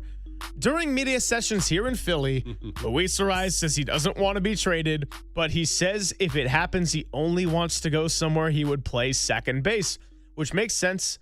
After all that work, outstanding results, if he's there all year, he will win the Gold Glove. So there you go. Big disconnect between what the fan base feels on Ariz versus what the Giants, in all logic, should go and do to try to better their team. But we want to take people's calls. We want to hear from the people. Anthony in San Rafael, appreciate the patience, man, wants to talk about attaching some of the bad contracts to a pitching deal. Elaborate on the Sports Leader. What's up, Anthony? Yeah, that's pretty much it. I just kind of, it just occurred to me, you take a player that you have considerable leverage with, a team that really needs a pitcher, that might mean shopping Logan Webb. And I wouldn't want to do it, but I would consider, like you guys were saying earlier, there is no bad business. You should listen to all offers. All you can do is say yes or no. And one of the things that might make a yes is if you package the full contract with one or two of these bad deals, and you say, well, yeah, we really don't want to get rid of this guy, but if you need him that bad, you're going to need to buy one of these contracts. So true. And when you're looking at it would be like a when you're looking at $211 million for Devers for the next 7 years, $125 million for Adames for 5 years, and then you look at Chapman, $100 million for 4 years. Those are your three top contracts. Jung-Hoo Lee, $63 million for 3 years. There's still a lot of money in this boat that needs to somehow gravitate out, but then you have to get a buyer. You have to have somebody interested to do this. I'm in the notion that the Giants will not take some of this money off these contracts and eat it. I just don't think this is the Giants' ownership. I think they'll say, we signed them, we'll keep them. We're not just going to give up $20 to $40 million to move a contract. Your thoughts, Greg? Yeah, no, I'm with you on that. And by the way, back to our conversation on the draft from a little bit earlier with our caller who came in and gave it the F. Well, look, it's the Giants' decisions as to what they want to do with spending, but you looked at the trade route with Devers. You looked at the spending or maybe lack thereof in certain cases with a closer or with frontline starting pitching. They didn't do it. What's the third avenue here? It's through development where you got some team control. You got some cheap players that you can take advantage of. And so, that does bring up another element, though, as it relates back to the Arise part of this. I said you have to be willing to accept the results. Try to get something for him, and if you can get him back, great. I do wonder what kind of money he would command and potentially a new deal coming back, because all of a sudden he's got not only offensive value, he's got defensive value. It might be more than one team just wanting him, with him hanging around all the way going into Super Bowl week. If you see the kind of turnaround he had this year, how much can you pay him if you still got these big contracts on the books? $12 million this year is a pretty good deal when you look at what he's done. Right. But what's next? What does he want next? Are we talking 5 for 75 exactly. kind of thing? That's what I'm thinking right there too. Or even trying to do 3-year contract. Something in a lesser amount, but with more money. I think that's something that he would engage in. But then what are you going to do with these other big contracts? You can't continue to spend. Something's got to move here. And that's what's great about the trade deadline. You don't know what's going on in that front office. You don't know the offers that are coming in. There's going to be some tight offers. It's always down to that last week when the phone calls start calling in, the panic starts coming, and that's when the moves really make it. And I just sit back a lot and about Robbie Ray. Robbie Ray's name's come up a lot. Why are you auditioning him? If you can get something right now for him, and a team can use him for the next 2 or 3 starts before the beginning of August, why not trade him? You're not going to keep him. So maybe you hold on to him, but in my mind, man, if I got an offer for 2 or 3 players, he's gone. Well, I had some back and forth on my social media back when it was my old account, and it was about Robbie Ray at the time in which he was struggling. And someone's like, why would you trade him? You're not going to get any value. And I said, well, what's truly no value is if you hold on to him and let this year play out and let it expire. When Robbie Ray got hot for that month and he had those 3 or 4 starts in a row, I'm thinking, man, 2 of those came against the Braves. Oh, That's a good baseball team that you would think is set up to maybe regress a little bit into, can they win their division? Will the Phillies catch them? I don't know. But the point is, with all that, I'm like, hey, is that one where he's kind of auditioning almost? And by the way, there were infield errors, and I'm like, gosh, you know who the Braves could have used in that series? Luis Ariz and Robbie Ray. Well, and you think about it, how many more auditions does he have to have? There's teams already inquiring. How long are you waiting for him? And then you always think about it, Greg, an injury could happen, and then what are you going to do? You're stuck with him. I just think right now, if there's an opportunity for Robbie Ray to be moved, I would do it. Yeah, and I was a little surprised he got that Friday start for a second, thinking, wait, is something up? Are they going to look to move him? But not yet. Not yet. They're going to go back into the rotation, and trade deadline coming up August 3rd. Let's keep it moving. Phones are packed. Pete in Cameron Park wants to talk about Casey Schmidt. Could they end up putting him in center field? Well, I mean, he was a college closer. Dude, they could put him anywhere at this point. No. Pete, what's up? Talk to us. Talk some sense into us. Well, the weakest position the Giants have right now, in my view, is center field. And so putting a guy who has been successful defensively everywhere, and he's got a serious bat, put him in center field. Rather than making a bunch of trades and trying to clean house from the hitting side, our big problem is pitching. So I agree with you. Trade Ray now, whatever you can get for him. A couple other names I haven't heard brought up. You might be able to get a prospect for Keaton Wynn. The guy seems like he's always hurt. Right now he's healthy. Sell high. Jason Foley, give him 2 weeks out there. He's got experience as a closer. There's going to be some team that wants to grab him if he's healthy. And if he can show that in the next 2 weeks, you can get something for him. He's gone at the end of the year anyway. Arise, we need to keep that guy if we can. If we can't, if he doesn't want to sign a contract before the trade deadline, trade him. I've spoken my piece.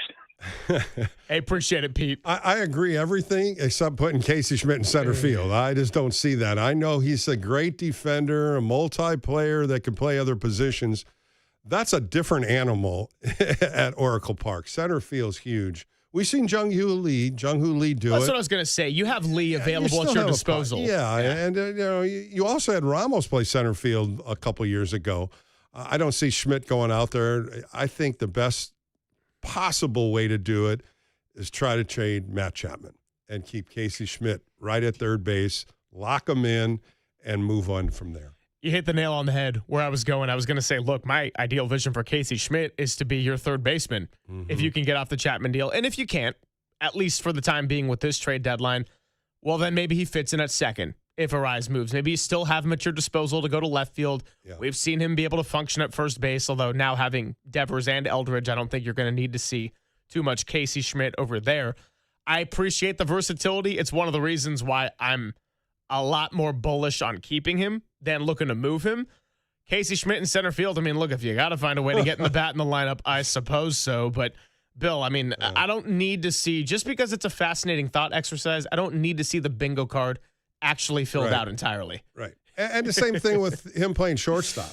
We saw the one game, and, he looked scared to me at shortstop. He did. Where am I going to go? What, I'm looking at my defensive card.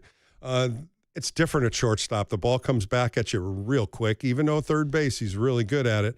I don't mind him at second. I don't mind him at third. He's proven to me he can play left field. Those are the three positions. If you're going to fill him in somewhere, that's where he plays. Let's go with Carlos in Hayward. Says you got to keep Jung-Hoo Lee, Logan Webb, and Luis Arise. Keep them all. Carlos, tell us why. You're on the Sports Leader. Yeah, thanks for having me. Yeah, I want to start by saying I completely agree with trading Matt Chapman, keeping Casey Schmidt, and also to that point, you keep Luis Arise. He's 29 years old. He's by far the best hitter on the team, and he has a great dynamic with Willie Adames. Those two guys get along well. I agree. Yeah. Brings the chemistry right there up the middle. And Jung-Hoo Lee, I mean, you guys hear the stadium when he comes up to bat. That is the loudest cheer by far. He has his own chant. He has the Jung hooligans. You can't get rid of him just yet. I think the uncomfortable ones, the obvious one is Robbie Ray, for sure. The uncomfortable one is Ramos. If you could try to get him and Devers and somebody take both of them because they don't want to take just Devers alone. I love Ramos, but he's the uncomfortable one, the odd man out. Well, if you can move a Matt Chapman and his contract, then Arise fits right in there. I think that's what you got to look at. If Matt Chapman leaves with $100 million off the table, then you can push and keep Arise. Schmidt falls into third base. I don't think you're going to move Adames, and then your infield's pretty set. I think some key points are dominoes have to fit first before you just start unloading everybody. And, Ramos is a good nugget. You can see what you have on him. I like the point about Jung-Hoo Lee. He loves playing here in San Francisco. We're seeing him get better acclimated and at the big league level, an 18-game hitting streak, hitting the ball all over. He's not pulling the ball as much. You're not seeing his helmet fall off of him at the plate. And he's, like you said, Greg, he's playing right field to the caliber that he can sustain playing right field, and that's a plus. The Luis Arise thing, I'll say it again. I completely understand why fans are reluctant to watch the most consistent and perhaps most enjoyable player on this team. And the one offseason move that worked really well, I get it. Trust me. He has been a great player to watch. And I was someone who, remember, this was a rather controversial signing for a lot of people where they're like, I don't know, soft contact. I don't like the analytics. Could he play defense? Yeah. Both Papa and I, we were at Super Bowl Radio Row. Dieter walked by us and he's like, you don't like the Luis Arise signing? And Dieter's like, no. And we're like, we had a whole segment just kind of messing with him about how much we liked the signing. So from the jump, I was on board. But you have to be able to commit to a direction when you're 41-55. Yep. Your hand has been forced by how many things have gone wrong with this team.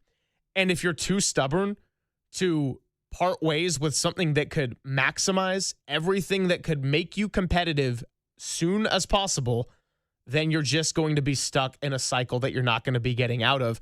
It's painful. It does not help you in the short term. It does not improve your team, certainly for the second half of the season. But you got to do what's going to make you the best team possible in 2027 when there is baseball played and a new CBA, 2028, 2029, when all these players who are in the farm system and the ones they just drafted might be a bigger part of the picture. So I get it.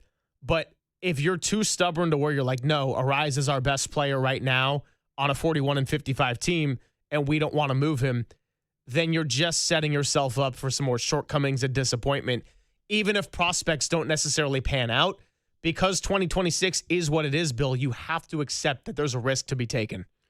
The biggest thing when fans call the postgame shows when I do them, as well as how they call into you guys, emotion takes over.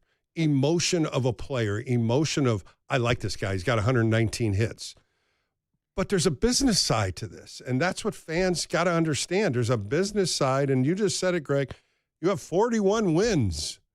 You're so far behind in the NL West, and you're even farther behind sometimes in the wild card.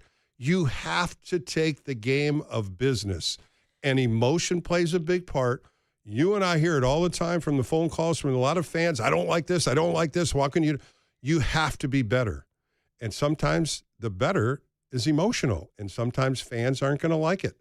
We see it all the time. Emotion takes part of this big Giants fan base, and everybody loves Luis Arraez. We all do. Why not? He's hitting over 330, 119 hits. He's been playing very well at second base.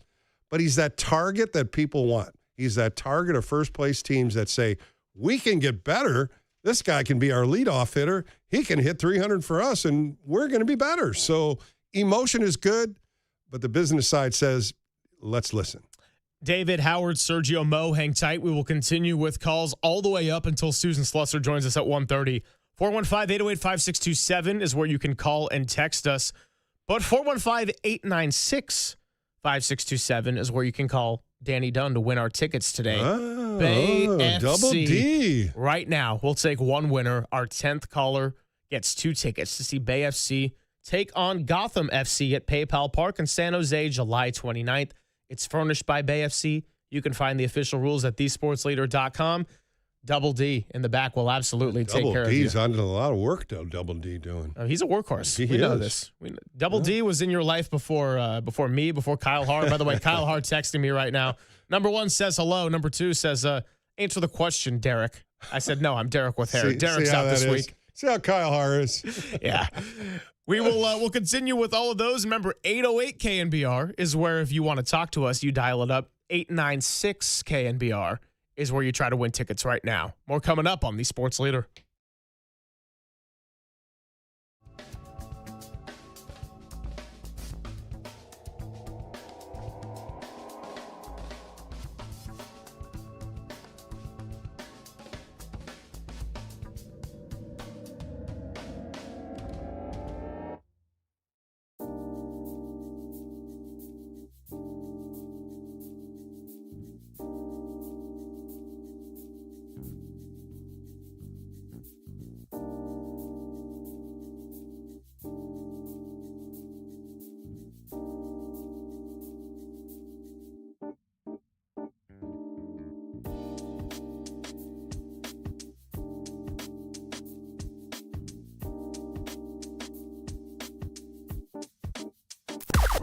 Now, from the O'Donnell Financial Group Sports Desk. Learn more at odfigroup.com. O'Donnell Financial Group, because planning is a process, not a product. Number 4 overall selection, Jackson Flora, joined Murph and Marcus this morning, and we'll talk to his head coach as well. So you can check out both of those interviews on thesportsleader.com or wherever you get your podcasts.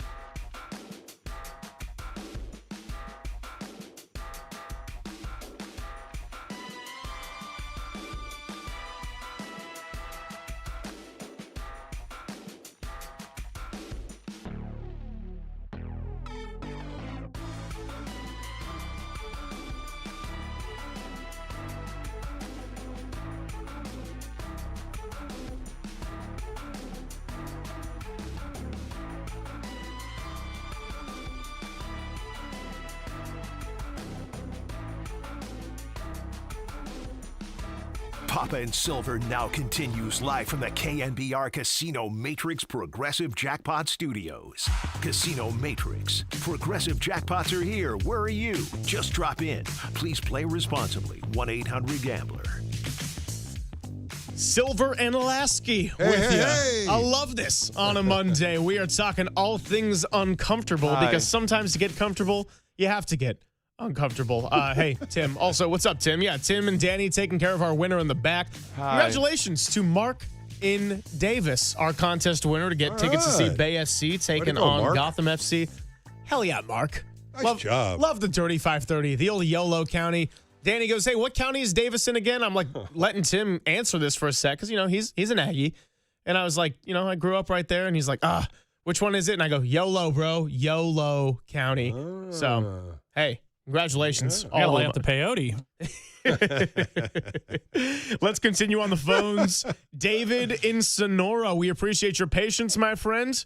Says you got to keep Luis Ariz. It's the old tug of war. Emotion. David, what's going on?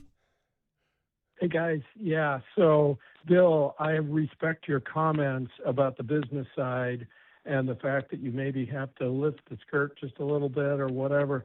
But what I've owned businesses that have been successful for 40 years, and I haven't heard one thing mentioned, and that is the people, the human aspect of a sport like this, and the fact that they live as families and travel together and develop a culture. And Luis Ariz, for me, I go back to being in high school in Chicago, being a Cubs fan. I've never seen a man that has been so focused but positive, intense, but also performing at a high level and setting standards for the other players. And he is a gem, and I would not let him go. Matt is a great ball player, a fabulous world-class third baseman and hitter. He's not a leader. He's a team member. And I got to say, Willie needs to be grown up a little bit. Somebody needs to sit down and say, okay, there's a time and a place for goofing around and chuckling with guys during the game, in between plays. He is not focusing. He's swinging at balls and looking at strikes. And I think he's got capabilities, and I think he might be worth working with and holding on to. He's a very talented guy, and I love him to death. But I just the assumption that you guys are working with that, well, we're going to dump, our lefty and Luis. And what are we going to do now when we just lost two really good players? And that's just not the way to build an operation. And I think Luis probably, if he gets hugged by the team, maybe you'll give him a deal. Who knows? If you don't I appreciate it, David. David in Sonora at 808 KNBR. We'll get to some of the more callers because the lines are pretty full, but I do want to have you weigh in on that. He brought up the old business versus personal and says, why can't they hold on to Ariz? Getting the emotion back into it. And I get it.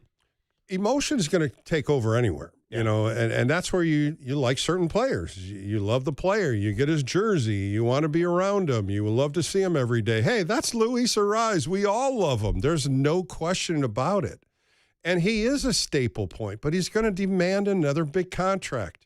You have 3 huge contracts, maybe even 4 with Jung-Hoo Lee. If you can maneuver one of those, then you could keep Luis Ariz. But if you can't, then you got to listen. A business is a business. Baseball's baseball, the love of fans, emotion.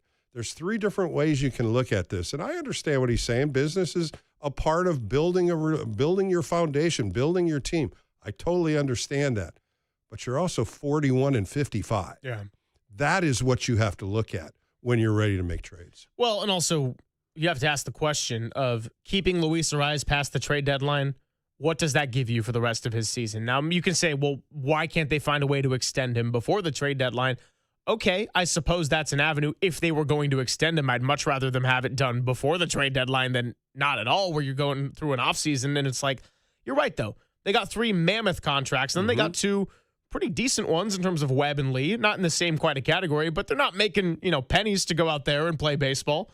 So what kind of money would he command on that? And I hear you, but when Luis Arraez and Casey Schmidt are your best hitters over the course of a season, you also see what that looks like. And I'm not saying that they're not talented baseball players.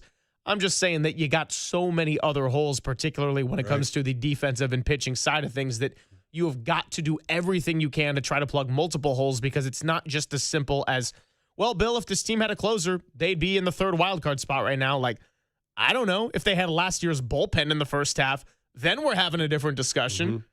If it's the old, and I joke about past comments, but it's like, if they went out and got Edwin Diaz, yes, I believe that would have helped. Do I think it would have been a cure-all for the team? Absolutely not. One thing he said that I'm going to agree on is Willy Adames maturing a little bit, understanding what he has to do if he's going to be a leader. Quit joking around with players on the field. Quit talking to players. You're not a mayor of baseball. I hate when I see that. Frank Robinson and Danny Ozark and all my old managers, that is the opposition. You talk to him away from the field. When he's on the field, he is your enemy. Those things is instilled in me growing up, and I teach that when I coach. You can talk to all those guys away from the field. Doing it on the field, and you saw what happened in L.A. when he was kidding around with Mookie Betts. He forgot how many outs there were. That's what happens when your mindset isn't 100% on the field. Yeah. The Gatorade Bass, I'm not for that. It's getting old.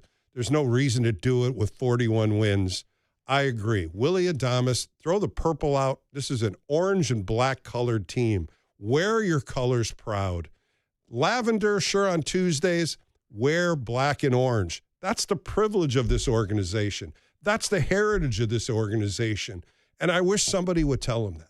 And I don't have a problem in and of itself with a Gatorade bath, but it's hard when you're going on these bad losing streaks. Like, you should be celebrating the little moments along the way, but you also got to have the awareness of where your season has been. And remember when Arraez was about to get dumped and he was mid-interview, and he handled it very well, but he kind of held him back, and he's like, all right, okay, let's do this sort of thing. And he's like, love you, Willie. And he was a good teammate and everything. Those two get along great. But there's a part of me that's watching that, and I'm like, yeah, Luis Arraez is like, dude, we're losing a bunch of games. Like, we're trying to turn the season around. What are we doing here? So, well, different celebrations for different times. Yeah. 808 KNBR. Let's go with Howard in Belmont. Wants to talk about Arraez as well as a couple of young bullpen arms, Caleb Killian and Dylan Smith. What's up, Howard? You're on the Sports Leader. Hello, gentlemen. Great show, by the way. And I agree with just about everything you guys are saying. So I don't want to hash over it so much. Yes, I think Ray needs to be, traded out now before the end of the season. He's not coming back next year. I think Chapman makes the most sense, because then you move Smith to third. I would try to offer a 3-year deal if possible, make it work for Arraez. I'm in favor of keeping Lee. That's how I feel about it. I will say this. Friday night I was at the ball game. Killian comes in. I'm cringing, and yet Smith, he was lights out with bases loaded, Houdini. no outs. Why the heck weren't they even thinking about trying to put Smith to close the game? Killian is just killing me, guys. He is killing me. I'm sorry. Howard, the inexperience that we watch, and you're putting, pitchers in positions that they're not comfortable with. He's the only guy that has been pitching hot, but yet I like to use the phrase of using other ways to use your bullpen because you don't have an experienced closer. And maybe that's what we're going to see here in the second half. Brubaker going 2 innings, Miller going an inning and a third. I like that. If you're pitching well enough, stay in the game. You don't have to make the change just because everybody tells you you have to. Let me just say one more thing here, guys. I want to just change it up a little bit because, I'm a big fan of extra innings. And, Bill, you are tremendous. I think I speak behind most of your listeners because I'm a regular fan, of course.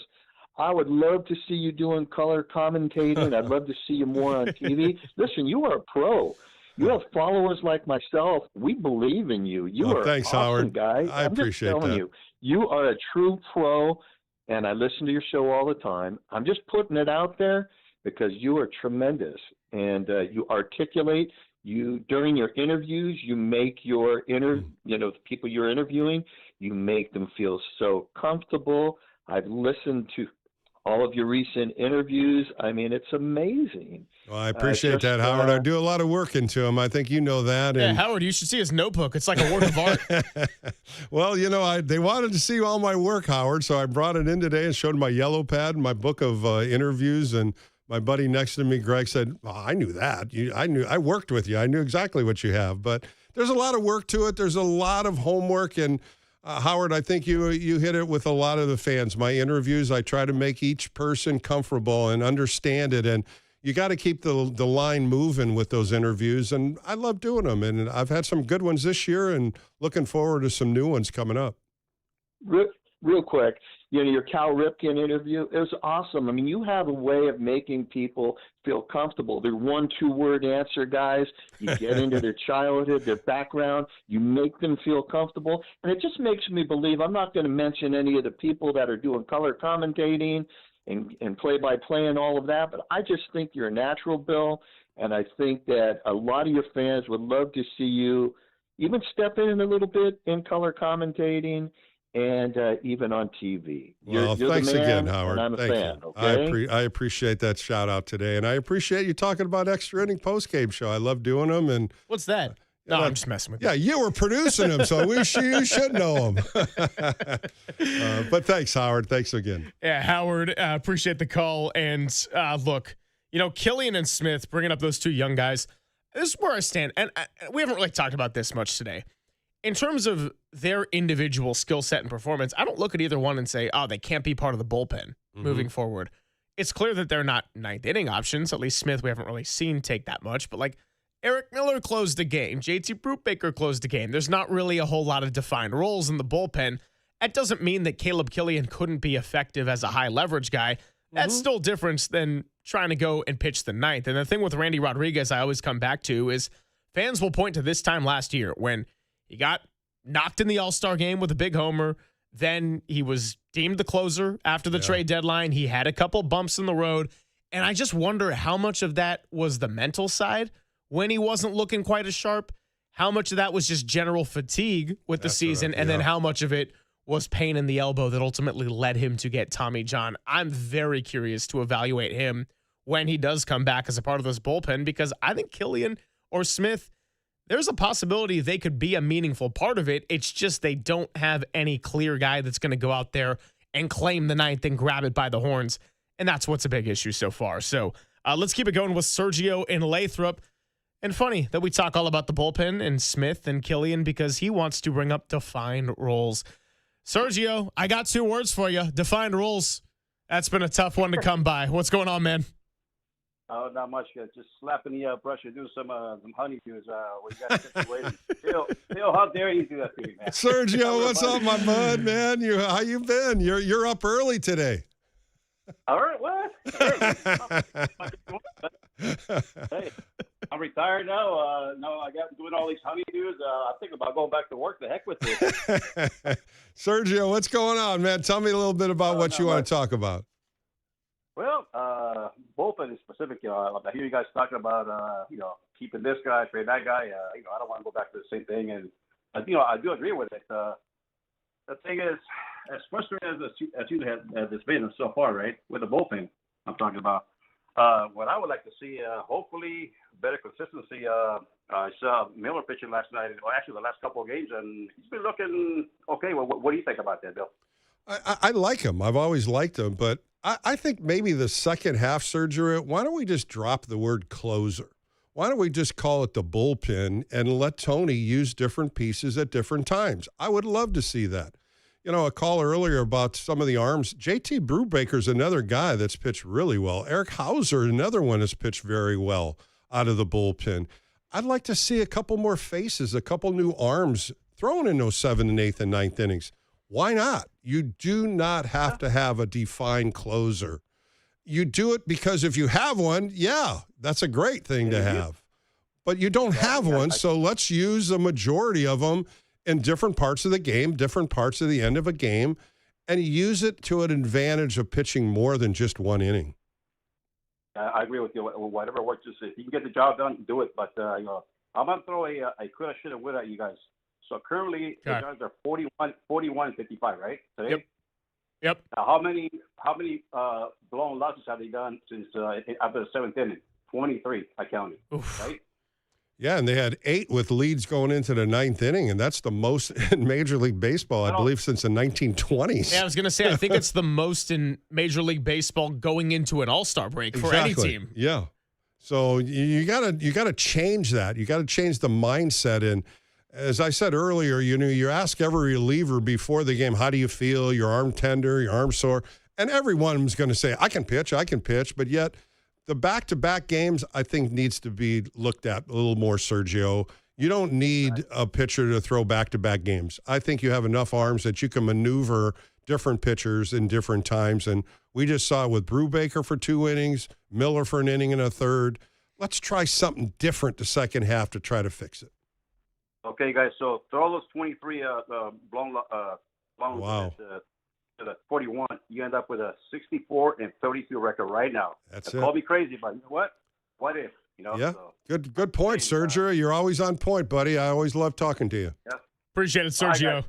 guys. Hey, Tim, here is our official crap pack of the day. We do the crap pack of stats when Okay. things don't go very well, which has been a mainstay in the show as of late. It's an everyday occurrence. This one from Opta Stats. Here's the official wording of it. The Giants have now blown a 9th inning lead and lost the game 8 times this season.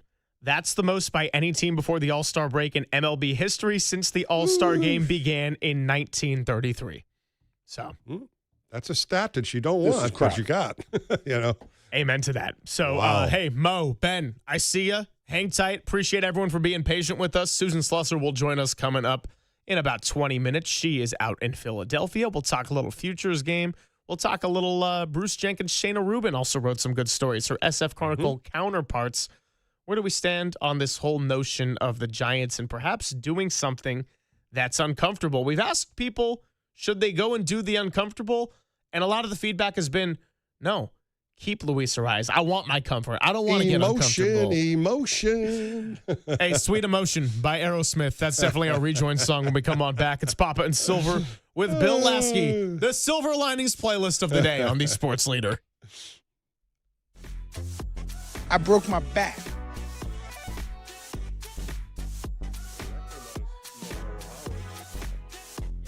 That was a new one.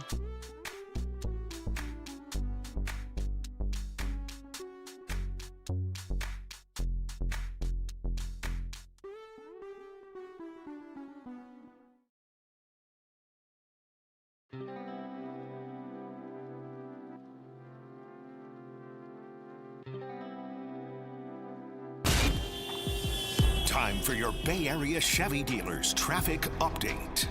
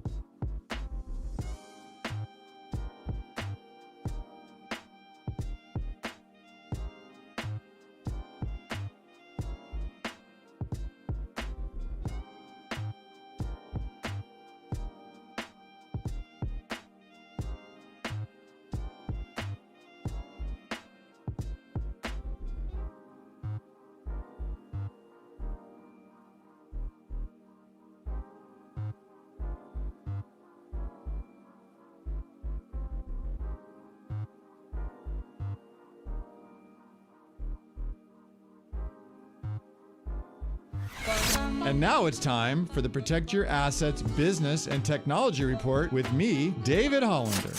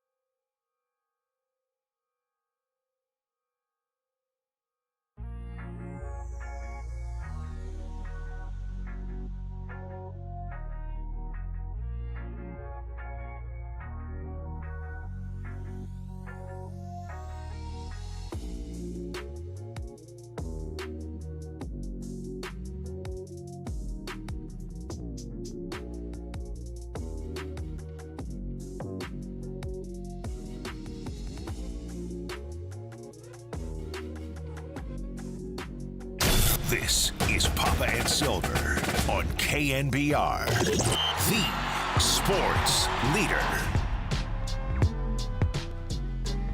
Look at that. We got to 118. Are you kidding me, Tim? This one's flying by. This is like how time flies when you clean the turtle tank or prepare trivia, I imagine. Oh, my God. The turtle tank. No. By the way, I know I called you yesterday to go over some topics and everything, but for the first time in about 5 months, really since I had COVID, I did the deep clean of the apartment because I've had a lot of travel, a lot of weekends of high activity and anything. And I'm just like, is this what it feels like when you got to do it? Like, yeah, it's nice. I woke up. I felt like, oh, that was great and productive and all. But talk about Do you uneventful hire weekends. out? Do you hire out? Maybe No. I could use you and clean my backyard with my Bernese Mountain Dogs.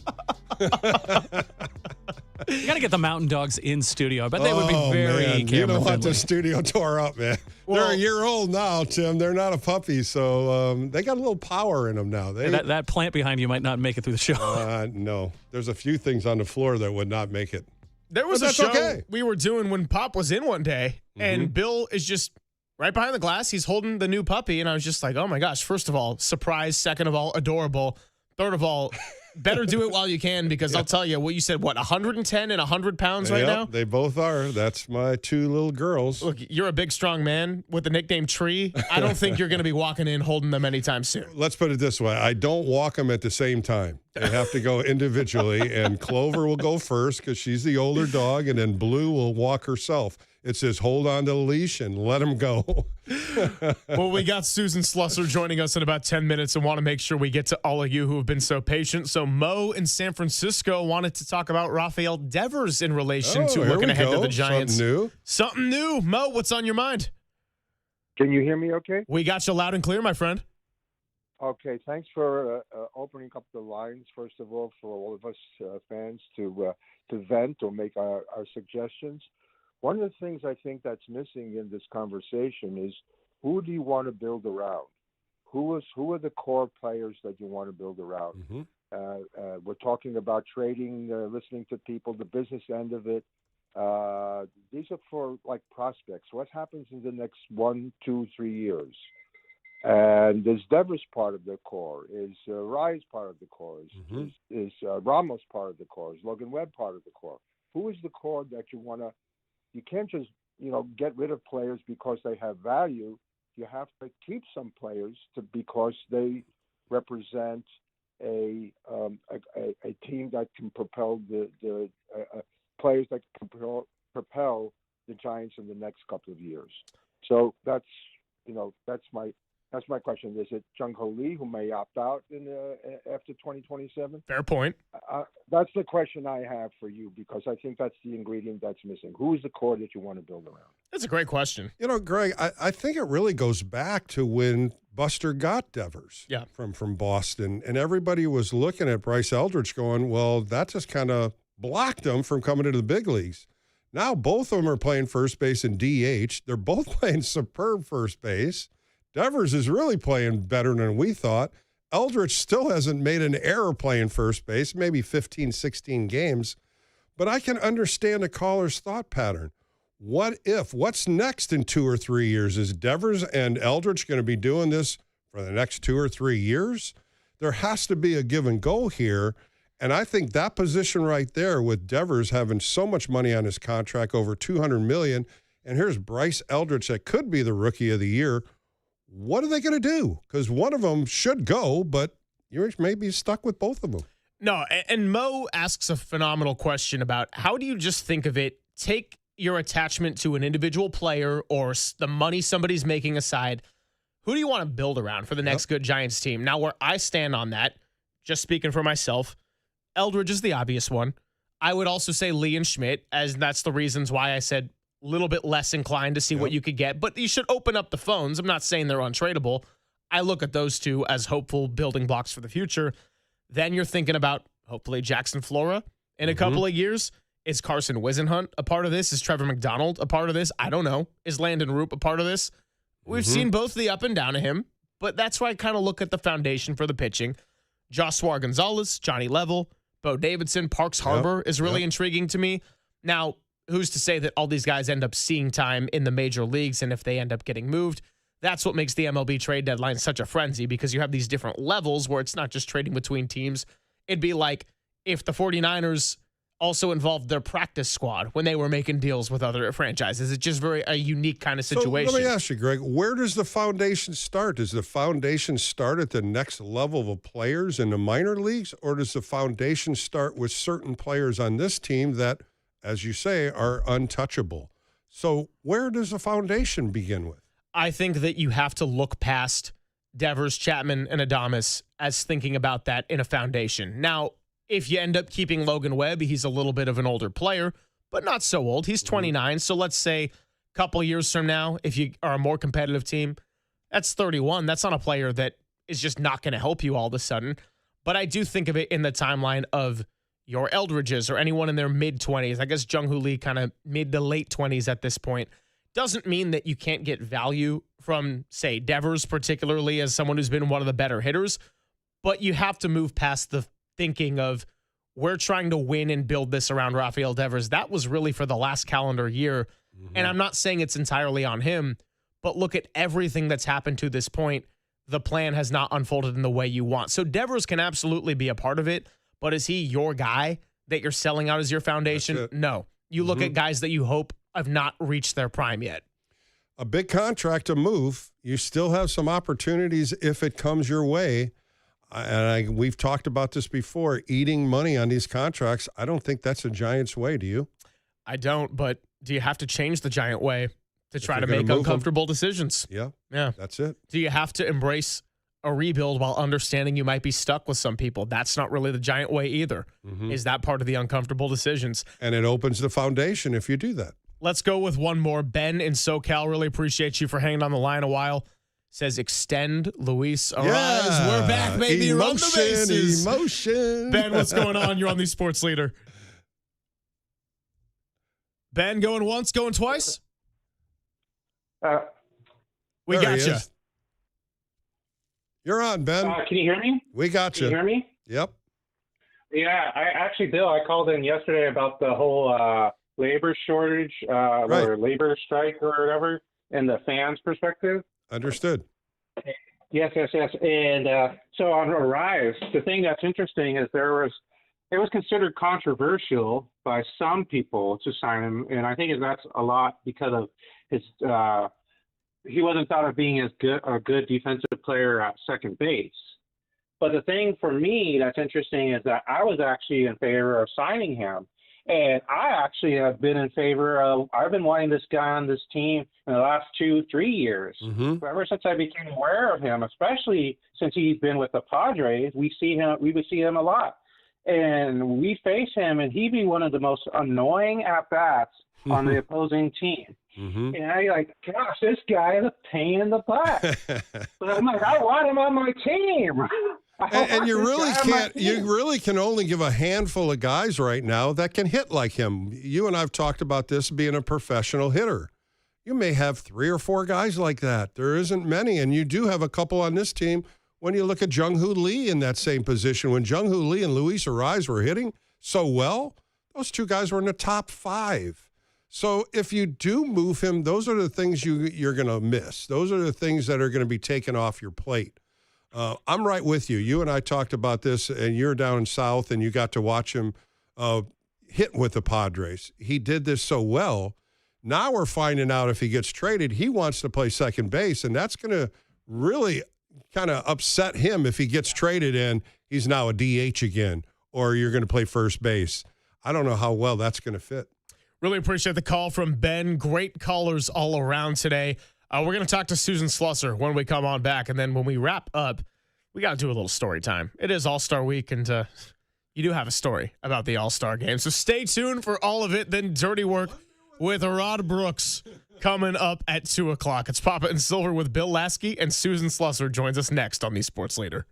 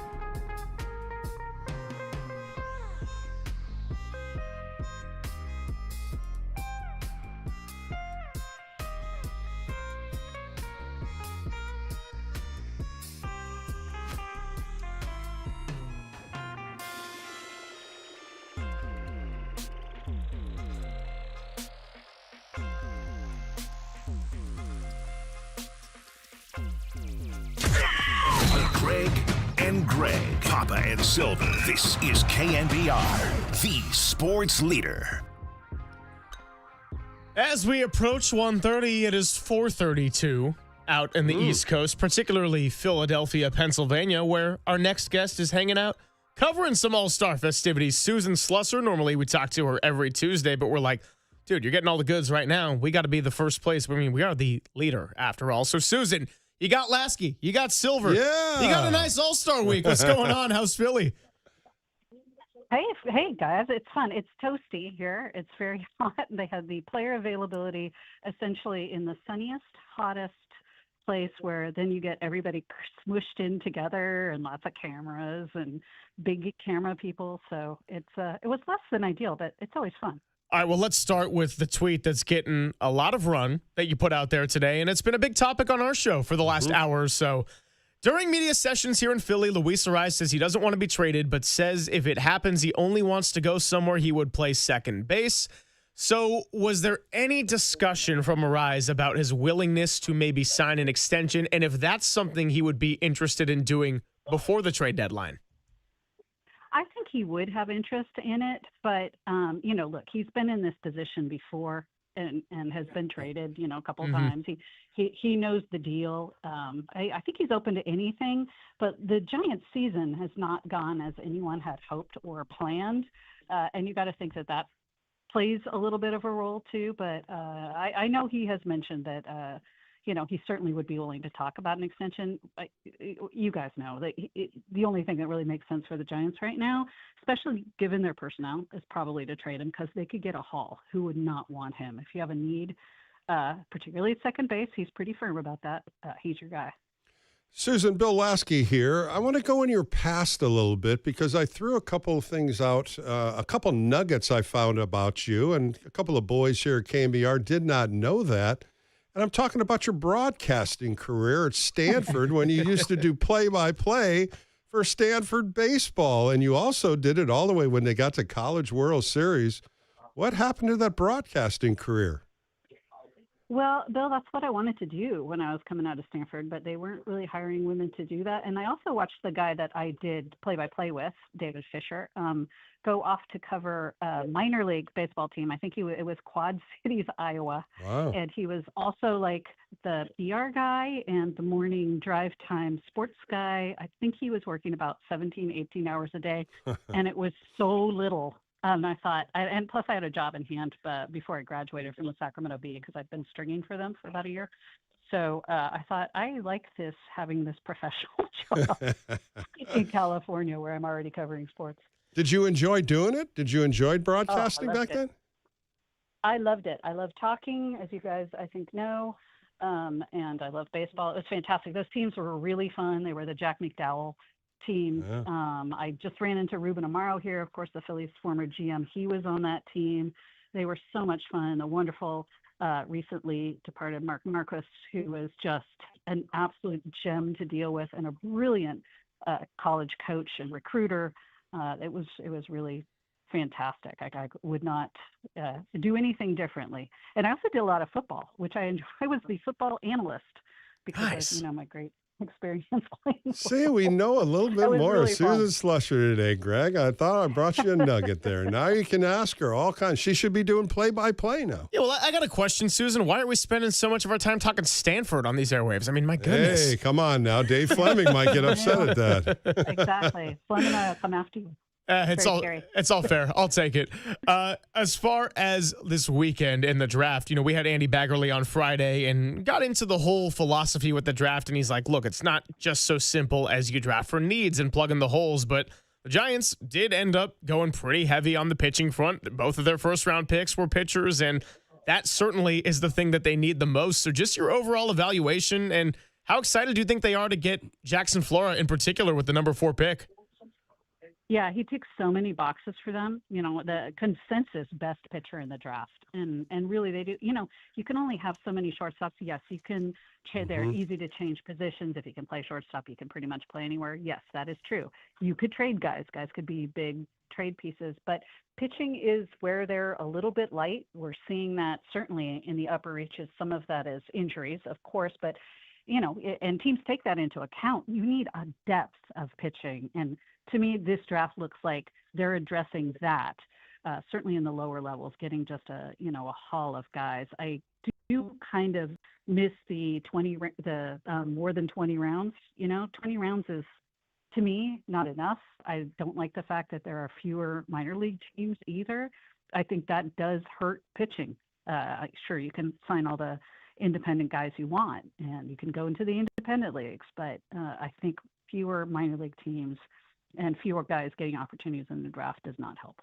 Susan, staying with pitching here, Landon Roop got bumped. Of course, they gave him a couple extra days off. Carson Whisenhunt gets sent down to AAA because they really didn't need him, and they added a couple arms. What do you see in this rotation starting the second half in Seattle? It's really hard to call because that if anybody comes calling that they would trade Tyler Mahle. I think that's one of the reasons he was getting so much, it's kind of a little bit of an extra runway there. I wouldn't be surprised if somebody has interest in Hauser, although they like Hauser, and I think they really like him more as a starter, and he's pitched actually pretty well in that role that he's been in. But pretty much anybody they would trade among the older guys making money, and I think some of that will be at play if they are trying to move guys. But, Logan has said, and I just checked in with him again, and he's saying like he's sort of the emergency last guy here at the All-Star game. I think just because, he knows that the knee thing came on kind of after the WBC, I think he wants to be extra careful. But after Logan, it's kind of like anybody's guess because guys have frankly underperformed, and Robbie Ray, we know, is probably going to get traded here in the next week or two. Talking to Susan Slusser on the UMA guest line. This is Tony Vitello's first run through the 162, and he spoke yesterday in the postgame about the everyday grind, which, of course, hasn't gone to plan. What do these final 66 games need to be about for him as he continues to grow into this role and managing the staff here in San Francisco? Well, I think very much like some of the younger players, it's really just more experience and finding better results, finding ways to win. Whatever the roster looks like, and it could be pretty substantially different. That's got to be the outlook for everybody, coaching staff, Tony Vitello, front office, players. They just have to find ways to get incrementally better and to get experience for anybody and everybody they think will help them next year. Susan, I said this earlier on the show. I think they need to lose the word closer. I think they can use it in different ways, right? You had JT Brubaker going 2 innings. You had Miller going an inning and a third. Why not keep something like this if it's working and keep Caleb Killian in another opportunity if he needs to come in? You don't need Killian in the 9th inning. If you had Hedges, which I go back to, 21 pitches he only threw, and he was throwing the ball real well. I think the mindset has to change in how they use that bullpen. It's an interesting point, Bill, because, that he really didn't name a closer for a long time until at some point he kind of said it of Walker, who then immediately kind of did not look nearly as good. And then he eventually again said it fairly recently with Killian. But for a long time, he really didn't name a closer. And I'm with you. I don't have any problem with that. Yep. It does mean you're going to constantly get asked by people like, you guys and me, who's the closer? Who's the closer? Well, just look and see who's finishing the games. It doesn't have to be a label. Guys aren't going to be available every day as it is. And sometimes it's better to be based on matchups, which is kind of what I think you're suggesting, is that a matchup, who's pitching best in a given week, who's seen a team maybe a little less frequently, all sorts of different factors. I mean, it's just coming down to like who's actually not got like some aches and pains in the arm, which everybody's always got something. If you've got somebody who feels really fresh and good, maybe it's that guy that night. Talking to Susan Slusser, as we do typically every Tuesday, but she is enjoying some All-Star festivities right now. What do you make of the first half of Casey Schmidt? I know I kind of said earlier on the show, like I would have liked to see him be an All-Star, and I understand that when you're 41 and 55, there's only so many All-Star nods you're going to get, but 19 home runs, short of that target of 20 we were kind of hoping for him for the season, and he's already there -1 at the All-Star break. And this is someone that, while it's interesting to think the Giants might be able to see what they could get for him, that positional versatility has just been invaluable to a roster that has needed a lot of answers throughout the year. Yeah, it's been tremendous. Second best story on the team in the first half after Arise and what Arise has done at second base. And we knew he was a great defender at third. And you think, okay, he's probably going to, he's played some short in his time with the Giants. He's played some second. But to see what he did in left, he's a competent outfielder and bouncing around, doing everything, looking great pretty much everywhere. And, of course, still absolutely superb at third. And the power. When he, Pat Burrell's been saying this for a long time. If you give Casey Schmidt at bats, he is going to be one of your better players. He is going to be a guy you can rely on. I don't even think Pat Burrell, who's been like his number one guy for a long time, would have envisioned that you could put him pretty much anywhere on the field and he would deliver also offensively the way that he has consistently. Susan, you started in 1995 with the Texas Rangers. You came over in 1999 with the Oakland Athletics. Now you've been with the Giants since 2021. What makes the All-Star Game so exciting to go to, and how many have you covered? Oh, gosh, I've kind of lost track because John Shea did it for a long time for the Chronicle when he was our national baseball writer. And, of course, we sadly has moved on to the SF Standard. Boo! Boo! He does such a great job. I just hate losing him. It is fun to be here and cover him. There were years that the Chronicle would send 2. I do recall when the A's had 7 All-Stars. I wound up there as sort of the, A's, you're in charge of these 7 guys. But I got somewhere in the vicinity of 12 or 14, and they are fun. You get to see, first of all, a lot of guys a lot of coaches certainly writers, broadcasters. It's like a big, for the baseball industry, it's sort of, it doesn't have necessarily the intensity or, seriousness of maybe postseason play. It's a lighthearted, fun event. And we just had the player availability, and it's so fun. You kind of walk up and down and look at all the names, at all the tables, and it's all the game's greats. And, none of them are being asked, you hope, questions that are like huge importance. They're having fun, they're doing stuff for social media. Everybody's got a big smile on their face. This one is particularly fun. There's loads of Phillies. Mike Trout is from this area. That's a lot of guys kind of, with the ability to do something fun, either in their home area for their home team. I love it. It's the home team stuff is always good. And you guys know if Major League Baseball and the Players Association, Major League players to play in the Olympics in 2 years in LA, it looks very much like, as I've reported last year, that San Francisco would get the All-Star Game again that year, partly because it would be so much easier for players just to get to San Francisco and then go on to LA for the Olympics. And how fun would that be? Mm-hmm. I mean, I think San Francisco should be in a very regular rotation for that. Susan, a couple of years ago, the Commissioner Legend picks. And this year really is fascinating because Justin Verlander has said he's going to retire. A great pick right there. But why Bryce Harper? Is it mainly because of Philadelphia? Yes.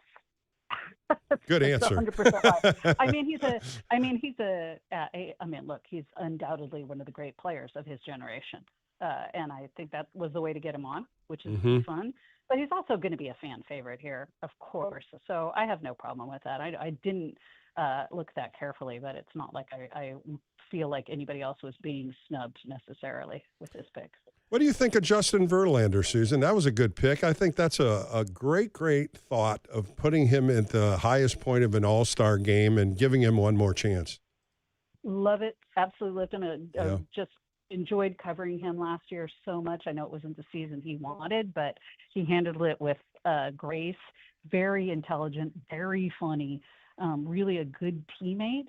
And I kind of embraced things. He was just saying very nice things again about San Francisco during the availability and how much he really enjoyed the year and the team and the everyone he met. And he's very genuine. He's not a guy who's going to BS you on anything. He's pretty frank. Mm-hmm. So I think he really did love last year.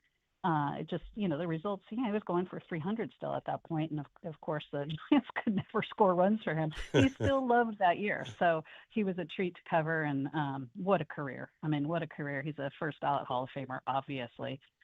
Could wind up being a guy unanimous or close to unanimous, which almost never happens. I certainly hope that that's the case because, wow, very special.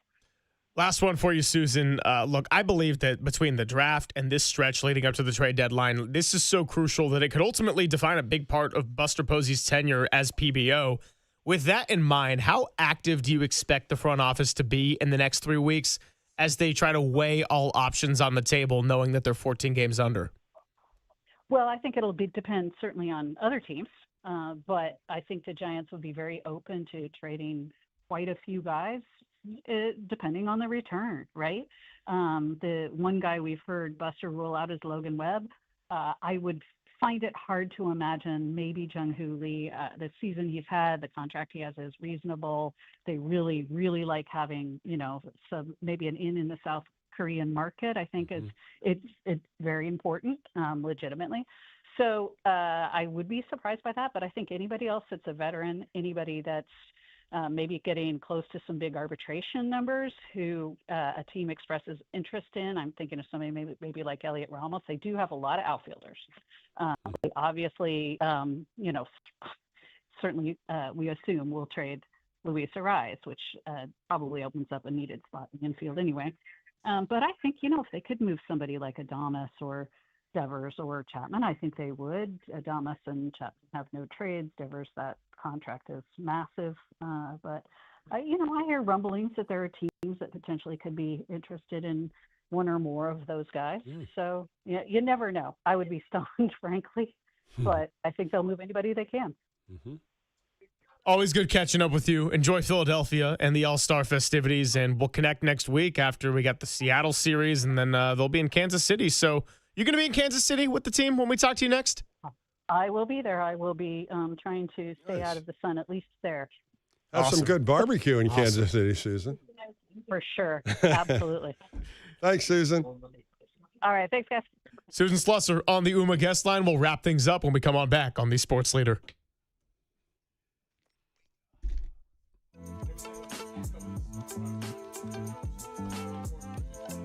Yeah, I heard that background noise.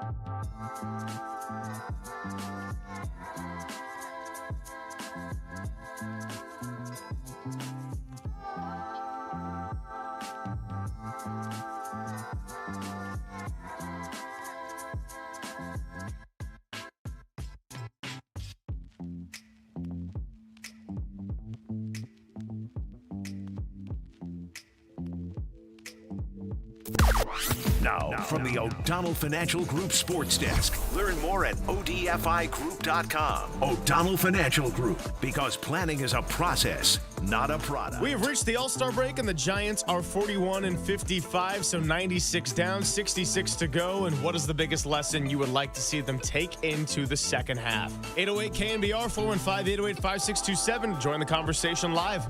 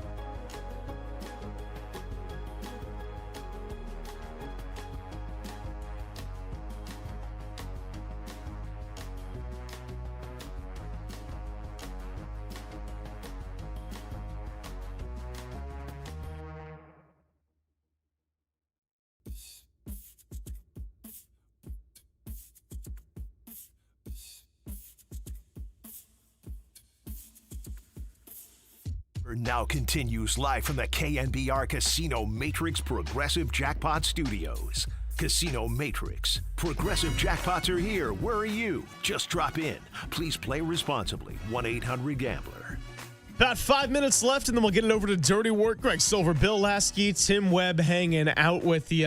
Now, sometimes we do a little trivia at the end. We don't really have much of a World Cup date. We'll deal with that tomorrow when we got Krug hanging out with us.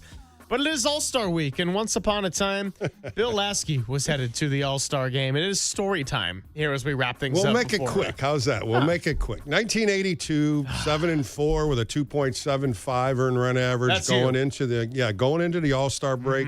I was named to the All-Star team, got my ring size.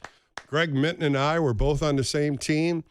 And I just got done beating Philadelphia. We're going to Montreal because that's where the All-Star game was. And the first day in, I get tapped on the shoulder in batting practice, and Murph says, "Hey, Frank Robinson wants to talk to you."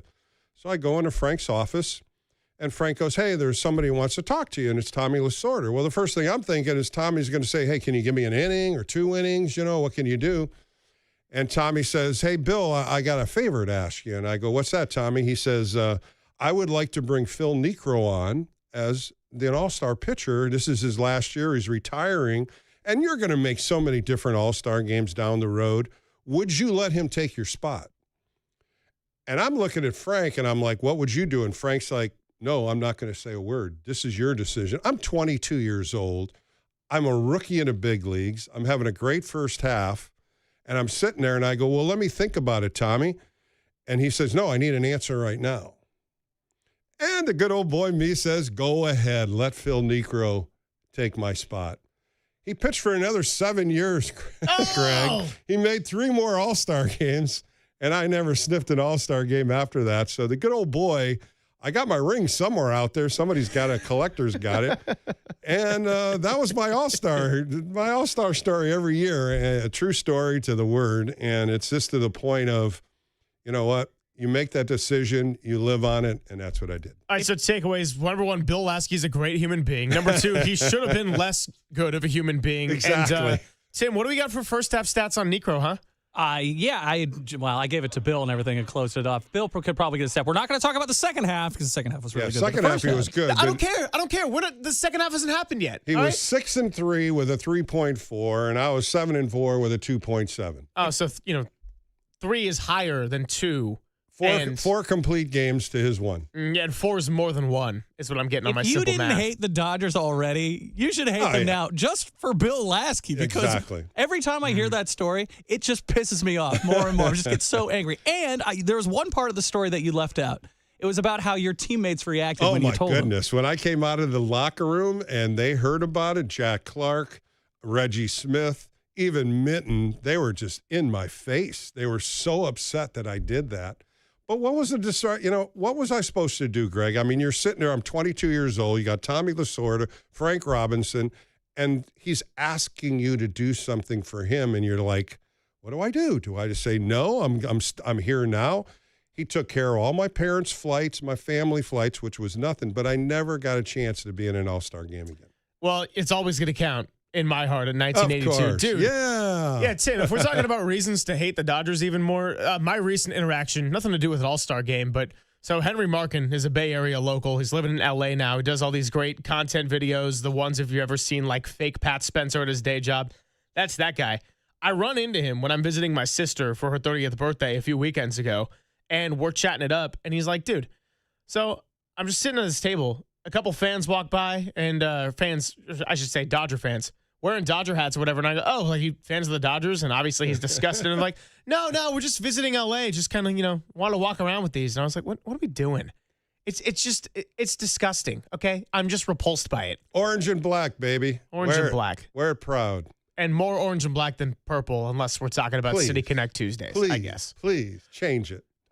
You're the best. This was awesome. 4 hours just flew by like that. I want to thank Tim behind the glass. Thank you, Greg. Thank Mike Holler and inviting me on. I had a blast. And I'll be doing Wednesday and Thursday Sportsphone KNBR from 6 to 9. So join me then. Also, we like bullpens around here. So stay warm in the bullpen, and I'm sure we'll make this happen again real Greg, soon. thanks again, my friend. Bill Lasky is the absolute best, and I want to thank our guests, Susan Slusser and UCSB baseball coach Andrew Checketts. Both those interviews will be available on thesportsleader.com.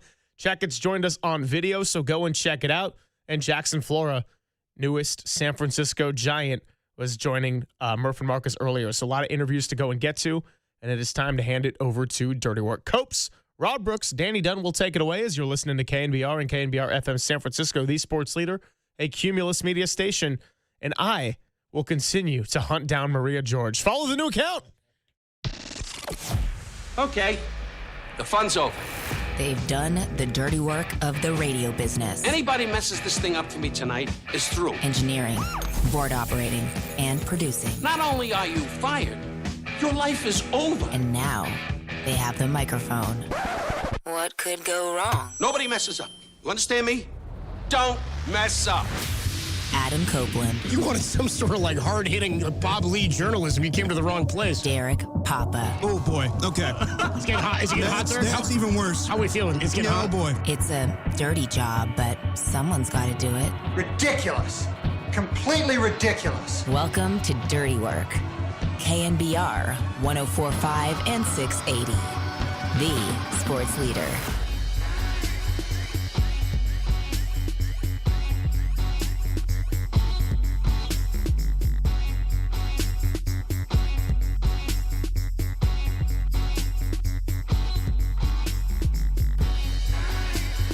I broke my back. It's Dirty Work on a Monday afternoon. Adam Copeland, Rod Brooks hanging out with me today and tomorrow in for Derek Papa, who's out for the week, which is kind of nice. It's kind of like Dad's gone. You know what I mean? Okay. It's kinda, I don't mean like screw Derek. That's all I mean.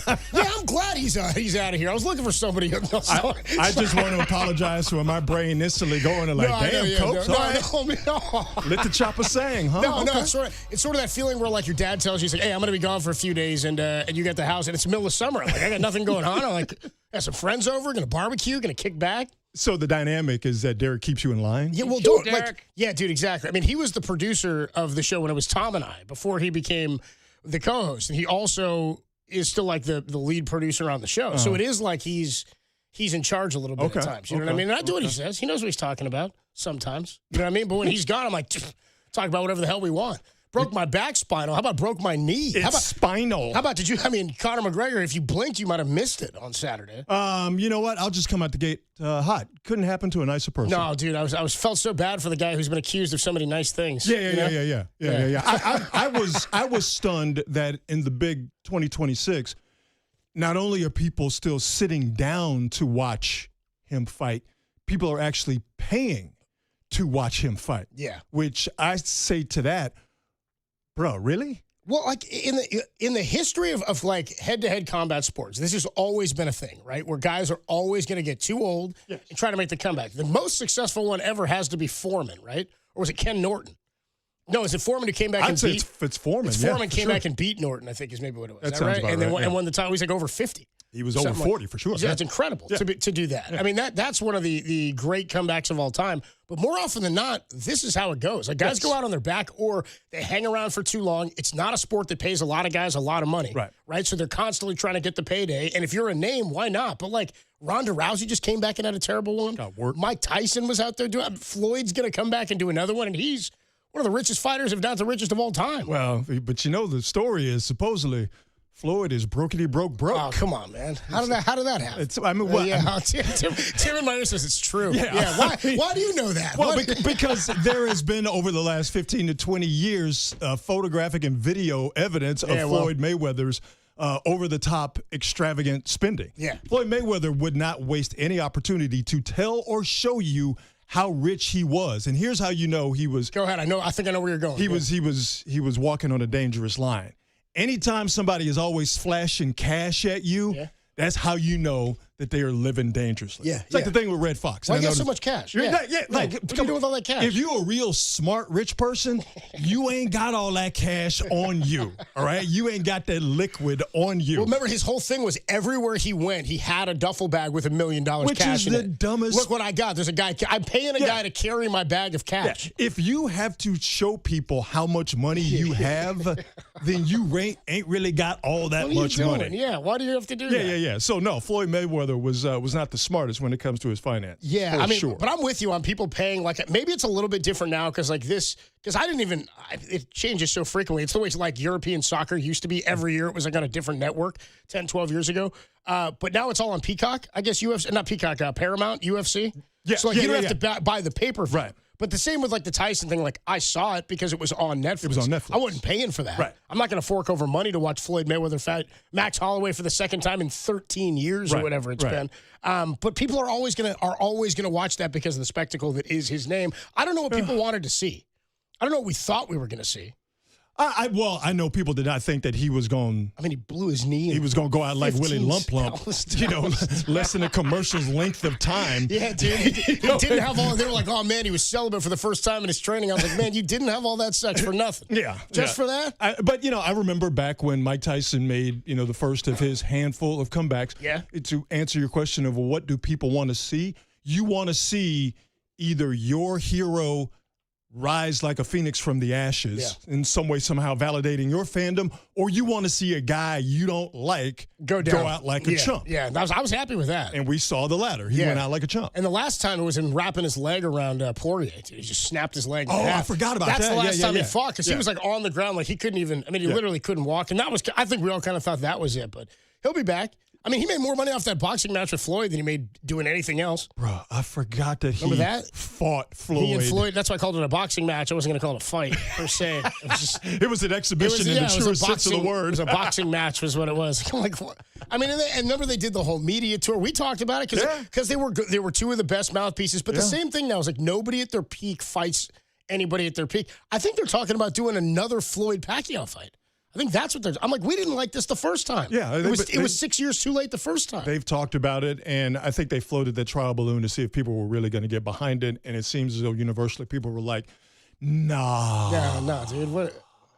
But there's so many networks now, and now that streaming has dipped into the live sports game, that's the thing I always thought, man, was like, as long as there are live sports, there will be some sort of broadcast cable for it. Mm-hmm. And then the NFL proved that we can sell packages of our games. We can divide it up and say, you get Thursday nights, you get holiday games, and they've got that buffet that they can offer up outside of the four major networks, which then they still dominate because now they're on streaming and they've got the cable element to it. Dual revenue stream. It's Exactly. crazy. So I figured, and now all the networks, I mean, NBC's got Peacock, so they're multi-platform now, right? I thought as long as we had that, we would still have like broadcast network TV. Now, like with stuff like this, there's so many channels. There's so many. Every time I look at the Emmys, I'm like, man, I've seen like half of the 15 shows that are nominated for best drama. And the ones I saw were good, but I'm like, there's too much stuff. Yeah. There's too many places to go for too many things. But it's funny. It's all starting to come back around full circle because Netflix is now talking about offering something that sounds suspiciously like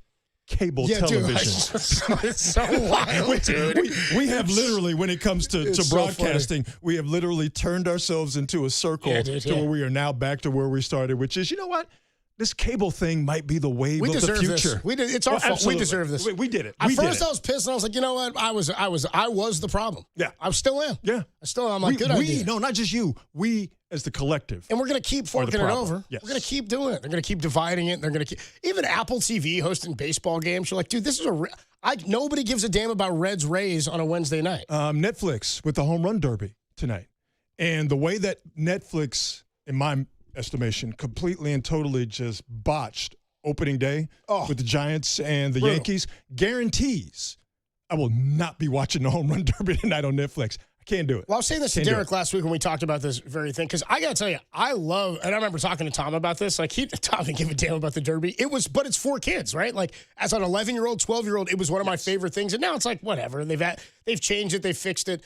I will say, in terms of like the one-off events that sports do for their All-Star weekends, we still get the stars in the baseball home run derby, which is cool. Like, the dunk contest has gone by the wayside because who's the last star to do the dunk contest? Like, we got Mac McClung winning it year after year. Dwight Howard? Yeah. Blake Griffin. No, Griffin was a big star. But also, remember, they did the whole thing where they rolled. That's when it really jumped the shark. The wheel of dunk? Yeah. It jumped the shark when he jumped the Kia. I forgot about that. Remember that Barron tossed him out of the sky roof? And Ernie's like, look at that. They've got a sky roof on that Kia SL, blah, whatever the hell. I don't know what it was. But that's you don't get stars doing that stuff anymore. And they really kind of egged that on for him to do it. It's cool that baseball has guys that are willing to do this. But to your point about how terrible the broadcast was opening day, I didn't need Bert Kreischer in a canoe with his shirt off. No. Just I don't know, who is Michael Irvin for at the Home Run Derby? Michael Irvin at the Home Run Derby? Yeah, dude. Damn, now I might be interested.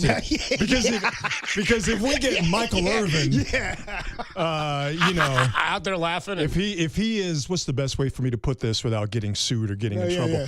If Michael Irvin is at a certain level, if you know what I'm talking about, remind me to tell you my Michael Irvin story in the break. Okay, I'm always willing to tell, knowing I can never tell it publicly. Yes, I can't wait. But you know what it might involve. Anyway, my point is this. If we could get Michael Irvin at a certain level at the Home Run Derby. Oh, man. I might sneak a peek. Yeah, dude. You know what? See? Yeah, now you're in. Now that's who it's the for. problem. That's who it's for, dude. We're the problem. Michael Irvin coming to you from the chalk. I'm up the line is where I'm at, dude. I'm up the left field line is where I'm standing. Adam Copeland, Rod Brooks hanging out with you on a Monday afternoon. We got plenty to get to. By the way, Sam Amick going to join us of The Athletic a little bit later, talking some Warrior basketball, some updates or non-updates on LeBron James and his decision. Plus, Matt Mayoko at 4:50. Haven't talked to Matty in a couple of weeks, so he'll join us at 4:50 at the end of the 4 o'clock hour. Adam Copeland, Rod Brooks. When we come on back, we got to talk about the Giants. We always call it the second half, but 66 games left after 96 games for the Giants in the first half. What are we actually evaluating here from this point on for the San Francisco Giants? We'll do that next. It's Dirty Work. It's a Monday, and it's only here on the Sports Leader.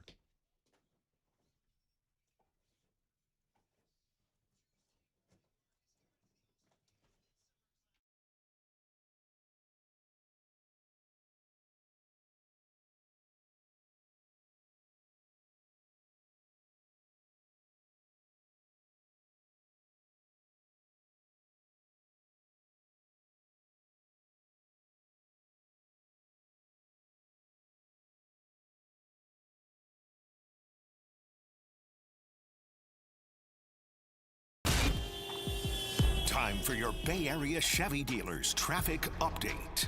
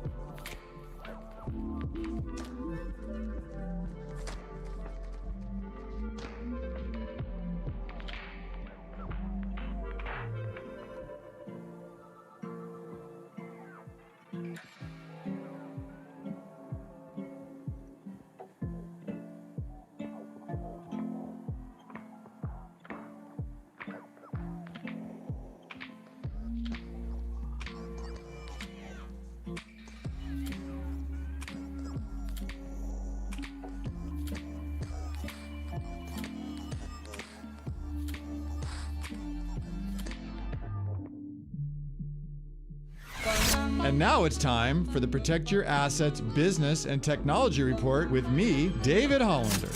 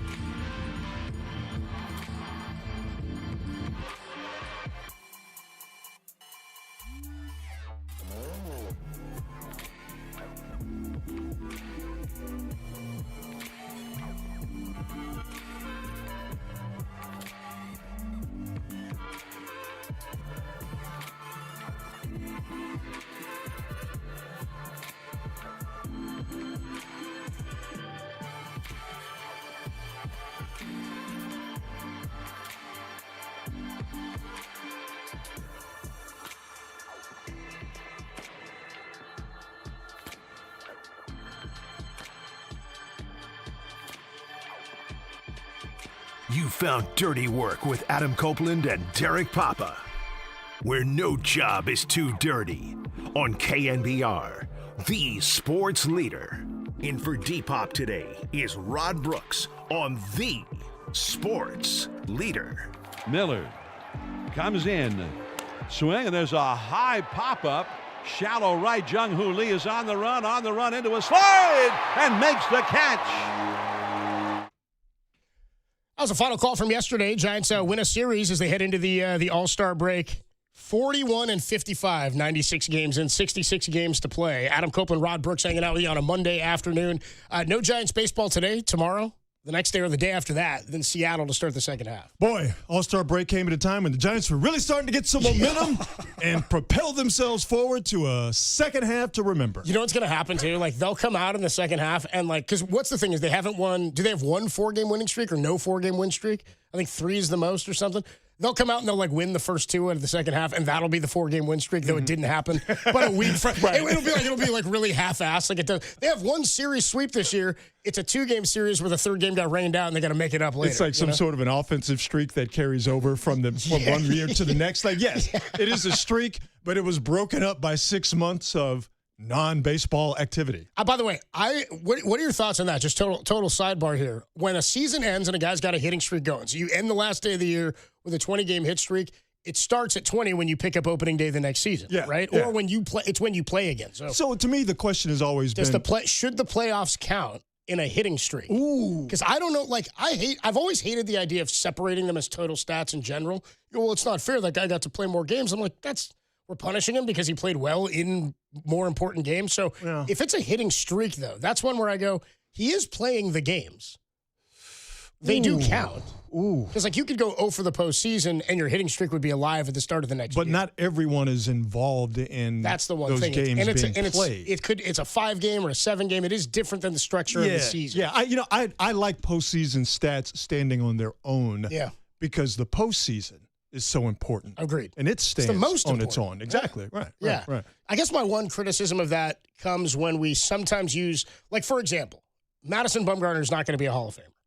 But he's maybe, and it's arguable, I guess, but he's on top, I think, is the greatest World Series pitcher of all time. One of the greatest postseason pitchers of all time. He did a mean Sandy Koufax impression in 2014. Or Randy Johnson even, dude, in 2001. Dude, him and Schilling every other day. But then it's like that, I mean, those performances, I guess, like that lore goes into the Hall of Fame. I'm sure there are moments from that, the rubber or whatever, home plate, whatever they pull up and they send as part of a Hall of Fame. Let's put it this way. When the Giants go back to Kansas City here after the All-Star break, those Kansas City fans are going to be thinking about what? What Madison Bumgarner did to us. Or as they call him in Kansas City, and I'm assuming, but I'm pretty sure I'm right on this, Madison blanking Bumgarner. Yeah. F that guy, man. That effing dude. The way I feel about, like, John Lackey, you know what I mean? And, like, K-Rod from 02, just shoving it up me. Shoving it up my A, dude. All right, here we go. The Giants will enter the second half on Friday. It's, again, 66 games to play. I guess when I look at it right now, like, we've been talking trade deadline, Rod, for like a month and a half. Or like a month. Which is not a good sign, by the way. No, dude, I mean, when you're talking like, what will they do at the deadline? It means, hey, if you're on the teetering, buy or sell, will they go all in? And rarely now are teams that are like, you can tell by the feel of a team if they're teetering, if you're really going to buy or you're going to stand pat. We've known for a while the Giants are going to move players. Unfortunately, it's going to be probably a guy like Luis Arraez, Robbie Ray. But really what I look at now is like, what are we as fans watching for? What are we watching to evaluate? And how much can you evaluate with what they have on the field right now? Well, for me, I'm watching for the continued offensive progression of Rafael Devers. He and the Giants, by extension, took a lot of grief for how bad they were offensively at the beginning of the season. We're not talking that about Rafael Devers and, by extension, the Giants at this point right now. Jung Hoo Lee, that highlight we just played. I don't think, and I'm not here to tell people how to fan, but I don't think Giants fans are really giving this dude enough credit for how good he has been now that he has acclimated himself to Major League Baseball and now that he is healthy. He is, in my mind, a plus defender. He gives you good at-bats. Obviously had that nice hitting streak over the middle. That's as hot as I've ever seen a Giant. Absolutely. It wasn't like he just had the hitting streak. It was like he hit like 660 in the hitting streak. To me, he's doing everything you want him to do. Right. And when he is surrounded by guys who are competent offensively, he looks even better. So those are the two guys I'm looking at. I think when it comes to the bullpen, we all know the issues. They don't have a closer. And until they get a closer, it's going to be a problem for them because no one else is going to be in their roles. And I know some people might roll their eyes, didn't mean that on purpose, and say, well, guys got to be put in their roles, but they're professionals, just pitch. It's a lot harder than you think. And bullpens, the guys who occupy those spots are creatures of habits. Yeah.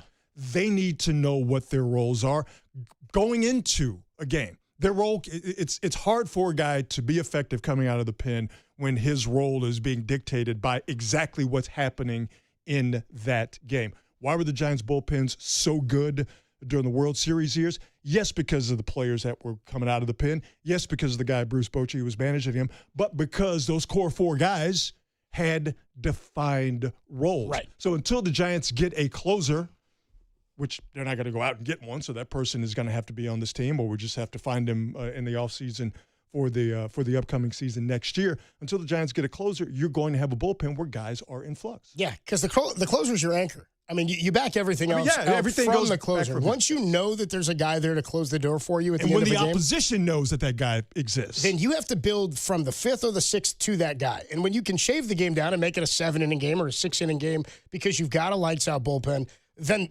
you're a really good team. You're a dominant team because you go into the middle innings with a lead, you know you can put it away. I think, you bring up a good point about, like, what are we evaluating? The issue I think I have is that nobody, I don't think, really believes Caleb Killian is the future closer of this team. Like, I think they fell into that spot and found, like, this is the guy right now who offers us the best opportunity. I wouldn't be surprised if we saw more Keaton Wynn in the 8th and the 9th inning at the back end of the season. I wouldn't be surprised if we ever see Jason Foley, if we see him start to close a little bit at the end of the season. I think my bigger concern is everything you just said about the World Series years, absolutely true. Bochy had to build those roles for those guys, right? In like 2007 and 2008, that's when you start to see Sergio Romo and Brian Wilson, who then came up and kind of earned the opportunity to get a closer role. That's when they had other guys who didn't make the team or World Series team, Osiris Matos and Alex Hinshaw. And then they brought in veterans, like you still had Guillermo Mota, a guy with closing experience. Then you added at the deadline when you brought in Ramon Ramirez and Javi Lopez. But more to that point is that for 3 years, 07, 8, and 9, and really 8 and 9, when they started to build the rotation, that's when those guys fell into those spots. And even a guy like George Contos, and I know you've talked to him about this, he said to me, I knew if there were guys on base, the starter was struggling, and we were tied or trailing, I was coming in. Could be 5th or 6th or 7th, but I was going to be the guy to try to hold the line. That was my role, and I was ready to do it. Yep. If it got to the 9th, he's like, I wasn't really coming in. A lot of times it was messy innings. It wasn't always a clean start. But you get to the 8th or the 9th, he went, I'm probably out of this one, unless we get into extras and it goes deep and they need me. So all that stuff, like to your point about creature of habit, my concern is that we're in July, and I don't think they found one role for anybody, right? And it's not like a lot of these guys haven't been here. I don't disagree. Yeah. So it's been my concern all this year with him not having a bullpen, Tony Vitello, that is how can a guy who's never managed a bullpen for this length of a season then find roles or like he's got to figure out what it means to manage a bullpen and build a bullpen simultaneously. It's an impossible which ask. Seems unreasonable. Yeah. No, he's definitely put in a spot. Something else, his growth as a manager. Yeah. What does that look like? What lessons, and I know he was asked this question over the weekend, what lessons he can take from this first half and apply to the second half, not only what he did right, but what not to do, again, things that did not work. His development as a manager, because I don't put a lot on his shoulders in terms of what has happened this year, but because the Giants have completely and totally not met expectations, even the lowest of expectations. The Giants, this half season, or more than that, but getting to the All-Star break, this unofficial half season, has been suboptimal at best. Everything and everybody's under a microscope, quite frankly, with the exception of a handful of guys. Casey Schmidt, Jung-Hoo Lee, and Luis Ariz. Yeah, that's kind of one of those guys won't be here in 2 weeks. Everybody else, you kind of going, on, to varying degrees, to varying levels. So again, I don't think Tony Vitello's on the hot seat, or he's not on my unofficial nobody cares hot seat. But because things have not been good this year, everybody and everything is going to be looked at, I hope anyway, with a very judgmental yet fair eye. 808-KMBR 415-808-5627 is the number to call and to text. What are you evaluating in the second half? Is it Tony Vitello proving that he can be the manager to lead this thing forward? Is it as simple as Bryce Eldridge, young pitching, maybe development over wins? What is it that you're looking at? But when we come on back, something Rod just mentioned, trying to evaluate Tony Vitello. How do you judge a manager in a season like this when nothing is really working? Do you look at it like, oh, man, he's cost us ball games? Or do you look at it like, nobody was going to win with a roster like this? What has Tony Vitello actually changed? 808-KMBR is the number to call. We'll get into that next. Dirty Work on a Monday on the Sports Leader.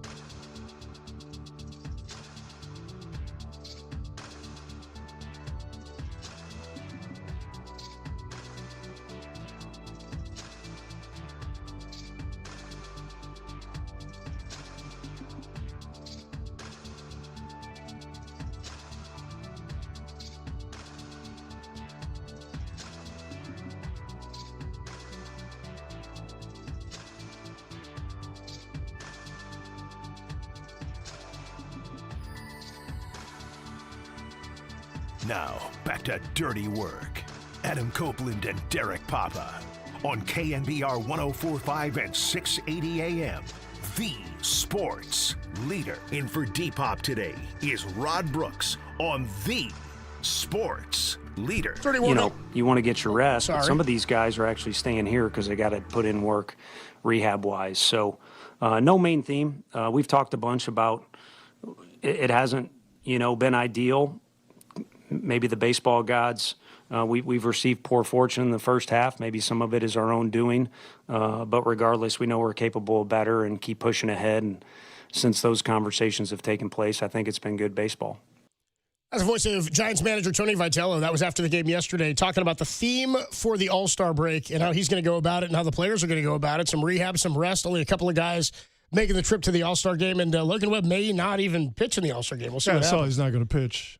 Sick. I don't. Listen, the history of Giants pitchers in the All-Star game. Bad. It's cool.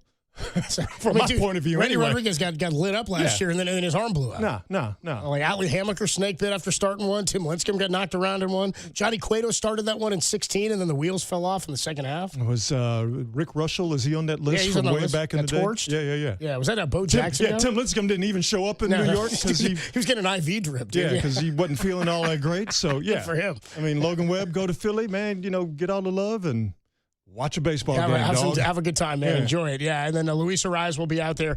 I guess my big question about Tony Vitello, and I said this before the year, I think we'd all agree, like, if you've watched baseball for a long time, we knew we wouldn't be able to evaluate a manager based on one full season even, right? I said unless things go really, really bad and it's a disaster in the way that, like, Gabe Kapler's tenure started in Philly. And even then he went 500, but the whole, like, didn't warm up a reliever, didn't have a guy ready, then, like, lied about it after. Like, that kind of stuff was really bad.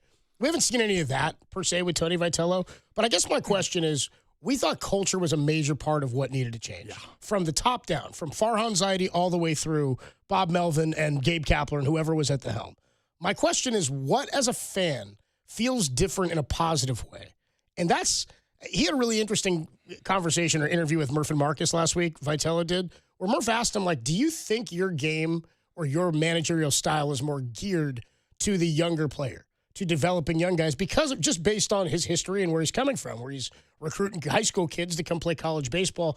And he said, I'd like to think I'm an adaptable guy, but everything is a first time through, right? So in your mind, Rod, and to the callers at 808 KNBR, does anything feel different? Is there an actual change, or has there been one with Vitello? I go back to the Farhan Kapler years, and I'm sure you've heard this too, that not everybody was on board with the entire get down. Oh, no. Guys being shuttled back and forth to Sacramento, certain before game decisions being made, certain in game decisions being made. Not everybody was on board. I think with Melvin, once you got towards the end of it, guys had started to tune him out. But with Vitello, and again, very small sample size. Yeah. And even though things, again, have been suboptimal, and I'm using that term generously because rock bottom has been hit a couple of times. As a matter of fact, the Giants have tunneled beyond rock bottom as of recently.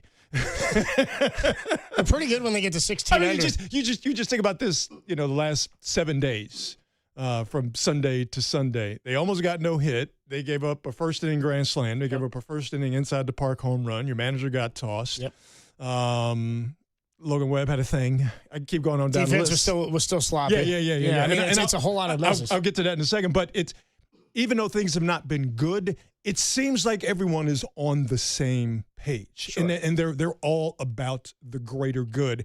And for a first-time manager with no Major League Baseball experience to keep that happening, I give him credit for that, because there have been, unfortunately, a handful of times here in this unofficial first half of the Giants season where things were bad. Yeah. And they didn't spiral. In a variety of ways. It was, I know this is an old reference, but I love it.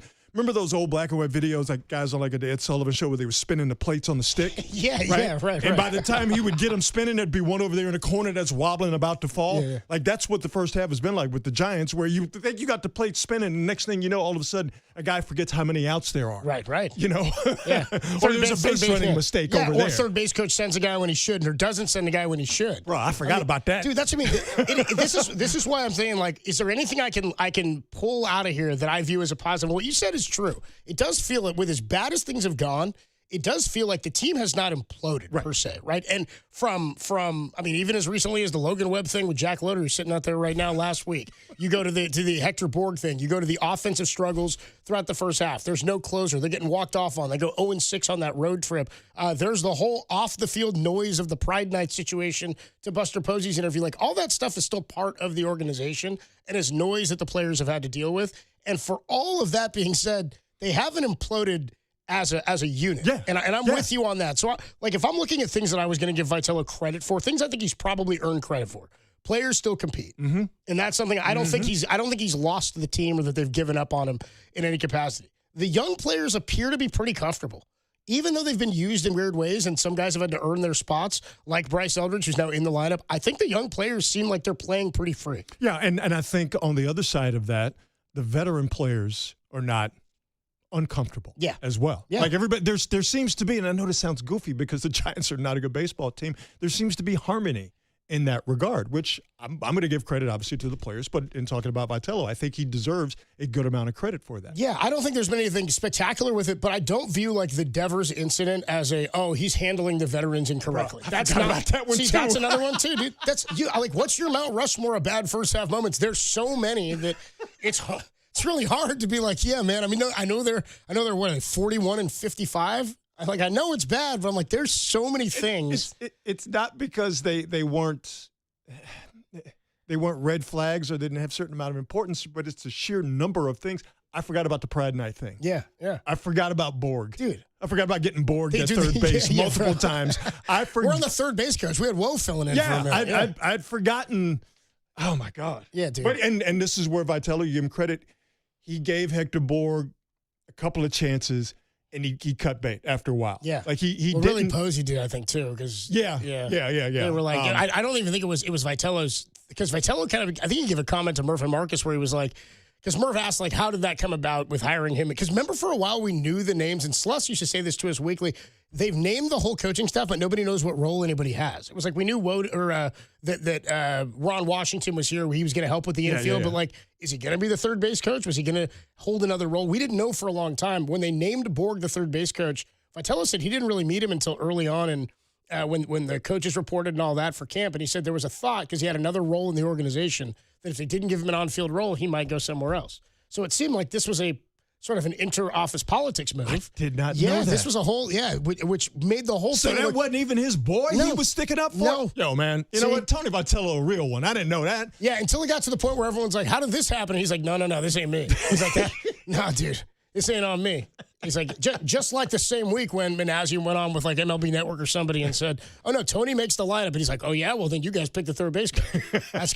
So who knows how that went down. But you're right. I mean, he was like, I'm going to trust the people around me. Yeah. I'm going to go with a decision that they want to make, which meant they didn't equip him with the only on-field decision maker in a real time that could have been some help. And have we even thought about third base coach since Pettis showed up? No, thankfully. No. Because we're not supposed to. That's my point. That's exactly it. So he's dealt with a lot this year. So I'm with you in that, like, the team has not imploded internally, at least, behind the scenes, or that there's some issue with competing. And, I mean, we heard how Logan Webb spoke about Gabe Kapler at the end. Yep. Seemed like that a little bit last year, too. Oh, yeah. Other things I would give Tony Vitello credit for. Like I said, he hasn't publicly fractured the clubhouse despite the miserable on-field season and a lot of noise outside of it. His communication seems strong. To your point about how things were going culturally with Farhan and Bob Melvin, not even Melvin, but really Farhan, Gabe Kapler, how they operated with the shuttle back and forth. Guy makes his big league debut, gets a hit, doesn't. He's out of town the next day. Yeah. That was terrible to watch as a fan, but it seemed like the communication from front office to clubhouse to player, like there was no open line, it didn't seem like, to where the players felt like anybody was ever comfortable. It's amazing how information did not seem to be able to flow freely down into the clubhouse from the front office. Yeah. And I found that to be I found that to be odd, and I found it to be unnecessary. Right. It didn't feel secretive either. It just felt like we're not going to tell. Yeah, it just felt like we're just not going to tell you. They were like, we're not telling anybody anything. It was like, no, we're just going to make moves and you'll find out about it. No, it's. I always thought that was weak. Which is tough. Communication does seem strong relative to the previous regime, and I think he's pretty energetic. I do like that he's for the most part the same dude every day. And I thought maybe this will be kind of hard for him in terms of his energy. Now, if you're going to criticize things, I think there are some fair things to criticize. Lineup consistency, bullpen decisions. He did go consistent lineup for the first 3 weeks, and it never worked. He's like, remember that? And everybody was like, Same guy. Man, what a breath of fresh air. This is great. Like Christian Everyday Koss. lineups. How awesome. I was like, I forgot Koss was on the team. You know what I mean? He sat there for 3 weeks and didn't take it bad. Offensive approach hasn't improved or seemed to be influenced enough at all. I mean, their inability to draw walks. It's not as horrific as it was at the beginning of the season. Yeah, it's bad. still comically bad. And that's a And they philosophical. don't steal bases. No, that's it. That's at all. it. I will say this. I'm not a big fan of, and we haven't seen it as much, I'm not a big fan of the base running mistakes and not knowing outs. Yeah. All right? That happens. That should only happen once over the course of a 162-game Major League Baseball season, where someone on an MLB team forgets how many outs there are. And it happened 3 times in 3 weeks. And we've seen it happen to young dudes, and we've seen it happen to veteran guys. Yeah. That shouldn't happen. That was my last one. Team still plays too sloppy too often. Yes. And that's it. That's just sloppy. Physical errors are going to happen. And that's something that I think for the most part, outside of Willie Adames in the infield, I do feel like outfield defense has been improved this year. Last year it was atrocious. But even with Casey Schmidt moving out there, defense is obviously still a problem, especially it's especially glaring when you don't pitch the ball as well as they need to and should. But they're a sloppy team all around. Well, and that gets back to, I think, what we both believe is the main problem with this team is the bullpen and how it was constructed going into this season, is that if you don't have plus defenders out there, maybe, just maybe, you should have your first line of defense, your pitching staff, in this instance, your bullpen, be nails so that can hopefully cover the problems you might have with the defense behind the pitcher. Yeah. I do philosophically believe in building a bullpen. I think that's the way to go about it, and I think that's what good teams do. Do you have the right tools there to be able to build and evaluate? And that's kind of the question. To build a bullpen, what do you got to do? You got to have a closer. You got to spend that money. Yeah, you do. A little bit. You've got to invest some, and they really didn't at all this year. 808 can be our 415-808-56. How much money did Harrison Bader get? Dude, it's 2 for $20, I think. Like I said, they spent more on Bader than they did almost the entire bullpen. That's, to me, that's atrocious. That's bass backwards. Yeah, and he's not even playing. Spend that money on your bullpen. Then you don't have to overpay for a defensive center fielder, a Gold Glove defender, and you got that Gold Glove in a contract year, right? Yeah. Okay. Just saying. He did. Best offensive year in a contract year too. I mean, how many times have we seen that? Well, start with Rowand. You know what I mean? Start there. We'll start with number 1. 27 bombs in Philly. We all saw it. But you got a ring in the contract, so it worked out, right? It was all good. 808 KNBR is the number to call and text. How do you evaluate Tony Vitello or judge him when the offense, the defense, the pitching, really nothing has gone his way this year? Do you find yourself saying this more often? Tony lost them the game, or no one's winning with this team? We'll get into your calls and your thoughts next. Dirty Work on a Monday. Adam Copeland, Rod Brooks, Danny Dunn is hanging out as well on the Sports Leader.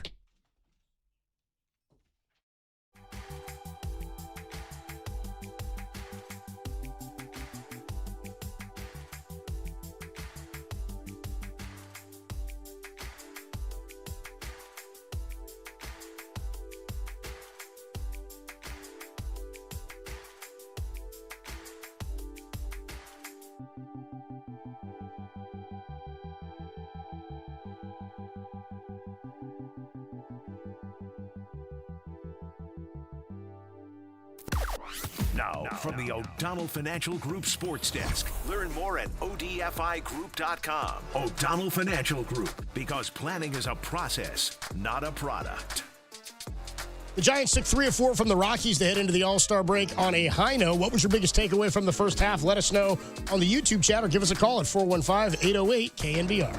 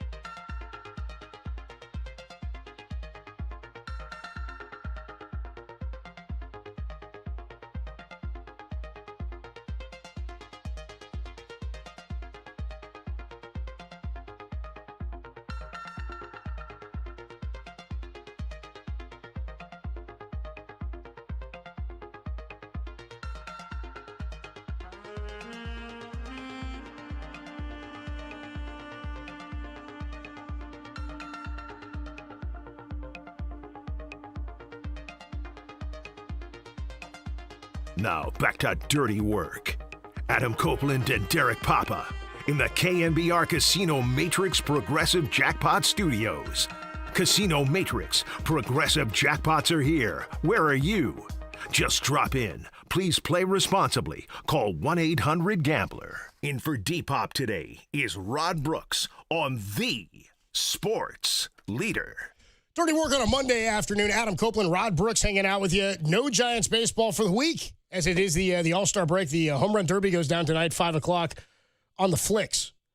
Get your Netflix password or your ex-girlfriend's or somebody's and get logged in for the Home Run Derby. We're going to carry the All-Star game tomorrow live. So we'll be on tomorrow from 2 to 5, and then we'll carry the All-Star game right here on the Sports Leader. 808-KNBR, 415-808-5627, the number to call and text. Talking Giants first half thoughts, but really, like, how do you evaluate Tony Vitello? Do you look at it like he's cost them too many games? They have blown, I think, 8 games in the 9th inning or later. Yeah, this year. That's personnel related. That's personnel related. There are times where I think you can look at his. That's the thing, is like, really from a fan perspective, to judge a manager, all you get is wins and losses. And do I agree? Has the bullpen executed when he's put them in a spot, or do I think he's managed the bullpen well? Yeah. And then development at times. When you bring a guy up, does he play or not? That was a criticism early on. Let's go out to Jeff. Jeff's in Sacramento at 808-KNBR. Jeff, you're on the Sports Leader. Hey, how you guys doing today? What's up, dude? Great. Good. Hey, listen, I'm glad you guys are trying to put a positive spin on this, man, because, as far as Vitello goes, I say let's give him some time. Nobody could have seen how catastrophically bad this season has gone. And, with the blown saves and all, part of that was some mismanagement. Also, it's just complete meltdowns from the bullpen on almost an every night or every other night basis. So, you know, my whole thing about this year was like the Buster Posey and where he was thinking about going. I don't know if this is where it was. I'm not in the office. I'm not seeing what's going on. But, you know, he went out and got Devers, man. That's what everyone wanted, right? We wanted a big name. We wanted bombs. We wanted hits and all that. And he went out and got that. Devers didn't perform. Could he see that coming? No. Nobody could see that coming, right? And I think that he was trying to put the hits in and get more butts in the seats and give everybody what they wanted and string it along until maybe the All-Star break and trade away some of those pieces like Diadamus or whoever was performing and get a haul for the bullpen. And again, nobody could have predicted how just absolutely terrible the Giants have been this year. I appreciate the call, Jeff. Thanks so much. But I think a lot of people had very accurate assessments of the Giants' bullpen woes before the season started. And listen, nobody's trading for Adames just because of that contract. And there's no trade clause. And there's no trade clause. By the way, same thing with Matt Chapman. I know, right? All right? Except older. Right. Same two things, plus the fact that he's older. So to me, you know, again, yes, there have been a couple of instances where Vitello's bullpen management make you shake your head, but he had to go with Ryan Walker to start the season because the Giants were under the impression that Ryan Walker was the closer. Yeah. And he wouldn't. I don't put that on Tony Vitello. And for me, it's not even, you know, putting a positive spin on it. You know, I want the Giants to win because it makes my job easier. No people in the organization, obviously, have many friends and family who are Giants fans. I want them to win. But does it affect my day-to-day life? No. So it's not about me being like, I want to be positive for like, I'm just kind of seeing it for what it is as an interested, yet, because I'm not a true Giants fan, I'm a casual observer. I just see this and go, it's a badly constructed bullpen, veteran guys, and I don't put Devers in there. Like, to me, Rafael Devers, you know, the slow start he had when he got to the Giants last year and the slow start this year, I think that pales in comparison to what he's done offensively for the balance of his short time here with the Giants. He is the threat in your lineup that the Giants have not had in a long, long time. Yeah. And even when he was waving through fastballs at the beginning of the season, and that was a problem, because everybody was just throwing him high fastballs, and he wasn't doing anything with it. He was still a threat and a problem to opposing teams and opposing pitching staffs. So, for me, Devers is damn near blameless, in my estimation, in where the Giants are right now. All that being said, again, for me, it's just like, I think the issues go beyond Vitello. I think the issues go beyond Devers and almost go beyond Adames and Chapman. To me, the bigger issue is who put the team together. Yeah. And I was going to ask you about that because people say this a lot to us on the text line, and they'll call in and they'll say, Coach, well, you love these moves when they were made. And I said, look, I'm not the president of baseball. I am a fan of the team. And we all agreed, I think, as a fan base, that we wanted them to go about things differently than they did under Farhan. Yes. And by the way, Farhan did try to land some names and is the one who got Matt Chapman. He didn't land any pitchers on long-term contracts because he didn't, I think, philosophically believe those were the right business moves. And I don't think Buster really does either. I don't think you're going to see them sign a lot of big-name starting pitchers of the the Barry Zito ilk or the Johnny Cueto or the Jeff Samardzija. These traditionally don't age very well. Yes. Those aren't really good contracts. I can see them going out and trying to throw money like they did at Ohtani, like they did at Judge. They attempted, and those guys just didn't want to come here. So the question is, how do you make this a viable place for players to want to come? And if you have guys already who didn't have a choice, like Rafael Devers, or you get a couple of guys long-term like Adames and Chapman, I think we all thought those were going to be good moves. I think we all agreed that Devers was a guy that you could acquire. Are the contracts good? No. Because you've put yourself in a situation where you're a rigid lineup where if it doesn't work out, now not only have you locked yourself into these contracts long-term, your safety net of financial flexibility is gone too because you've spent all this money here and now you can't fix other key problems like the rotation, the back end, and really the middle parts and the bullpen. I just go back to the first couple of years of the Chapman move. To me, it was a net positive. Yeah. It's only been this year and I guess going back to late last year where it seems as though his offensive production has fallen off of a cliff. Does it look worse now that we've seen Casey Schmidt for brief time at third base? Like Casey Schmidt seems to be because now here's the thing. That's what's tough. And this is going to be the interesting, bit of calculus that Vitello and the Giants as a whole are going to have to deal with. Matt Chapman, when healthy, looks like he's an impediment to Casey Schmidt. And I'm not saying that this is on Chapman. No. But the visual is Matt Chapman and his contract and his declining performance is getting in the way of a guy in Casey Schmidt who plays, I wouldn't call it a Gold Glove third base, but I see a pretty damn good third baseman make some top 10 plays, and a guy who's given you more than Chapman offensively. So to me, that's going to be it's almost like a toothache. You kind of ignore it, like, it'll go away. It'll go away. And the next thing you know, you end up at the dentist like, well, you know what? We either got to take this bad boy out or we got to do some sort of a root canal or something along those lines. Yeah, we're comparing Chapman to a root canal maybe. Huh? I'm just I know, I'm kidding. Hey, let me tell you something, all right? Just because I'm on Logan Webb's favorite radio program, don't you try and get me in trouble. Very San Francisco I had nothing to do with that. Let's go back out to the phone lines at 808 KMBR 415-808-5627. Doug is in Santa Rosa. Doug, you're on the Sports Leader. What's up, man? Hey. Okay, put me a GM. I'm ready. Okay. All right. Here's what I got to say. First off, dirty work. You're my favorite. Here's my dirty work. I go to Matt Chapman and I say, you've got a no-trade clause, but you're not a starting third baseman for us anymore. So work out a deal, and Casey Schmidt is our third baseman. Then I would sign Arise for 3 years, $45 million. And here's why.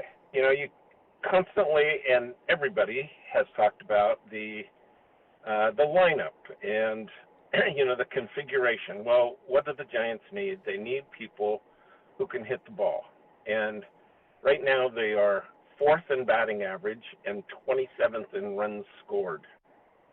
So they can hit the ball, but if you get those guys like Chapman and Lee who can hit and run and play baseball as opposed to, some of the guys that just swing for the fences every time, I think we do a lot better in our ballpark where it's difficult to hit home runs. I like Devers. That's lovely. I would want to get rid of Chapman. I don't think there's any way you're going to get rid of Arise. Okay. But, it's like, and as for Tony, I feel like he's gotten somewhat better. Initially, he put our worst hitter at leadoff. Then he moved him to third, then to fifth, and now finally Adames is at seventh, where I would bet him ninth, but he's at seventh at least. So that's a big improvement. I appreciate the call. We got to run, man. But I hear you on some of that. He did make getting Chapman agree to waive his no trade clause just seem like it's the easiest thing. He was like, just go to him and say, hey, you're not the guy anymore, and then we move on. That's it. Yeah, because he's like, then work out a deal. I was like, damn, that sounds pretty simple. Matt Chapman's not represented by an agent who is known as being one who's always going to do what is best for his client, and definitely what is worse for the franchise that his client plays for. Yeah. Talking about Scott Boras. Traditionally a guy who bends the knee. Yeah. Real pushover, that Scott Boras guy. Let's go back out to the phone. Waiving no trade clause. Okay, That's really I don't want no trouble. Here's the thing, dude, is like if they're going to do that, and this is what I stand by, and by the way, just real quick on the Arise front, I would love to re-sign Luis Arise. But if you do that, you have to move off of either Adames or Chapman. There's no way to move forward, locking up the infield even farther. Without getting rid of one of those guys. And the part of the Chapman deal or Adames is even if you got them to agree to a trade, the Giants would have to do something that in their history they traditionally don't do under this ownership group, which is eat chunks of money. They just haven't done that. I think they'd rather play it out with what they have and feel like, okay, maybe down the road we can figure something out, but we'll eat less of it later on. They generally do not pay guys to go away, as evidence to the end of Jeff Samardzij's career and the number of starts we saw from Jeff Samardzij. You got something? I just want to say this about the Giants offensively. I don't have a problem with certain guys swinging for the fences. No. My biggest problem with the Giants is twofold. You cannot be dead last in walks. Okay?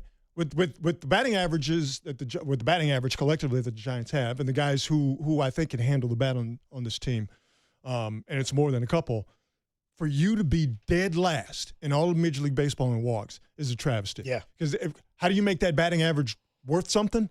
By having guys on base. All right? Driving him in, because he does do damage. That's what I'm saying, right? So you're last in walks, all right, 240, and the Blue Jays at 265. I mean, you're that far behind over the course of a 96-game first half of the season. And, oh, yeah, by the way, and remember, this was, I don't want to say it was promised to us, but the Giants being more athletic and stealing more bases was presented to us by Giants representatives as something that they were going to do this year. They were focused on, yeah. And the Giants have 35 stolen bases.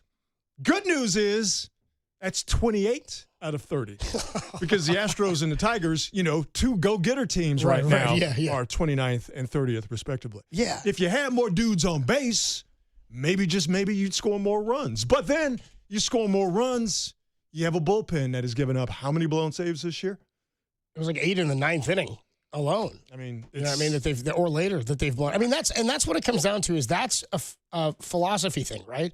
Because it's not structural flaw. It's not just about getting guys on base and, we're going to be able to drive more in. It's about what that means to the opposition. It's about high-stress innings. That's why the pitch count to me is always case by case. Is he at 100 pitches in the 6th because he's going deep into counts and guys are grinding him and fouling pitches off and he's recording only strikeouts? Or is he at 100 pitches because he's in the 7th and he's been out of the stretch for most of this game because he's getting soft contact and he's not missing up? Think about opposing pitchers.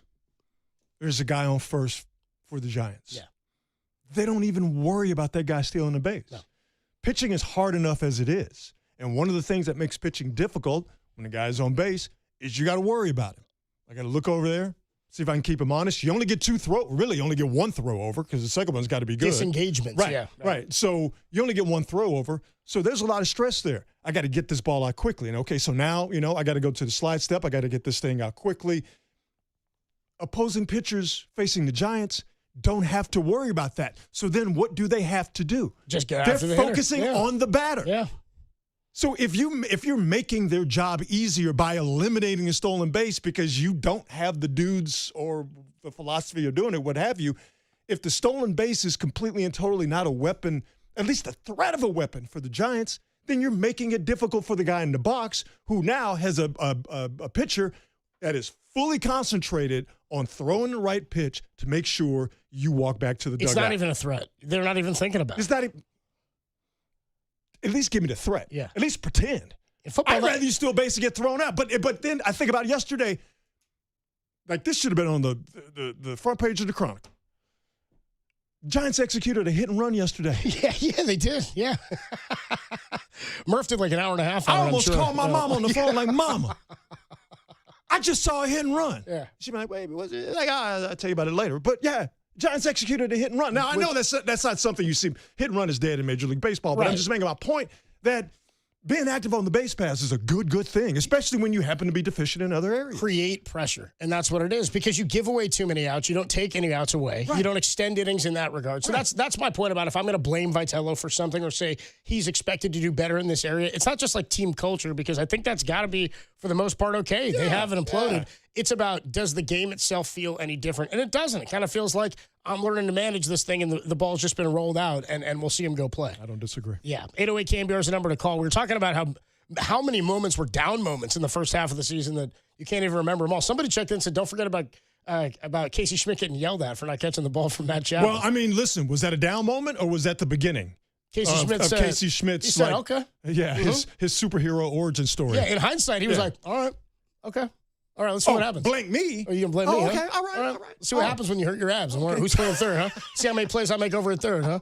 So that's how it's going to be, huh? Let's go to Dwayne in Stockton. What's up, Dwayne? You're on the Sports Leader. Hey, what's up with the homies? What's up, Dwayne? Hey, I saw it was all black show today, man, so I'm here for it. Yeah, hell yeah, you are. I know you were, Dwayne. I thought to myself, I hope you called today, yeah.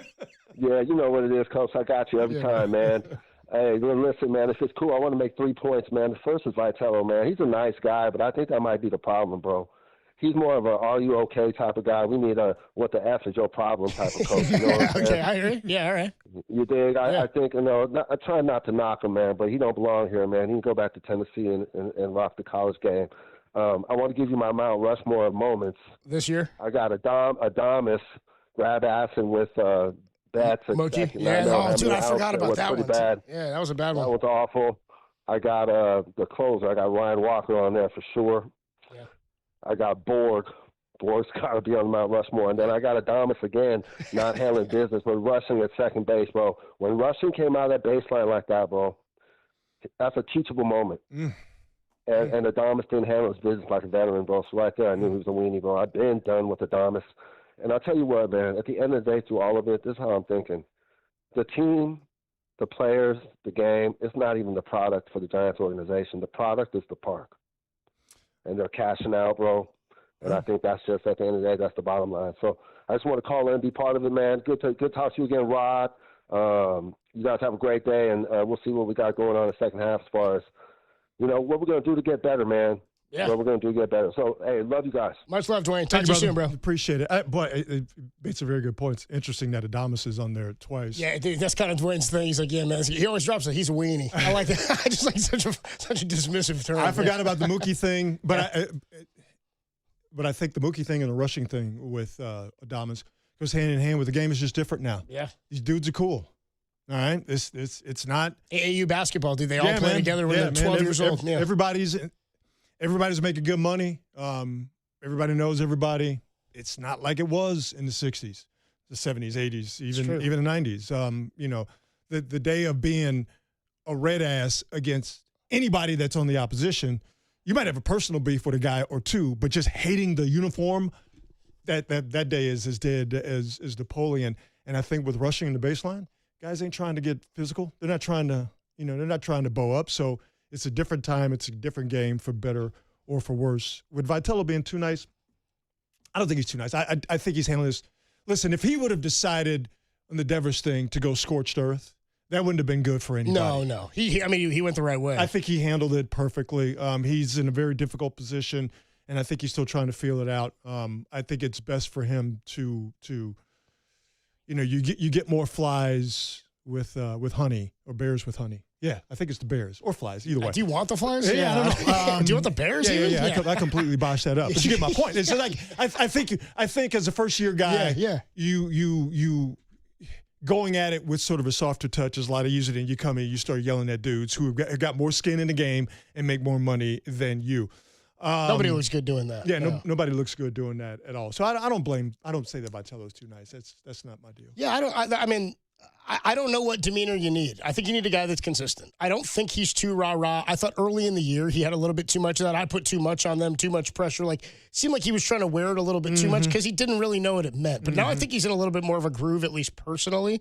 I appreciate the way he communicates. I appreciate that he's fairly consistent, that you can see when losses are really bothering him. I'm just not totally convinced yet that I know that he knows how to get himself out of this when things aren't going well. But it's not all on him. And I think the last point about a caller, the ballpark, and that's why I've been an advocate of not tear it down to the studs, but start the rebuild. You got it. Because for two very important reasons. The park, you're always going to get people there, so it's not like you're going to lose money. And I think people are smart enough to understand it. When you're honest with them about what your intentions are in terms of this hypothetical rebuild I'm proposing, people here are smart enough to be like, okay, now you're going to have to show them something, but I think people here are smart enough to understand what a rebuild means for the Giants, again, in this hypothetical situation. Also, Bryce Eldridge is that dude. So building around the ballpark and building around Bryce Eldridge, again, in this hypothetical, I don't want to call it a tank, but this hypothetical rebuild that I have long proposed, I think you do it, man. Yeah. I think you do it. I think you have to. But I don't know how they do that under the contracts they're in right now, unless you start eating. So they may just be sitting in this mess. But they also, by a lot of accounts, had a pretty nice draft this weekend. Also, they're up to Baseball America's got them, I think, number 11 in their farm system right now. You got Bo Davidson looking good in the Futures game. He and Gavin Killeen have both been promoted, I believe, after the Futures game. So all that's a positive. I thought of one more down moment for me. One of my low points this year, I can pinpoint it too. It was a Wednesday, May 27th. They had just gotten swept by Arizona. I went to all three of those games. That was Memorial Day week. So Memorial Day Monday, went to that one. They lost. Tuesday, they lost. Wednesday, they lost. That game ended with Paul Sewald doing the thrust on the Giants. Damn. He thrusted, and we haven't seen it since. Oh. After that, after the D-backs thrusted on the Giants, he's out there doing it after the off. I was like, I don't need this. Ooh. Paul Sewald got me. I was like, that's a low point. Damn. That's going up there for me. Taking your thrust and thrusting it upon you? I didn't like the thrust anyway. I didn't think it had any business this year. You can do that when you're like crapping on teams, but it's not cute when you're blowing leads in the 8th. You know what I mean? Hey, let's go to Mary in Danville. Mary, you're on the Sports Leader. Hello? Hey, Mary. Hi. Love to hear Rod and also Copes. I'm wanting to back up on the Brooks identification, which many people have already, the bullpen. And why we let Rogers go, I don't know. I think we should try and at least get him back. But we give away. They know exactly how we're going to play. I'm a woman, and I can tell you, they're going to wait till the last 7th and 8th inning. And we are exhausted. Jung-Hoo Lee, he was so darn tired. He needed a break. He wasn't used to this many games. And I'm about workload because the physical body cannot repair as soon as the next day. And what we expect of these professional athletes is not like basketball. I know how physical it is, but you don't have 162 games. So I think what we need is depth, definitely. I think as a mom or a woman, I'm a good negotiator. I would tell Adamas and Devers and all of them that are making all these big bucks is, hey, dude, what you need to do is we'll play out your contract, but you're going to wait a little bit. You're bringing people into the park. You're absolutely right. That is the most beautiful park. My dad was a Giants fan, and he would be over 100 years old. That tells you how emotional I am. And someone was saying, you got to take the emotionality out of it. BS. We make memories there. That's emotion. And I know what, all these guys that own the team, what their expectations are. But right now, this country is full of greed, and we need baseball. We need to go and see these guys. All our young men need to look up at these guys, like the fellow that followed Crawford, that they just, drafted. Oh, Florida, we need that. So I thank you guys. I thank you for not shouting, and I hope I didn't. But some people are too intense. And I listen to the radio all day. And when someone is so intense and ragging on the same thing, I turn the radio off. Mary, we really appreciate the call. I do think she hit on something. Yeah. Giants need more moms in the mix. Yeah, dude, we do. We need more moms in the mix. Moms can fix stuff, dude. Yeah. Straighten some stuff out. out. Hey, Devers, come on. Chill. You know what I mean? I like that idea. She's like, I can negotiate. Dude, get a mom in there to negotiate on behalf of the Giants. Listen, think about all the arguments you've lost to your mother. Oh, dude. Or just not even worth fighting. It doesn't matter. It doesn't matter. Being right's overrated. That's it. Being right's overrated. 808-KMBR 415-808-5627 is the number to call. Before we get out, I forgot I got to do this. We are giving away, how about this, 4-pack of tickets to go see the San Jose Earthquakes take on the LA Galaxy on Saturday, July 25th. As you well know, that's Guillermo Mota's birthday, Rod. So if you're looking to celebrate Guillermo Mota's birthday, you can do that. Are you making it up, or did you... No, that's his. Unfortunately, the 24th is Barry's birthday, but that's not when the Quakes play. We only have tickets for the 25th. That's Guillermo Mota's birthday, so you can get out. You can get out to San Jose. Guillermo Mota reference during the show. Yeah, dude, I'll bring him up again too when we do the cue to call, because you too can get your 4-pack of tickets to go to the Quakes and the Galaxy, the 105th Cali Classico in San Jose. We'll give you the cue to call later. When you hear the cue to call, be number 10 at 415-896-KMBR. You'll win that 4-pack of tickets to go see the Quakes and the Galaxy, furnished by the Quakes. The rules are at thesportsleader.com. All right, one more bit on Tony Vitello when we come on back, because Bob Nightingale brought this up this weekend. Is there any chance Tony Vitello would leave the Giants after 1 year on his own, that he would decide to walk away after 1 year? Bob Nightingale spoke about it this week, and Tony Vitello talked about the MLB grind. So we'll get into that before we jump into some Warrior basketball with Sam Amick and then some football with Matt Mayoko. More to come on the Sports Leader. Hey, I saw it was all black show today, man, so I'm here.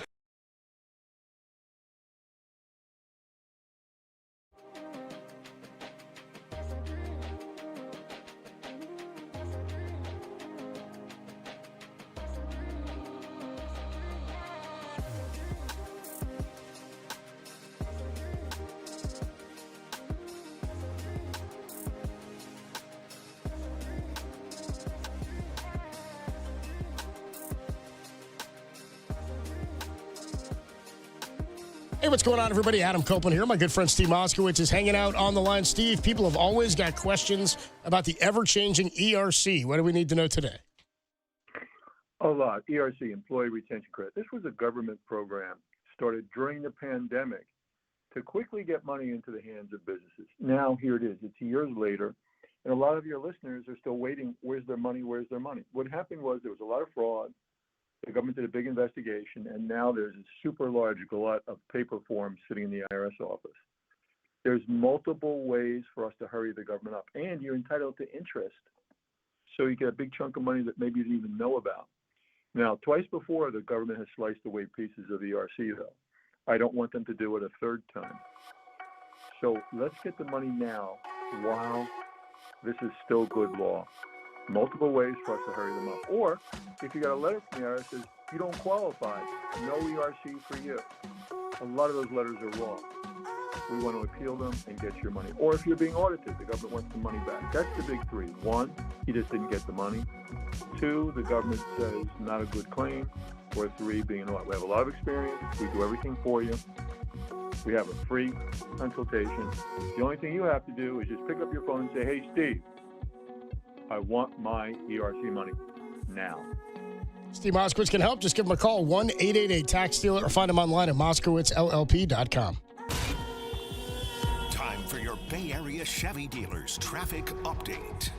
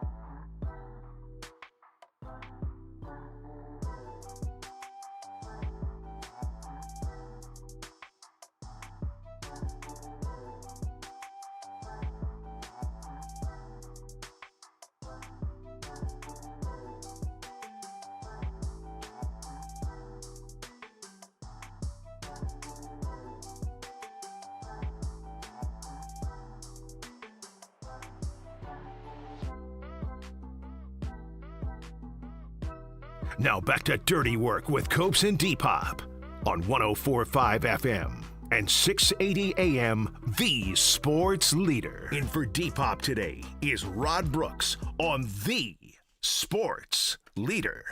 Dirty Work on a Monday afternoon. Adam Copeland, Rod Brooks, Danny Dunn hanging out with you. We are going to catch up with Sam Amick of The Athletic at 3:50 in about a half hour or so. He covers the NBA for The Athletic. We'll see what's going on with the Warriors. We got some Warrior tidbits, coming your way in just a few minutes as well, and some updated sound from Shams on Draymond's future as well as LeBron's future. Also, Matt Mayoko at 4:50 today, and we're giving away those Quakes tickets, so stay tuned for the cue to call. All right, over the weekend, this came out, a comment from Bob Nightingale. Take it for what you think it means. Take it for what it's worth here. Here's Bob Nightingale. Here's what he says. It's just on Tony Vitello, and the question at hand is, because a lot of people have said this. Dwayne in Stockton just said he needs to go back to Tennessee. Like, I'm not on that. Like, if I'm going to evaluate Tony Vitello, like, and I'm asking myself what feels different, is it like culture, energy, young player confidence, nothing? I would go into like the too early to tell. Yes. It's kind of where I'm at, because like I want to see what a guy has at his disposal. It's different in football because like when Kyle Shanahan took over the 49ers, he came in, basically a coach can come in for a bad team like that and clean house. It's just effectively what he did. Remember that first free agent signing class for Kyle Shanahan? It's like Weston Richburg and Kyle Juszczyk and Jet McKinnon, or like, Brian Hoyer. And they had like 5 or 6 or 7 dudes up there because they were like coming in and implementing their system. So you saw over a couple of years when a coach in football doesn't get it done, you're like, your system's not working. Your offense isn't working. You haven't drafted well. Like, you're in charge of the whole thing. The Chip Kelly. It's much different, right? Vitello comes in and it's like, you got a system that Buster Posey's trying to rebuild in the farm system. You've got guys under contract who've been here and been in the league longer than you have. So I say jury's out because he doesn't really have the tools at his disposal. That said, you don't just get a 5-year leash to wait for that to happen. You've got to see some tangible change, and I don't think we've seen enough to really evaluate. The question is, like, if a huge college offer came up, would Vitello leave to accept one of those offers? So here's what Bob Nightingale says. Quote, the Giants took an unprecedented gamble when they hired Vitello from the University of Tennessee, and it has badly backfired. It certainly hasn't helped that the Giants have surrounded him with a huge contingent of young, inexperienced coaches, but they are the biggest mess outside of Queens. And the Mets have been terrible because they're the top payroll, and they're as bad as they are. They've embarrassed themselves and their performance, leaving them no choice but to place every veteran on the trade block except for starter Logan Webb. It might be too embarrassing to fire Vitello after 1 year, but it wouldn't surprise anybody to see Vitello return to the college ranks if the right opening comes his way. Now, this is an opinion thing, I think. He's not basing this on reporting, it doesn't sound like. But the things that he's putting into his opinion on this, it's hard to shy away from. They have basically put every veteran on the trade block, with the exception of Logan Webb, including the guys who are under contract and long-term big players. So if I were gonna guess on Tony Vitello's front, like based on just what we know about him 96 games in and spring training, he's not a guy who himself is going to walk away. Now, if the Giants and he together decided, hey, maybe that's what's best, and there was an offer that intrigued him, but if I were going to make a case for him, yes, leaving back to go back to college baseball, I'd say first and foremost, he is now a college baseball legend. He's already got a generational legacy at Tennessee.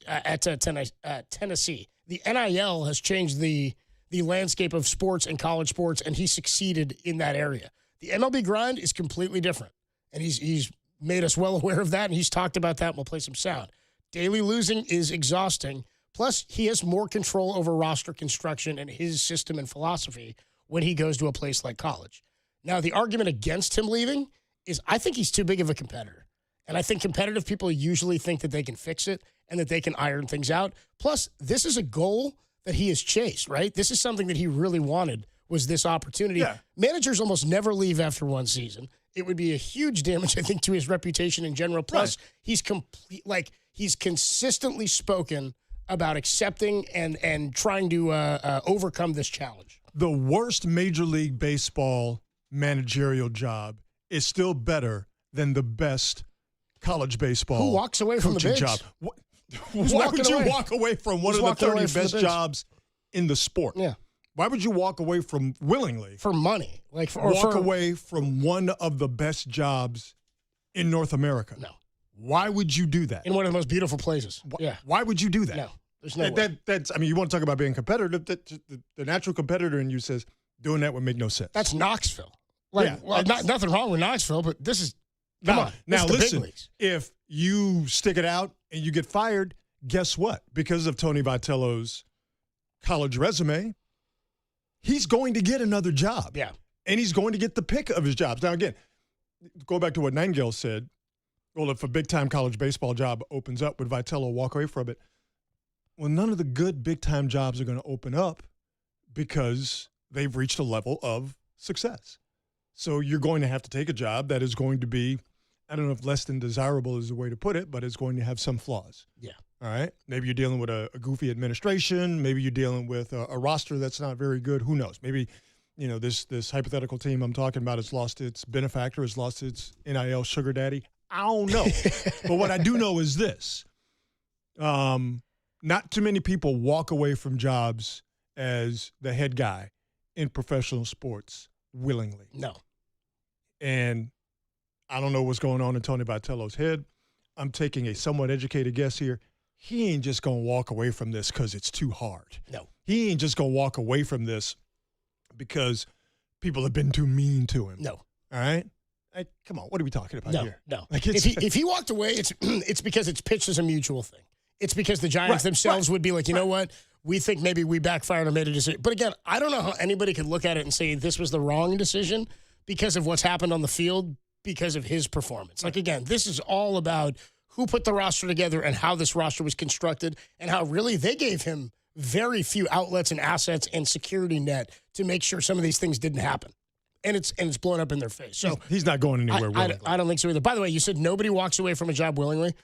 I agree with you. The guy who I remember accepted it in the best possible way ever is your dude Ed O at LSU.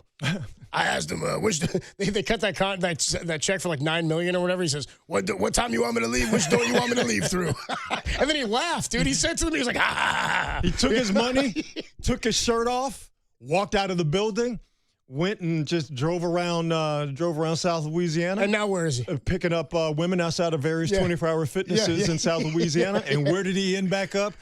Right back on campus. Dude, like Thanos, dude. And where did that bring you? Right here back to me. right back here to me, dude. Just as soon as they finish paying him, now they got to pay Brian Kelly. You got the governor out here running his mouth. And now he's Edo's right back there, dude, on the payroll. Go Tigers. Go Tigers. What time you want me to leave? Which door you want me to leave through? I'm not saying it's the healthiest ecosystem. No, I didn't say that either. I'm definitely not saying it's the smartest ecosystem. All I'm saying is in today's college football, you got to have some want to. Yeah, you got to. And we got some want to. Yeah. It ain't particularly healthy, but we got some want to. That was my one other thing about Vitello, why he won't go back. It's not college football. No. You know what I mean? Like college football, you go back, you still could be the highest paid employee of the state. Yeah. You know what I mean? Baseball, it doesn't matter. I mean, even you go to Vandy, it's not the same thing. Yeah. It's not going to be the same thing. All right, we got to switch gears here. Let's get into some Warrior tidbits. This came out last week. There was a rumor out there that, hey, are we at the point now where like Draymond Green would just consider to sign wherever LeBron goes? Would Draymond leave the Warriors to just go play with LeBron? I don't see that happening. Shams Charania has an update on that. We'll get to that next before Sam Amick joins us at 3:50. Dirty Work on a Monday. Adam Copeland, Rod Brooks with you on the Sports Leader.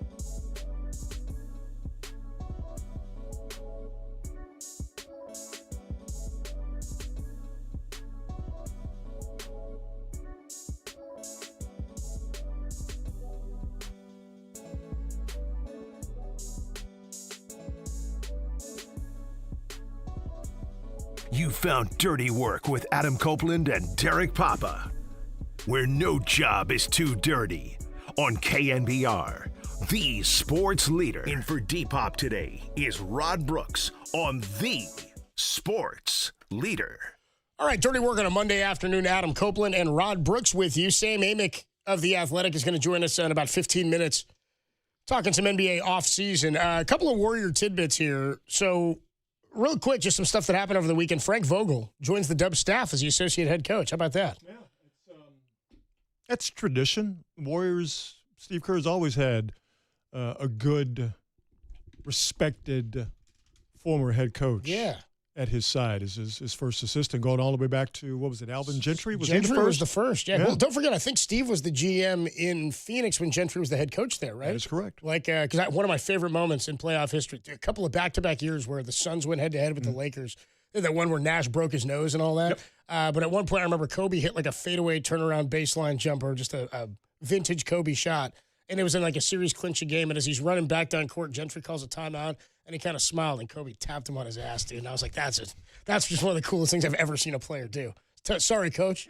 Tough break, man. See you next year. Sorry, I did my job. Sorry about that. But Gentry was Enjoy there. Cancun. Yeah, and Gentry he was like almost smirking because it's like, what are you going to do? But that's one of the cool things about sports. You don't like it when it happens to you or it happens to your team, but everybody going to get got at some point in time. Man. That's cold. And when one of the greatest to ever do it, when they do it to you, as crushing as it is, there is almost a professional respect of, that's a cold bad boy who just did that to me. Yeah.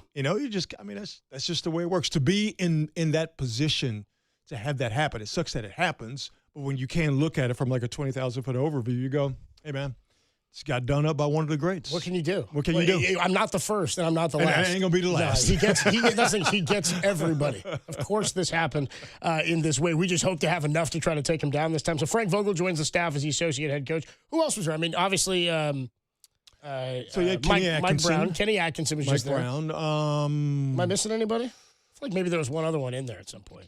And a couple guys have left for other roles, other teams. Obviously. Mike Brown's the one he was there the longest. Right? Yeah, that sounds about right. Because he was still getting that double pay. Smartest dude in basketball. Smartest coach in basketball. That dude knows how to make a paycheck and has done it everywhere. He's like, I'll sit here. You want to pay me for Was he getting that Laker money or was it the Cleveland money? Or it was the Cleveland. Because remember, yeah. It's like if you take a job equal, you might just get the difference of it or something like that. But if you take one below, then you still get both paychecks. And Mike Brown, one of my favorite people that I've run across in this best. business. And, I'm a New York hater. I don't want New York sports fans to ever feel good about nothing. No. Nothing. No, but he was one of the exception. But I'm like, how do you not want that guy to win? I got to root for Mike Brown. Yeah. If you want to talk about a real one, Mike Brown, a real one. Yeah. Dude, so much so. Do you remember when he got pulled over going to the finals game when he was in and Popovich rolled by him and yelled at him out the window while the cop had him pulled over? I swear to God, I'm coaching the Warriors. He's like, yeah, Steve Kerr's the coach of the Warriors.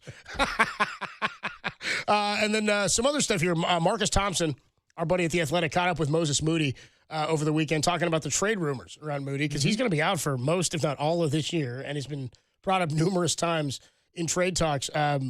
He said, I'm curious, so I had some conversations just trying to figure out what's going on, said Moses Moody, but I don't call Rich Paul every day. It's not like I'm in it like that because I got nothing to do with how that's going to go down, so I'm just watching whenever something needs to be talked about. That's when it will. And again, unless LeBron comes, I don't foresee some major trade happening, and I don't think he'd be a centerpiece in that. It's just more financial. Moses Moody, wise beyond his years, very philosophical dude, very take it as it comes.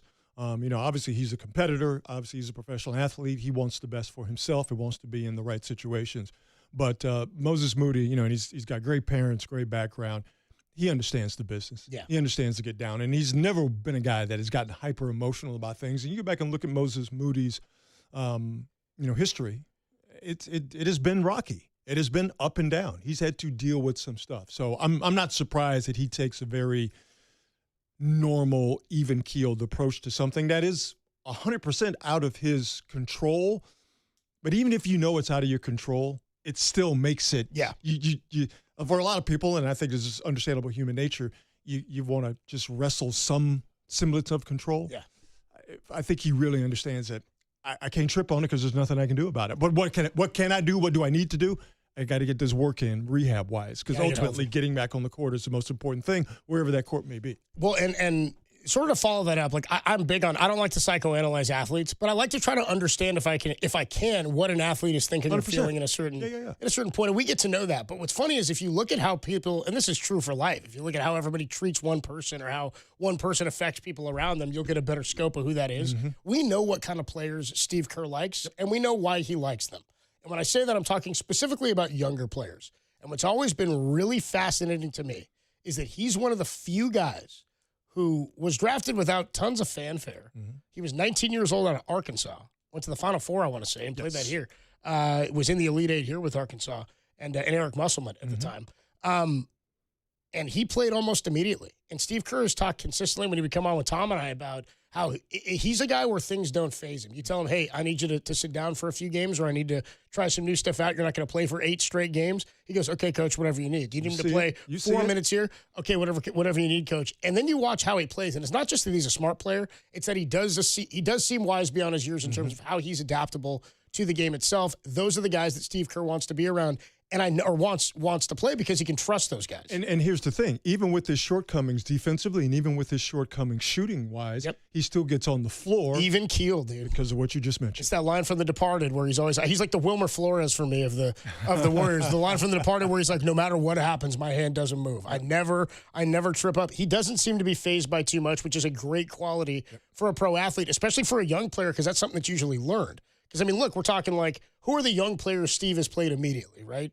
Brandon Pajemski was a guy he trusted, but he was a 4-year player, wasn't he? Or a 3-year player in college. A guy like Jordan Poole was a rare case, but he also came out in a year where I think they weren't very good that year, right? Was that a year they had a down season? In 21? Was that the year? I guess it was coming off of the injury season, 2020, when they... Yeah. Yeah, so, I mean, he got an opportunity to play alongside a lot of guys who he wouldn't have played with otherwise. So he got an opportunity to get his what he provided Eric is what Pascal the Warriors all that. didn't have in terms of his youth, is athleticism, but just the way he played the game. Yeah, their best draft pick. Yeah. But then you look at a guy like, that's why I think they took Yaxel Landabor. 100%. A guy who's got 5 years of college experience or whatever. Right? So that tells me a lot about who Moses Moody is. He's also a guy who I don't want to have to get rid of, but we'll see what the future holds in the immediate. One thing here from Shams Charania is because last week there was a report that like, LeBron's probably going to Cleveland and Draymond may be following suit. I just cannot imagine with what's happened over the last couple of years, with how the Klay Thompson exit went down, how all this has happened with Steph and the opt-out. I would be so surprised if Draymond's thought was, you know what, I'm just going to go play with LeBron. I don't think that's the move that's better for him, and I don't think that's how he sees this situation. Here's what I'll say about that. What makes anyone think that these teams would want Draymond? Because here's the thing. Yeah, fair. You just can't go where you want to go. No. You got to go to where you are accepted, to where you are desired. Will Cleveland desire him? Maybe, maybe not. But if there is a maybe not in this equation, then it's not necessarily good for you. And where is Draymond best at this stage of his career right now? With Steph, with the Warriors, and hopefully coming off the bench. Yeah, that would be the best case scenario. It'd be a redundancy too. Right. Because LeBron's going to run the offense. Let's just say LeBron goes to Miami. You think the Heat want Draymond? No. All right. Not really. I don't think anybody is like, I want him. I'm thinking like, it's a LeBron, Rich Paul force. So you think I can't imagine. You think LeBron's going to make a wish kid him and say, if you want me, you got to bring my homie? Yeah, dude. Yeah. Can you imagine? I want one thing, and that's Draymond. Can you imagine that, wasting your wish on that? That ain't happening. I can't see. Here's what Shams says about those reports. I haven't heard any chatter or talk about him joining LeBron anywhere. I think they're really close friends, and I'm sure Draymond is doing everything he can to recruit LeBron James to the Warriors. I think that is 100% what is going on here. Draymond, to my knowledge, is fully committed to going back to Golden State. He's said on the record multiple times he wants to retire a Warrior. I think whether he's going back on the same option deal that he had, the 1 year around $27 million, or a potential 2 or 3 year deal at a smaller number, I think both of those are much more likely options for him. Yeah, I think the only reason he has not signed is because the Warriors are still trying to. It still gives the Warriors flexibility to go elsewhere and make other decisions. Yeah, his willingness to say I'll sign whenever, kind of like last year with Melton and with Horford, right, where we waited all offseason kind of for Kuminga to reach that deal. Finally, they agree. If they know and he knows I'm coming back, everybody's fine, everything's fine. We're just waiting to see what we can land. I mean, let's just keep it a buck, man. What's a better situation for Draymond Green? Going anywhere, being with LeBron, even if he is wanted and desired wherever LeBron decides to go, or finishing out your career with Steph? I know who I'm picking. Yeah. It's that light-skinned dude. Yeah, if there's one guy who understands Steph's impact, it's Draymond. Yeah. He says it all the time, too. He's like, it's all because of him. Yeah. It's all that guy. And he recognized it early enough to be like, I can't mess this up. Absolutely. Even though I have a few times in crucial situations. Even though he's tried. He's like, remember that time I threw the ball off Westbrook's head? Yeah, I remember that, 16th tee. The time I stomped Sabonis' chest into the ground. By the time I attacked Rudy Gobert 12 seconds into the game with Klay Thompson. Dude, it's like first half of the Giants season. We could do a whole segment on Draymond's. I can't wait to when he does retire, dude, and we run through the highlights. I'm going to do that. I'm going to do a whole show on, like, what was your favorite Draymond meltdown, dude? Dude, he punched his guy's buddy at work. Punched his teammate. And still talking about it. He's still doing it. He's like, I'm done talking about this. He was on a podcast last week.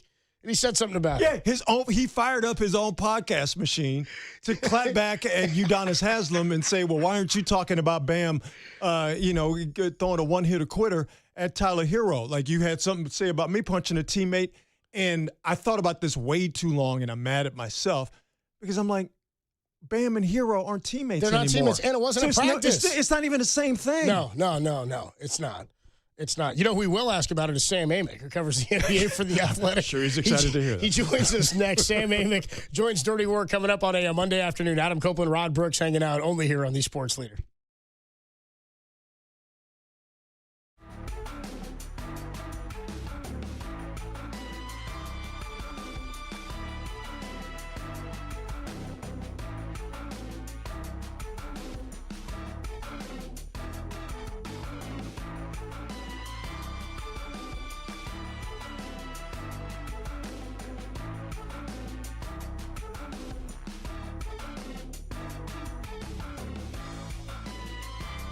Hey, what's going on, everybody? Adam Copeland here talking Taco Bell. Yeah, we're talking Taco Bell. And if you're ordering Taco Bell or you're eating Taco Bell, you got to be doing it with the Taco Bell app. Every order you place on the app or in a kiosk or in the drive-thru, you're going to earn points. And when you sign up for the Taco Bell rewards, they're going to give you free food, a Cantina Chicken Crispy Taco, a beefy 5-layer burrito, or a soft taco. It's all yours. Just sign up and you get it for free. What's better than getting rewarded for eating your Taco Bell favorites? Well, earning the rewards, using it on Taco Bell, and getting free menu items to go with it. You'll be the first to hear about those new menu launches. And is there a better place than to earn and redeem the points that you've earned on the Taco Bell app than the Cantina downtown? There's not. That's the best spot. It's just off 3rd and Townsend, a block from the ballpark, perfect tailgate spot for a pregame bite before walking over to the stadium. And if you're looking for something to do after the game, stop by for a cold beer. They got those dirty Baja Blast slushies you can get. It's all good stuff. You can keep the good times rolling, or check out the brand new Taco Bell Cantina in Fisherman's Wharf for a cold drink and good food, and your taste buds will thank you. And as always, don't forget to live Moss.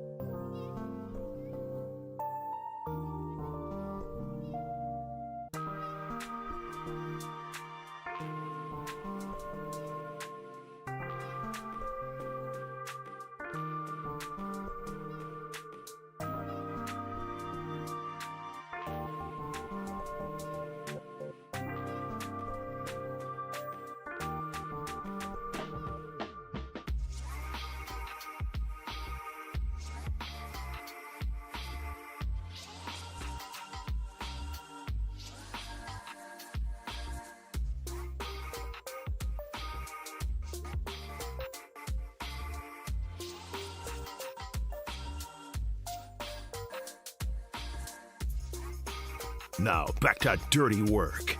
Adam Copeland and Derek Papa in the KNBR Casino Matrix Progressive Jackpot Studios. Casino Matrix Progressive Jackpots are here. Where are you? Just drop in. Please play responsibly. Call 1-800-GAMBLER. Dirty work on a Monday afternoon. We do it every week with our buddy Sam Amick. He covers the NBA for The Athletic. We talked to him last week. I'm like, dude, are we going to get LeBron signed by the time we talk to you next? The answer is no, we haven't. Adam Copeland, Rod Brooks with you. Sam Amick joins us on the UMA guest line. What's up, Sam? How you doing, man? We got him? Sammy? Danny's gonna reconnect. I didn't even get to hear my Sammy today. Usually he hits me with a sinner's Sammy. Anyway, we got stuff to talk about in terms of I love Shams Charania says LeBron's got all the information now. I'm like, oh good. I'm glad he's been given all the packets. Wow. Because I was under the assumption that he was just doing this with no information and just by the seat of his pants. I was like, oh, man, okay, finally, now he's got the info, so we should have movement soon as we've connected with Sam Amick on the UMA guest line. What's up, Sam? How you doing, bro? What's up, gentlemen? Good afternoon. Hey. Sorry, the old pocket mute button happened. Rod, good to hear you, man. Been a long time. Hey, man, it's been a long time, but of course I've been following you and reading your stuff, as always, indispensable, no doubt. Appreciate it, brother. Yes, sir. So I want to start with something Rod and I were just talking about, dude. Do you think it's unfair that Draymond was persecuted harder publicly than it seems like Bam Adebayo's been for the off-court punch? I mean, I'm here for the conversation. Yeah. I was telling somebody yesterday that, I mean, Draymond, listen, love him, hate him, whatever. He's a talented communicator, and watching his perspective on his pod. And not to get in the weeds too much, but like you guys know, because you're in the media, like, if you do 4 hours of radio by yourself, that's tougher than with a partner. You know what I mean? Like, sure. Draymond sits up there a lot of times by himself trying to communicate how he sees things. And then he just looks at that camera and without any hesitation goes in on a guy. And Udonis Haslem, who was one of the baddest dudes, I would argue, maybe top 100, top 150 in the history of the game. Yeah, I'm good. Yeah. He on the list, I'm with for you. sure. For sure, yeah. Yeah, and just kind of tells it like it is from his perspective. As far as the scrutiny part of it, the most obvious difference to this point, and I think this could change, is that we don't have video, right? Like, when that story broke with Draymond, it was a big deal, and you did instantly hear about Jordan Poole getting absolutely leveled. You know what I mean? Mm-hmm. This one is like, like we were told by two people who were in the room that he absolutely punched him, but it was like, didn't really connect, and other people are like, maybe more of a mush of the face. You know what I mean? So, but the video is the biggest thing. And I'm curious if, TMZ is doing, I'm sure, what they do, which is trying to cut a check to get that video. And in the absence of that, I think so far it is kind of a boys will be boys kind of sports disagreement. The crazy thing, guys, is they just went on with their day, right, like when this happened. Yeah, right. Bam went to lunch and Tyler went to one of the summer league games. I saw that, yeah. They were not exactly traumatized here. So it was a typical NBA fight where there was more outward aggression than there was actual physical contact. There was, I will say, the one unique wrinkle, and not to make light of it because it's younger people and, kids, but there's something unique about, like, poor Tyler Hero is there with his AAU team. Yeah. And you got Draymond coming after you. And his coach, the AAU coach, went back at Bam, and was trying to get involved too. So that part made it a little wild. Talking to Sam Amick of The Athletic, covers the NBA, joined us on the UMA guest line. So, there's no timetable or timeline for any of this right now. But last week there were reports that, Cleveland looked like they were maybe the front runner. Then today Brian Windhorst walks that back. This weekend he does and says, no, now it sounds like there are other teams that Cleveland is not the official landing spot. You said last week the whole negotiation process here or information process has been unprecedented. Has there been any change in your mind about the trajectory or path of where this is going? Well, like you just kind of alluded to about Wendy and some of his updates. Admittedly, I'm not obligated to update things every 2 days like some of those guys are. And if I was, I would have been riding the same roller coaster they were, I mean, I've had Miami tell me it's Cleveland. I've had Cleveland tell me it's Miami. You know, and the Warriors have seemingly had, a lot of pessimism recently. But then this is just my 2 cents. But when I watched Steph's perspective up at the Tahoe golf tournament when Slater was asking him about the situation, I thought like there was a substantive kind of nature of his response that made me kind of go, all right, he doesn't sound like they're out. You know what I mean? Like he sounded really engaged. And then you see the Frank Vogel hiring, so we're all trying to connect dots. But it has been all over the place. I mean, to this point, the most I would say like telling behavior thing publicly is Kenny Atkinson, just openly talking on Sirius XM radio about them being in the running for maybe the best player of all time, and his energy.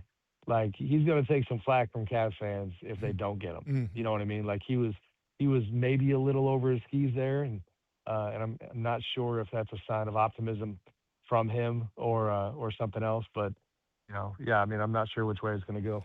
But I'm sure Kenny Atkinson was like, I'm already taking flack from Cavs fans anyway, considering how the season ended. Yeah, right. So, no doubt. I might as well go out there and lead with my chin. I'm with you, though, in terms of the Warriors' pessimism. I just have a hard time seeing it because not only, as you reference Steph's countenance at Tahoe last weekend, but to me, they're an attractive spot for LeBron.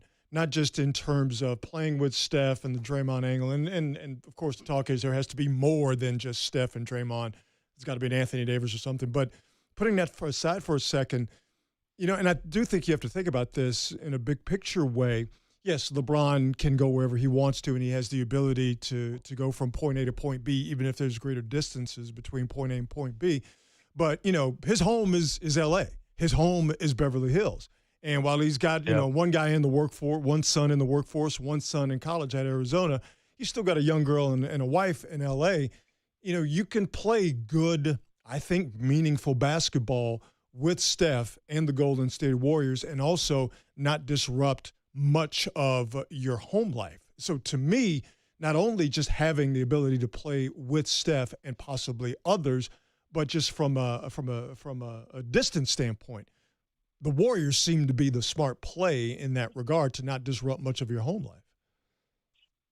No, I would completely agree, and I think what we've been on the lookout for is like a, kind of indisputable basketball champion in terms of like the fit. Mm-hmm. And I don't know that there is one. Like Cleveland showed all kinds of warts in the playoffs, right? Miami is, and I'm putting it this way, Rod, because these are the Warriors competitors, right? But like the Heat, I saw Danny Green the other day, a dude who I know is a role player, but a guy who knows something about winning a ring, literally saying he doesn't think Miami's going to be in the top 6 in the East. So LeBron would be a strange fit in Miami. The best basketball fits really are the places where people kind of unofficially don't expect LeBron to go, which is Minnesota and Denver.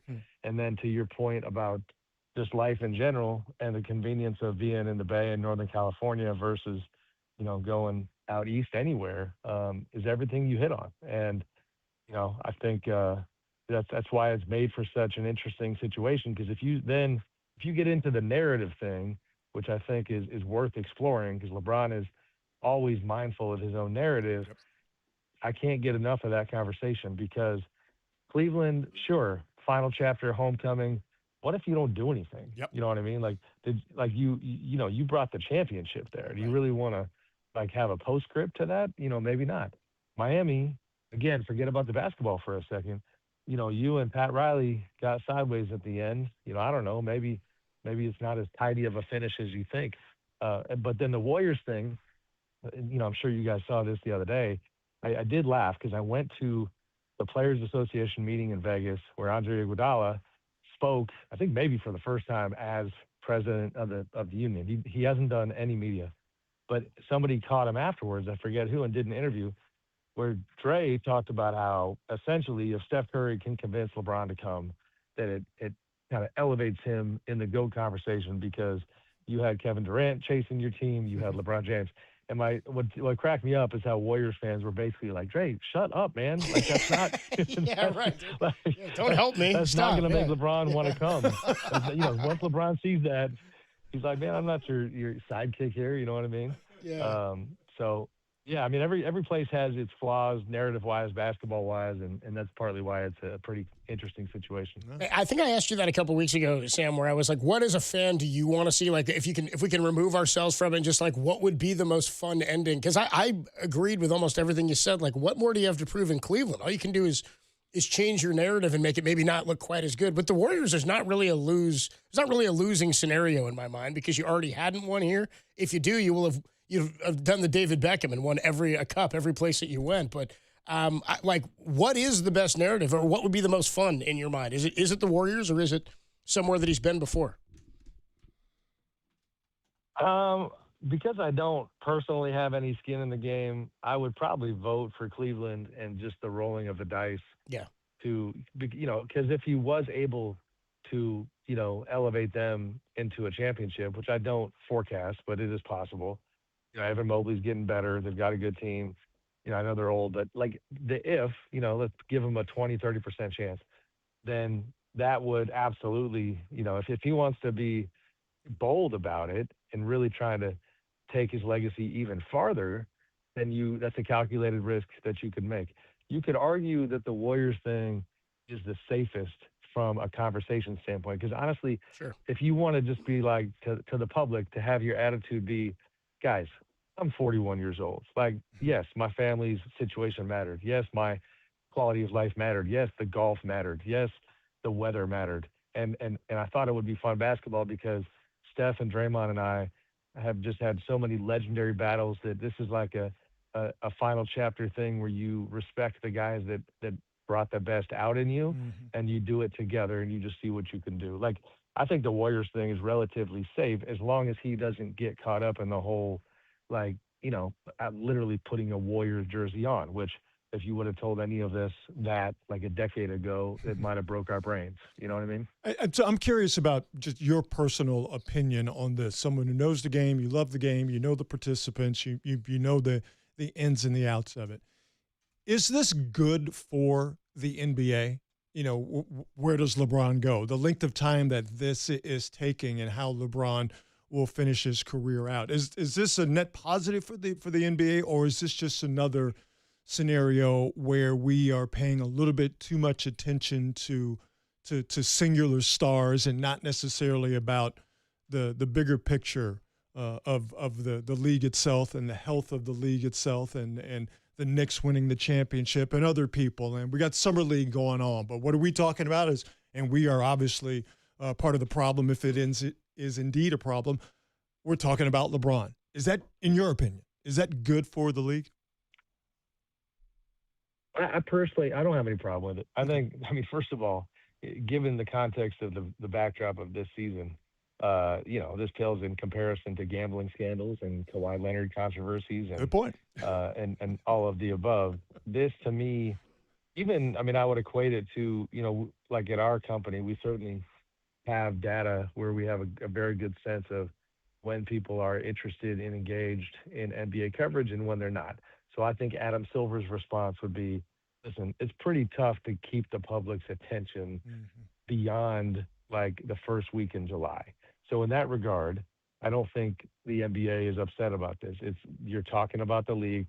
Summer League is, even though they have good crowds, it's a niche audience. A lot of people they're not getting ratings on those things. It's almost like you got a TV network and you're not going to complain if the show at 2 a.m. is suddenly getting ratings, unexpectedly. Like, that's kind of what this is. Now, that being said, when I was in Vegas, I just got home yesterday, there is a sentiment from other agents, from, other camps, if you will, that it's all a little bit silly. And like, it's fascinating, it's compelling, but it's also the product of, like, at this point in the off season, nobody else being available. Yeah. You know what I mean? Yeah.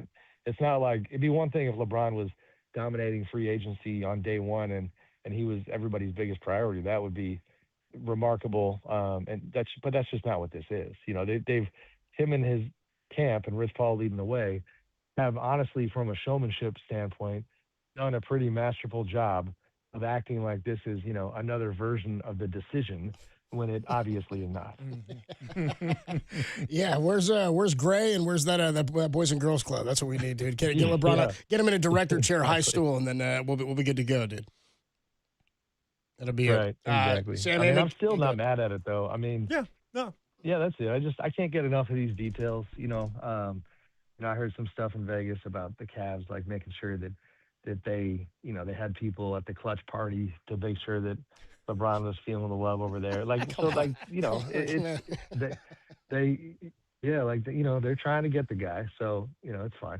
I'm with Sam though. You said it last week. I'm killing to hear the pitches, like the voice memo pitches that the GMs are sending into I want those voice notes bad, dude. And I'm with you, Sam. I want the ones that they didn't send. I want the cutting room. Oh man, dude, I didn't mean to say it like that. I listened back. I didn't like how that sounded, dude. It sounded so stupid when I sent that. Sam Amick, the voice you hear, does a great job. They mess something up and say, yeah. I'm sorry, brother. No, you're good. You're good. Messes something up, There was a clip the other day, Jaylen Brown talking to the influencer Speed about the Sixers, and he says, Speed says, man, this is going to be lit. It's Jaylen Brown and why am I blanking on who he mentioned a player who wasn't on their team anymore. Like I'm envisioning the GMs making mistakes like that on their voice notes. Yeah. Damn it, I got to do it again. I forgot we traded that guy, man. I totally forgot. Sam, always appreciate the time, man. Enjoy your vacation. We'll talk to you soon, man. All right, guys, be good. All right, good deal. They're the great Sam Amick of The Athletic. I hear you, though, on the, is it good for them to be talking LeBron like this? I think all it shows me is he's right, one, that, the context of it is there's no other big free agents. Mm-hmm. There's nothing else out there. But the other context is, Steph and LeBron are still the number one show. Yeah. You know what I mean? You can get Wemby and OKC in an NBA, conference finals much different because that's always going to be the biggest stage. But just on a Wednesday night or a Christmas day, or Steph and LeBron head-to-head is still – probably the biggest show in the NBA. And that's why I asked Sam, because, there's going to be people out there who love LeBron, and what this happening is just a part of his legacy. There are people out there who dislike LeBron for whatever reason and who think he's just sucking all the oxygen out of the room. I just wanted to ask a guy like Sam who knows the game, who actually loves the game, not necessarily the transactional nature of the game, to just ask him, Is it good that we have one person in the news cycle sort of dominating the thing right now, or should we be talking about more stuff? Yeah, it just sort of seems like it's quiet right now. Teams are kind of set. We didn't get a ton of free agent movement. There wasn't a bunch of big names. I mean, really, Porzingis was one of the bigger names out there, which is what's. And I know it wasn't a free agent move, but the Giannis move to Miami happened, and we're just kind of like, okay, great. Yeah. Now what's LeBron doing? Dude, you're right. I mean, Jaylen Brown traded. What's Kawhi's not even in Toronto yet. And we're like, yeah, but is LeBron? Yeah, where's LeBron? He's right. It's pretty masterful how we're still asking. And I know it's because we're here, but I still think the NBA world is all talking about that. That's what NBA Today is about almost daily. If you missed any of Sam Amick, it's all available, thesportsleader.com and the The Sports Leader app. Let's jump into some NFL and some 49er football. Are we a week from training camp? I think first practice is the 19th or something. That's 6 days away, bro. Something like that. We are not. How about this? Maybe that's when they show up. But we're 2 weeks, maybe. I think we're under practice. 2 weeks from the first one. So how about this, dude? We're 9 Thursdays. That's what I'm thinking about. I'm crossing Thursdays off my list from the Niners opening in Melbourne, Australia against the Rams. Let's get it. Now, here's what we'll get into next, dude. You see what happened on Friday. Just as I was trying to get out, start my weekend nice, didn't have work, was going to kick my feet up. You see what I see? I got Aaron Donald walking into the Rams facility for a practice. I was like, nobody's even there. What are you doing there? They're like, he likes to work out here sometimes. I was like, but no, you can work out wherever you want. I mean, I know this will be our second Thanos reference in the matter of the last 15 minutes, but it's like Thanos walking through that portal in Infinity War. You're just like, damn. Oh, they were right about this guy. Yeah, wow, dude. Yeah, they were right, dude. Yeah, he's huge. We should have paid more attention to this guy. We should have paid more attention to Should have Thanos. lopped his head off when we had the chance. I got pissed. Do it. Yeah, I got pissed when I saw he was there, and then I was like, oh my God, I forgot, dude. They got Myles Garrett. Yeah. I was like, I almost didn't want to remember that. It was like that year the Dodgers got Mookie Betts. The season started. I was like, wait, they got Betts? I forgot about that guy.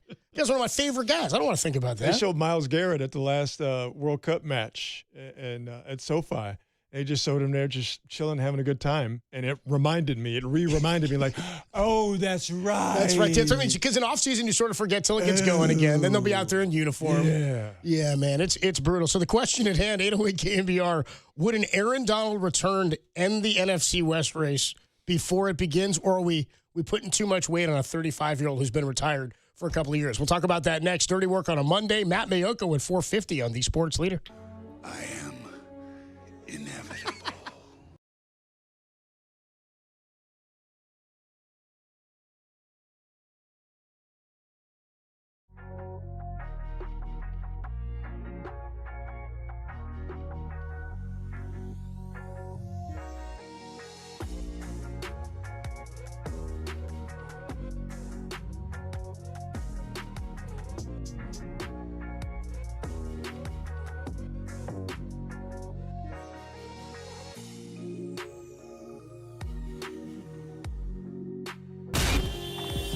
Time for your Bay Area Chevy dealers traffic update.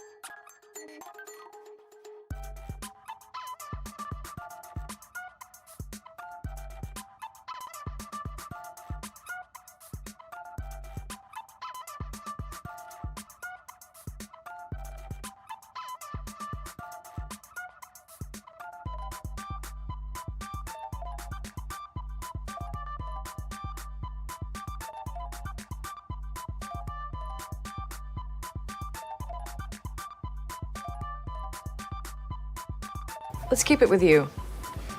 Talk about how you feel. How I feel. How do I feel? You sit there with a mass murderer. A mass murderer. Your heart rate is jacked. Your hand? Steady. That's one thing I figured out about myself in prison. My hand does not shake. Ever. Now, back to Dirty Work. Adam Copeland and Derek Papa on KNBR 104.5 and 680 AM. The sports leader. Hey, dude, actual audio from Moses Moody and Wilmer Flores there. Doesn't matter what happens. I learned it in prison. My hand doesn't shake. What a great movie, dude. The Departed. Yes, sir. One of the all-time greats. Adam Copeland, Rod Brooks hanging out with you on a Monday afternoon. Matt Mayoko, 49ers insider from NBC Sports Bay Area, is going to join us at 4:50 in about a half hour. I'm getting excited for football, man. And part of it is, the Giants not being very good right now. And then, we're not excited for the second half, really. But I'm like, dude, we don't have that much longer. And so we're talking Niner football. You just looked it up. Rookies report the 18th. Rookies report the 18th. Vets report July 25th. First practice July 26th. That's 13 days away. We are right there. And the dual practice with the Tennessee Titans, August 11th, 2 days before the first preseason game, August 13th. I'm with you. A month from today. I want football. I'm excited. I'm hungry, man. And then first preseason game, I'm like, I know it's preseason football, but just give me football. And then I'll get it for a couple of series, and I'll be like, oh, no, I don't want this football. Man. Okay, I can wait a month. Yeah, I can. Yeah. It is. It's how it goes. You're like, all right.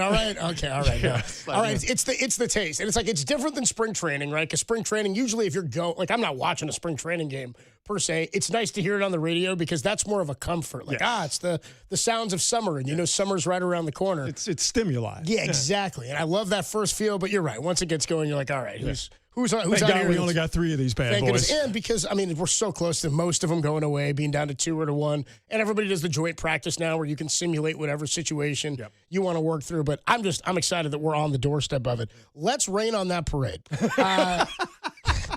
Sports Talk Radio at its finest. Yeah, ready?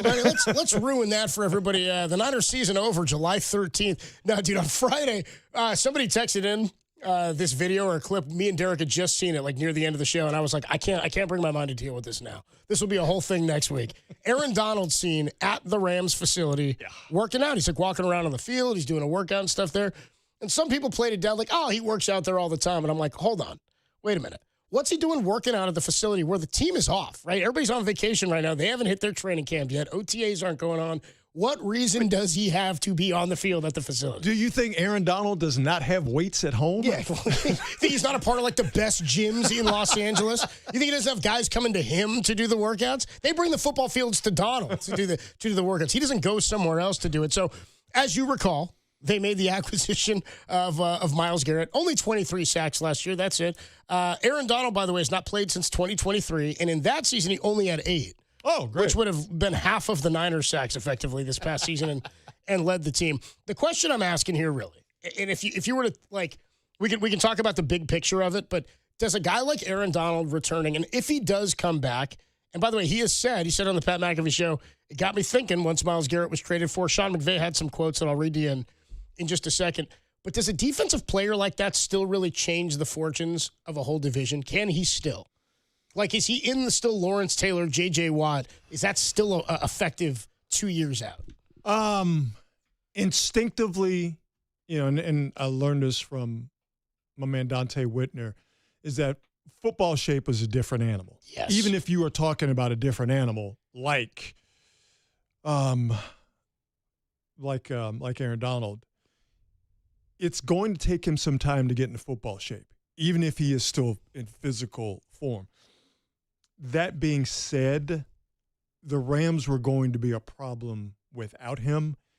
What this now affords them is that however long it takes for Aaron Donald to get into football shape, to maybe approximate even half of what he had the year he eventually retired, you have Myles Garrett that still makes you a formidable defense. So it's not like he's in his prime. Right, too. Exactly. You think of the Niners. For the Niners to be successful, Nick Bosa has to come back, and he's got to come back, and bam, he's got to hit the ground running. For 17. Right. He's got to play. Right. Yeah. For the Rams, their whole get down defensively is not relying on Aaron Donald coming back after being off for 2 years and coming back and, like I said, being half of what he was the year he retired. That if they get that when they eventually get it, and it might be more likely it's going to be 4 weeks in, if they get that and they can ride that through the rest of the season, the Rams are like, now we are 100% cooking with gas. So I don't see it as a death knell situation for the Niners. It is, the obvious. It is the rich getting richer, but I don't think, in my own estimation, I don't think Aaron Donald's going to hit the ground running week one, you are going to have, a dominant Aaron Donald vintage season like you had when he was literally the best defender on the planet at football. No, I view this like, do you remember when Roger Clemens would decide he was going to come back partway through? He would wait until June or July, and he would work his way back. I think if Donald comes back, it's not now. And to your point about football shape, I've talked to Dante about that too. It's almost like your body has the callus. It's not just I'm in shape, I can go do all the workouts I did. It's about, can I be out there every day taking the hits, getting back up, taking the hits, getting back up. He ain't playing week one, but here's the thing. They're not expecting Aaron Donald to play week one. When do they want Aaron Donald to week play? 11. I was just about to say. Yeah, that's at the earliest, the week after Thanksgiving. Yeah. Come back and play some December and January and possibly February football. And how about if you hone in and say, okay, Aaron, you're going to come back. You're going to come back week 12, and you'll play third downs. You're going to be. I'll take that. Yeah. Who wouldn't take that? And because to your point, they don't need him to be a guy. Now, Sean McVay says he's had conversations with him. He says, if Aaron decides he wants to come off and dust him off at age 35, I bet you he can still do it at a pretty high clip. That's what McVay said. We didn't have the audio, but that's exactly a very good approximation, That's exactly the quote. So I just don't like the idea of it because I do see the Rams. And we'll take a break and discuss this when we come on back before we get to Matt Mayoko. Because really, it's to your point exactly. If you take Aaron Donald out of the equation, because that's just the rich getting richer. That's just adding a Hall of Fame talent. And again, maybe I'm putting too much into it being a 35-year-old who hasn't played in 2 years, but you don't need him to be a guy that saves your season. And if they're not in the hunt, they're not the number one type seed, I don't think that's a situation he's coming back for anyway. I think he's intrigued by not having to be the guy. The question that I would ask is if you take Aaron Donald out of the situation already, how many teams are between the 49ers and a Super Bowl out of the NFC? We can talk about that next. Sort of not a power ranking, but really they're already above the Niners. Would Aaron Donald make them better? Absolutely. Are we overthinking it? A little bit, but there are other teams in the mix. We'll do that next before Matt Mayoko joins us a Monday afternoon, only here on The Sports Leader.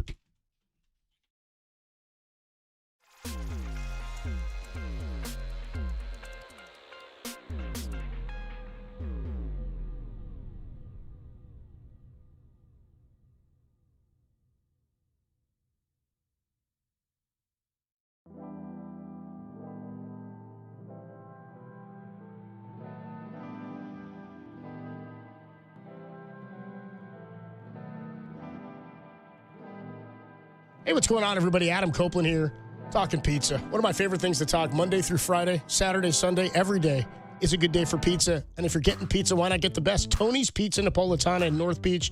That's the gold standard. Tony Gimignani's a world champion. Literally, I've known him since I was a kid. Dough throwing champion. He's a pizza making champion. Every style they do is spot on. From Neapolitan, New York, Detroit, Sicilian, grandma style. Anything you're into, Tony's does it, and they do it to perfection. I'm big on the New Yorker, one of my favorite pies there. It's big. It's bold. It's super cheesy. The Diavolo is probably my favorite. It's got that spicy kick, some sausage on there. Don't sleep, by the way, on some of the other menu items. The penne alla vodka pasta, fantastic. You got to get wings. You love Nana's famous wings. And the honey fried chicken sandwich. That's a great comfort sandwich. It's also a good lunch sandwich. All that stuff is next level. Here's the best part. You don't have to be in North Beach to get it. You should check it out. Great location. But you don't have to be there. They've got locations all over the Bay, including inside SFO, so you can grab a world-class slice before you fly out, or hit up Slice House all over the Bay Area, including inside Chase Center, Oracle Park, and Levi Stadium. If you've never been, what are you waiting for? You got to make it happen. Tony's Pizza Napolitana. Go hungry. Trust me, you're going to leave happy. I could have a slice of pizza every day of my life.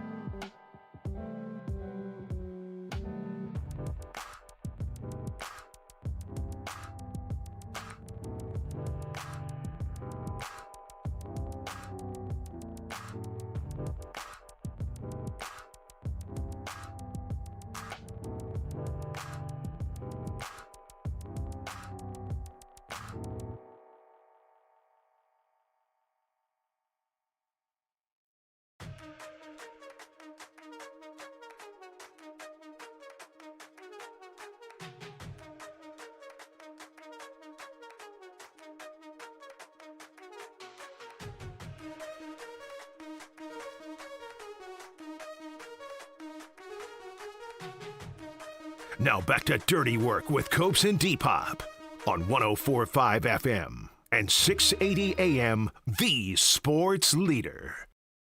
Dirty Work on a Monday afternoon. Adam Copeland, Rod Brooks hanging out with you. Derek Papa out this week. I've never worked with a guy who took as much vacation as Derek Papa takes and then complains about the amount of vacation openly that he has. Takes more vacay than anybody I've ever worked with. And here's the thing, I'm not a guy who gets up, I don't feel guilty ever taking vacation. I don't take it a lot. You shouldn't. Nor should you. You earned it. It's yours. It's yours. You go. But I am a big proponent of when people are off, you're like, oh, you're off again, huh? I like crapping on people.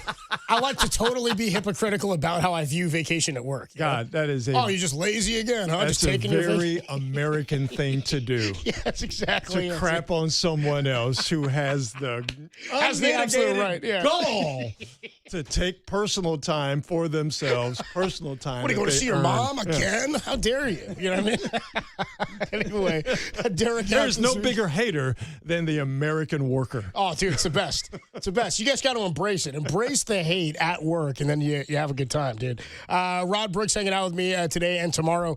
Matt Mayoka going to join us in about 20 minutes or so here at 4:50. So this is what I wanted to ask you, because we said talking to Aaron Donald, who was seen at the Rams facility last week. McVay's commented on it. And also Andrew Whitworth last week was doing a podcast. I think it was when he was at Edgewood. I think he was doing an interview. And he talked about how he thought that after the Myles Garrett signing, it's a foregone conclusion that Sunpack Donald's coming back. But to your point last segment, I absolutely agree with this. If Aaron Donald were to return at any point, the Rams' success is nowhere near predicated on him being a part of it or not. That's found money. No. And you've already put together on paper on paper the best team in the NFC. And certainly in the NFC West. And now Seahawks are going to have to try to run it back against the team that's bolstered up again. And they, by the way, two teams that have, I think it's two of the top four most difficult schedules this year because of how difficult the NFC West was last season. So I'm looking at the Rams schedule right now, and there's some heavy hitters. Well, it's all of course. I mean, and the travel, by the way, is astronomical. I mean, Denver, they have so Philly, much travel. Buffalo. I'll skip the Cardinals and the Raiders for obvious reasons.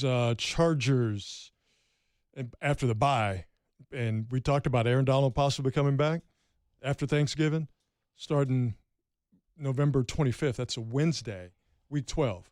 They play a Wednesday? Yeah.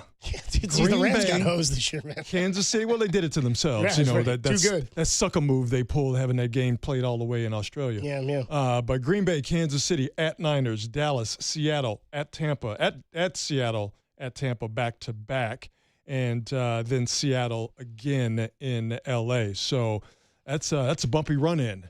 And couldn't happen to a nicer group of people. Well, yeah, that's it. And part of it is if you look at those strength of schedule, we talked so much about it last year with the Niners.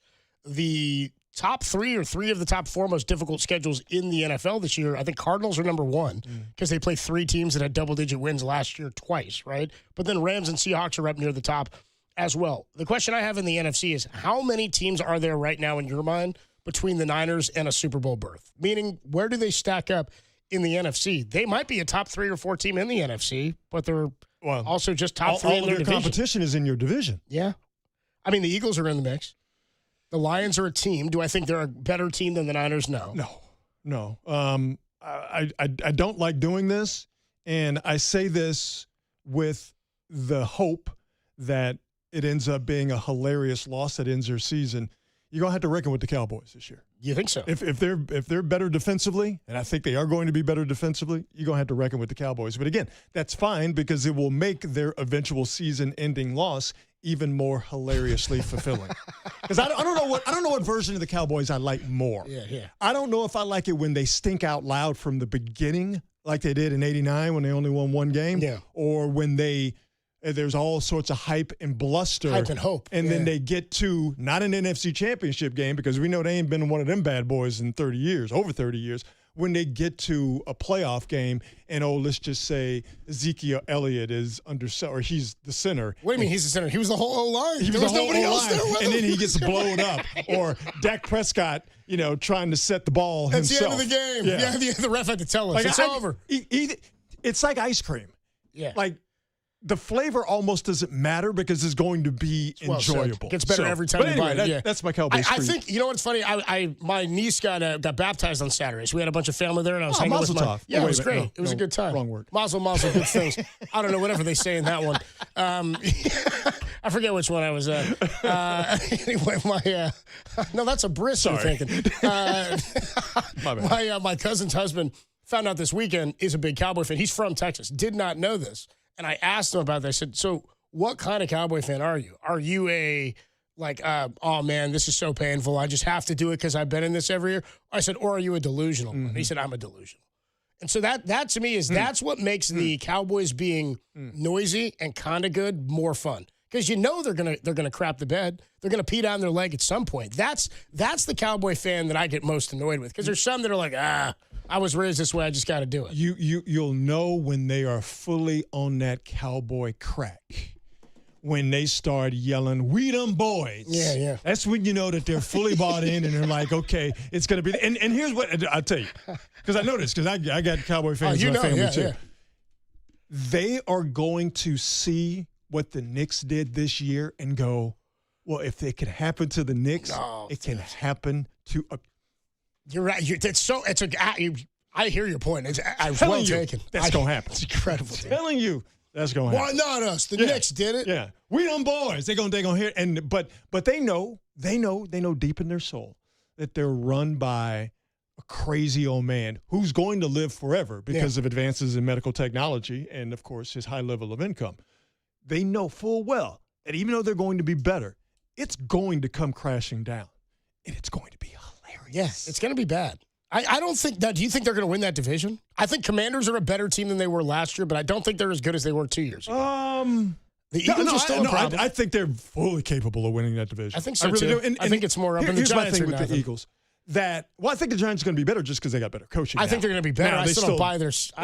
Yes. I don't buy their team this year. I think they're going to be a much tougher squad to deal with because they have now a better coach in John Harbaugh. They got 400 D linemen. Exactly right. They do. They have so many D linemen. But the thing with the Eagles is, you're still talking about a very good defensive team. All right. I'm a big Vic Fangio fan, and the studs they have on that defense.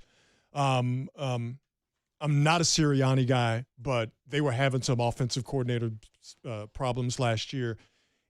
I think Jalen Hurts, who I like, but Jalen Hurts' either inability or unwillingness to move and run with the football. He doesn't want to play under center at all. And even though it was obviously an issue with A.J. Brown, I don't know how you get better not having A.J. Brown be a part of your offense. Because I don't think Devontae Smith's going to be a number one guy for you. I don't know how you do that. Maybe I'm wrong. I just don't know how you do that. They're going to be they may still be the best defense though in that division. I don't disagree with that at all. And that's probably what they're riding is I don't think if they can run the ball a bit better than they did last year because last year was clearly a Super Bowl hangover type of year. That's what it felt like to me. But I think a lot of them not being the Eagles not being able to run the ball had to do with the fact that their passing offense was easy to defend. Way worse than it was 2 years ago. Very easy to defend, and I don't know how it's going to be more difficult to defend when you don't have A.J. Brown there. Yeah. Well, they weren't throwing to him anyway, but he's still a part of the offense. I mean, that's the thing. It's still somebody that they had to account for, even though he wasn't putting up numbers. But just looking at the NFC and who the Niners are going to have to deal with, Bears and the Packers. I mean, they're in the mix as well. I would put the Niners ahead of the Packers, put them ahead of the Lions, as you mentioned. The Bears might be a different story.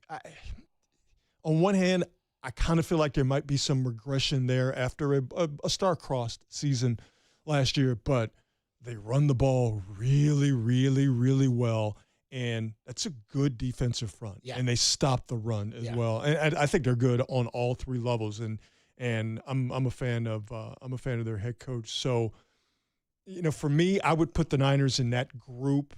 I would put them. Seattle's the champ until proven otherwise, although I think there's going to be some regression there. The Rams are the Rams. Yeah.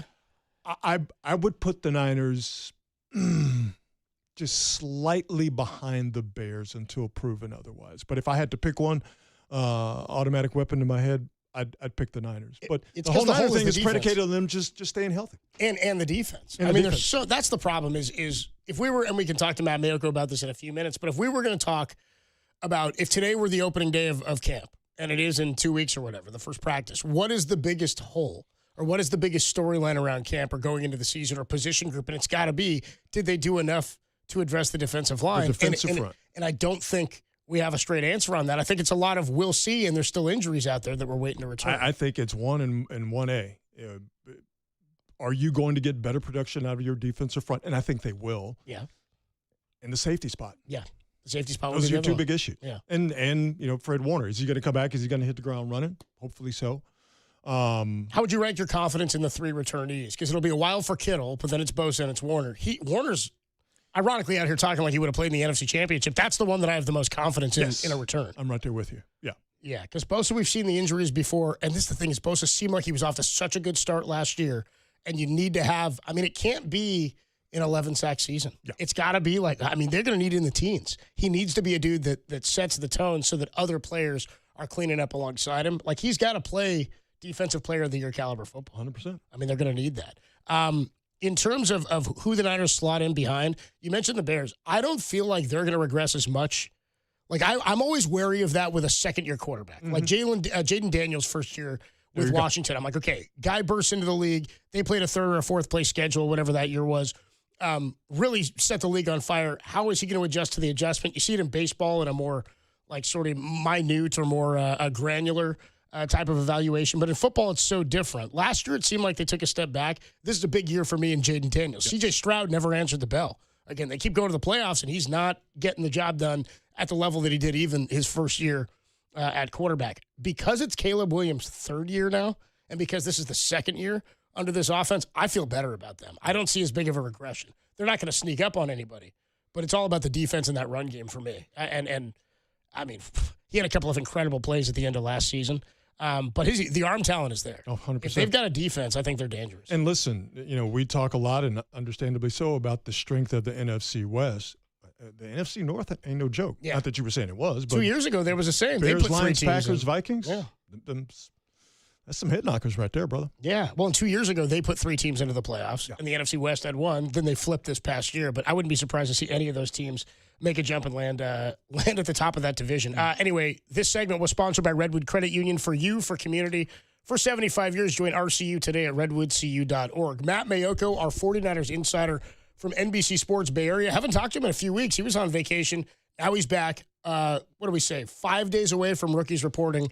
About 13 days away from the first training camp practice. Football right around the corner. Yes, Matt Mayoko joins us next on The Sports Leader.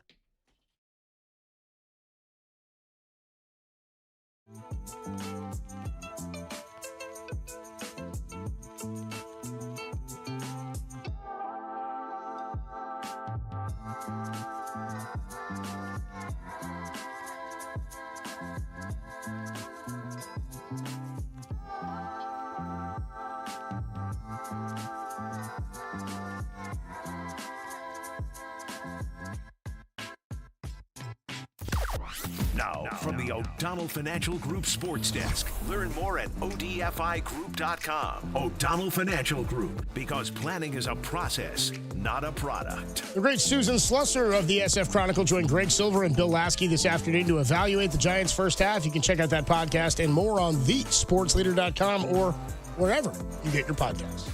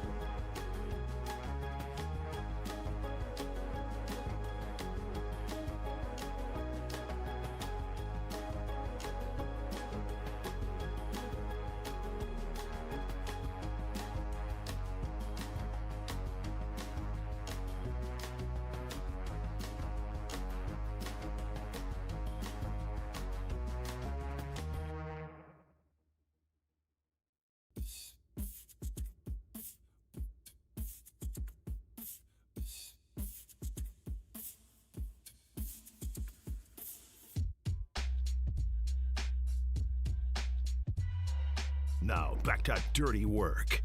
Adam Copeland and Derek Papa in the KNBR Casino Matrix Progressive Jackpot Studios. Casino Matrix Progressive Jackpots are here. Where are you? Just drop in. Please play responsibly. Call 1-800-GAMBLER. All right, we're getting close. We're just talking about it. 5 days away from rookies reporting, and we get 13 days away from the first training camp practice. Here to talk about that, among all things 49ers, one of our favorites, our 49er insider, NBC Sports Bay Area, Matt Mayoka, joins us on the UMA guest line and on our video stream. You can watch Matt right now on thesportsleader.com and the app. What's up, Matt? How you doing, man? I'm doing great. Can you hear me? Because one of my earbuds or AirPods just fell out. Oh, we got you still. But I do have the one. Okay. You got the one. No, you're good. Everything's great. I was just up in Tahoe for a couple days late in the week and did a bunch of interviews up there. So to me, that always kind of signals the precursor for training camp, because I mean there are a lot of coaches up there: Kevin O'Connell, Robert Saleh, Mike McDonald. And then, of course, a lot of active players, including Kyle Juszczyk. So it was a lot of fun to be up there. Yeah, good deal, man. We saw some of those interviews, and we were talking about. I mean, there's a bunch of media always up there now, but so much stuff going on. We were just talking about how Andrew Whitworth is up there talking about how he thinks Aaron Donald is going to make a comeback for sure now, and then we see Aaron Donald on the field at the Rams facility. Rod and I were both just discussing this and saying, if he came back like late in season the way Roger Clemens used to, like week 11, week 12 or something, their success this year would not be predicated on his playing. That would be an incredible addition. But really what it raises for me is how far behind the 49ers are, or how many teams are between them and a Super Bowl in the NFC. Well, I think you could say 2 for sure. And then I think you could probably get an argument for any other teams that, on paper are better than the 49ers. But yeah, I talked to Andrew Whitworth on that very subject of Aaron Donald.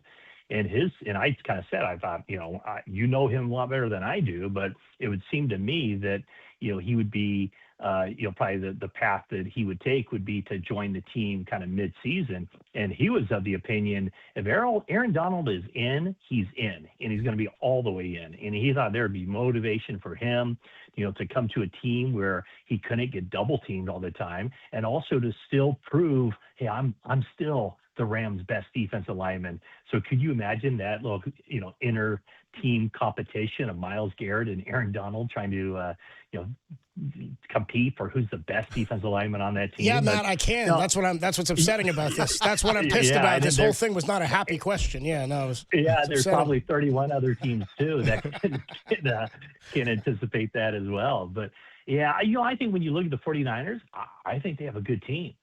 Do they have a great team on paper? Maybe not, but a very good team.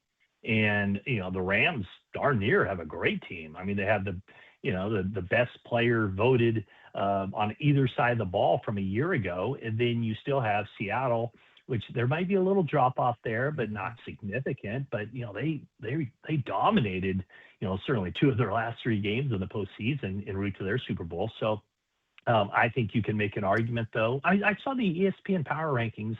I think it's ESPN, and they had the Eagles at number 2 in the NFL, and that one to me was kind of a head scratcher because I didn't think they did so much in the off season that would vault them, ahead of some of those other teams. But I think it'll be obviously the NFC West is going to be ultra competitive. I think 49ers are right there with those other 2 teams.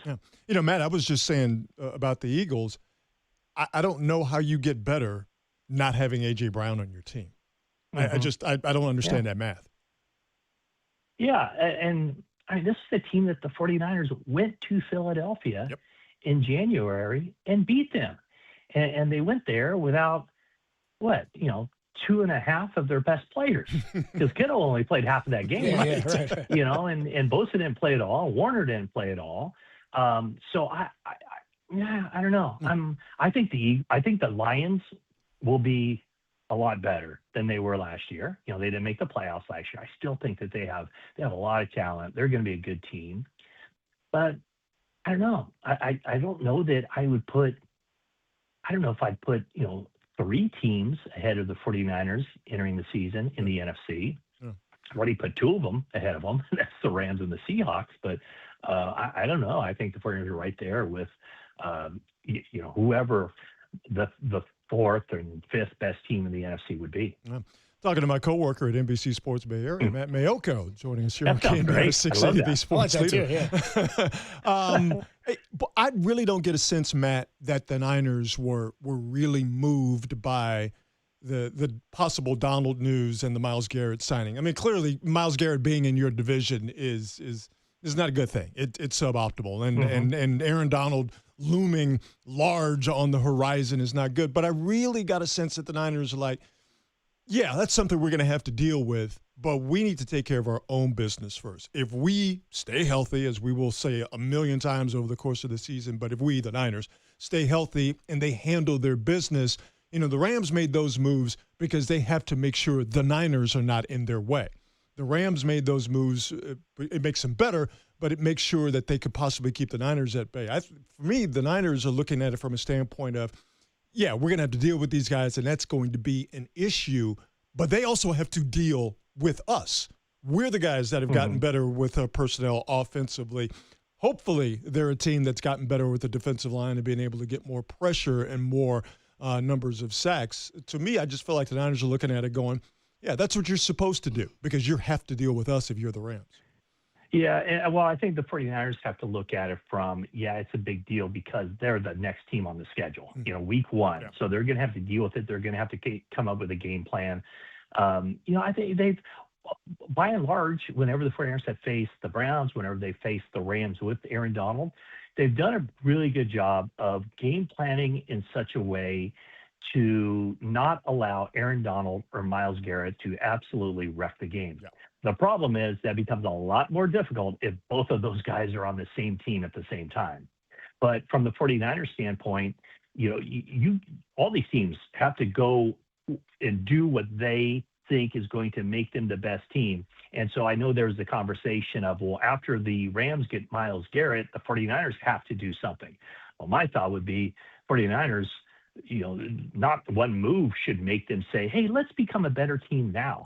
No, I mean, they've done all the things that they've done, the signing of Mike Evans and the trade for Osadigizua, probably, the main two pieces where they've gone out and done something. So, I don't think they have in their tool belt all this special instrument that now allows us to become so much better. And we were waiting until another team did a big move so we can counter that.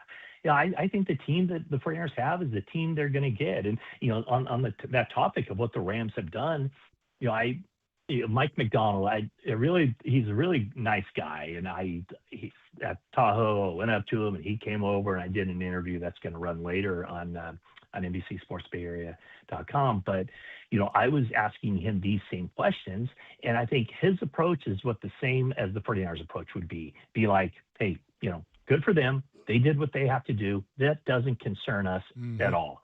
We have a job to do. We have our players. Our job is to get better, and then we deal with the Rams twice a season. And, maybe for one of those teams or maybe both of those teams, it could be 3 times a season they meet in the postseason. But I think these teams can't get too distracted by what other teams are doing. They just have to worry about themselves and get themselves in the best position to be the best football team that they can be. Talking to Matt Mayoko, our 49er insider, from NBC Sports Bay Area. He joins us every Monday here, and he's with us on the UMA guest line. I guess my question is, so last year is Brock's first year after signing the contract, right? Then he gets hurt, and we know how well Mac Jones played, and still, the Niners go on an incredible run. Brock plays at a really, really high level, and I think it's fair to say that he's still he's still climbing in terms of what his ceiling is going to be. I don't know how much more, but I think he was even better last year than we saw the year before. Have the expectations for him changed with the roster construction? Now, I know they've got a lot of money still to spend under the cap, but I don't think all that's being used before the start of this season or even throughout this season. But is good enough, or does he have to play a different role in what this team's success is going to be? Well, I do think that the passing game has to become a lot better. Yeah. A lot better is, we can debate what that means exactly. But I think with, let's say Kittle comes back early in the season, if not week one, what they've done at the wide receiver position, adding Mike Evans, Dejon Stribling should make an immediate impact. Ricky Pearsall's back. Christian Kirk. And so I do think that the expectation would be that teams really, really have to respect the 49ers passing game at every level. And I don't think we saw that last year. And, it's not necessarily on Brock Purdy, but, last year that wide receiving core wasn't very good. Their best pass catcher, their best wide receiver was Juwan Jennings. And, he's not a deep threat. He's more of an underneath threat, sometimes intermediate. But they need to be able to really test the defense at every level. And if that's the case, then that entire offense is going to benefit. There will be more explosive runs from Christian McCaffrey and maybe even Kalon Black or Jordan James, whoever emerges there as the number 2 running back. But I think that, I know Steve Young has always said that, even years, 10, 11, 12 of his career, he was still learning. He was still getting better. And Brock Purdy is still pretty much a young guy. And so, I do think that the passing game has to be, I don't know how you measure it necessarily with the stat sheet, but it just has to be more of a threat. And teams have to be able to respect the 49ers on the outside more and deeper than what they did last year. And if that's the case, the passing numbers don't have to be all that much better, but it still should have a very positive effect on the running game. And to me, that's where the 49ers have to get a lot better. That they were up, they've been up around 5 yards per carry or more than 5 yards a carry. I mean, Christian McCaffrey in 2023 averaged 5.4 yards a carry last year, and he played a lot of football, a lot of touches, 400 plus touches. He only averaged 3.9 yards. So a yard and a half average less last season. That's got to change because the 49ers are really, they're so much about the running game setting up everything else. So they need to return to that, and they need to get those explosive runs. And if the passing game is doing what it should be doing and creating the kind of threat for defenses, then the running game will pick up, and you'll see closer to the 2023 numbers as opposed to the 2025 numbers. Can't help but think about how Seattle defended the Niners pass game in the last 2 games of the season, where they were absolutely unbothered by the even mere idea that the Niners would be able to beat them over the top or get behind their defense. It didn't bother them. They had all those guys around the line, not around the line of scrimmage, but within shouting distance of the line of scrimmage, and played accordingly. And that just completely wrecked any chance the Niners had of doing anything positive offensively. Absolutely. That Seattle defense was, gangbusters. Especially, that front was so good, and they come at you in waves. And I was just talking to Mike McDonald about the Super Bowl pregame show, where Kyle Shanahan said something to the effect of, I don't know what you want me to say as far as how to attack Seattle. Yeah. I didn't have any answers. Yeah, right. And as I'm kind of setting up that question, I see Mike McDonald, who's a very even-keeled guy, doesn't show a lot of emotion. Even he got a smile. And yes, he had heard about that. So that is off-season project number 1, or 1A or B is, improve the running game. And Shanahan, when I asked him about that in the offseason, he said there were schematic things and there were other issues that they had that they've identified. So they expect the running game to be better. And then, of course, for those 2 games against Seattle, and I forget when they play them. I think maybe like week 6 or something, sometime in October. I think it's October 11th when they play them for the first time. Each team will kind of start to form their identity by that point after a few games, and we'll see what happens. But that the 49ers have looked deep into, how can you offensively, how can they live with themselves with as great as an offense as they believe they have and what they've had historically since really Shanahan's come to the team, and certainly since Brock Purdy's taken over. I mean, in the 2 most important games of the year, well, we'll throw out the first round of the playoffs, but week 18 with home field advantage on the line, the 49ers scored 3 points. And then in the postseason, and there are a lot of things working against them, playing on a short week after traveling cross country, all those excuses you want to make. But the fact of the matter is they scored 6 points against Seattle. Yep. So 9 points in 2 games of 8 of the most important quarters of the season, and the 49ers offense was thoroughly overwhelmed by Seattle. 9 American points in 8 football quarters is not going to get the job done against any team, especially against Seahawks. I mean, even internationally, 9 points. Even with the exchange rate. The conversion. Even the with conversion the doesn't metric help. system, It's it's going, not going to work. it's going the other direction, actually. Yeah. You are correct. The Niners will play their first road game in the Northern Hemisphere Sunday, October 11th at Seattle. They will have had 3 home games before that. Of course, week 1, they have to go all the way to Australia. We'll talk about that down the road. Yeah. Rookies reporting here in the not-too-distant future. How important is it that the Niners rookies get off to a good camp start and contribute early to the Niners season going forward? I think it's huge. Yeah, it's absolutely huge. And, we haven't talked too much about this guy, but the more I think about it, I think the X factor, isn't the wide receiver. It's not the running back. I think it's Romello Height. Yeah. When you look at what this team was lacking last season, and quite obviously they're going to be getting a boost with that pass rush when Nick Bosa steps on the field.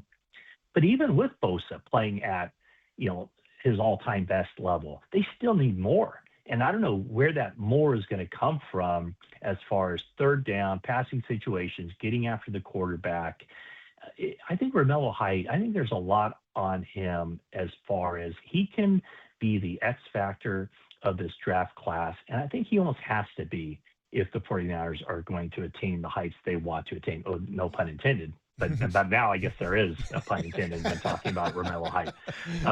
But, I mean, when you think about it, if he shows up and if he can push that, if he can get after the quarterback, he's going to face a lot of one-on-ones with Bosa on the other side. So if he can take advantage of those, I think that even more so than the guys on the offensive side that we've talked about a lot, talked about Stribling a lot, I think he's going to have a chance to make an immediate impact. I think Kalon Black, if he shows and continues to do the things that he did in the offseason program, I think he might give the 49ers their best option as a number 2 well-rounded running back than they've had since Christian McCaffrey's been on the team. But for all however important those 2 guys are, I think Romello Height is the guy that's going to, either keep the 49ers at kind of a middling defensive level or really vaults them up a couple of notches. Matt Miyoko, the voice you hear on the UMA guest line, a couple more minutes here. Derek's not here, so I feel an obligation to ask you the latest on Brandon Ayuk, dude. I feel a moral responsibility. I have to ask you. But, I mean, I still people out there going, I mean, why not just release him? Why not just move on? I mean, the whole situation seems like it's played out even louder in the last couple of weeks than it had in the 2 weeks prior to that and the 2 weeks prior to that. Just the latest from where you're sitting, Matt. Well, yeah, I mean, I guess the latest Brandon, if he wanted to be a free agent and get out there and create his own way, he's just made missteps at every possible turn. And I'm not sure the way to get out of your contract with one team is to announce to the world that I want to go to another team that is on your schedule, and I want to get there now and start working and get to be in a position to give myself the best chance to beat you on October 19th at Levi Stadium on Monday Night Football. I mean, if you're the 49ers and a guy is saying, hey, he's a really good player in 2023, no doubt about it. That contract that he got was very much in line with what a guy who had been producing at his level probably should have gotten. The way it got there was a little wonky, but we won't get into that. But I don't think if you're the 49ers, are you really going to say, hey, we play this team in week 6 or whatever, hey, we're going to help them out. We're going to give them a guy who has a chance to be a really good player for them and who's going to be motivated to come in and beat us. No, I mean, the 49ers stance all along has been, hey, if the Commanders really want him, and Brandon Ayuk really wants to go to the Commanders, which he says he does, then give us something. We're not just going to give you a player that we're going to have to play against potentially in the fairly early part of the season. So I think that all the motivation the 49ers have had. And you could call it petty, whatever. I mean, I think a lot of people would call it good business, or at least just, using the rules. They're not being forced to release him. However, had he put in the paperwork to file for reinstatement back in April, and if he'd shown up on the 49ers doorstep on April 20th, they would have released him then. And so, the fact that he's saying that he's, as long as he's still, under contract to the 49ers, he's not going to apply for reinstatement. I don't get that part of it. Here's why the Niners should be mad at Brandon Ayuk. He tanked his own trade value. He did. It's like, He did. you made yourself untradeable. Thanks, Chief. Yeah. We appreciate that. Well, you know what, though, Rob? They also owe Brandon Ayuk a big debt of gratitude because, a year ago, I'm sure the 49ers would have loved to have gotten out from under that contract. Mm-hmm. And yes, they did sign him to what was on paper at the time, a 4-year, $120 million extension. But he has given them back so much money that, yes, it wasn't anywhere near what they wanted it to be. But Brandon Ayuk kind of rescued the 49ers and did them a big-time favor by defaulting on his contract. And ultimately, the 49ers won't be on the hook for but a fraction of what they would have been on the hook for had he just done what he was supposed to do. Yep.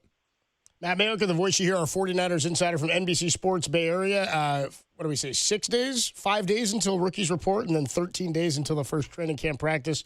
It's coming up fast, Matt. Always appreciate the time. We'll do it again next Monday. All right. Thanks, guys. Appreciate it. Thanks a lot there. The great Matt Mayoka, coworker, our good friend Rod Brooks. My desk mate. Your desk mate on NBC Sports Bay Area. Both of you guys are part of the pre- and post-game coverage all season long on NBC Sports Bay Area. We do have some more stuff to get into. We do have a sound soiree that we'll get into coming up at 5:30. Some of the best sounds from across the sports world you might have missed. But we'll take a quick break when we come on back, a little bit more on the 49ers and sort of more on that Brock Purdy conversation. What does the identity of the 49ers have to be this year for them to be at their best and compete with the powers that be in the NFC? We'll do that next. Adam Copeland, Rod Brooks. It's Monday, and it's only here on the Sports Leader.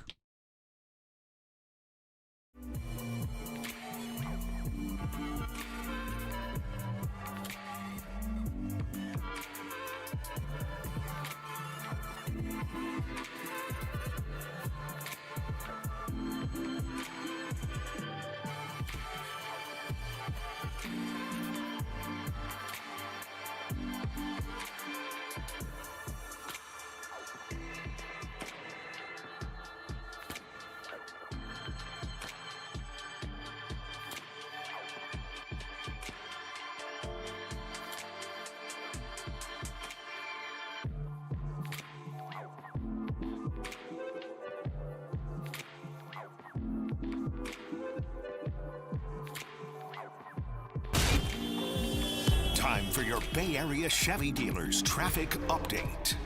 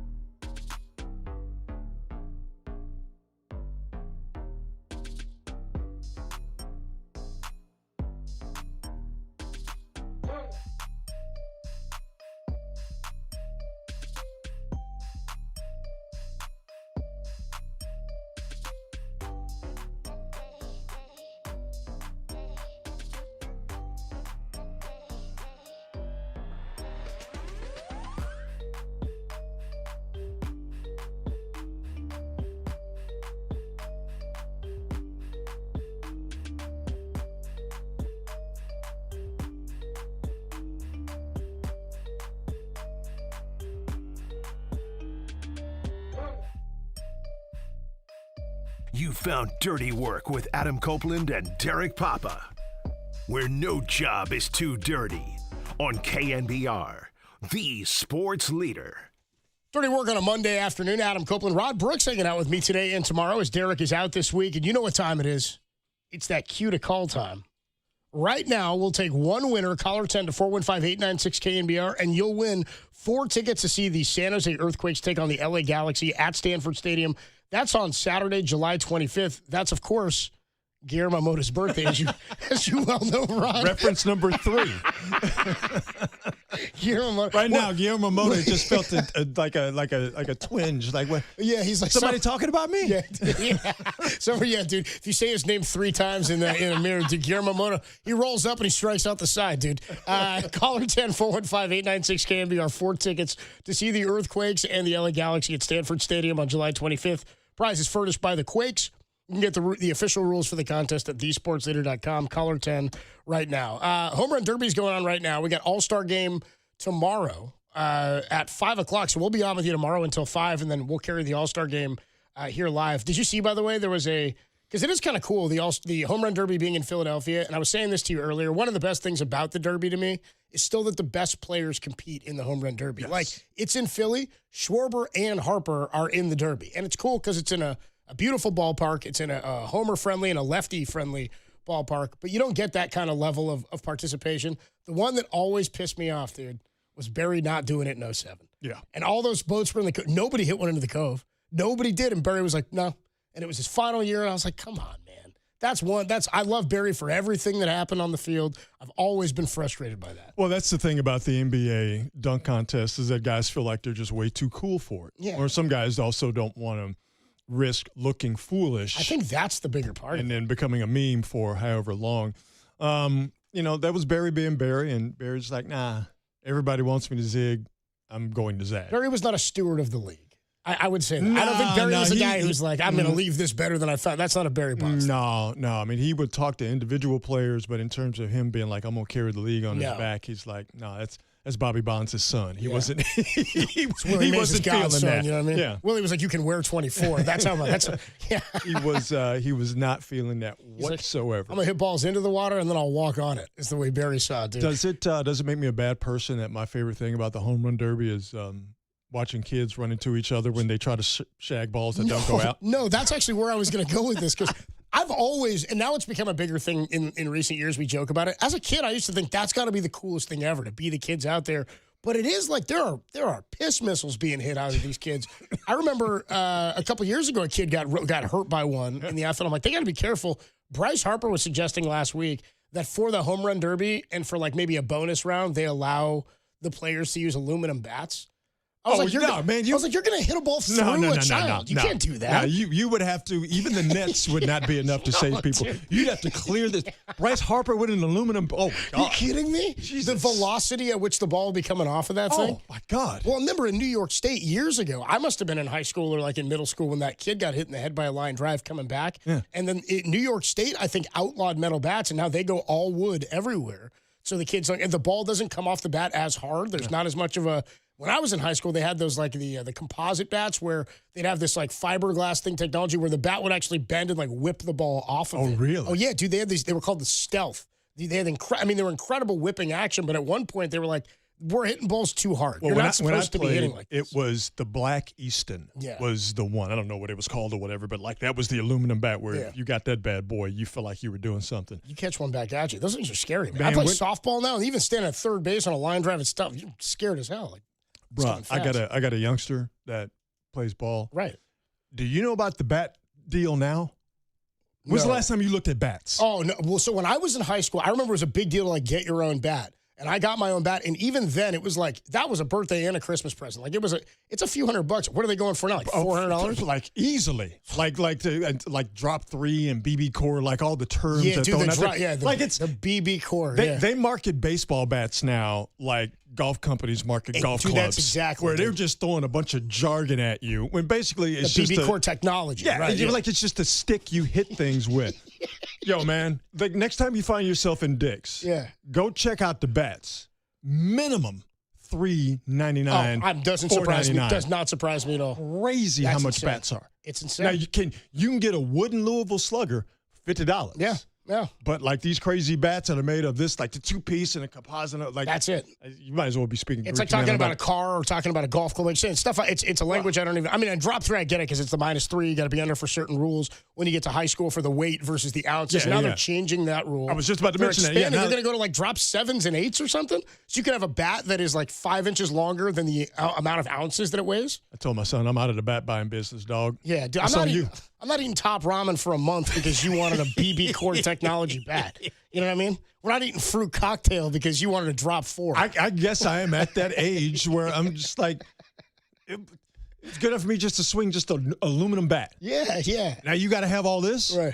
Like, what are we doing? Yeah. I don't know. I mean, this is the issue, and this is the argument they were making about when the U.S. got eliminated from the World Cup, and you're seeing it with baseball and travel ball and all that, how it's become an elitist sport to where if you want to compete at the highest level, you got to spend money. And all these kids are such, and I'm not saying about your kid, I'm talking about in general now, it's become specialized athletes. Yeah. Whereas like, dude, I was a really good baseball player. I was also like a 6-man and a 3-point shooter with no handles in basketball. You get to play different roles. You know what I mean? You had to do different things, and you learn different ways to develop and evolve. But I remember that being a thing for me, even in travel ball, with my dad being like, I'm not paying for this extra thing. You're not going there and doing this. Man, just the crazy amount of equipment. You know, it's because he's got to have all the guards. Does he have the sliding glove? No. Put my foot down on that. No, you can't do that. No.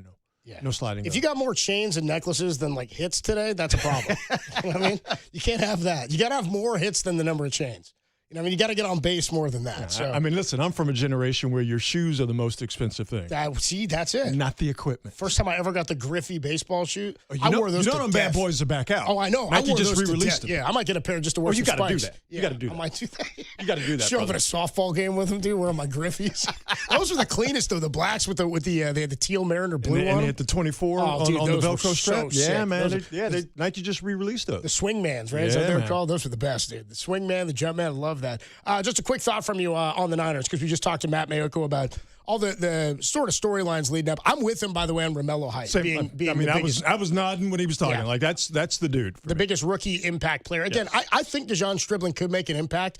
I don't want to pretend to have any idea to see the receiver position with rookies the way Kyle does. Because if you told me Stribling was going to play a bunch and be an impact, I'd be like, great. And if he showed up and we're like, man, we didn't see that guy for 3 months, I'd be like, yeah, that wouldn't surprise me really either. I think it's more important that Mike Evans stays healthy and plays at a Mike Evans level, and Ricky Pearsall stays healthy and plays like we saw him play last year before he got hurt. To me, that's more important than DeJon Stribling. I'm not saying anything negative or wishing ill, but I think those two guys, in terms of what's more important at the receiver position, those two guys playing up to the levels I mentioned is bigger deal to me than Stribling doing whatever he may or may not end up doing. So where do we see them as I thought entering last year, it was pretty clear. The offense would have to carry the defense. Yes. I thought just based on the way they were constructed, and you still needed Nick Bosa to play every day. Ultimately, that's exactly what happened, despite not being a really good yards per carry running team that Matt was just talking about. That was kind of inexplicable. They were still a very good offensive team last year and proved that with multiple quarterbacks and multiple players contributing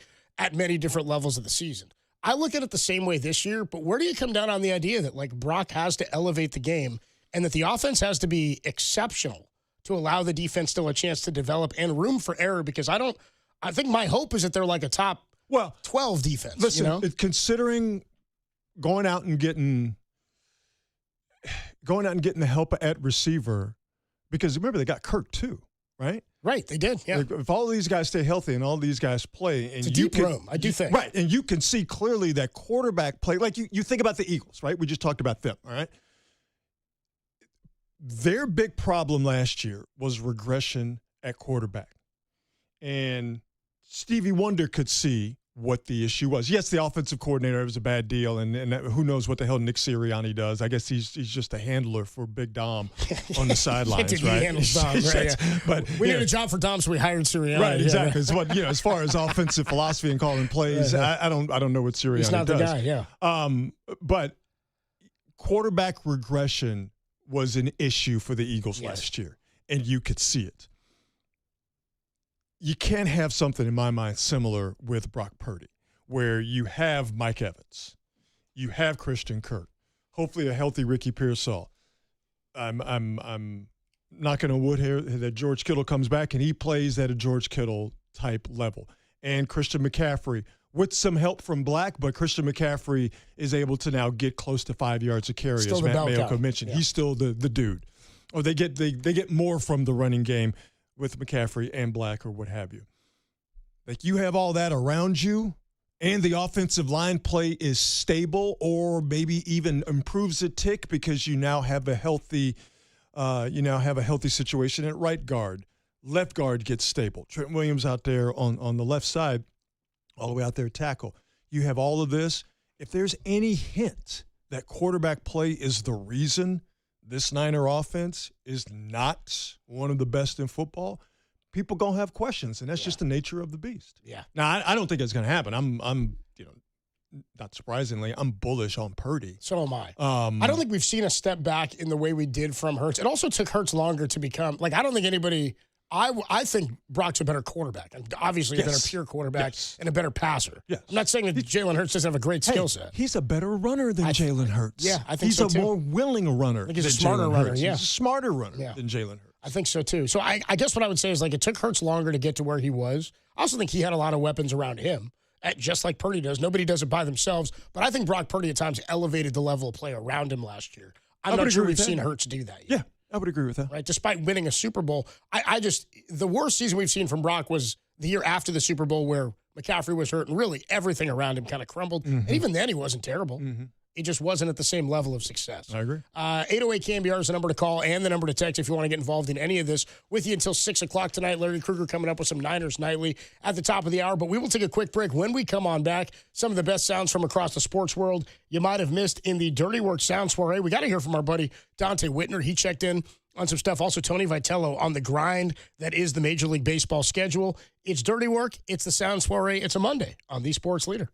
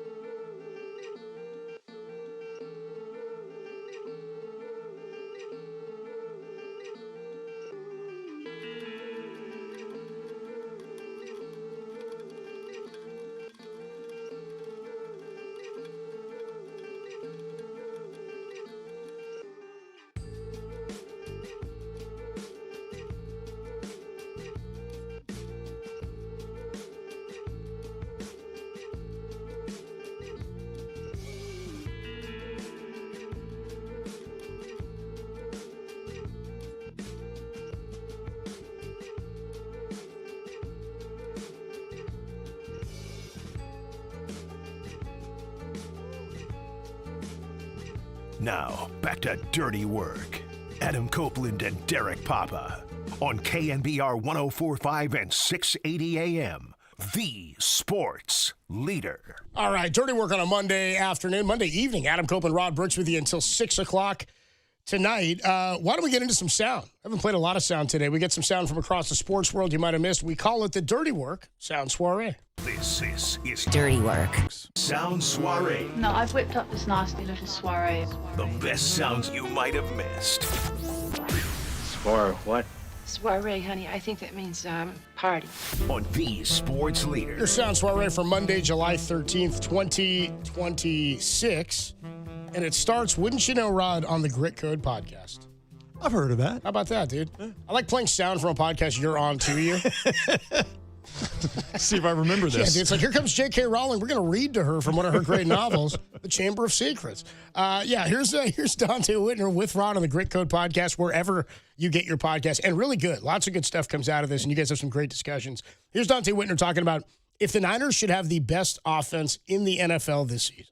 Absolutely. Even better than the Los Angeles Rams because of the different players and what they provide out there. And then Kyle Shanahan, his ability to create mismatch across the board. George Kittle, Mike Evans, Christian McCaffrey, Trent Williams. You have an all-star team on offense, buddy. So all it's going to take is for them to stay healthy, get a couple of those rookies to provide the initial spark, and the 49ers could, should, and probably will have the number one offense in the entire NFL.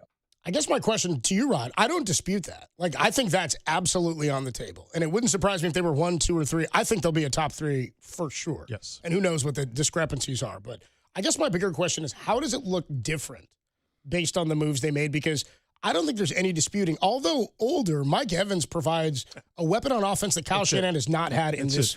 They had an ex-receiver since Julio Jones. Yeah. Julio Jones. For sure. It's somebody who just going to run. You can throw it up to, you can get it. And I think they're going to be not only better in the red zone, but more diverse in the red zone because their two main red zone targets were Juwan Jennings, but really it was I'm blanking on his name, the head of tight end George Kittle. Yeah. Right? Now, if you got a healthy Kittle coming back, you got a true X in Mike Evans, and you have Christian McCaffrey and the dynamic play you can come off of him with. I just think they're just going to be so much better in the red zone. But it goes back to what Matt Mayoka was talking about.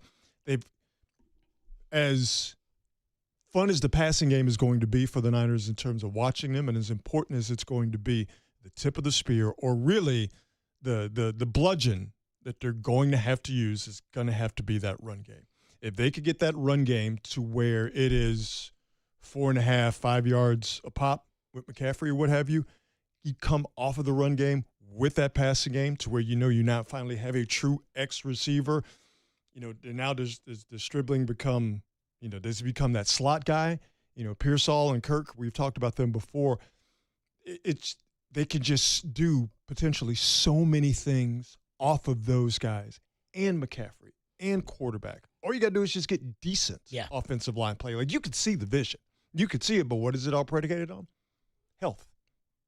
It's all predicated on health. Well, I exactly what you're saying is versatility in the red zone is a huge thing. Like, I think back to 2024, coming off the 2024, coming off the Super Bowl, and they were terrible in the red zone, but they were like top 5 in the league in getting into the red zone. They were great between the 20s, couldn't punch it in. And we put a lot of that on maybe it's McCaffrey with the bilateral Achilles tendonitis. He was out. And I remember at the end of that year, I asked Kyle about that. And he said, because, he said, guys, go back and you watch, every team that was top 10 or top 5 in red zone efficiency and whatnot. He said, what you take away is, there's nothing crazy that other teams are doing that you're not. He says, it's all about what you notice is good players are getting into the end zone. He says, when you have more of them, it makes it so much harder to cover, and you can be more versatile. It really does. It really does come down to being that simple.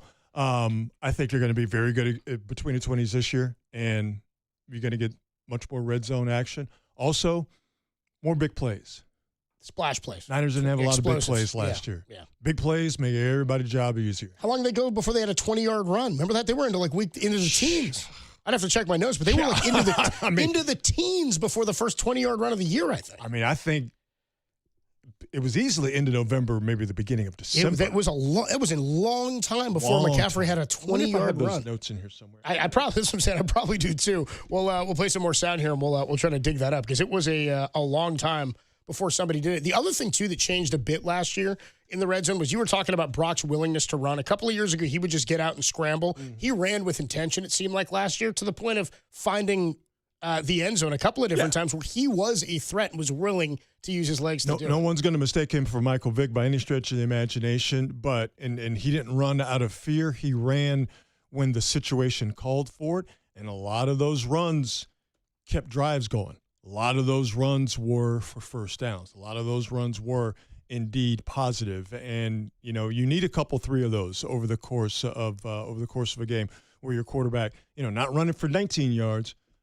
but give me a good 6-yard run that gets us a first down. Give me a good 5 or 6 yard run that gets us now into a third and manageable. We were looking at a third and long now becomes a third and manageable, and now all of a sudden with Christian McCaffrey and with Kirk and with Evans, and we keep going on down the list. Now you have more of the playbook open, and if Kyle Shanahan has more of his playbook available to him, that's rough. You could cancel Christmas. If Kyle can use all of his playbook, everybody's in trouble. Come on, man. That's it. And I think over the last couple of years, because of injury or what have you, there have been times where he could not use certain segments of his playbook. Yeah, I'm with you. And specifically 2 years ago when they didn't have all weapons available to them. My hope is that Mike Evans can be like Devontae Adams has been Mike Evans can be like Devontae Adams in the red zone at the 1 yard line. Right. And I'm so glad you brought that up because that's the move. Devontae Adams was everything in the red zone for I mean, 1 yard touchdown Rams. catches that guy's in. Which is fine. Yeah, it's great.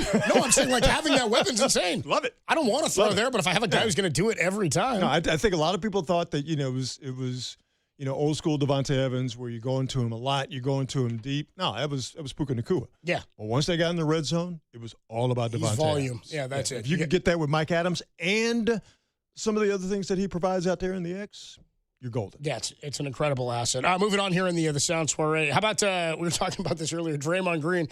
He went on his podcast and he talked about his pitch to LeBron. Here's what Draymond said. He said to try to get LeBron to come to Golden State.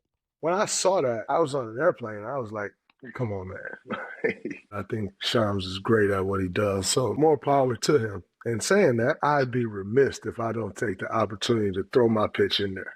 I'd be crazy if we're together for X amount of days and at no point am I like, yo, we need to chop it up. What the hell going on? What are we doing? Of course I did that. And of course the pitch was crazy. I think I'm pretty decent at it. Does it change anything? Does it make anything happen? I don't know. I hope so. With the things that I shared in it, it definitely is going to make the brain work a little bit. I don't think there's a decision that's been made, but say if there was, it'll make you think twice about it, And so that's that. But we wasn't going to hang out for a recruitment pitch. I hear him. I'm just like, if I had to think of a guy who's the best pitch man on the Dubs, that's probably a pretty damn good one. Draymond, I mean, knowing LeBron, hey, of course I'm going to throw my hat in the ring, but he knows the organization better than anybody. He'll also spit at truth. He's not going to sugarcoat something for you. But no, I appreciate that he's done that. It also tells you where his mind is about where he's playing next year. I wonder how much of that pitch went beyond, hey, man, so you want to run with Steph or no? Yeah. How much more? Yeah. Isn't that the main part of the pitch? Yeah. He's like, just don't get caught up the way that Kuminga did taking too much food home. Otherwise, everything's pretty good. He's like, if you think you're going to take food home, don't think that, LeBron. But other than that, everything else is good. It's a very simple pitch. Like, Steph or no? Yeah, Steph or no. Steph or Mitchell? Where we at? Steph or Spider Mitchell? Who you want? What's your pick? Just decide right now. Who do you want? Now, he's talking Miami. It's a bit different. Like Steph or Giannis. But again, I just don't see that. Just don't see him going back there and doing the Pat Riley thing again. No. Having to settle the cookie gate and all that, I forgot about that. Yeah, that's why he left, because he ate his cookies. Here's more from Draymond. This is the one we were laughing about earlier with Sam Amick. Oh, Lord. He's mad about Udonis Haslem talking differently about the Bam and Tyler Hero fight than he did about the Draymond and Jordan Poole. I won't call it a fight. We'll call it a punch. Here's Draymond. And it really bothered me was Udonis Haslem. And the reason it really bothered me is because, man, everybody can have an opinion, and your opinion is what your opinion is, but I saw Udonis Haslam get into it with guys on teams that was younger than him before, a la Jimmy Butler.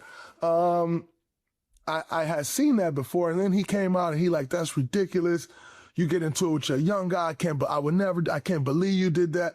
And it really bothered me because I was like, damn, man, like, so this dude ain't never been in, and this dude ain't never been in practice where somebody get into a fight. He ain't never got into a fight in practice. Maybe not. He been in Miami the whole time.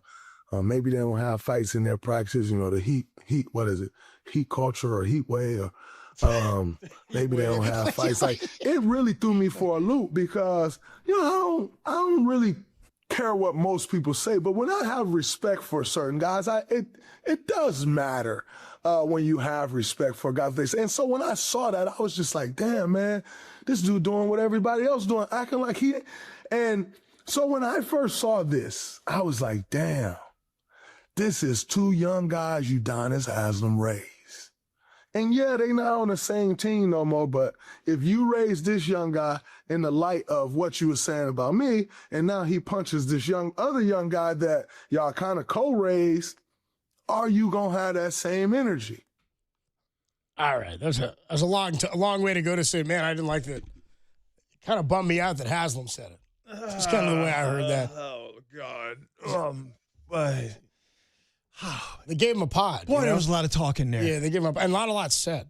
Yeah. A lot of words, not a lot said. Yeah. I kind of glazed at one point. I was like, when did the McCaffrey get that 20-yard run? I was like, I'm still struggling. First and foremost, what he did to Jordan Poole wasn't a fight. No. All right. It wasn't a sucker punch, but it wasn't a fight. Okay. The two situations are nowhere near analogous. So he was definitely reaching to try and make something of it. It didn't stick. It didn't land. I did see that Udonis Haslam wrote something on social media to come back at Draymond Green. I didn't ingest it because I knew I would have the same feeling I have right now after hearing what Draymond said, which I don't care. I'm just like, bruh, he's never going to get it. He's never going to understand it. He says he doesn't want to talk about it, but every chance he gets to talk about it, to hopefully polish his reputation, he will always do it. It's confounding, yet it's Draymond, who can be very, very confounding. I would the thing if I could go back in time and get audio of one moment, I wish I could have been a fly on the wall to hear his conversation with Steve after. Mm-hmm. You know what I mean? Because they spoke for hours afterwards. And the reason it went on for hours in my mind has to be that Draymond was trying to justify it. Right? The way he continues to talk about it, it had to have been in his mind a justification. And even how he spoke about it afterwards, that's probably why it went on for so long, because he's like, no, you don't get it. We don't talk like that where I come from. And we're like, you don't get it. You can't punch a guy at work. You know what I mean? Where I was still, pardon me, disappointed in the Warriors and Steve Kerr's handling of this. No, Steve Kerr's handling of this. When he said, and I'm paraphrasing here, what made him most upset about it was the video getting out. Yeah. The leak coming from within the organization. I understand him being upset about that, but for that to be the thing you're upset about more than the frontal assault, yep, I got an issue with that. And I think, for me, maybe I'm wrong, but Steve Kerr publicly saying that leaking the footage was the bigger problem than the punch of a young teammate itself, to me, that set the groundwork for Draymond Green to not take full 100% accountability. That's a great way of looking at that. I hear that because it's like, well, then that wasn't the biggest deal. It means that it was the problem that everybody found out. That it got out. Right. It's kind of like when Norm Macdonald said, yeah, I hate when people say the worst part about Cosby is the hypocrisy. He's like, that's the worst part? Right. It's like, really? Moving on here. By far, it's not the worst part. Yeah, no, the hypocrisy is not the worst part. I don't even know if it's on the first page. Yeah, dude, it's on the list, but it's not like the worst part of it.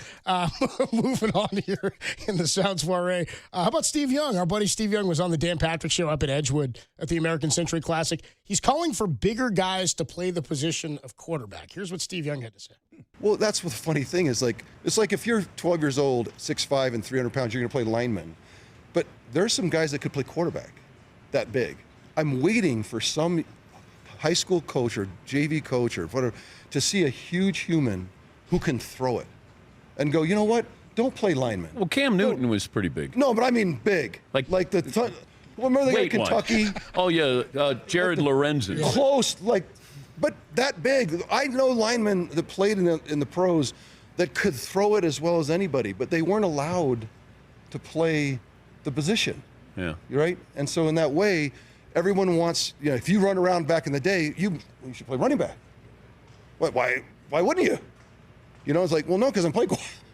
I'm Did playing they try to change you? Don't you get it? No, I spent 15, 20 years of professional football trying to show that you could be an elite, efficient quarterback and still be able to run around.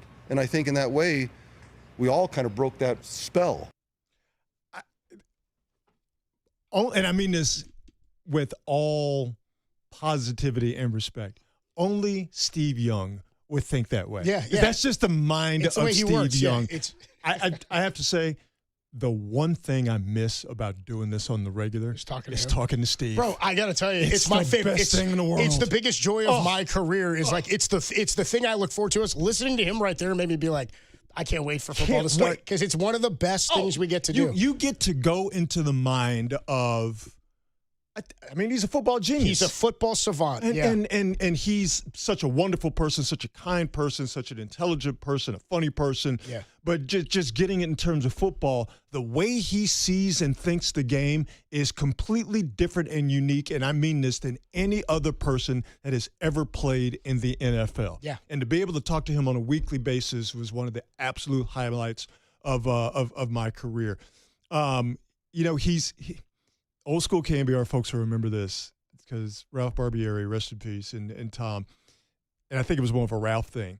He would ask the question, well, why could you just not put a sumo wrestler in net for an NHL team? Right. Basically saying just get someone who is as big or bigger than the net, and then he would be impossible to score on. Steve is basically talking about sumo goalie. QB, yeah. Sumo QB, which is you just have somebody so big and so strong Can't bring him down. that you can't do anything. He's bigger than the guy snapping him the ball, is what he's saying. And I see the vision. I see where Steve is coming from.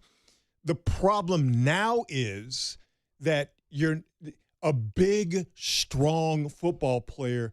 Coaches are always going to see their value at positions to where their size and their strength will be the tip of the spear, right? They're never going to see the vision of, I'm going to take my biggest, strongest player. Especially when you're a kid. And you as a need kid, the position, I'm going to put him at quarterback. Now, I say I see the vision because maybe I'll be dead and gone before this happens.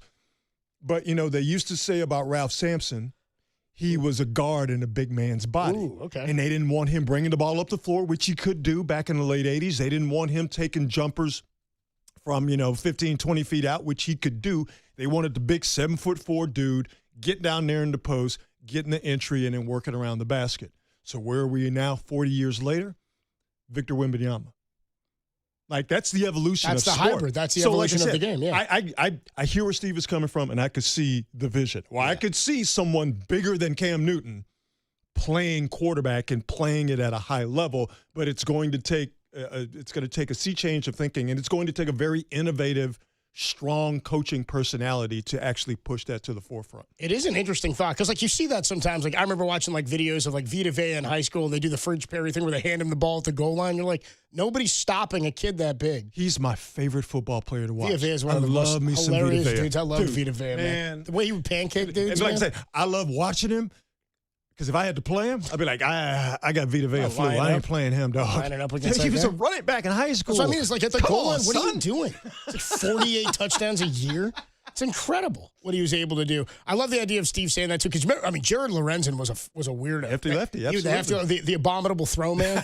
They would call the Pillsbury throw boy. Yeah, Pillsbury throw boy. Just a big doughy white guy that all those nicknames. My favorite one was remember He Hate Me? Oh yeah. They called him He Ate Me. They would call Jared Lorenzen that dude.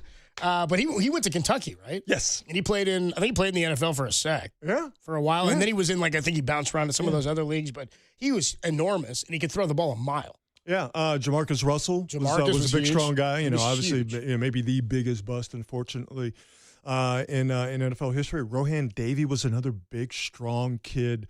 Not like 6'5", 350. We're talking like Cam was more like a DN now or like a tight end. Yeah. Like 6'5", 270 or whatever it was, 260. But like that's. But a coach nowadays is going to see that and go, that kid is going to be a starting defensive end for me. I am not. And even though quarterback is the most important position on the team, I'm not going to waste a 6'5", 300-pound kid having him play quarterback. By the way, that's how Steve started that conference. If you're 12 years old and you're 6'5", 300 pounds, I'm like, what 12-year-old 6'5", 300? There's some ones out there. Hey, bro, you've got to spend some time in the South, brother. I was going to say, they call down those now. corn-fed, man. They're down now. They're down there eating quarterbacks alive. That's going to do it for the Sounds Soiree. We'll take a quick break. When we come on back, we'll put the show to bed. Dirty Work on a Monday on the Sports Leader.